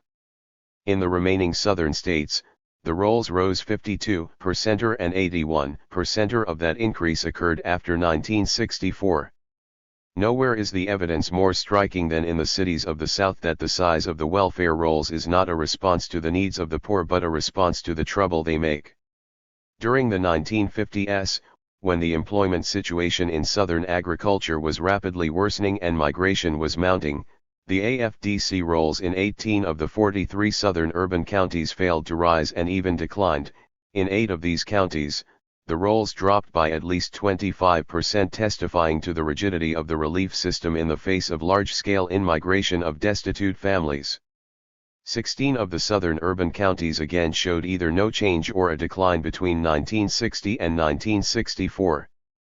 All this was reversed in the late 1960s. The rolls declined or remained stable in only 4 southern urban counties after 1964. The caseloads rose between 50 and 100% in 19 urban counties and at least doubled in 12. Thus the rolls in Columbus, Georgia, fell by 1/3 in the 1950s, showed little change in the early 1960s, and trebled after 1964. An almost identical pattern of changes occurred in Atlanta. In Birmingham, the rolls diminished by 1/4 in the 1950s, rose 4% by the end of 1964, but then went up by half. In New Orleans, the caseload went down by half in the 1950s and rose by 1/3 in the early 1960s. After 1964, however, it more than doubled. All at once, in a mere 4 years, Southern relief restrictions collapsed. 43. In summary, modernization, migration, urban unemployment, the breakup of families, rising grant levels, and other factors contributed to a growing pool of eligible families in the 1950s and 1960s. Nevertheless, the relief rolls did not rise until the 1960s. And when they did, it was largely as a result of governmental programs designed to moderate widespread political unrest among the black poor. One consequence of these programs was that the poor were suddenly stimulated to apply for relief in unprecedented numbers. Another consequence was that welfare officials were suddenly stimulated to approve applications in unprecedented numbers. 44. The result was the relief explosion of the late 1960s. The terms in which that crisis must be explained are economic disruption, large-scale migration, mass volatility, and electoral responses, a sequence of disturbances leading to a precipitous expansion of the relief rolls. We conclude, then, that because the 1960s were a time of profound disorder, both North and South, government responded with measures to ease that disorder. Blacks got a little more from some government agencies and suffered a little less at the hands of others, although, considering the magnitude of the political disturbances, it is remarkable to see how few and how modest these concessions were, and how often they turned out to be merely symbolic. Now that ghetto unrest has subsided, the liberalization of relief practices stands out, for without that concession the victims of agricultural modernization and of persisting unemployment in the cities would remain perilously close to starvation, as so many did in the late 1940s and the 1950s. And although the processes by which the relief expansion occurred were sometimes covert and circuitous, the moral seems clear: a placid poor get nothing, but a turbulent poor sometimes get something. Part 4. Relief, Deindustrialization, and the War Against Labor, 1970 to 1990. Chapter 11. Poor Relief and the Dramaturgy of Work. In the epilogue to the original edition, written in 1970, we said that the great expansion of relief beginning in the 1960s had, by the end of the decade, helped to mute protest and riots, and we predicted an imminent shift from regulating civil disorder to regulating labor. The epilogue also contains some early evidence in support of that prediction. Since the present chapter takes up the evidence for the whole period since 1970, the epilogue was omitted from this updated edition. But we wanted to preserve the prediction we made then. A great expansion of relief constitutes a crisis, and pressure mounts to reorganize the system, in the name of reform. Similar episodes in the past suggest that such calls for reform signal a shift in emphasis between the major functions of relief arrangements, a shift from regulating civil disorder to regulating labor. For reasons we will explain, we are profoundly suspicious of the work-enforcing features of the reforms now being proposed. The basis for our opposition is that when similar reforms were introduced in the past, they presaged the eventual expulsion of large numbers of people from the rolls, leaving them to fend for themselves in a labor market where there was too little work, and thus subjecting them once again to severe economic exploitation. In Chapter 1, we showed how labor regulating procedures were periodically activated in the pre-industrial world. And in Chapters 4 and 5, we analyzed the initiation of such procedures during the 1940s and 1950s in the wake of the expansion of relief in the United States during the Great Depression. In this chapter we consider the work-enforcing campaign that evolved in the aftermath of the relief explosion of the 1960s. The turn to labor regulation. The civil disturbances which prompt the liberalizing of poor relief are often short-lived, and the expansion of relief is one reason why. This is the central meaning of our proposition that poor relief moderates disorder. A body of empirical research is now available on one aspect of this proposition, our claim that large relief increases are a response to disorder. Most of these studies use quantitative techniques to determine which among different theories of welfare growth best fit the data, and the role of mass disorder receives considerable support. However, our related claim that large relief rises in turn mute disorder has so far been the subject of research in only one study. Kelly and Isaac found that annual increases in the AFDC rolls during the 1960s reduced black rioting in a statistically significant and quite sizable way, leading them to conclude that their findings support the regulation function of welfare too. As disorder subsides, elite preoccupation with work discipline comes to the fore. The better off resent the costs of relief, and complain about the poor rates or tax rates. However, the deeper opposition results because employer groups fear that relief undermines labor discipline. Employers have always understood that by shielding working people from some of the hazards of the market, relief reduces the power of employers over workers. Moreover, for just this reason, the very idea of social provision is defined as dangerously subversive of market ideology. Because the stakes are high, struggles for social protection from below are always answered by resistance from above. Accordingly, once a measure of social peace has been restored following a large relief rise, employers press to restrict and reshape the programs. They exert themselves to lower benefits, to tighten eligibility criteria so fewer people can receive benefits, and to attach such punitive conditions to the receipt of aid that few people would willingly apply for it. Such measures are intended to compel workers generally to sell labor on whatever terms the market offers. However, in the contemporary United States and in other rich industrial countries, social provision is no longer confined mainly to poor relief. A number of programs have been developed to provide income for categories of people such as the unemployed and the disabled who would once have turned to poor relief for subsistence.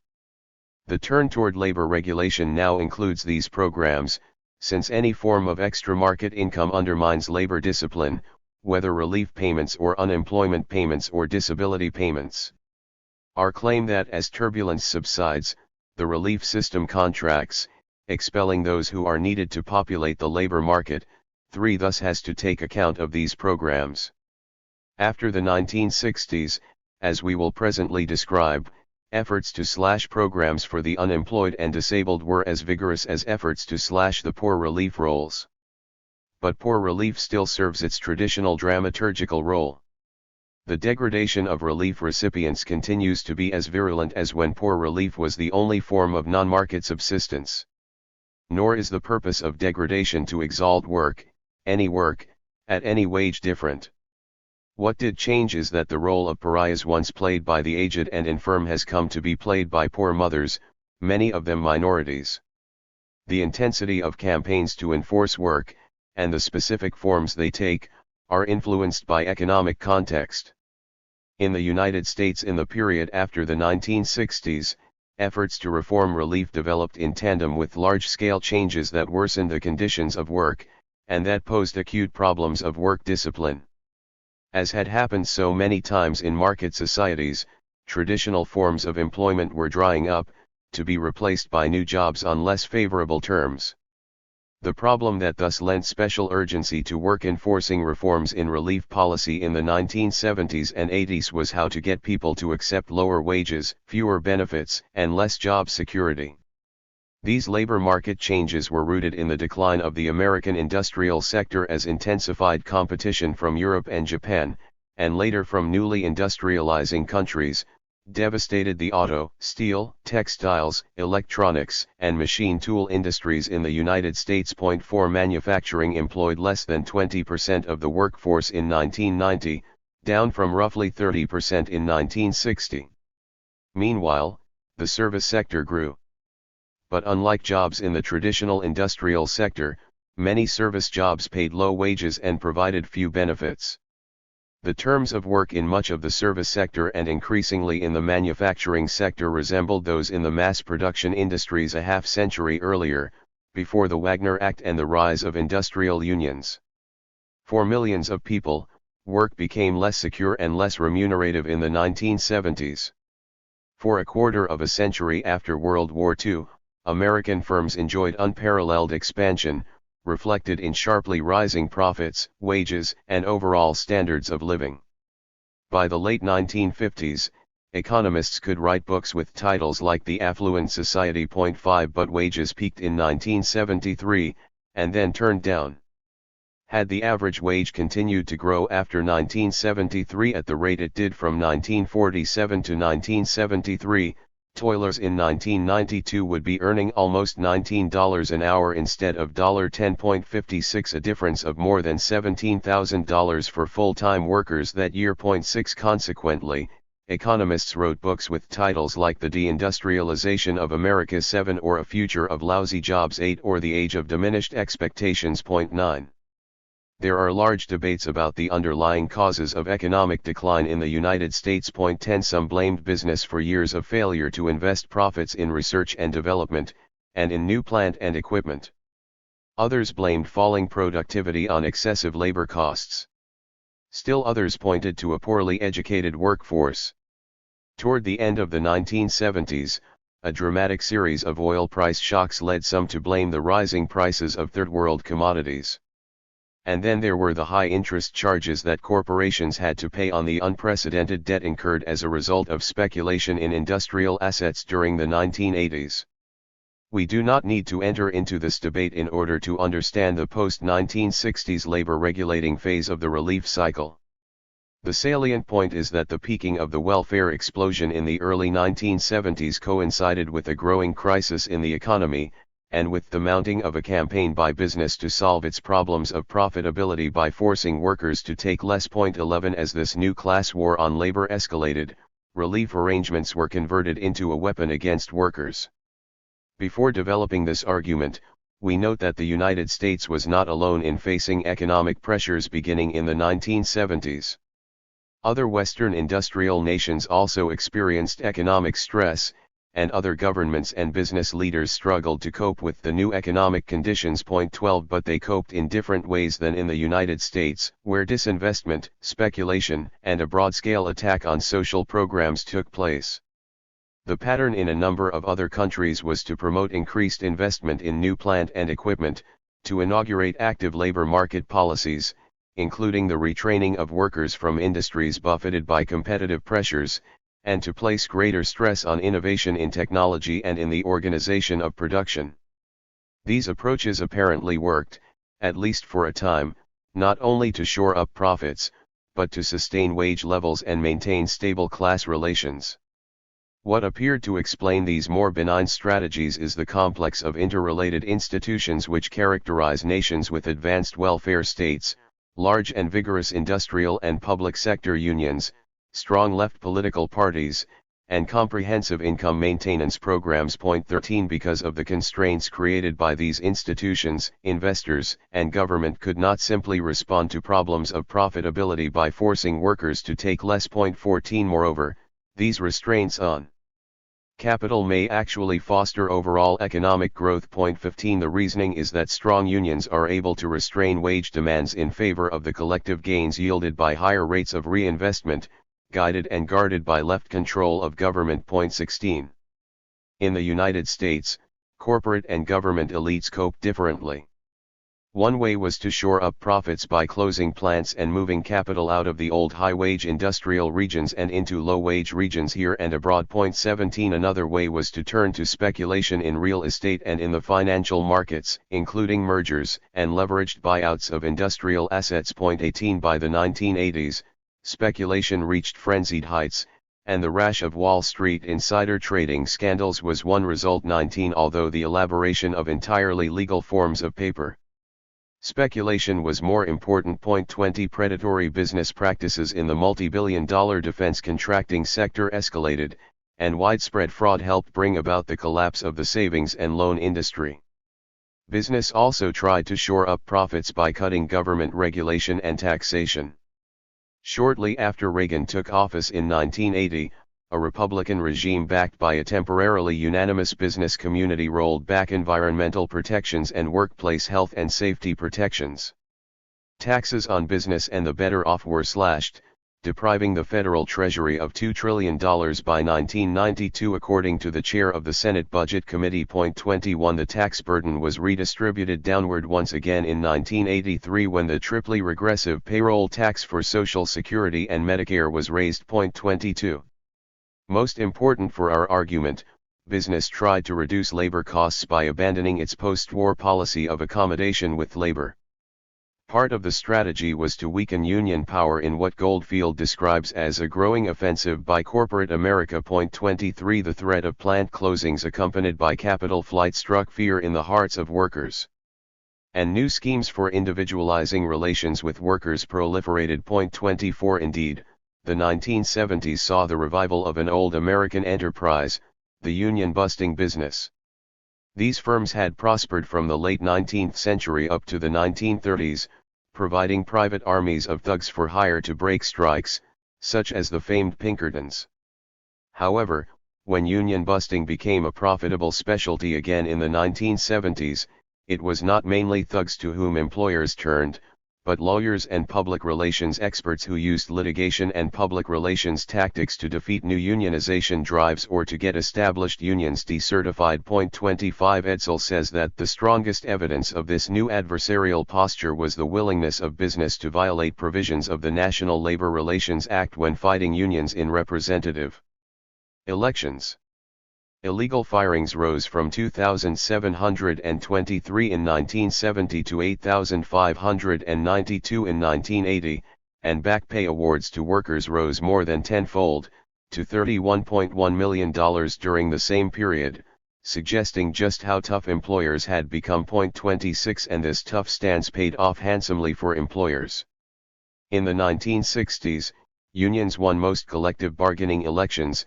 In the 1970s, they began losing more than they won, and they were more likely to lose in larger bargaining units than in smaller ones. 27 After Reagan smashed the air controllers' strike following the 1980 election, the assault on unions intensified. By 1992, when the strike at the Caterpillar factory in Peoria, Illinois, by the United Auto Workers Union collapsed in part because management threatened to replace striking workers. 28 It could fairly be said that corporate America had won its battle against unions. 29 Major work stoppages dropped in 1991 to the lowest level since 1947, and 1991 was also the 10th year in a row that there were fewer than 100 major strikes. 30 Unions were forced to sign contracts with two-tier wage structures, and with pay increases that lagged behind the rate of inflation. 31 Overall, the percentage of unionized workers in the private sector fell from 29.1% in 1970 to 12% in 199,032. The right to strike is by no means meaningless in America, one analyst remarked, but it is heading in that direction. 34 With labor cowed, business could make enormous cuts in its permanent workforce, hire temporary and part-time workers, and slash wages and benefits. During the last 4 recessions, business eliminated jobs on an unparalleled scale. The Bureau of Labor Statistics reported that of those laid off in the 1973-75 recession who had held their jobs for 3 years, 51% lost their jobs permanently, 45% in the 1980 recession, 64% in the 1981-82 downturn, but almost all of those laid off lost their jobs permanently in the 1990-92 recession. 35 An average of 1,500 jobs were eliminated every day in 1992.36.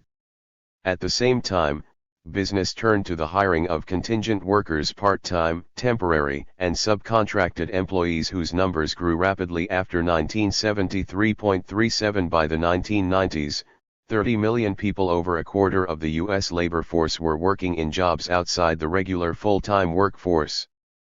And while some are well-paid freelancers, most contingent workers are women and minorities clustered in low-wage jobs with no benefits.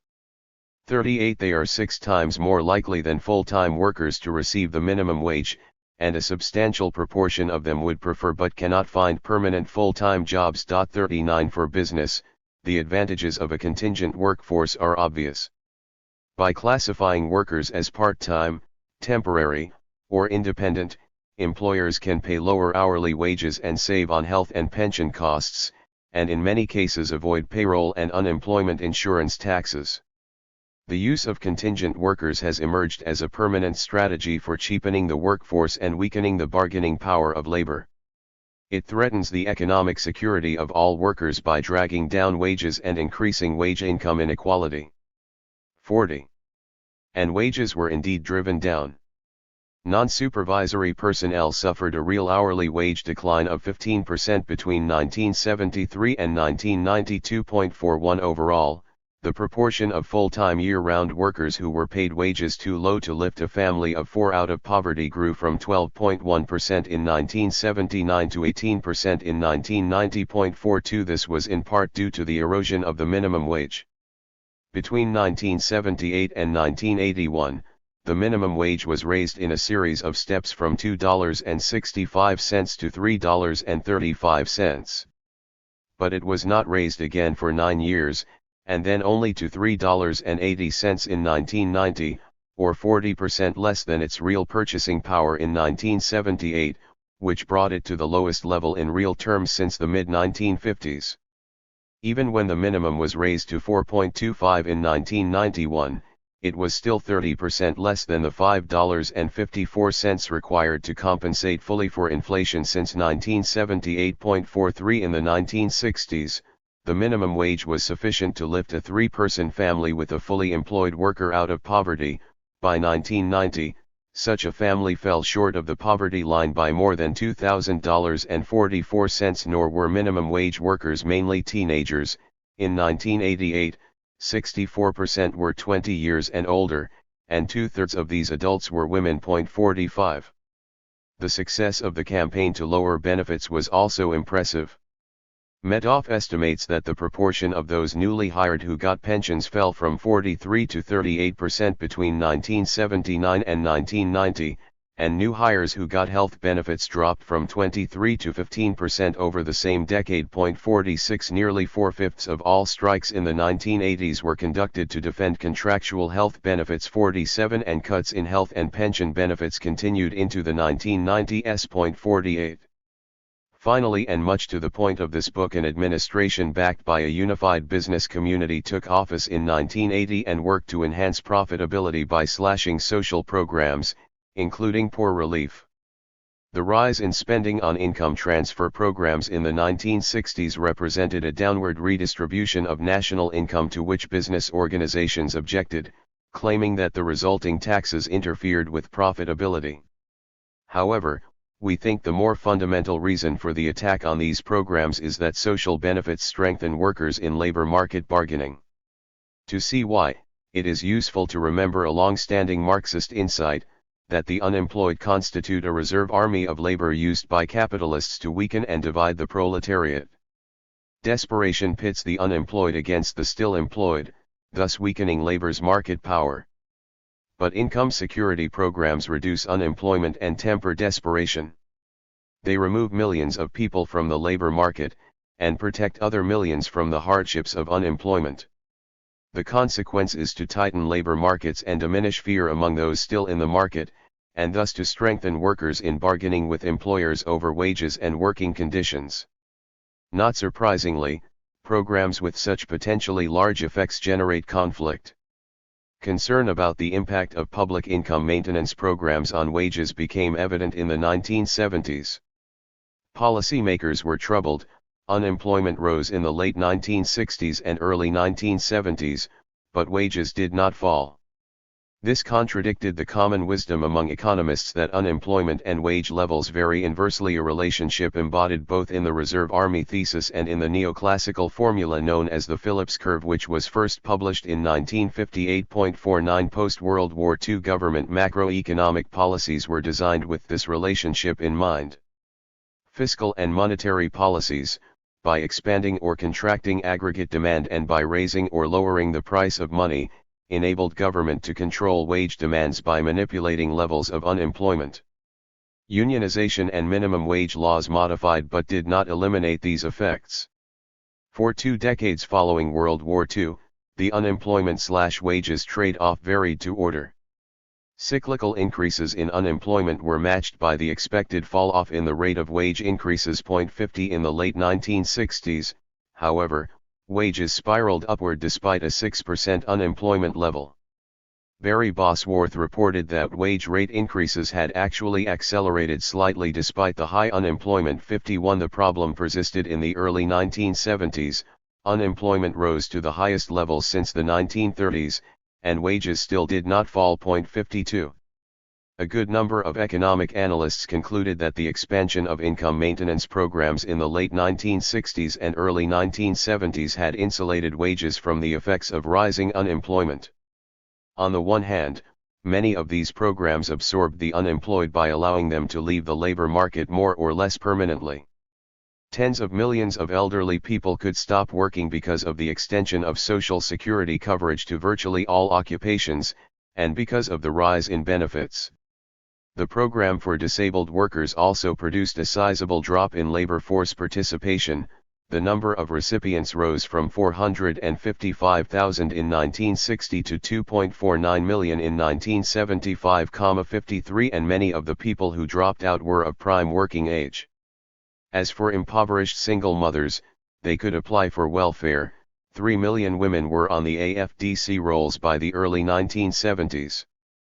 The food stamp program, enacted in 1965, reached 16 million recipients of all ages by 1975, including the elderly poor, the disabled, and AFDC mothers, as well as a small number of working poor and some of those receiving unemployment compensation. Even striking workers could get food stamps. At the same time, those of the unemployed who remained in the labor market and continued to search for work could obtain unemployment benefits, with important effects on the terms of employment they demanded. In the decades since 1935, unemployment coverage was extended to include 91% of all employed persons. 54 And benefits were liberalized, most importantly by congressional action extending the duration of coverage during periods of high unemployment.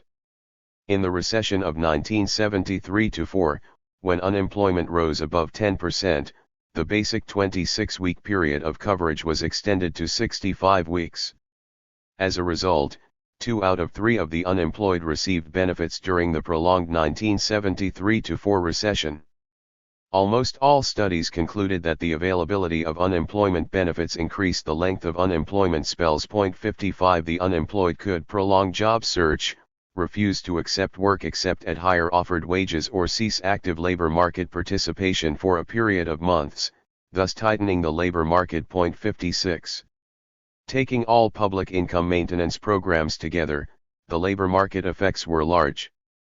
The social programs reduced the total hours worked by all workers between 4.8 and 7 per cent. 57 And this is why mainstream economists began to recognize that income maintenance programs had weakened capital's ability to depress wages and enhance profits by the traditional means of intensifying economic insecurity, especially by raising unemployment levels. As Fiedler put it, a change has taken place in the unemployment-inflation trade-off since the mid-1950s because the unemployed of today are subject to less economic pain owing to more generous income maintenance programs. 58 As a result, Bosworth concluded that the unemployed pose no threat to the employed. 59 And Fabricant recommended letting unemployment rise to intolerable levels in order to bring wages down. 60 In effect, the social programs had altered the terms of struggle between capital and labor. Still, this is more rediscovery than discovery. Government programs that distribute income in one form or another have always altered the terms on which people would work. This effect had been apparent since the emergence of free markets in which most people were forced to sell their labor in order to obtain subsistence. When people had an alternative means of subsistence, they were not as likely to sell their labor except under terms that improved their situation, and they were less likely to accept the most backbreaking or degrading forms of work. That has always been understood, whether relief took the form of bread and coal as was once the case, or the form of cash, nutritional supplements, housing subsidies, and health care as is now the case. No wonder, therefore, that the social programs became a target of business criticism. The new tone was signaled at a series of meetings of the Conference Board, a forum of major corporate leaders, in the 1974 recession year. Leonard Silk and David Vogel attended the meetings and reported that business leaders felt themselves engulfed by a rising tide of entitlement. 61 Consequently, as Domhoff reported, business leaders felt that the recession should be used to drive home the point that people need to recognize that a job is the most important thing they can have. 62. The main assault on the income programs began after Reagan's election in 1980. 63 It was no easy matter to cut the programs, given broad public support for them. 64 In the drawn-out contest that ensued, the Reagan administration sometimes backed off, or turned to administrative subterfuge to achieve the cuts it wanted. For some programs, such as Social Security, the result was close to a standoff, at least in terms of short-run changes. Other programs suffered severe and lasting damage. Unemployment benefits, originally tax-exempt, became partially and then fully taxable during the 1980s. Eligibility for benefits was sharply limited by raising the unemployment level required to trigger extended benefits, so that far fewer of the unemployed got benefits beyond the basic 26 weeks. 65 The result was a precipitous drop in coverage. Although 81% of the unemployed received benefits in April 1975, the proportion was driven down to 26% in October 1987, the lowest rate since the program was first introduced in the 1930s. 66 For 5 of the 6 years from 1984 to 1989, the proportion of the unemployed receiving unemployment insurance benefits set a record low. No more than 34% of the unemployed received benefits in an average month in each of these years. 67 Even with the onset of recession in 1990, the figure only rose to 37%, and to 50% in 1991, the lowest levels in any previous year that included the start of recession. 68 From July through October 1991, an average of 300,000 workers exhausted their benefits each month. Never before in the history of the unemployment insurance program, with data going back to 1951, have so many workers lost benefits without qualifying for more assistance. 69 The consequence was greater poverty among the longer-term unemployed. The Comprehensive Education and Training Act was repealed, removing 400,000 people from public service jobs and returning them to the private labor market. The disability rolls were slashed. Social Security officials during the Carter administration claimed that 20% of those on the disability rolls were in fact ineligible, and Reagan officials subsequently struck 491,000 from the rolls, although 200,000 were restored as a result of a court decision in 1986. Even so, the rolls have been kept down.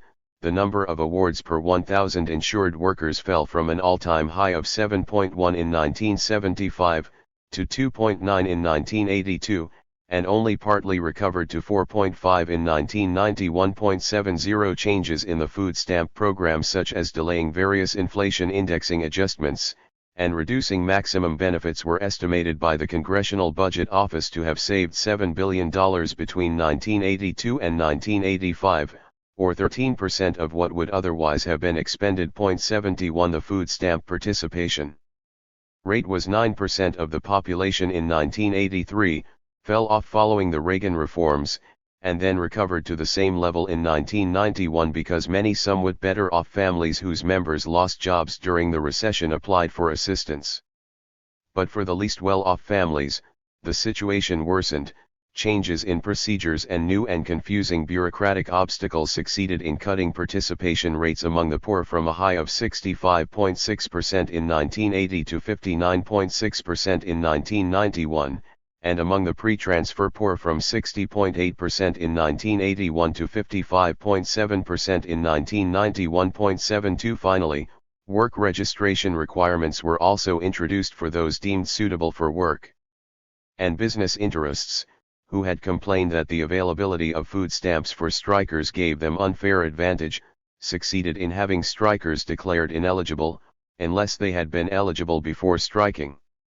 These cuts had their greatest impact on working conditions in the rapidly expanding service sector.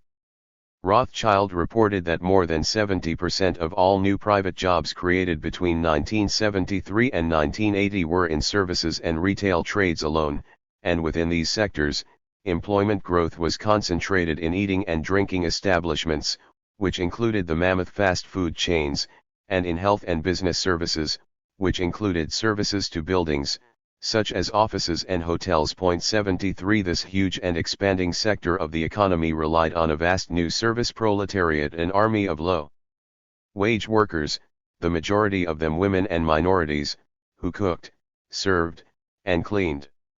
The numbers of women workers expanded in the post-war period.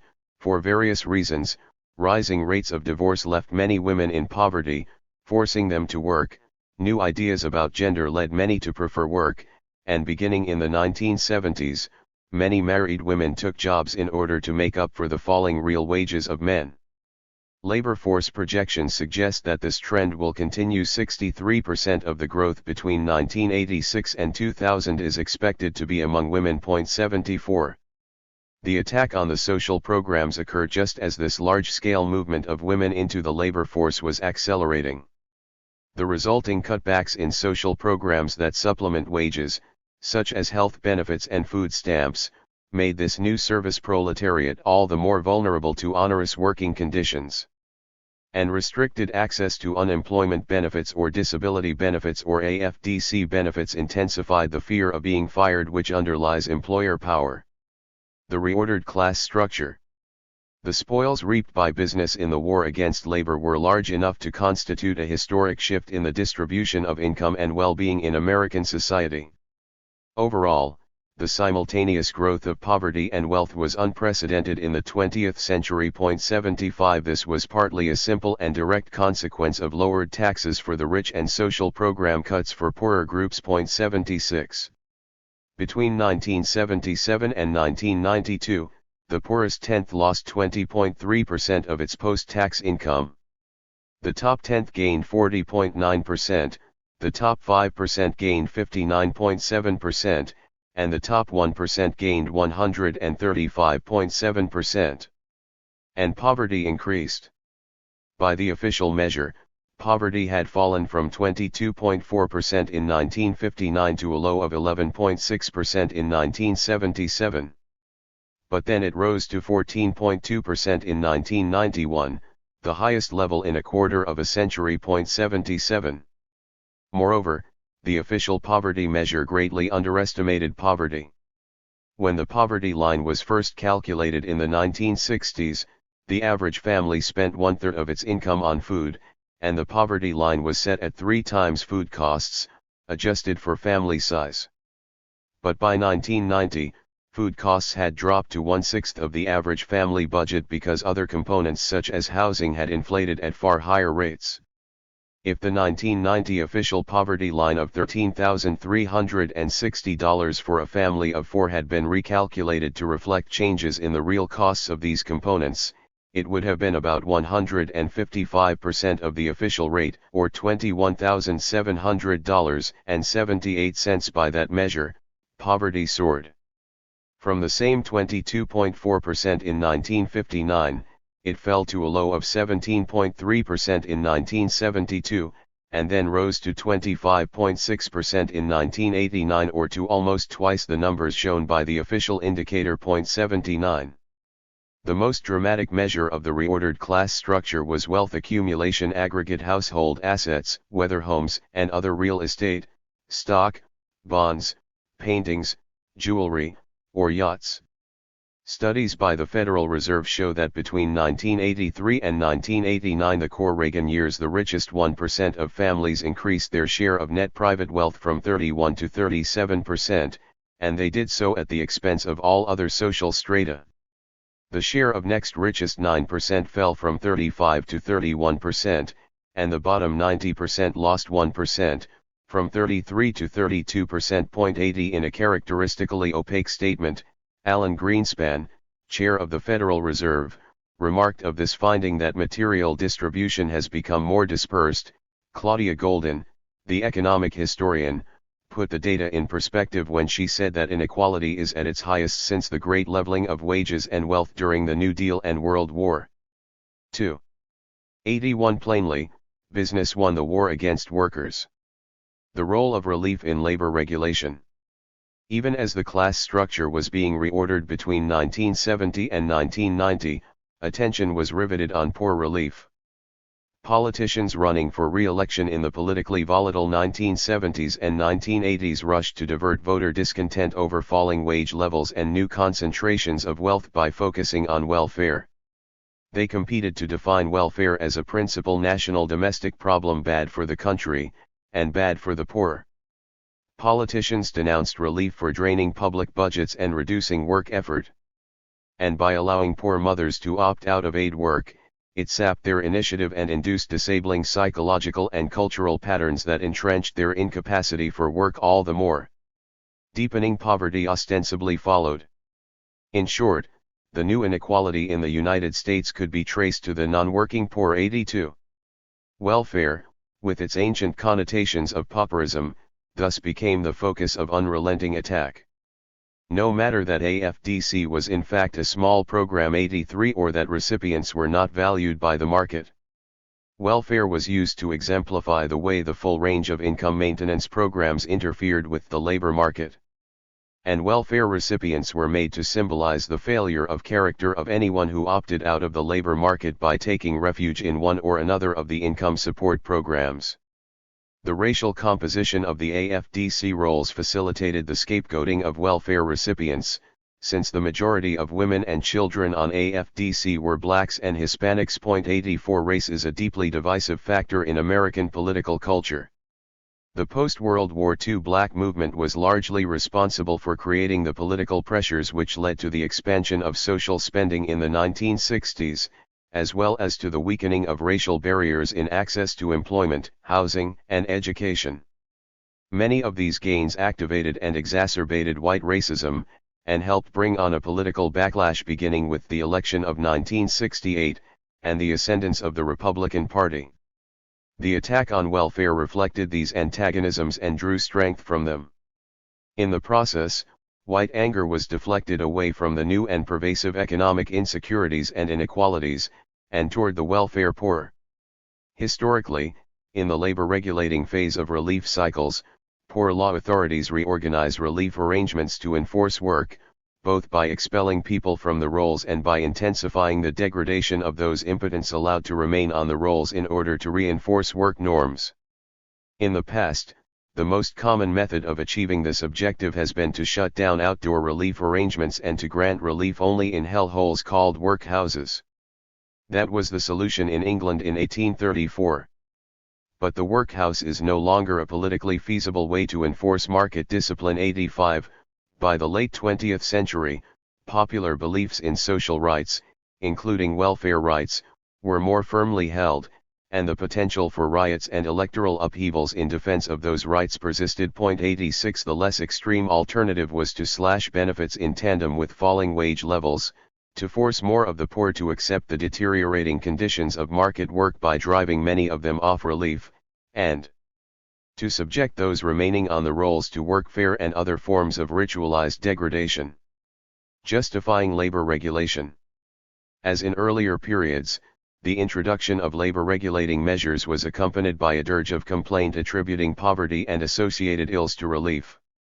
The claim that poor relief causes poverty is centuries old. As protest by the poor subsides, poor law commissioners, philanthropists, politicians, clergy, editorialists, and, more recently, social scientists, compete to advance what are purported to be new insights, presumably gleaned from the experience of the times, showing that the deteriorating conditions of the poor are owed to relief. The period after the 1960s was no different.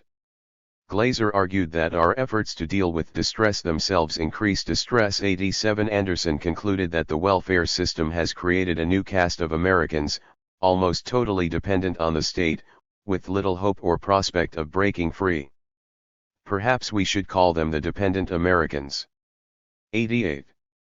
The justification for these complaints is the coincidence of relief giving and worsening poverty. The argument begins by pointing to a great increase in relief spending.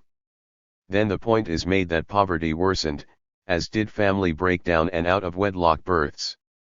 And attachments to the labor force weakened. With these correlations established, the logic is obvious. Relief causes poverty by relaxing the discipline of the market, and by encouraging irresponsible family behavior. The central conclusion thus follows: so much more spent on relief, so much worse the poverty. In this book, we interpreted these correlations differently. We argued that historical episodes of expanded relief giving were preceded by sharp economic dislocations, resulting from cyclical market downturns or from the introduction of new forms of production. Market downturns left large proportions of the workforce unemployed and drove the wages of those still working below subsistence. Shifts in the market for goods and in methods of production had similar effects. Entire trades were destroyed when new machines and new ways of organizing production were introduced.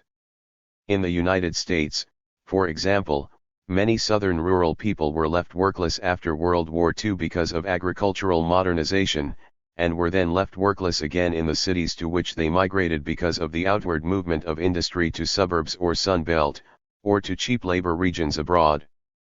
Dislocations on this scale sometimes precipitate mass protest, and when they do, relief giving is often expanded. At the same time, and this is the crucial point, economic dislocations also produce widespread disorganization. They wipe out the resources on which social life is constructed, as when enclosure eliminated the common lands in 18th century England, or when agricultural modernization in the American South and highway and urban renewal projects in the cities after World War II displaced many poor and working class families from their homes and communities, or when deindustrialization in the wake of intensified global competition destroyed work and community in towns and neighborhoods throughout the United States. Under the impact of uprooting and migration, meaningful social life is ruined. The costs of these market developments for people at the bottom thus go beyond material hardship to the rupture of ties to place, kin, and community, and to the fraying of cultural patterns which make coherent social and personal life possible. And although the poor relief that is sometimes given at such times mitigates hardship, it does not repair the ruptures in social life that result from economic dislocation. Indeed, these disorganizing processes usually worsen, despite the wider availability of relief, precisely because the ruptures continue to go unrepaired. Symptoms of disorganization may thus spread among the poor, not because of the expanded availability of relief, but as a consequence of the socio-economic dislocations which lead to the expansion of relief giving in the first place. But since deepening poverty and accelerating disorganization coincide with the expansion of relief giving, critics have little trouble producing the proof of their contention that relief is harmful to the poor.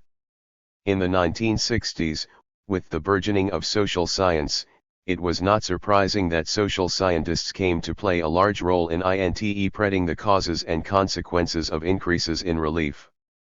Reams of reports were issued. Many were sponsored by business-funded think tanks as part of the attack on the welfare state. And other studies were conducted at universities with grants from government agencies trying to cope with the business attack. The welfare crisis, in short, led to a large research industry. Except for new terminology, however, social scientists had nothing new to say.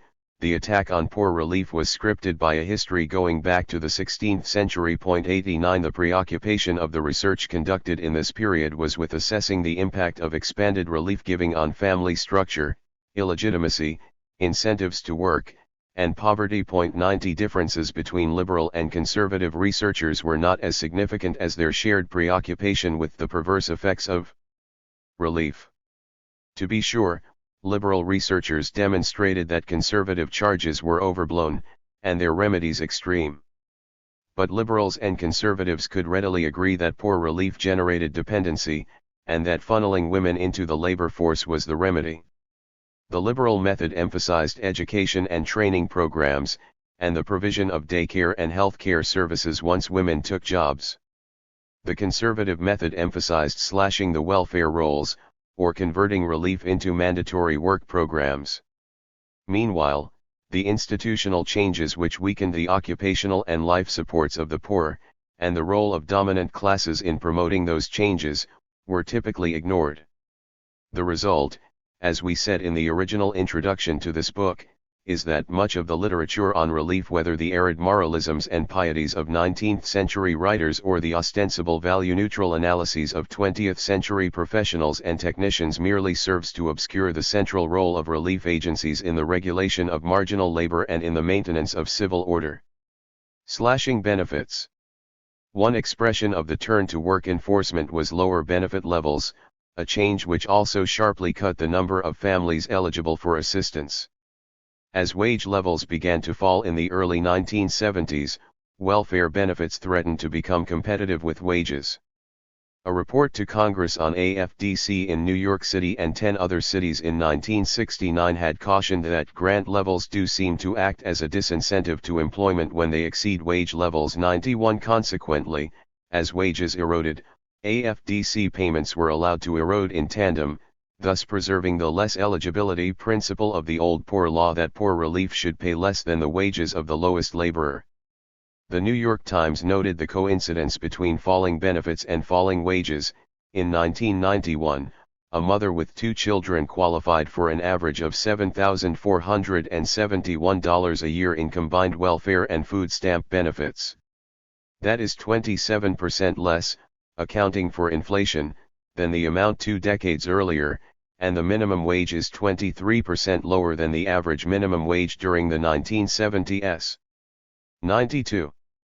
The erosion of benefits occurred entirely in the AFDC program, rather than in the food stamp program, which serves a wider range of constituencies, including the disabled and elderly poor. AFDC grant levels began to fall when protests subsided toward the end of the 1960s, as state legislatures generally stopped raising AFDC payments, or even adjusting them for inflation. The result was that benefits lost 42% of their purchasing power between 1970 and 1990. By 1990, the maximum benefit was less than half the poverty level in a majority of the states, and less than a third of that level in a quarter of the states. For a family of 3, the daily per capita benefit in the median payment state was $4.00.93. Food stamp benefits maintained their purchasing power, and partly offset AFDC losses. Food stamp benefits were made uniform nationally and indexed for inflation by Congress, beginning in 1972. In constant 1990 dollars, average monthly food stamp payments per person rose from $43.50 in 1972 to $61.50 in 1990.95. Combining payments from AFDC and food stamps, the purchasing power of AFDC families was reduced by about 27% between 1972 and 1990. Slashing relief rolls. After the 1960s, the welfare rolls were also slashed, enlarging the number of people looking for work and thus increasing the market pressures which force people to accept less desirable terms of work. In order to drive the rolls down, administrative methods had to be devised that would circumvent the bureaucratic and legal reforms of the 1960s. For example, the capacity of the relief system to fend off applicants had been weakened.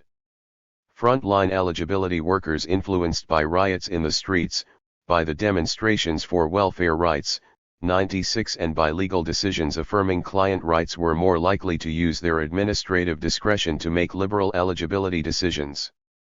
As a result, the proportions of applicants granted assistance gradually rose from 55% in 1960 to 63% in 1970. With the ebbing of protest, however, welfare reformers were presumably freed to institute measures to compel eligibility workers to interpret rules more restrictively. But they were partly hamstrung by new court rulings. Under the leadership of Edward Sperrer, director of the Center on Social Welfare Policy and Law, a series of precedent-setting suits had been decided favorably by the U.S. Supreme Court. As we noted in the preceding chapter, substitute father and men in the house rules were struck down in King v. Smith, durational residence laws were struck down in Shapiro v. Thompson, and the court ruled in Goldberg v. Kelly that welfare recipients have due process rights entitling them to notice in advance, giving reasons for their elimination from the rolls, and an opportunity to rebut those reasons in a state hearing prior to the cut-off of benefits. Research has since shown that these decisions had lasting effects. 97 They were translated into federal regulations governing eligibility decisions, and national networks of advocates, especially anti-poverty legal services attorneys, stood ready to ensure compliance. To neutralize the client rights which protest and litigation had created, existing federal regulations were repealed and new regulations promulgated following Nixon's re-election in 1972. Nixon had campaigned in part against welfare, claiming that his own mother had not been too proud to empty bedpans, and scorning McGovern's proposal for a guaranteed minimum income of $4,000 for a family of four. After the election, Nixon recruited top people from Governor Reagan's California Welfare Department, who were known for their innovative administrative tactics designed to keep people off the rolls. These officials had had bruising fights with California anti-poverty legal services personnel, who frequently managed to obstruct attempts by state government to slash social welfare costs, so they understood the importance of finding ways to cut the rolls that would survive court challenges. 98. One part of the administrative strategy that evolved was to elaborate and lengthen the red tape associated with getting and staying on welfare. And as the process of verifying eligibility became more intricate and complicated, the grounds for rejecting people because they failed to comply with department regulations rose exponentially. Existing federal regulations which protected against this sort of verification extremism by the states were repealed, including a general regulation stating that the verification of circumstances pertaining to eligibility will be limited to what is reasonably necessary to ensure the legality of expenditures, and local relief authorities were given discretion to ask for whatever additional documentation they wished. Previously, federal regulations instructed the states to help applicants and recipients provide needed information and to obtain the information for them if they themselves are unable to provide it. Or states could accept a substitute document, or even take a client's word regarding some factual condition. These regulations were also repealed in 1973. States were given 45 rather than 30 days to determine eligibility. And to ensure that the states were motivated to implement these procedures, financial sanctions were imposed if overpayment or ineligibility errors exceeded a designated rate, a figure that was eventually fixed at 3%. By the mid-1980s, states had accumulated more than $1 billion in penalties, although they succeeded in bringing enough pressure to keep the federal government from collecting. As the application process became more cumbersome, fewer families were able to complete it, and more dropped out along the way, or were rejected for inadequate documentation. 99 Continuing eligibility verification procedures were similarly elaborated. Forms written in legalese were mailed out asking poorly educated recipients with erratic mail delivery to fill in the blanks and provide documentation justifying the continuation of checks. Failure to return questionnaires, or to complete them properly, or to supply required documentation led to terminations. Nixon administration officials claimed that these new procedures were necessary in order to root out fraud and abuse which were ostensibly rampant. In this rapidly changing political climate, the message to eligibility workers was clear: saying yes had become risky, but saying no was safe. In reports published by the Center on Social Welfare Policy and Law, 100 Casey and Mannix estimated that there were about 1 million more procedural denials in 1984 than in 1972, and that in 1984 2/3 or more of procedural denials were denials to eligible families, which meant that over 2 million children and 1 million adults were denied benefits for which they were eligible in that year alone. 101 The result was called churning, a process in which eligible families have their applications rejected or their cases closed, and then reapply to gain or regain benefits. 102 And it converted the welfare system into a revolving door. Churning also inflated application and acceptance rates, since those rejected during the eligibility process were often eligible and successfully reapplied, as did many of those already on the rolls who were terminated. 103 The great rise in rejections of eligible families was concealed by changes in the quality control system. This system, mandated by the federal government, required states to review samples of cases to estimate two error rates, those approved for assistance who were in fact ineligible, or eligible only for a lesser payment amount, and those denied assistance for reasons not authorized under state law. However, the denial error rate does not measure how many families are denied assistance who are in fact eligible, as the term might lead one to suppose. It is a measure only of denials which are not authorized under federally approved state policy. The distinction is crucial. State law and policy authorize denials when agency requirements and procedures are not complied with fully, even though the family is eligible. For example, forms mailed to a recipient which are not delivered, or are not understood and returned, result in the case being closed because the form is not available in the case file. If the file is then inspected by a quality control worker, the decision to terminate will be upheld as authorized under policy because the form is missing again, no matter that the recipient may in fact be eligible for assistance. It follows that if the procedures to be followed are multiplied, instances of failure to comply will multiply, case closings of eligible families will jump, and quality control reports will show that the closings were justified. Moreover, state reviews under the Nixon administration did not measure denial error rates accurately, even by the limited criterion of whether they conformed with agency policy, because federal officials let it be known that they were only concerned with ineligibility errors, and they threatened states with financial penalties if ineligibility errors exceeded 3%. As a result, states reallocated staff, assigning more to ineligibility review than to denial review, and the rates of reported denial errors dropped sharply.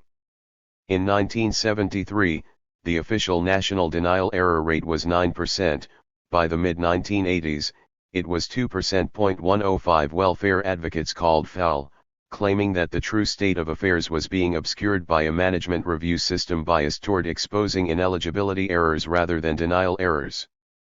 Support for that contention was provided when the General Accounting Office reviewed denial error rates in the food stamp program, which had a quality control program modeled on the AFDC system. 2 states were studied. The Illinois denial error rate was found to be 22.5%, or more than twice the reported rate of 9.1%, and Maryland had an actual error rate of 12.4%, although it reported a rate of only 2.2%. The Department of Agriculture conducted a similar food stamp study in 21 states, and found denial error rates ranging from less than 1% to 23%, compared with official rates between less than 1% to 7%. Henry Friedman defined this combination of administrative changes as the key to the federal strategy of driving the rolls down beginning in the mid-1970s. 108. Churning worked to lower the rolls. And so did cutting grant levels, by making fewer families eligible. Between 1970 and 1990, the proportion of people officially defined as poor who were receiving AFDC benefits fell sharply. The AFDC rolls included 58.5% of children in poverty in 1970 and reached an extraordinary 80.5% of poor children in 1973, a dramatic increase in the last 3 years of the welfare explosion. But by 1982, the proportion of poor children covered had been driven down to a low of 49.6%.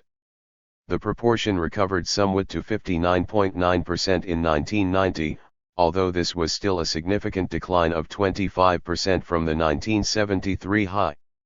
Data on AFDC coverage of all persons in officially defined pre-welfare poverty, which first became available in 1979, showed the same downward trend.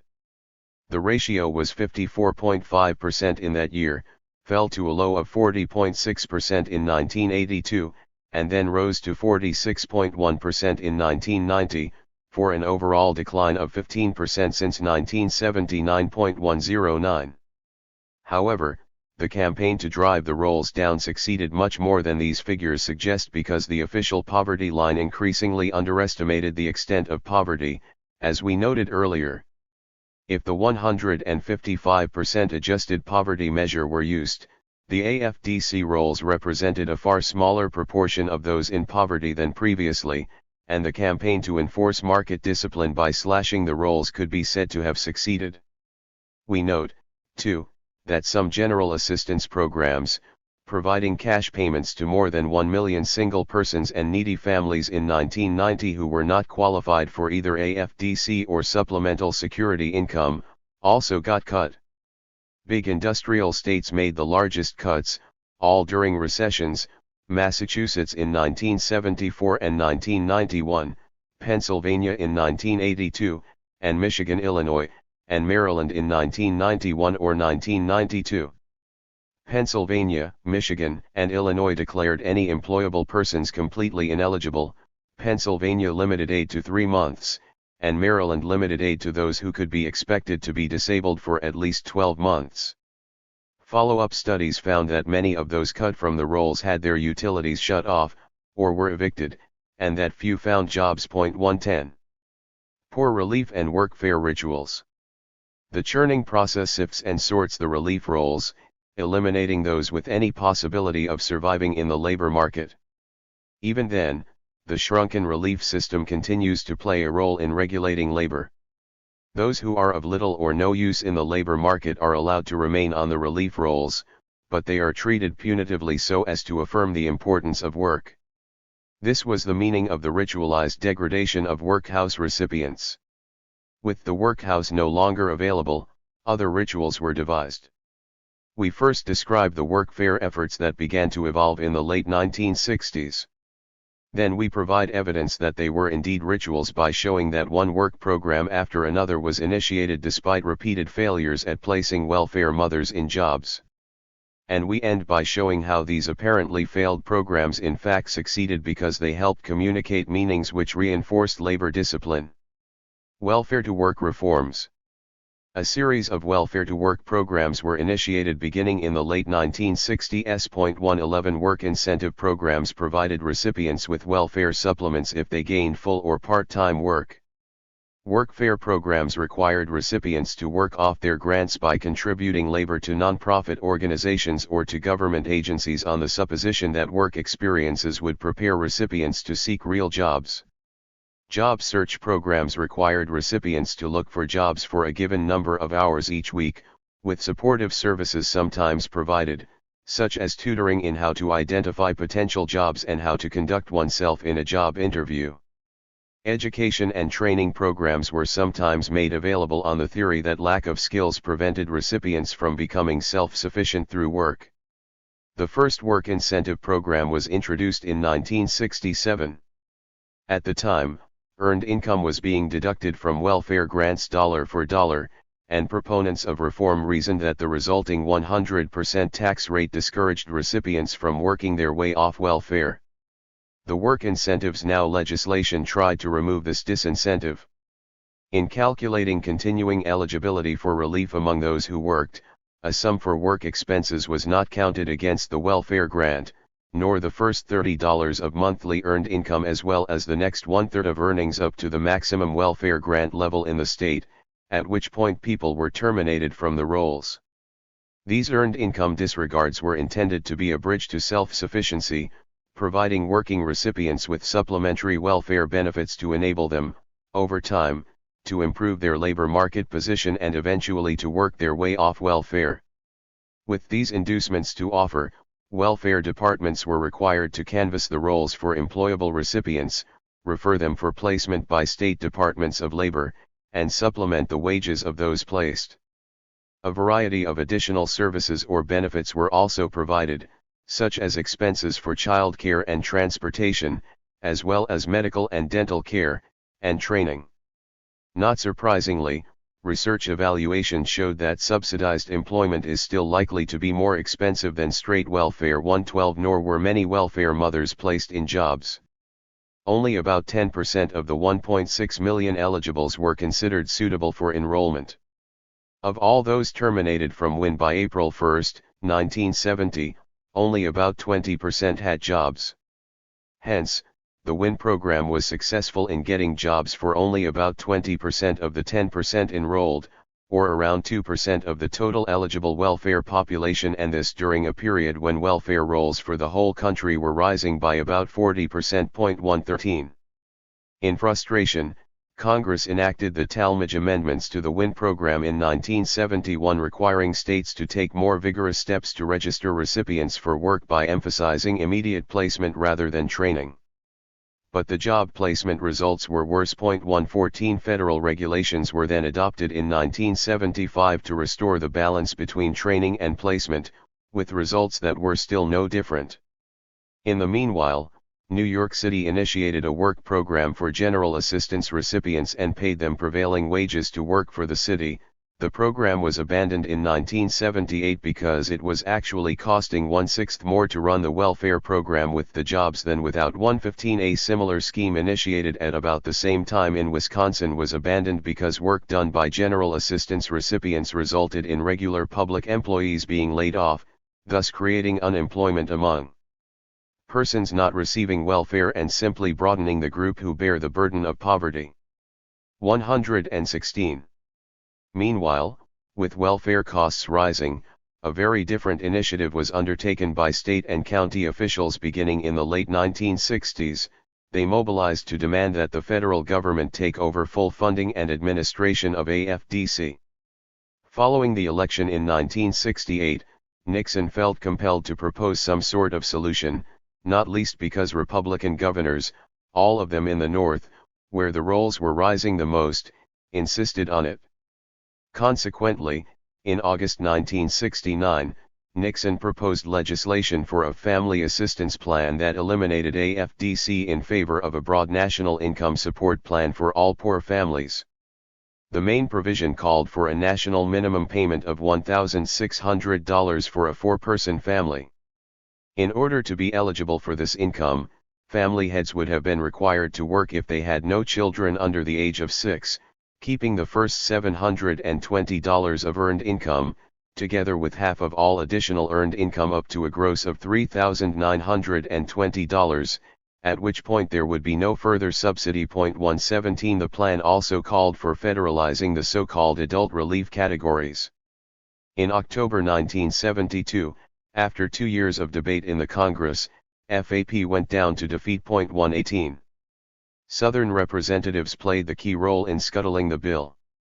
In deference to their persisting low-wage labor system, Southern congressmen opposed any national minimum income standard, even one as low as $1,600 for a family of 4. To be sure, economic modernization was underway in the South, but prevailing wages remained lower than elsewhere in the country, and agricultural and domestic wages were much lower.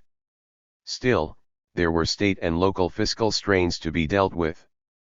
Part of the FAP plan on which politicians in both North and South could agree was to give fiscal relief to the states by federalizing the adult categories which provided benefits to the elderly and disabled.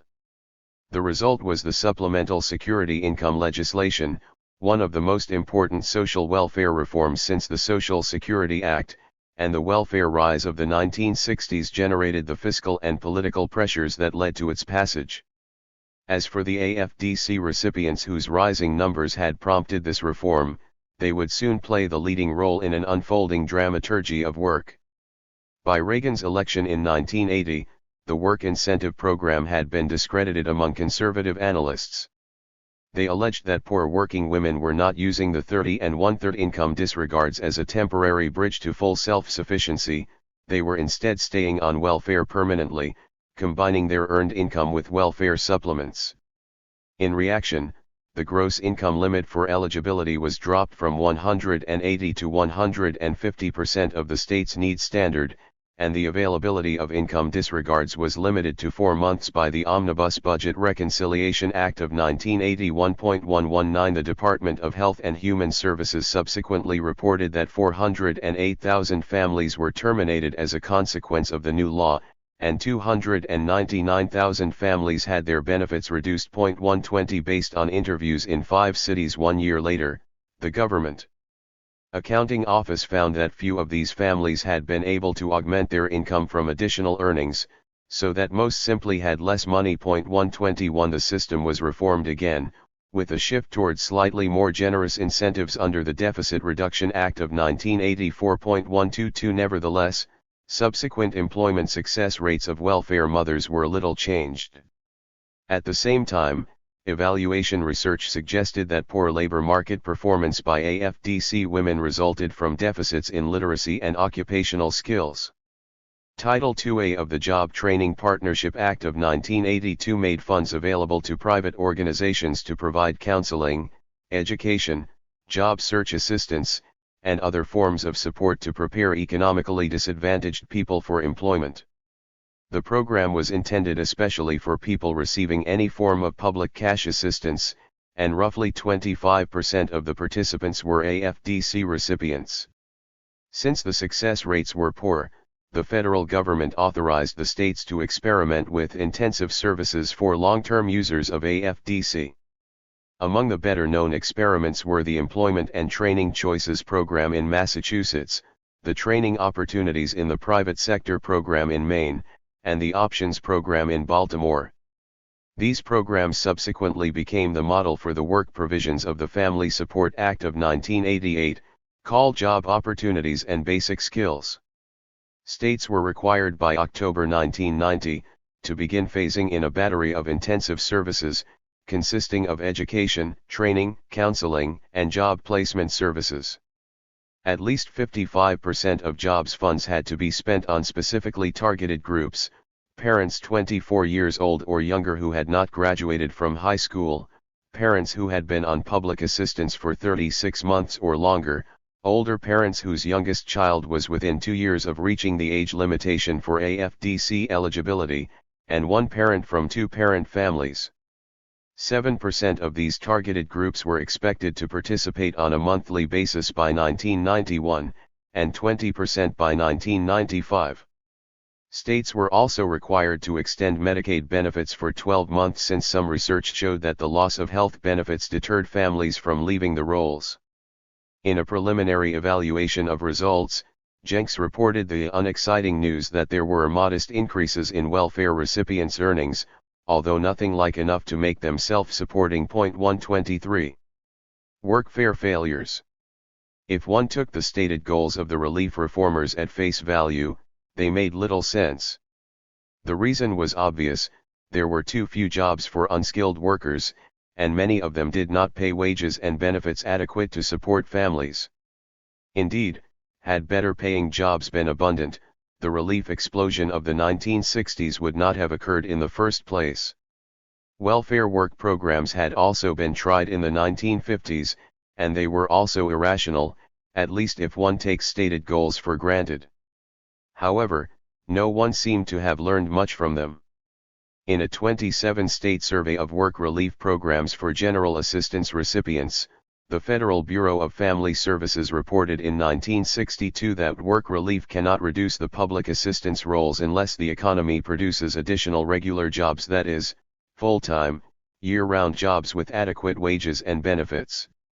Work relief also requires considerable additional funds because of increased administrative costs, not to speak of the way work projects that are useful to the community tend to interfere with the employment of regular workers. 124. Nevertheless, beginning in the late 1960s, work schemes proliferated. One or another method, or combination of methods, gained ascendance for a time, and failed.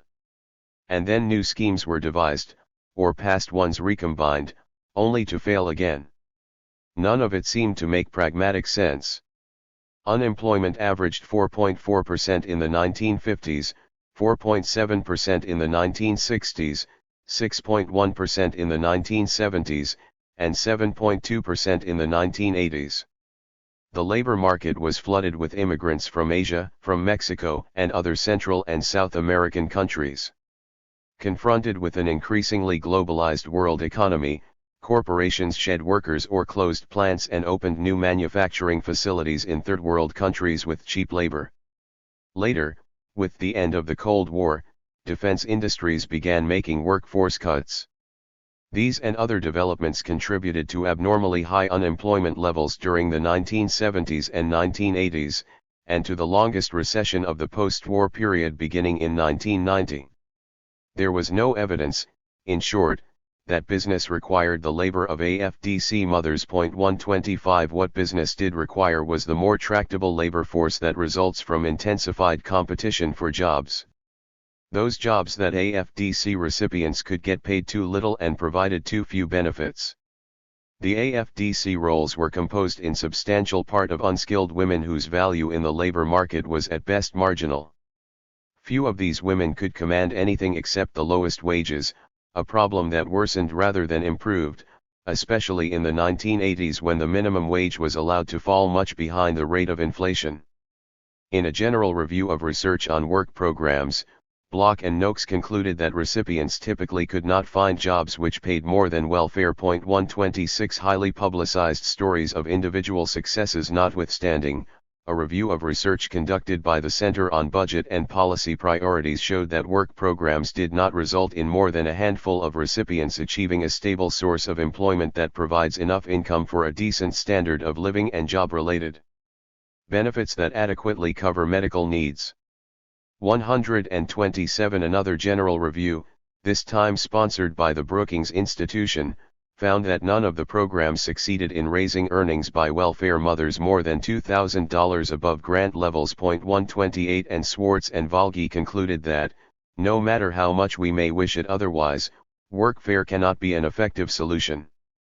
Among the most important reasons for this is the absence of enough steady, decent paying, full-time jobs to go around because low-wage employment riddles the economy. 1 in 7 year-round full-time jobs in 1989, or 11 million jobs, paid less than $11,500 for the year, which was roughly $2,000 below the official poverty line for a family of 4. 129.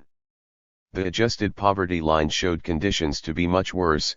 $21,700 for a family of 4 was almost 3 times the $7,904 annual earnings of a $3.80 per hour full-time minimum wage worker that year. Overall, 18 million jobs available to fully employed workers paid less than 3/4 of the income to meet this adjusted poverty line for a family of 4 in 1989. 130 Swartz and Valgi interviewed a sample of non-welfare families, some of whom had gross incomes at the adjusted poverty line, and found that even they could survive only by foregoing medical treatment and other necessities. 131. If the 1980s are a precursor, the 1990s may see a growing number of low-paid jobs. According to the Bureau of the Census, there were 14.4 million of year-round, full-time workers 16 years of age or older who had annual earnings below the poverty level in 1990, up from 10.3 million in 1984, and from 6.6 million in 1974. 132 There was no reason, in short, to think that most AFDC mothers would succeed in achieving self-sufficiency when growing millions of workers could not. In a study of the finances of welfare families, Jenks and Eden found that single mothers do not turn to welfare because they are pathologically dependent on handouts or unusually reluctant to work. They do so because they cannot get jobs that pay better than welfare. 134. Nor did the savings to government that resulted when AFDC women were placed in work programs come close to the administrative costs of operating these programs, including the costs incurred by cooperating agencies such as state employment services.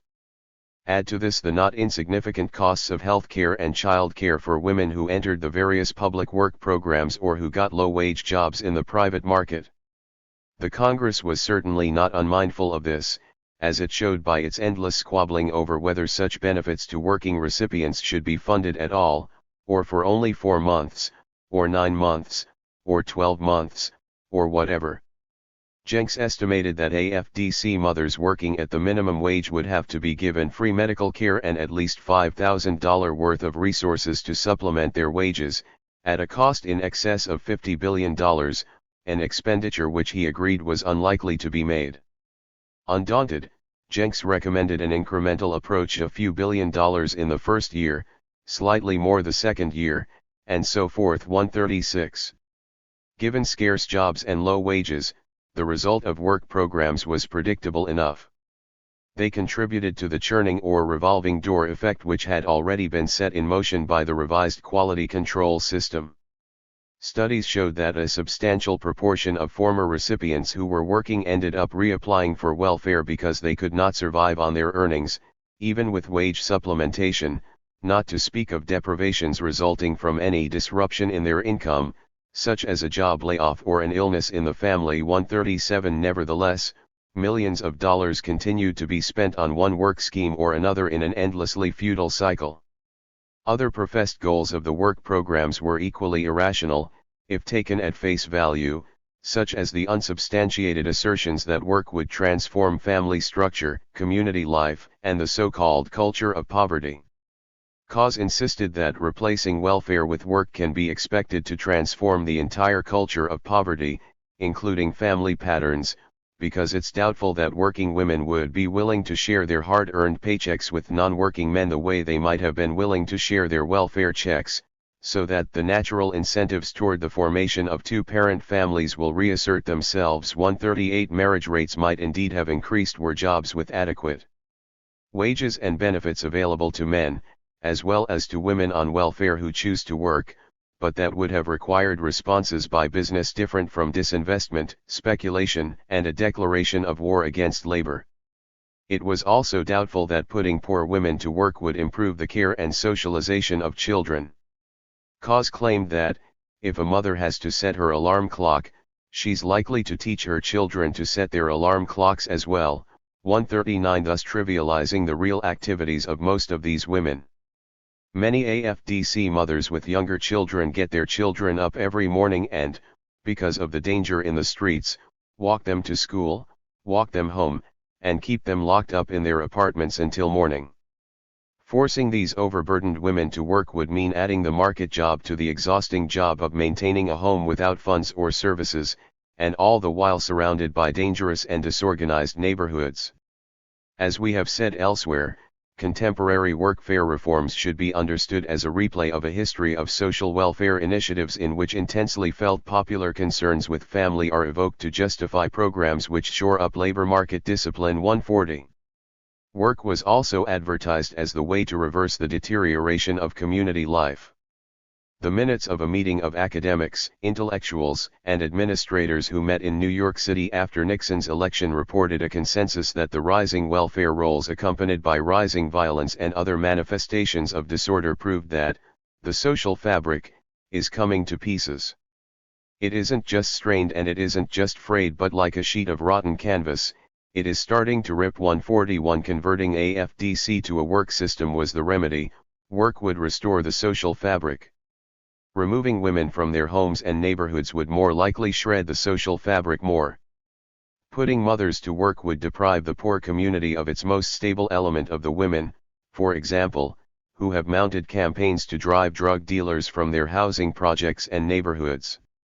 Sally Hernandez Pinero, the chairwoman of the New York City Housing Authority, commented on the social roles played by the 75,000 women living and raising children alone in the New York City projects. Anyone with even a nodding acquaintance with these women knows them for what they are: the sanity of the poor community, resourceful survivors of abandonment, slander, and brutality. In many poor communities, they are the only signatures on the social contract, the glue that keeps our communities from spinning out of control. 142. No social analyst explained convincingly why these women would contribute more to their communities by taking jobs flipping hamburgers.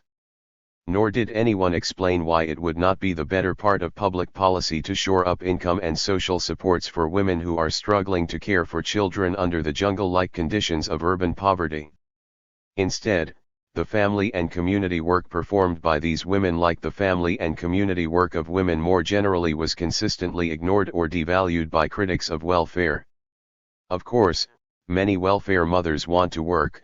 143 And they should have the opportunity, together with training and supportive benefits, such as daycare and healthcare, as well as wage income and supplemental welfare payments that would enable their families to survive in the market.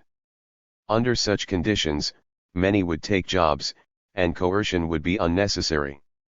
As a realistic matter, however, such opportunities were not on the reform agenda. It was the rhetoric of work that was on the agenda. Despite continued workfare failures, an aura of optimism continued to permeate the literature on welfare reform. Analysts were convinced that most welfare mothers could achieve self-sufficiency through work, and that benign consequences for family and community would ensue. The key to eventual success was finding the proper mix of programs targeted to those who could best benefit from them. As theories and policies proliferated, none of them gaining ascendance for long, since none of them succeeded in practice, the search went on and on for new strategies, or mix of strategies, that would produce the desired outcomes. And this was so, Scram points out, even though the research base which the reformers invoked to justify workfare legislation showed there would be few if any effects, leading him to conclude that these initiatives represented symbols at the expense of substance. 144. Workfare as dramaturgy. If the reformers' claims did not justify their work programs, perhaps it was because another and unacknowledged dynamic did justify them. As we said in Chapter 1, once the threat of the unruly poor subsides, relief arrangements are reorganized in order to treat recipients in a manner that is so degrading and punitive as to instill in the laboring masses a fear of the fate that awaits them should they relax into beggary and pauperism. To demean and punish those who do not work is to exalt by contrast even the meanest labor at the meanest wages. 145. This historically familiar drama was reenacted in the United States in the 1970s and 1980s, and perhaps even more boldly just because the terms of market labor were worsening. The pronouncements of one analyst after another revived this classical formula. Cause wrote that we cannot promise welfare mothers who are forced to work that they'll be rich, or even comfortably well off. But, he went on to say, we can promise them respect because they would have the tangible honor society reserves for workers. 146. Degradation took other forms as well. Monitoring and excoriating the behavior of the poor, and conditioning access to benefits on changes in behavior, are as old as relief arrangements. Dramatic allegations that recipients are slothful, shiftless, promiscuous, criminal, and indifferent to the rules others value constitute rituals of public degradation. Conditioning benefits on approved conduct is the traditional remedy. Under Ohio and Wisconsin learn-fair regulations, for example, AFDC benefits were cut sharply if AFDC children were truant. And New Jersey legislated a family grant cap, which excluded payments for babies born to families already on welfare. The degraded welfare mother was thus made to serve as a warning to all Americans who were working more and earning less, if they were working at all. There is a fate worse, and a status lower, than hard and unrewarding work. Welfare mothers were natural candidates for this labor-regulating role after the 1960s because of the changing gender and racial composition of the labor force. When the welfare system was enacted in 1935 as part of the Social Security Act, it was intended to support minor children being raised by mainly white widows who were not considered employable. And the states carefully crafted welfare practices in the 1940s and 1950s to ensure that none of the money given single women caring for children would find its way into the hands of men who were considered workers. Men in the House rules, midnight raids, and related measures were all designed to avert that danger. But then women began entering the labor force in much greater numbers, taking jobs primarily in the service sector. And with the rise of a predominantly female and minority service sector proletariat, the degradation of female relief recipients as a means of regulating labor became entirely consistent with the historic uses of welfare to enforce market discipline. Pressures for reform intensify. By the 1990s, the work-enforcing theme in anti-welfare rhetoric had become grandiose. Moynihan announced to the press that just as unemployment was the defining issue of industrialism, dependency is becoming the defining issue of post-industrial society. 147. Mead wrote that dependency signals the end of the Western tradition. 148. By these accounts, rising unemployment, declining wage levels, and disappearing fringe benefits need not have concerned anyone. The old issues were economic and structural, Mead insists, and the new issues produced by dependency are social and personal. 149. Murray said, I know how to eliminate the problem of dependency, you just rip away every kind of government support there is. 150. And cause justified such extreme measures by invoking a grand historical parallel, underclass culture can't survive the end of welfare any more than feudal culture could survive the advent of capitalism. 151. Meanwhile, with the national press reporting that dependency had reached epidemic proportions, 152 Bush and Clinton vied to excoriate welfare during the 1992 presidential campaign. Clinton proposed to limit time on welfare to 2 years and off to work, either in the private market or on subsidized community service or work relief projects. Moynihan hailed this as a landmark for families, and called for creating 1.5 million jobs for what would be former welfare mothers.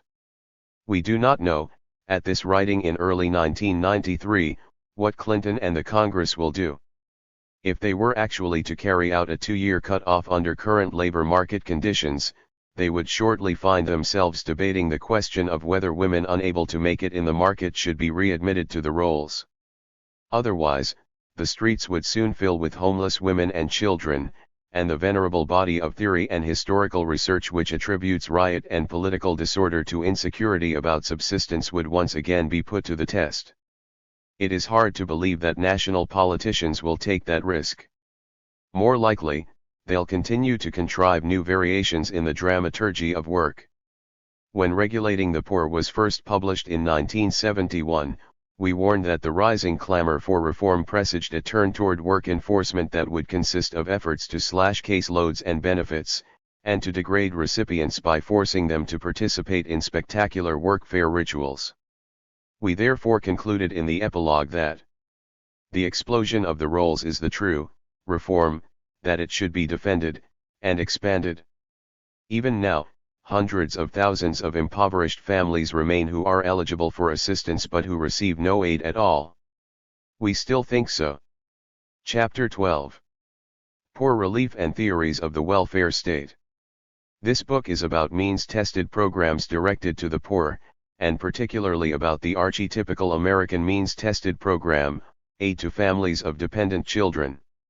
Means-tested programs exist in all industrialized countries, but in most places they have been overshadowed by programs that provide income supports or services to broad population groups, usually on universal or contributory principles, such as children's allowances, or pensions for the disabled or the old, or national health care programs. Point 1. Given the continuing importance of welfare in the United States, other continuities with the poor relief politics of the past which we demonstrated in this book should perhaps not be surprising. As we have been at pains to show, the dual imperatives of maintaining civil order and regulating labor which shaped the first poor relief systems in the 16th century still go far toward explaining the expansion and contraction of relief in the United States. If regulating the poor offers a persuasive explanation of the dynamics of poor relief, we still need to know why it is that those dynamics continue to play a large role in the United States. Why do the politics of welfare in the late 20th century continue to resemble the politics of poor relief in the 19th or 18th centuries? Why was the great transformation of 19th century market societies into welfare states which Polanyi thought had become literally essential to human survival impeded in the United States? 2. In the contemporary deluge of criticism of welfare and dependency, this question is not even recognized. To the contrary, today's welfare critics mindlessly follow the scripts laid down by 19th century critics of a too liberal poor relief, apparently unaware of their historical precursors, and apparently not curious about why the current campaign against welfare is distinctly American. We think the answer to the question of why the United States is still in a significant sense a poor relief state lies in the impact on popular politics of distinctive American political institutions. This argument is the burden of our closing chapter. We will develop it by reviewing the main theories that have been offered to explain the growth of the welfare state elsewhere.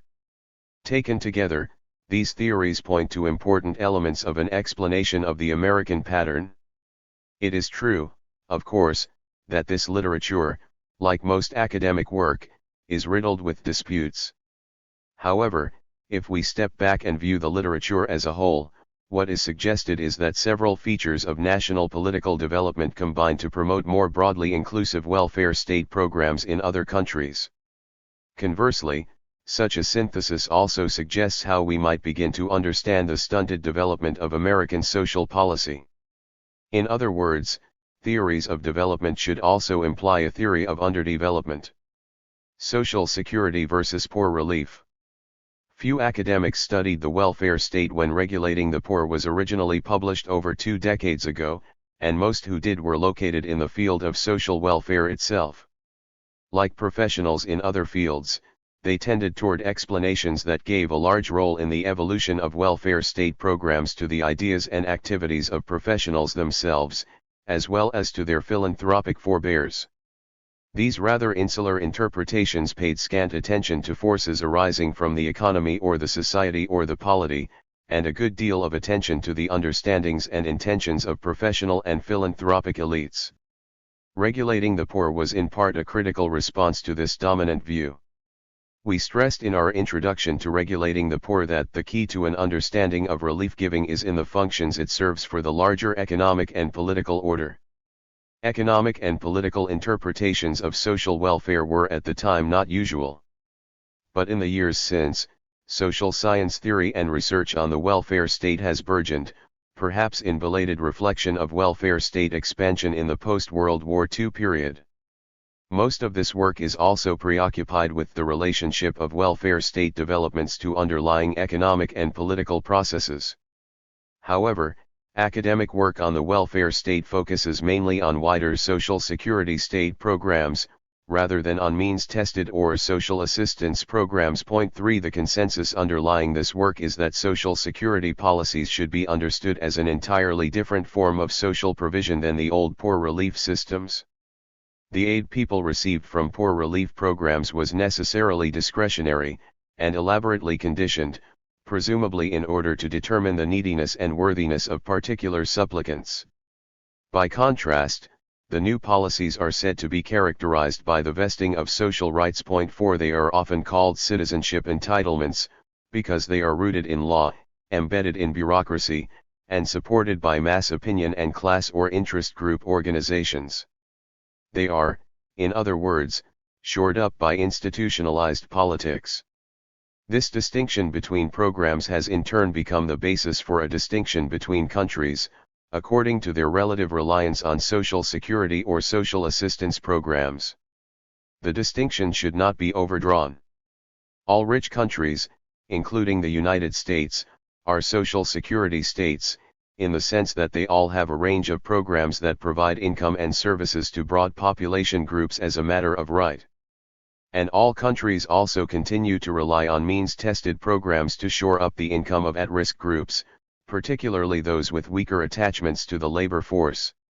We also think the political dynamics which govern these programs are not entirely dissimilar.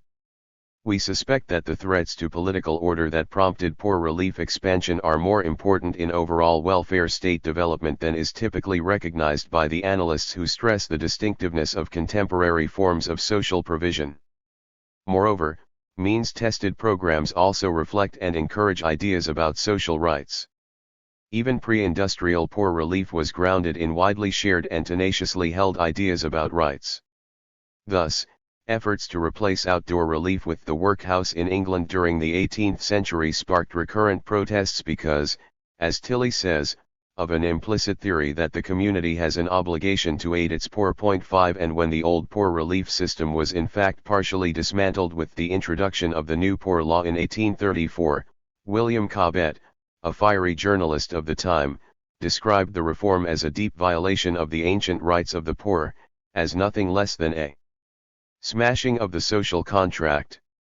Among these rights, the right, in case we fell into distress, to have our wants sufficiently relieved out of the produce of the land, whether that distress arose from sickness, from decrepitude, from old age, or from inability to find employment.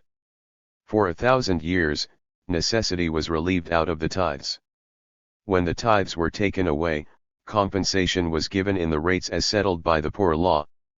The taking away those rates was to violate the agreement, which gave as much right to receive in case of need, relief out of the land, as it left the landowner a right to his rent. 6. These qualifications notwithstanding, the broad distinction between the social security and the social assistance state is nevertheless useful and important, and it suggests that the American case requires explanation in theoretical terms. Social security programs are smaller here than in other rich nations, whether the measure is expenditures or proportion of the population reached. 7 and the means tested or social assistance programs are larger. Esping-Anderson names this prototypically American kind of policy cluster the liberal welfare state. It is characterized by modest universal programs, and a reliance on means-tested programs. 8 And while Canada and Australia also fit this model, the United States is indisputably the polar type. 9 We turn then to a search for an explanation of the American pattern. Theories of industrial society. Most of the work on the welfare state is framed by a master interpretation which analysts began to apply to the welfare state at about the same time that Regulating the Poor was first published. The master theory is structural functionalism, which Giddens later called the theory of industrial society. 10 While Regulating the Poor shares ground with theories of industrial society, it sets out to explain relief, not the welfare state. And it explains relief systems not as a response to industrialization, but as an even earlier response provoked by the political and economic problems of regulating labor that emerged as markets in labor emerged. Moreover, we argue that as these problems persist or recur in the United States, so do the strategies for coping with them that characterized pre-industrial poor relief systems. Theories of industrial society that purport to explain the development of broader welfare state programs are both similar to and different from Regulating the Poor. They are similar in that they locate the forces leading to the welfare state in the larger economy. They are different in that their leading assumption is one of modernization or progress. Thus, in the variant of structural functionalism known as the logic of industrialism, 11 Attention is directed to the way economic growth and its demographic and social correlates, such as urbanization and the disruption of traditional systems of social support based in the family, the church, and the local community, generated new needs for state social provision. At the same time, industrialization also created the economic resources which could be tapped by the state, and the state developed enhanced organizational and extractive capacities to meet these new needs. While the perspective allows for national variations, owing to cultural differences, for example 12 or the peculiarities of national political organization 13 the logic of industrialism nevertheless posits that the welfare state is ultimately shaped by systemic imperatives, and the system is industrial society. 14. Marxist variants of the theory of industrial society also emerged, later aptly characterized as the logic of capitalism. Like the logic of industrialism, the welfare state is viewed as the inevitable result of systemic imperatives, although the imperatives are generated by the capitalist organization of the economy rather than by industrialization. Thus, the welfare state is a response to problems or needs generated by capitalism, rather than by industrialization as such. In the best-known variant of this perspective, the problems, or needs or functional imperatives arise from the accumulation requirements of big capitalists, or the political legitimation requirements of the state in the face of an economic system that constantly and inevitably renders many people surplus and unemployed or impoverished. The welfare state solves accumulation problems at least in the medium run by assuming some of the costs of reproducing labor power, in the form of education and health programs, for example. And it solves legitimation problems by providing public jobs or income transfers for the people who are made superfluous by the advance of capitalism. 15. A feminist variant on structural functionalist theories has also emerged in recent years which asserts that it is not the economy but the patriarchal family which is the master system creating the imperative needs which the welfare state satisfies. The broad conclusion is that welfare state programs can best be understood as enforcing or supporting the male-headed nuclear family, and enforcing or supporting women's several family roles as unpaid domestic laborers, as the providers of sexual and reproductive services, and as the consumers of goods and services produced in the market economy. 16 Additionally, welfare state programs are said to ensure that when women do participate in the labor market, they continue to be subordinated to men, and are concentrated in occupations consistent with their family roles. Some early variants of the feminist analysis were not inconsistent with theories of industrial society which gave precedence to the economy as the driving institution.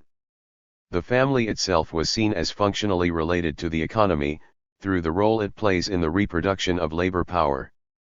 At the same time, the wrenching upheavals and intense exploitation associated with industrial capitalism undermine the family, weakening its ability to perform its reproductive functions. Social welfare programs that shore up the family are in this view also economically functional. 17 More recently, however, feminist work has challenged theories of industrial society with the argument that reproduction is at least partially autonomous from production. 18 And that it is the imperatives of reproduction and not economic imperatives that are the primary forces in the creation of social welfare programs. Linda Gordon, in a critique of regulating the poor, captures the main idea when she claims that promoting the family wage system is a better overall explanation of the social control functions of the welfare state than has been previously offered. 19. Cultural theories of social life are now ascendant in the social sciences, and in some hands, the discovery of culture, and its preeminent importance in the interpretation of social life, is treated as something of an intellectual revolution. In fact, culture has been an important element in most interpretations of the development of the welfare state. Regulating the poor emphasizes the political and economic functions of relief giving. But symbols and ideas play a large role in the realization of those functions. On the one hand, outbreaks of political disorder which may lead to the expansion of relief giving are undergirded by ideas about social rights. On the other hand, periodic efforts to turn relief giving to the purpose of work enforcement involve not only restrictions on aid, but efforts to change meanings by constructing elaborate rituals of symbolic degradation of those who subsist on the dole. Culture also figures largely in theories of industrial society. Some analysts treat culture as the medium through which economic and demographic changes are translated into needs and hence into policy. Thus, in the hands of those who see the welfare state as a product of the developmental logic of industrialism, expanding ideas about social rights which undergird welfare state growth are viewed as an aspect of that logic, a natural and inevitable outcome of industrial development which helps to explain the translation of new needs and resources into welfare state programs. 20 A variant on this argument is that industrialization generates a tendency toward cultural homogenization, or a tendency toward mass society, which fosters the incorporation of once marginal groups and communities by means of the expansion of welfare state programs. 21. Others see the production of cultural dispositions as motivating welfare state growth. This tack is taken in an analysis descended from the Marxist tradition, which explains the construction of the welfare state primarily as a process of ideological domination. In Habermas' well-known formulation, just as the state intruded upon autonomous public spheres, so did the welfare state in particular colonize the life world, with the consequence that democratic political capacities were suppressed. 22 A similar theme in some feminist work also emphasizes the role of the welfare state in the production of meanings, although here the relevant meanings reinforce patriarchy by reinforcing traditional gender roles. 23 These interpretations fit broadly into structural functionalism in that the welfare state is said to generate cultural orientations which, at least in the medium run, reinforce a larger social system. Academic disputes notwithstanding, theories of industrial society share certain basic orientations.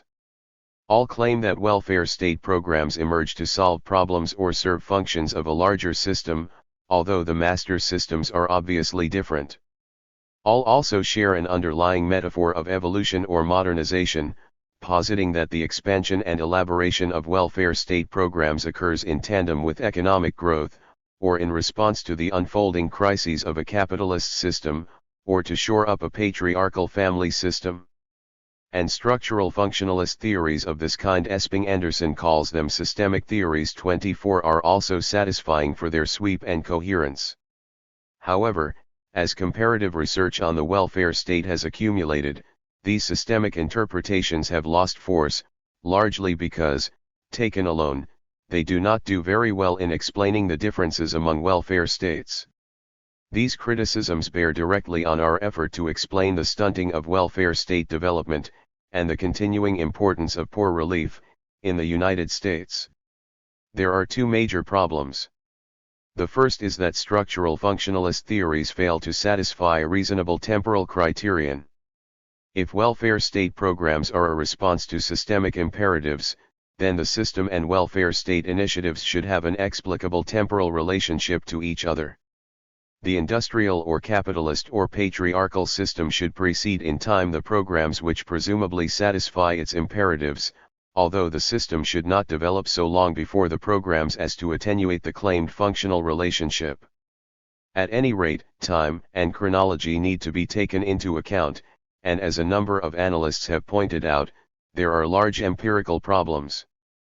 The first welfare states were at the forefront of neither industrial or capitalist growth, and the countries that were never became leading welfare states, and have recently taken the initiative in dismantling at least some of the programs. Nor do variations in the patriarchal family, or in social changes which threatened its stability, seem to provide credible explanations for variations in timing. Moreover, while it is true that all industrial and capitalist and patriarchal countries eventually did develop welfare state programs, the relationship in time of these several developments is so widely variable as to itself demand explanation. As has often been pointed out, American social security initiatives occurred half a century after the first programs were created in Imperial Germany. The second main problem is that theories which derive the welfare state from systemic imperatives cannot account for variations among industrial and capitalist countries, not only in the timing of welfare state programs, but in the structure of the programs. They cannot account, in other words, for differences in what Esping-Anderson calls welfare state regimes among capitalist and industrialist and patriarchal societies. Point 26. This means they cannot account for large differences in the programs of different countries which may bear on the realization of social rights, such as aggregate expenditures or welfare state effort, or the scope of coverage, or the extent of reliance on private or employment-based social welfare programs, or the structure of administrative control, or the diverse revenue sources of the programs. Most important for our purposes, theories which cannot explain the differences among industrial and capitalist countries also cannot account for the persisting importance of means-tested programs and the distinctive cycles of means-tested politics in the United States. Point 27. Political theories. As some of the problems discussed above became apparent, a kind of consensus emerged that something else is going on. 28. Besides industrialization or capitalism or patriarchy. The something else is politics. Even in the abstract, it makes sense to think that politics matters in the translation of needs or systemic imperatives into public expenditures. The needs or imperatives posited by theories of industrial society as the motor of welfare state expansion are usually concentrated among classes or categories of people who do not control the economic resources which are also said to be essential. If some people have the needs, and other people have the resources, then needs have to somehow become the goals of real political actors who undertake real political actions, and who are capable by these actions of making an imprint on government policy even in the face of opposition from those who control resources. Point 29. And once politics comes into focus, it is immediately apparent that different societies enter industrial capitalism with different political institutions, which reflect different patterns of pre-industrial political culture and organization, and which later come to nourish different patterns of welfare state politics. This political realm surely mediates and transforms the impact of industrial society on the welfare state. Perhaps it does more than mediate. Perhaps it also determines, influencing, or even generating the forces that shape the welfare state. Regulating the Poor offers an analysis of relief-giving that focuses on its functions in relation to both economy and polity. It also delineates the political conflicts through which these functions were realized. Poor relief was invented, and periodically expanded, to cope with widespread strife from below. And it was contracted or reformed in response to employer objections to an indiscriminate charity which intruded on labor market arrangements. While we use the language of regulation, we might also have used the language of power, because the stakes in these contests were clearly large. For those at the bottom, a more liberal poor relief meant survival; for those at the top, a too liberal poor relief would undermine their power as employers. But in the original edition of this book, we did not go much beyond this broad characterization of political conflict between those who depended on selling their labor and those who hired them. We did not attempt to develop a political theory to explain the different character of these contests in different polities. And without such a theory, we could not explain the distinctive features of the American welfare state. While the emphasis on politics is an important advance, it is not quite the intellectual breakthrough it is sometimes presented to be.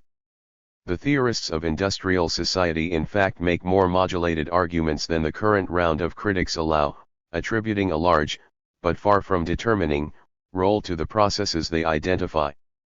Typically, industrial society proponents introduce qualifications to take account of distinctive national political cultures and institutions. Point 30 Still, theories of industrial society tend to subordinate the realm of politics, at least if we conceive of politics as something more than an intervening stage in the unfolding of a structurally determined outcome. 31. The recent turn to the political has produced three main lines of analysis. Each identifies a different set of political institutions, and a different set of actors and processes, as critical in the evolution of the welfare state. The first approach we will consider points to the significance of class-based electoral organization. The second, or pluralist approach, emphasizes the influence of electoral representative institutions and the voters and political parties they bring into being. The third approach focuses on the impact of state structures and state elites. Each of these perspectives is typically presented in the literature as an alternative to the others. We think, however, that a satisfactory explanation of the persisting poor law features of the U.S. welfare state depends on a more comprehensive theory that links together the main elements laid out in each of these competing perspectives. Working class political organization, electoral representative institutions, and state structures all figure in the development of the welfare state. And they each help to shape the other over time, in an intricate mesh of interactive effects. In the United States, working class organization was weak, electoral representative institutions were flawed, and state structures inhibited the translation of popular interests into policy. For just those reasons, the protest politics emphasized in the first edition of Regulating the Poor were important. Underdevelopment and race. Below we try to show how these several factors work together to shape the American welfare state over time. We are developing a synthesis, drawing on the welfare state literature, much of it written in reference to more developed welfare states, to create a framework to explain the American case of underdevelopment. However, we do not pretend to have plumbed the limits of such an effort. We think the theoretical framework we sketch is illuminating, although far from complete. One reason is simply the nature of the endeavor.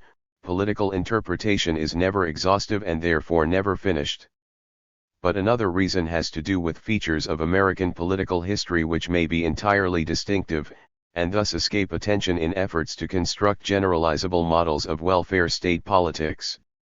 The usual lists of such peculiar aspects of American history include, no feudalism, the open frontier, a uniquely individualistic ethos, ethnic divisions, rapid economic mobility, and so on. We leave the door open on the case for the impact of these or other peculiarities in shaping the American welfare state. The argument we feel compelled to flag now is for the deep imprint of racism, and the complex political distortions it nourished, on the politics of the welfare state.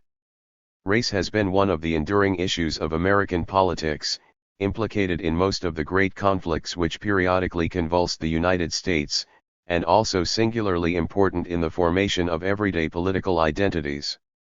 The political structures associated with a limited welfare state can only be fully explained by taking account of the tortured impact of slavery and institutionalized racism on the construction of the American polity. Thus, to anticipate our analysis, underdevelopment in the United States reflects the weakness of working-class political organization. And the weakness of the working class in turn is traceable to constitutionally prescribed state structures which ensured a fragmented and decentralized party system, to the blunting of popular electoral influence by disenfranchisement, to the consequent construction of welfare state programs that in turn inhibited popular support for further improving or expanding the welfare state. Each of these dimensions of political underdevelopment is also marked by historic encounters with race and racism. The constitutional compromises which produced a decentralized and fragmented government and party system were imperative because the slave labor system was already established in the southern colonies, and southern elites feared the interference of a strong national government. 32 The disenfranchising movement that swept the states in the late 19th century began in the South as a movement to disenfranchise blacks. And the sectional interests which blocked welfare state growth in the 20th century were motivated to preserve the caste system of the South. With this in mind, we turn to theories of welfare state politics, and to their implications for the peculiarities of the American experience. The democratic class struggle. 33. One influential stream of contemporary interpretation has roots in Marxism, although unlike the logic of capitalism perspective, it does not focus on systemic requirements of capitalism, but rather on the class conflicts which emerge in capitalist relations. The understanding of what is at issue in welfare state politics is close to the classical Marxist understanding. Workers, organized and educated into class collectivities by their role in capitalist industries, seek protection from the vicissitudes of labor markets and human biology. Employers resist their demands, unwilling to pay the costs of such protections, or to concede protections which would strengthen workers by shielding them from the market, or in Marxist terms, reduce the competitive force of the reserve army of labor. Welfare state programs are presumably forged in the vortex of these conflicting forces. 34. In the contemporary democratic class struggle variant, the existence of classes and class conflict is taken as axiomatic, but the focus is specifically on electoral representative arrangements as the formative institutional context within which this conflict is played out. The class interests which originate in economic spheres are organized and expressed in political spheres where class-based political parties compete for state power using resources and strategies distinctive to electoral representative institutions. The welfare state thus results from a sequence that begins with industrialization and the consequent emergence of an industrial working class whose numbers and concentration lead in turn to the formation of industrial trade unions. The roughly simultaneous development of electoral representative arrangements facilitates the formation of political parties based on this unionized working class. These labor-based parties, together with the union infrastructure which undergirds them, are the instrument through which the working class wins welfare state policies which modify the distributional inequalities of the market. 35. To test these propositions, analysts have developed a variety of measures of class-based political power, including the numerical strength and degree of centralization of trade unions, labor party strength in the electorate, variable partisan alignments and cleavages, partisan control of the executive, and the strength of extra-parliamentary corporatist arrangements. They have also devised a wide range of measures of the welfare state, including measures of wage and income inequality and levels of unemployment, of public expenditure on social welfare programs or welfare state effort, 36 and even including some efforts to measure qualitative aspects of these programs. 37. Using these complex models, a formidable array of comparative quantitative studies have examined the impact of various measures of working class strength in electoral representative institutions on measures of welfare state accomplishments. 38 The historiography assumed by the model does not hold up well. 39 Welfare state development before World War II is not correlated with measures of working class electoral organization, as might be guessed from the forward role of strong and even monarchical states in initiating programs. Furthermore, parties of the center, and even conservative parties, sometimes played the role of welfare state proponents. However, a wide number of empirical studies do tend to buttress the general claim that, in the contemporary period, variations in the welfare state reflect variations in working class electoral strength. 40. The implication of this argument for the United States is clear. One explanation for the distinctive pattern of the American welfare state, the narrower reach of the Social Security programs, and the persistence of means-tested programs and poor law political dynamics may be the weakness of working-class organizations in electoral politics. Certainly, a Labour Party did not develop here, and neither did an inclusive and centralized system of unions. This is, we think, part of an answer to our query about the sources of social welfare underdevelopment in the United States.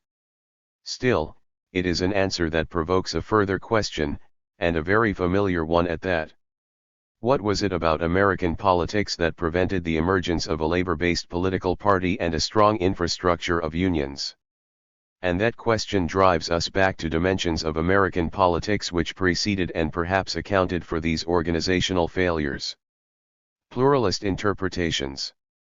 The pluralists propose an elaboration of the theory of industrial society to include the evolution of democratic institutions. Point 41. In effect, industrialization and its social and demographic concomitants generate demands for welfare spending, and democratic institutions facilitate the expression of those demands. Point 42. In this perspective, the key political actors are voters, and the transmission of needs occurs through the action of citizens empowered by electoral/representative institutions.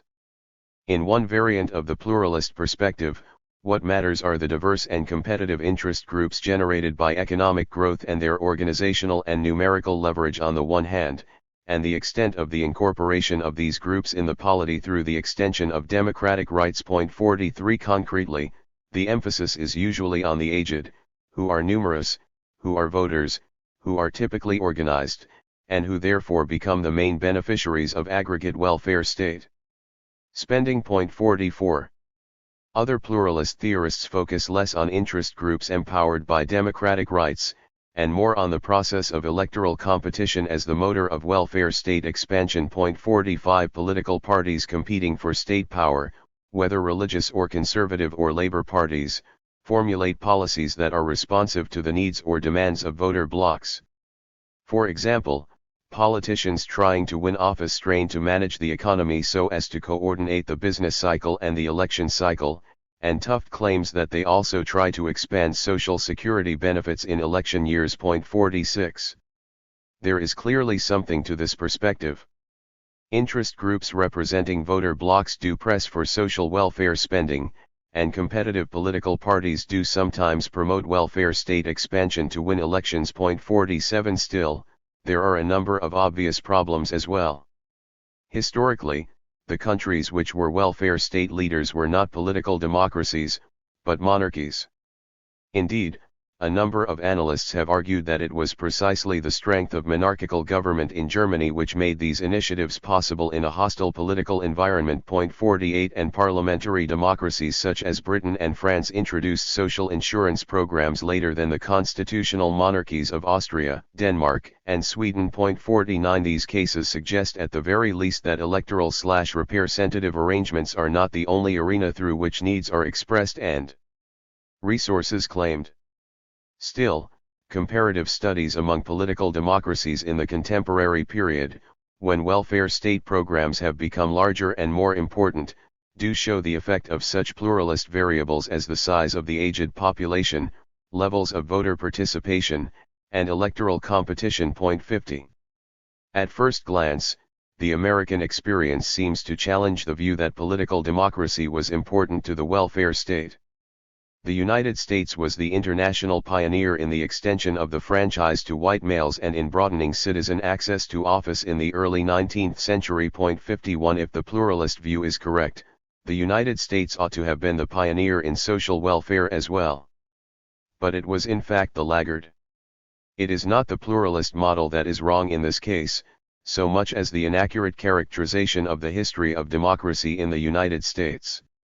The limiting of democratic rights here is another part of an explanation of our social welfare exceptionalism. Ironically, the early extension of the franchise may well have been one inhibition on democratic politics.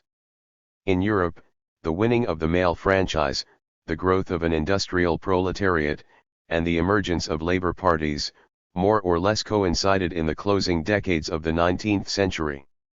In the United States, the early franchise meant that a mass party system developed before industrialization, and was therefore heavily freighted with the clientelist and particularistic modes of organizing voters which often characterize pre-industrial parties. 52 By the time the industrial working class began to emerge after the Civil War, powerful political parties already existed which appealed to workers on the basis of ethnic, religious, and individual advantage, inhibiting the articulation of widely experienced needs associated with industrialization which underlies the pluralist model. 53. The second and even more telling limit on democratic possibilities occurred in the United States just as democratic rights were expanding in Western Europe. During the closing decades of the 19th century, as industrialization accelerated, an elite-driven movement swept the country to disenfranchise the discordant elements 54 who were rising up in farmer protests, railroad strikes, and third-party insurgencies. The effort was especially vigorous in the South, where the disenfranchisement of blacks was essential to the stability of the plantation economy and the serf labor on which it relied. There, new literacy and poll tax requirements, together with onerous personal registration procedures, were incorporated into state constitutions. And as the new conditions on the franchise were implemented, the entire black population in the South was disenfranchised, and most poor whites were as well. 55 A similar reform movement swept the North, directed not primarily against blacks but against immigrant workers. The result was similar, albeit less total. Literacy tests that had been abandoned half a century earlier were reintroduced, in some states along with a poll tax. Residency requirements were stiffened, and laws allowing immigrants to vote if they declared the intention to become citizens were repealed. New and difficult requirements for personal and periodic registration were imposed, at first required mainly in the big cities, where the immigrant working class was concentrated. At the same time, the local parties, which might otherwise have worked to subvert these restrictions because of the threat they posed to the size of their voting base, came under direct attack by good government reformers who succeeded in stripping the state and local parties of much of their patronage with the establishment of nonpartisan and expert administrative agencies. 56 Together, these measures took their toll. Restrictive rules and procedures made voting difficult, and local parties had fewer resources to help voters through the process or, indeed, to mobilize voters at all.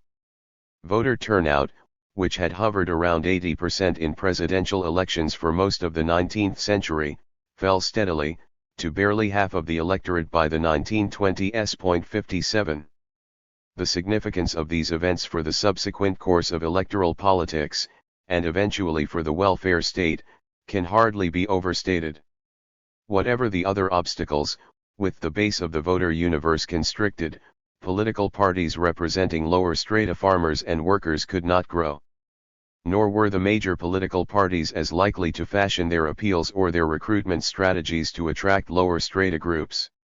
And without a political party to define the political world and thereby socialize workers, and to raise issues and identify alternatives, even the ability of people to recognize their own needs, which the pluralist model of welfare state development takes for granted, was inhibited, as of course was the legitimation of those needs and their expression in electoral competition. In sum, the pluralist model of the welfare state, by highlighting the importance of votes, points by implication to the importance of limits on democratic rights in the United States. 58 The vote is the fundamental unit of pluralist politics, and the hindering of its exercise is surely part of the reason for the subsequent weakness of working-class political organization and, as we will shortly demonstrate, the weakness of unions as well.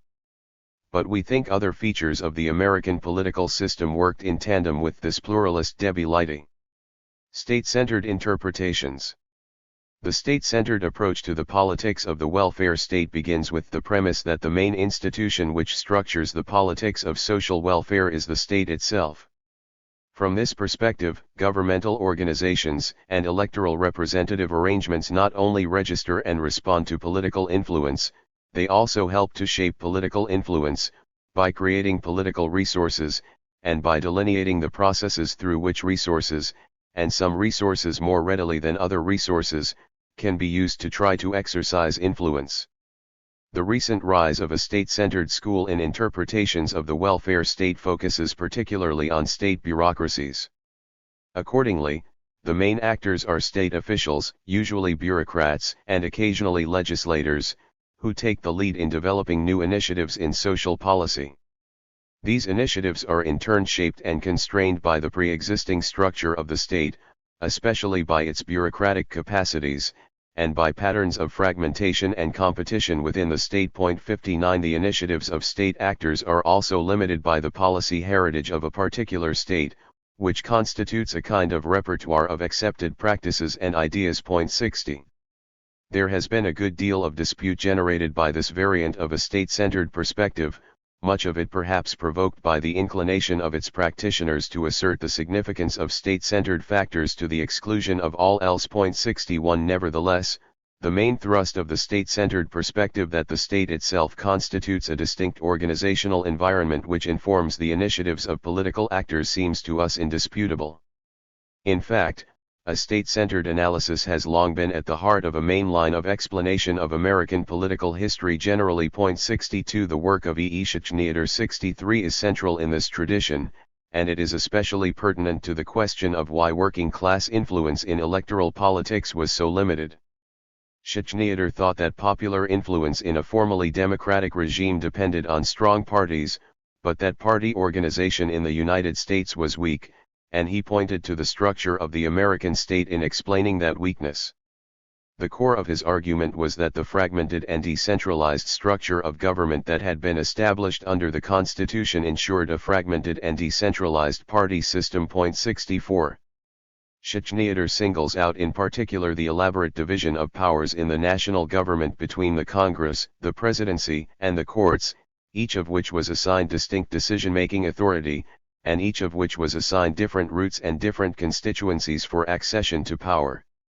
This structure, he says, was designed to make parties ineffective, would lose and exhaust themselves in futile attempts to fight their way through the labyrinthine framework. 65 The invention of these arrangements in the 18th century reflected the founders' fear of the popular forces that could be mobilized by parties, at a time when radical democratic currents stirred by the revolution were strong, among a still armed population. But the effects were enduring.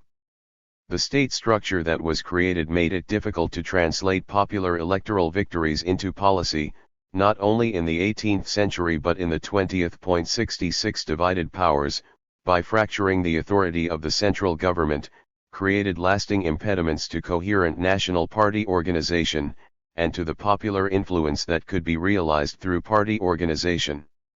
The fragmentation of national authority was matched and complemented by the decentralization of governmental powers that was also incorporated into the Constitution, and which also had a large impact on the character of political parties.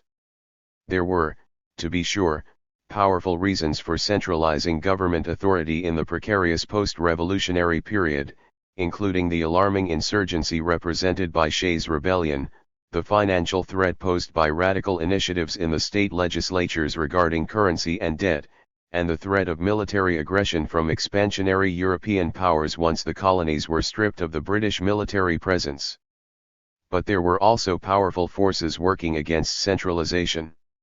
The Constitution was necessarily a compromise between colonial elites from regionally distinct economies and societies who were afraid of the interferences of central authority, as was famously signaled by the provisions to limit but protect slavery embodied in the Constitution. The more general compromise, and it had lasting effects, was to decentralize power structurally. This was done in two ways. First, the authority of the new national government was limited to constitutionally specified policies, thus leaving an enormous reservoir of unspecified power to the state governments, and to the local governments chartered by state legislatures.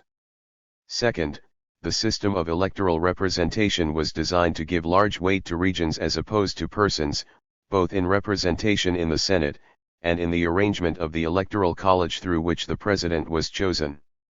Decentralization thus had its roots in sectional economic differences which have always marked American politics. 67 Regionally distinct economies were protected, however, and sectionalism was nurtured, by a political system which lent sectional interests weight in national government, with, as it turned out, lasting implications for American political parties, and for working class political influence.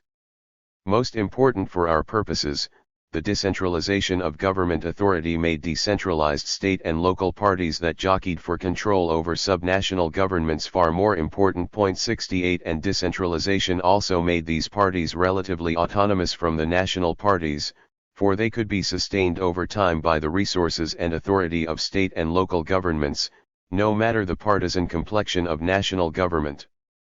The decentralizing of government power also nourished the local clientelist political organizations for which the United States is renowned, and which marked working class politics, particularly during the first decades of industrialization.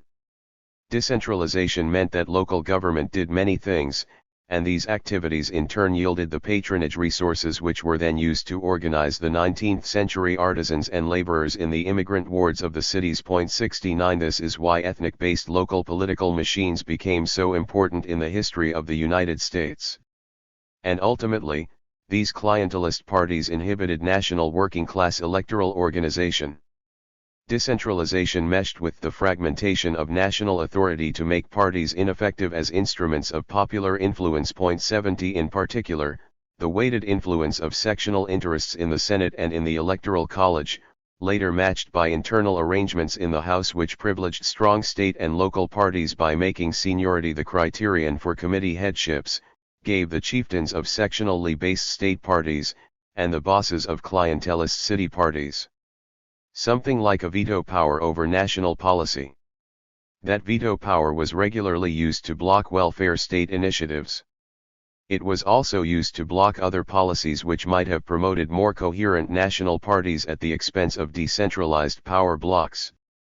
Finally, a fragmented and decentralized state also nourished interest group politics, even as it inhibited the party development which might counter interest group influence. Because parties need to mobilize votes in their quest for state power, they are to varying degrees responsive to popular grievances and hopes. Interest groups are not. 71 Well-organized interests are built out of the concentrated resources generated by social and economic inequalities, and they proliferate particularly for the single-minded pursuit of economic advantage. And interest groups flourish in a governmental system with more points of exposure to well-organized groups with the resources and tenacity to pursue influence. 72 In the American constitutional system, interest groups could operate in the several branches of government, or at different levels of government, to promote the policies they favored or to block policies they opposed.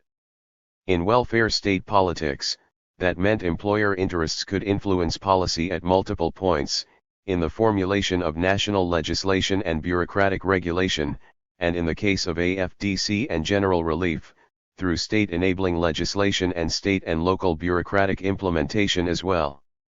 Furthermore, since the very structural arrangements which exposed the state to well-organized interests also ensured the fragmentation of the national parties, and their consequent lack of a strategic or programmatic center, there was little resistance from party leaders to the demands of organized interest groups. 73. It is widely agreed that the potential for democratic political influence in mass societies depends on the activities of parties which mediate the relationship between citizens and government. It is parties that presumably articulate popular hopes and discontents, generate policy and candidate alternatives, and organize citizen voters for one or another of these alternatives.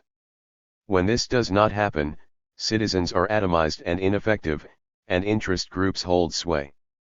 The fragmented and decentralized American governmental structure thus worked to create parties that were uniquely ineffective in filling what Dennis Wrong has called this creative and synthesizing role. 74. The theorists of the democratic class struggle place great weight on the role of labor or socialist parties in the politics of the welfare state. In some Western industrial countries, labor or socialist parties emerged which played an important role in articulating working class experience and forging a working class culture, and then in pressing for the working class interests which the party had helped to create. There was no labor party to play that role in the United States. The American experience suggests, however, a broader generalization. Not only did the United States lack a labor party, but it lacked strong national parties of any ideological stripe capable of holding sectional and interest group influences in check. The consequences for the American welfare state were enormous. Weak parties and working class politics in the United States. The classical question is, of course, why no Labor Party in the United States? The larger question, we think, is why no strong national party of any kind came to serve as a vehicle for labor interests and aspirations. The fateful and illuminating moment occurred in the 1930s, when the transformation of the Democratic Party into a party of labor seemed possible. That transformation, and the enacting of national welfare state programs with which it was associated, was aborted by the cumulative impact of restrictions on the franchise, and by the political forces empowered by a divided and decentralized state system. To be sure, there were reasons for believing in the possibility of something like a Labor Party. Economic calamity had scuttled long-term Republican domination of the national government, at a time when blue-collar workers constituted about half the workforce. Pressed by an escalating strike movement, Franklin Delano Roosevelt conceded his support to legislation to protect unionization efforts. And organized labor broke with its traditional policy of abstaining from national electoral politics to become a field apparatus for the Democratic Party. 75 The new industrial unions rapidly allied themselves with the Democratic Party, and shortly thereafter the craft unions did as well. As early as 1936, the CIO began to work for the Democratic ticket, creating a political arm that performed much like a campaign organization, spending money to stage rallies, print leaflets, and recruit voters in the industrial states where the CIO unions were strong. This was the birth of a massive and far-flung CIO campaign apparatus, supplemented in 1948 by a comparable AFL effort, that deployed armies of trade union precinct workers and often took the place of the local Democratic Party apparatus itself. 76 In the 1940s, the Union Party formation in the United States did not look very different from Western Europe.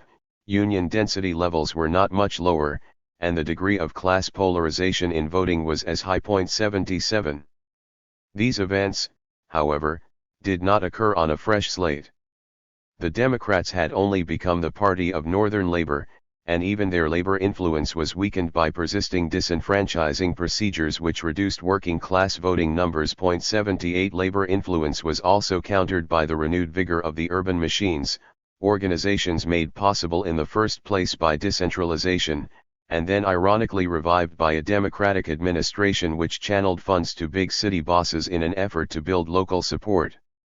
In any case, no matter the popular complexion of the party, as the strike movement subsided, the influence of business lobbyists on the Congress grew. Even more important, the Democrats also continued to be the sectional party of the Southern Bourbons. 79 This peculiar coalition was also sustained by decentralization and disenfranchisement, as well as by the fragmentation of national government authority. Decentralization allowed the Southern oligarchy to construct a regional political system that shored up the plantation economy, and to defend that system under the banner of states' rights. The disenfranchising arrangements of the late 19th century protected the Southern system from electoral challenges from below, by the simple expedient of purging poor blacks and most poor whites from the electorate. This not only meant that an oligarchy ruled in the South, it also meant that the class tilt of the northern wing of the party toward the working class was offset by a class tilt in the South toward the planter-merchant oligarchy.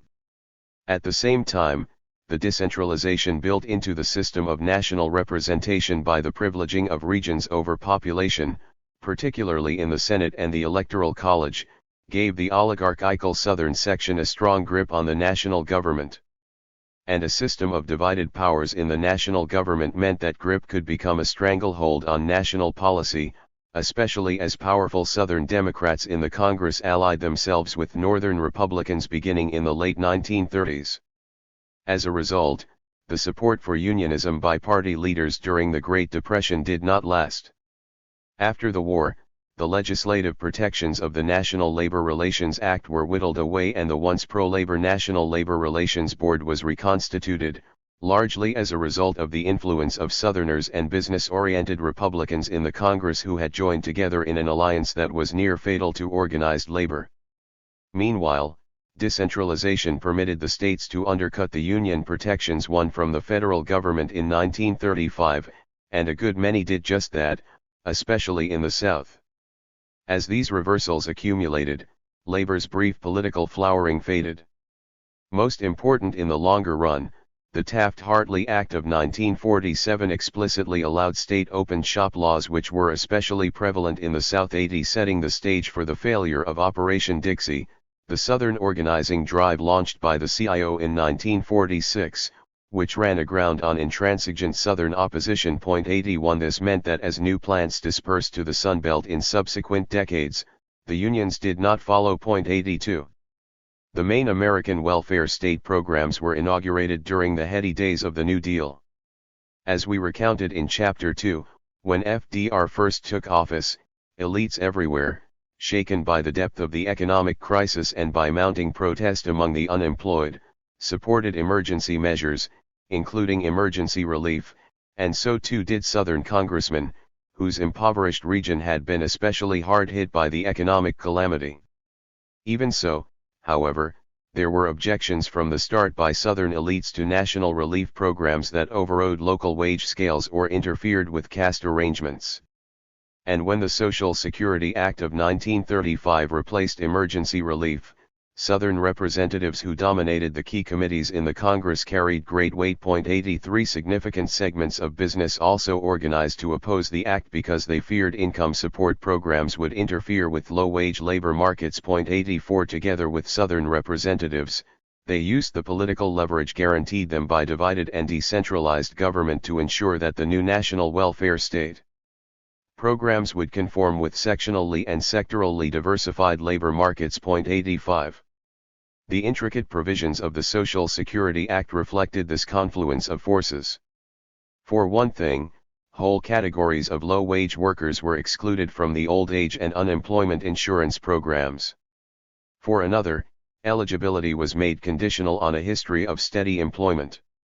And finally, as we have already shown, authority over the categorical or welfare programs was largely ceded to the states and even to the counties, where local employers could ensure that conditions of eligibility and benefit levels were calibrated to their requirements. 86 These conditions were built into the foundations of the underdeveloped American welfare state. The welfare state structures welfare state politics. The welfare state is not only the consequence of politics.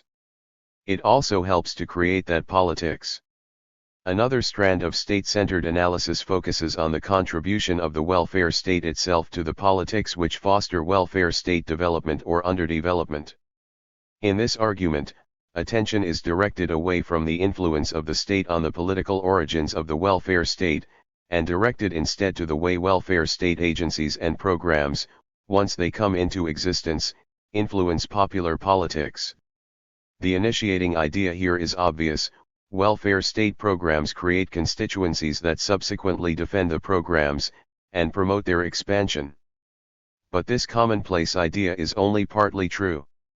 Some welfare state programs, pensions for the aged, for example, do seem to generate supportive constituencies. Others, such as the American means-tested programs, generate more opposition than support. We think the politics of the means-tested programs in the United States have even more far-reaching effects, dampening support for other welfare state programs as well. It would be useful to understand why. Some explanations have been advanced to explain the variable political effects of different systems of welfare state programs. First, while all welfare state programs shape constituencies, and they all influence understandings or interpretations, different programs shape different constituencies and encourage different political understandings of the meanings of the programs.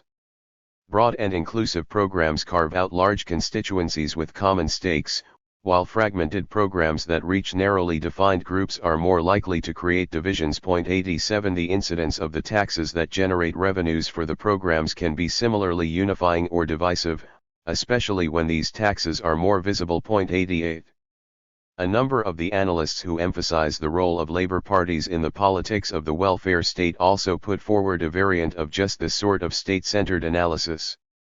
In their hands, what is important about the formative influence of the welfare state is whether over time it shores up the solidarity of the working class, and creates allies for it in electoral politics, particularly among employees of the welfare state. Thus, not only do labor parties and their union allies support the welfare state, but the welfare state in turn can strengthen the working class in electoral politics. Or, conversely, it can weaken the working class, as it appears to have done in the United States. 89. Several features of the American welfare state deserve special scrutiny from this perspective. One is the complex system of differentiated programs which nourishes divisions among working class constituencies, not least by race. This oft-remarked upon feature of the American welfare state helped to account for the sharp conflicts evident when the means-tested programs were enlarged in the 1960s, largely in response to black insurgency. White working-class taxpayer resentment was encouraged first because a number of programs, particularly AFDC, were identified with the minority poor, and second because the working class carried the brunt of the state and local taxes which helped fund the AFDC program. Another feature of the American welfare state was perhaps even more important for its ultimately perverse effects on longer-term political support for the welfare state, as well as the longer-term prospects for something like a Labor Party. Simply put, there was too little of it. The Social Security Act was not the beginning of a process of welfare state growth. It was, for a long time, the high point. After World War II, Western European welfare state programs enlarged. But in the United States, the limited programs that had been inaugurated in the 1930s were allowed to languish.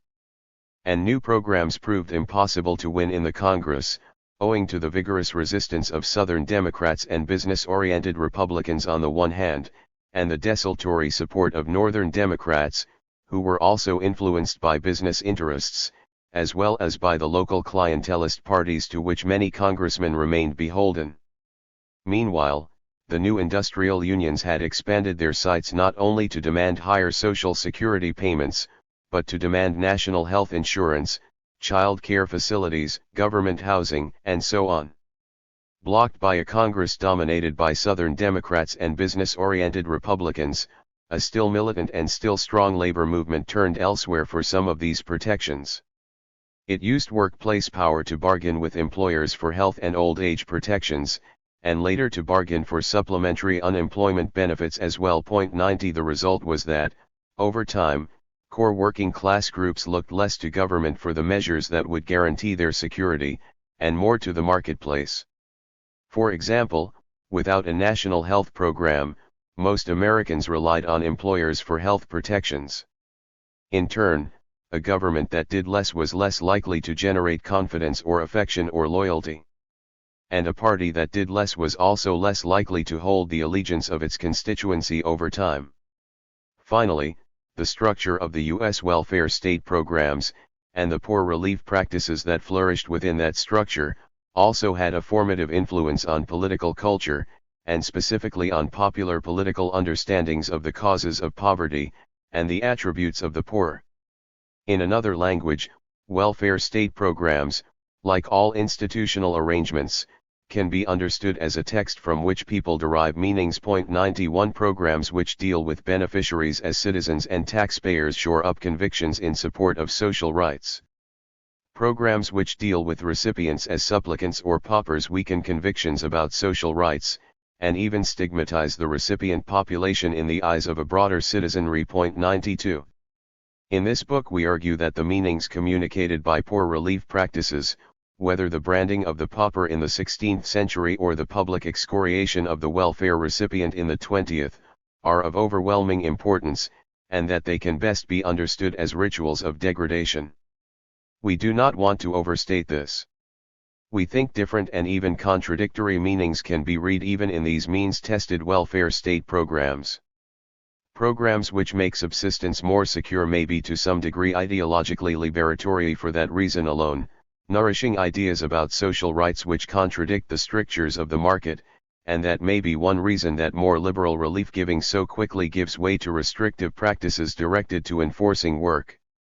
As a consequence of these practices, and, just as importantly, as a consequence of the public displays of these practices, means-tested programs communicate punitive and degrading meanings which dampen political support for the programs, even among those with a clear material stake in them. Moreover, the uses of welfare as a symbol of income support programs generally during the 1970s and 80s suggests that the derogatory meanings associated with the means-tested programs may temper public support for other welfare state programs as well. Protest and the politics of social welfare.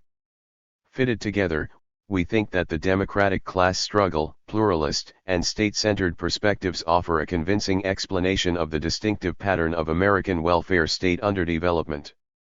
They point to the crippling effects of disenfranchisement, of a decentralized state structure, and of limited welfare state programs in inhibiting working-class electoral organization and influence in the United States.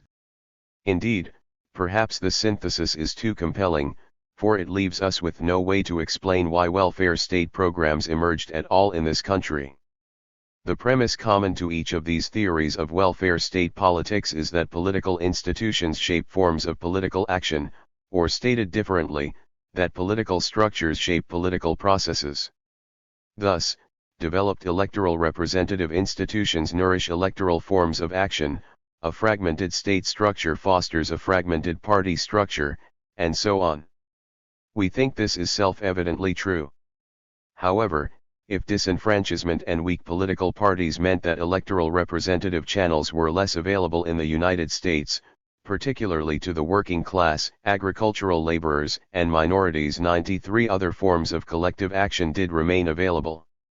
The role in translating needs or systemic imperatives into politics and policy, which democratic class struggle theorists attribute to labor parties and centralized unions, and which pluralists attribute to voters and interest groups, was in the United States played by protest movements. Do in fact represent working class interests should not be taken for granted, but should be treated as historically contingent and therefore as empirically variable. The electoral path forces compromise for more general reasons as well. On the one hand, organizations bidding for victory at the polls reach for the widest possible support, and are therefore likely to shrink from actions that may alienate potential voters from other strata, as well as those who control the resources needed to reach voters. On the other hand, working class voters themselves are susceptible to diverse appeals from party competitors. The commitment to electoralism may therefore lead class-based organizations to eschew militant conflict. These observations about the limitations of working-class electoral organization suggest a hypothesis about the relationship between electoral politics and protest. However, we think the relationship is more complicated than has hitherto been proposed.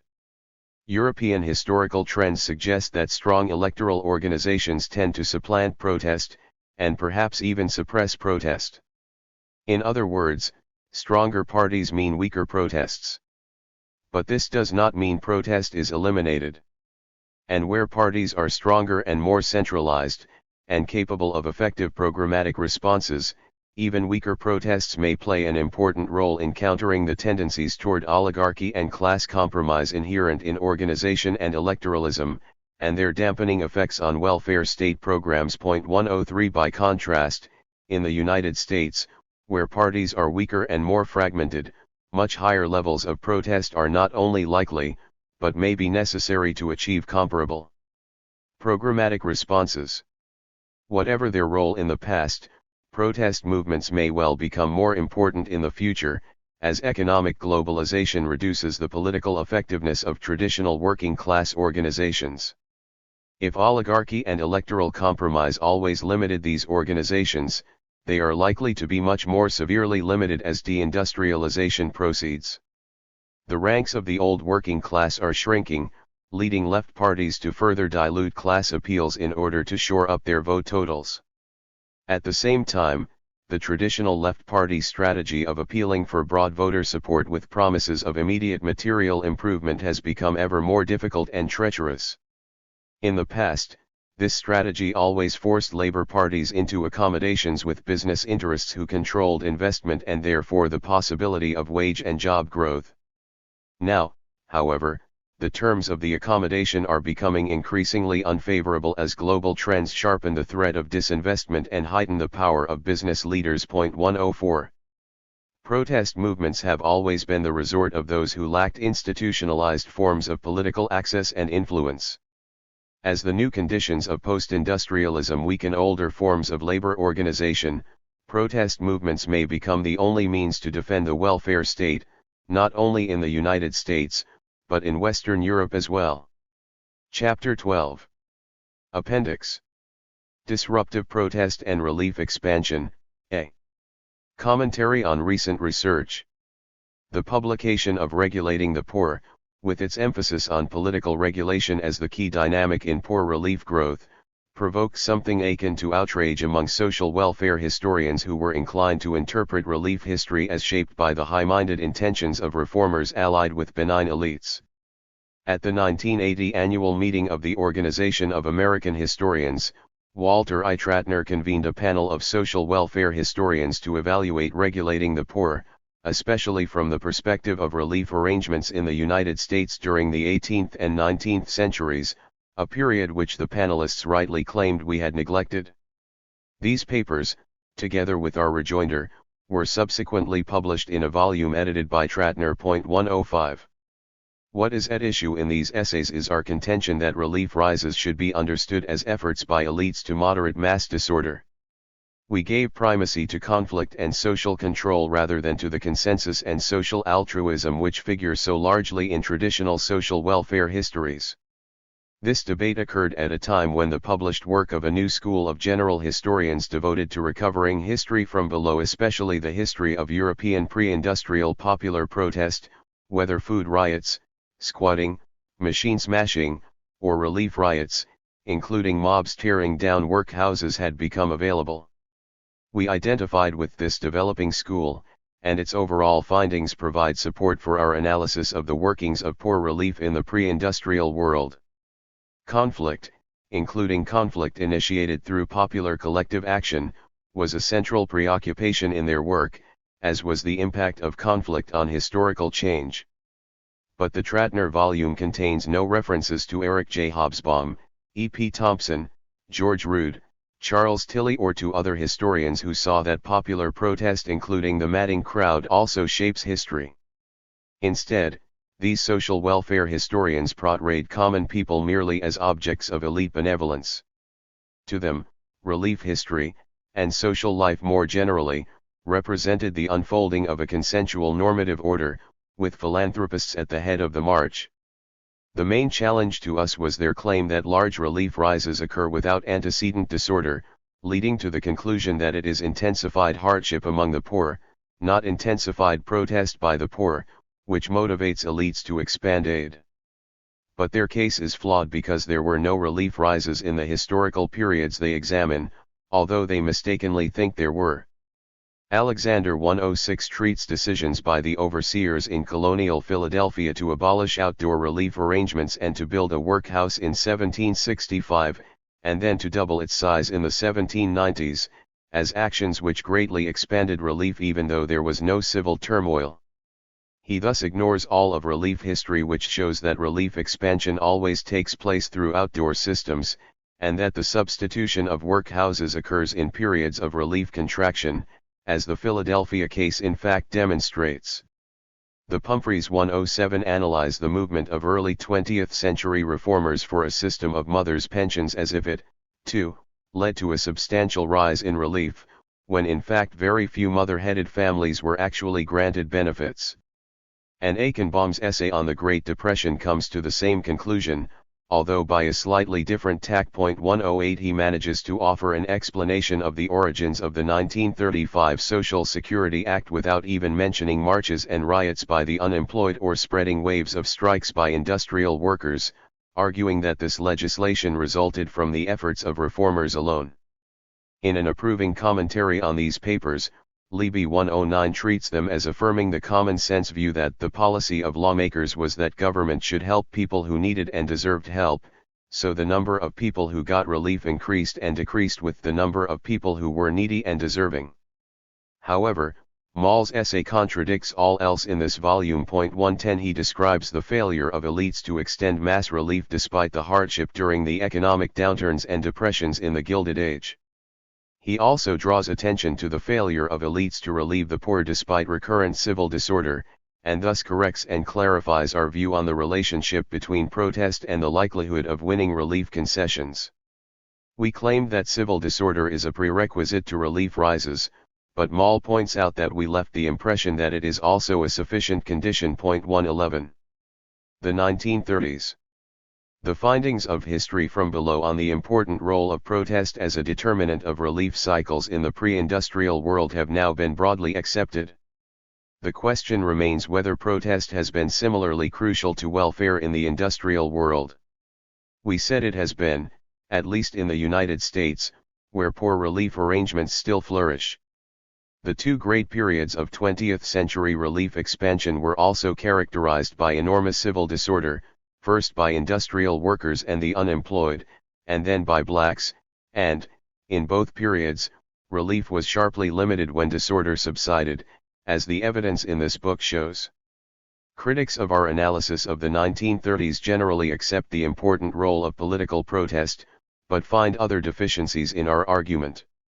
The main line of criticism was initiated by Domhoff. Based on his detailed studies of economic elites, he claims that we give insufficient weight to divisions among business leaders in explaining why mass protest succeeds in winning more liberal relief. 112 In the 1930s, for example, the division between business conservatives and business liberals allowed political leaders to be more responsive to protest than they might have been had they confronted a unified business opposition. Domhoff says that a fuller explanation of relief rises depends on a better understanding of the moderates within the corporate community. Jenkins and Brent 113 incorporated Domhoff's critique in a more comprehensive analysis of the 1930s, which combines the analysis of sustained protest with the analysis of hegemonic competition between capitalist blocs, the point being that protest fares better when elite divisions help create political opportunities for reform. Kerbo and Schaefer 114 go a further step by presenting evidence from the 1930s suggesting that the unemployed perceive and interpret these divisions as favorable to reform, and are therefore more likely to engage in protest. The 1960s. If theories of welfare growth giving pride of place to philanthropists were losing credibility, new theories replaced them, which rooted consensus in the social system rather than in an elite stratum. Regulating the poor appeared at a time when systemic and evolutionary explanations of welfare state growth were developing. At a general level, as we said earlier, these theories note that resources enlarge as a result of industrial growth, and that needs also tend to enlarge because economic growth typically leads both to populations who live longer, and to the social dislocations of urbanization. They then claim that resources get allocated to meet needs more or less automatically. Most, but not all, of the research on the 1960s relief expansion is devoted to assessing the relative merits of systemic and conflict theories. Much of it is quantitative, reflecting advances in social science methodology. Quantitative measures of needs, resources, and protest are examined for their effects on measures of relief expansion. City, state, and national level data are variously used. Both cross-sectional and time series analyses are undertaken. And much of the debate between proponents of different perspectives is focused on methodological issues.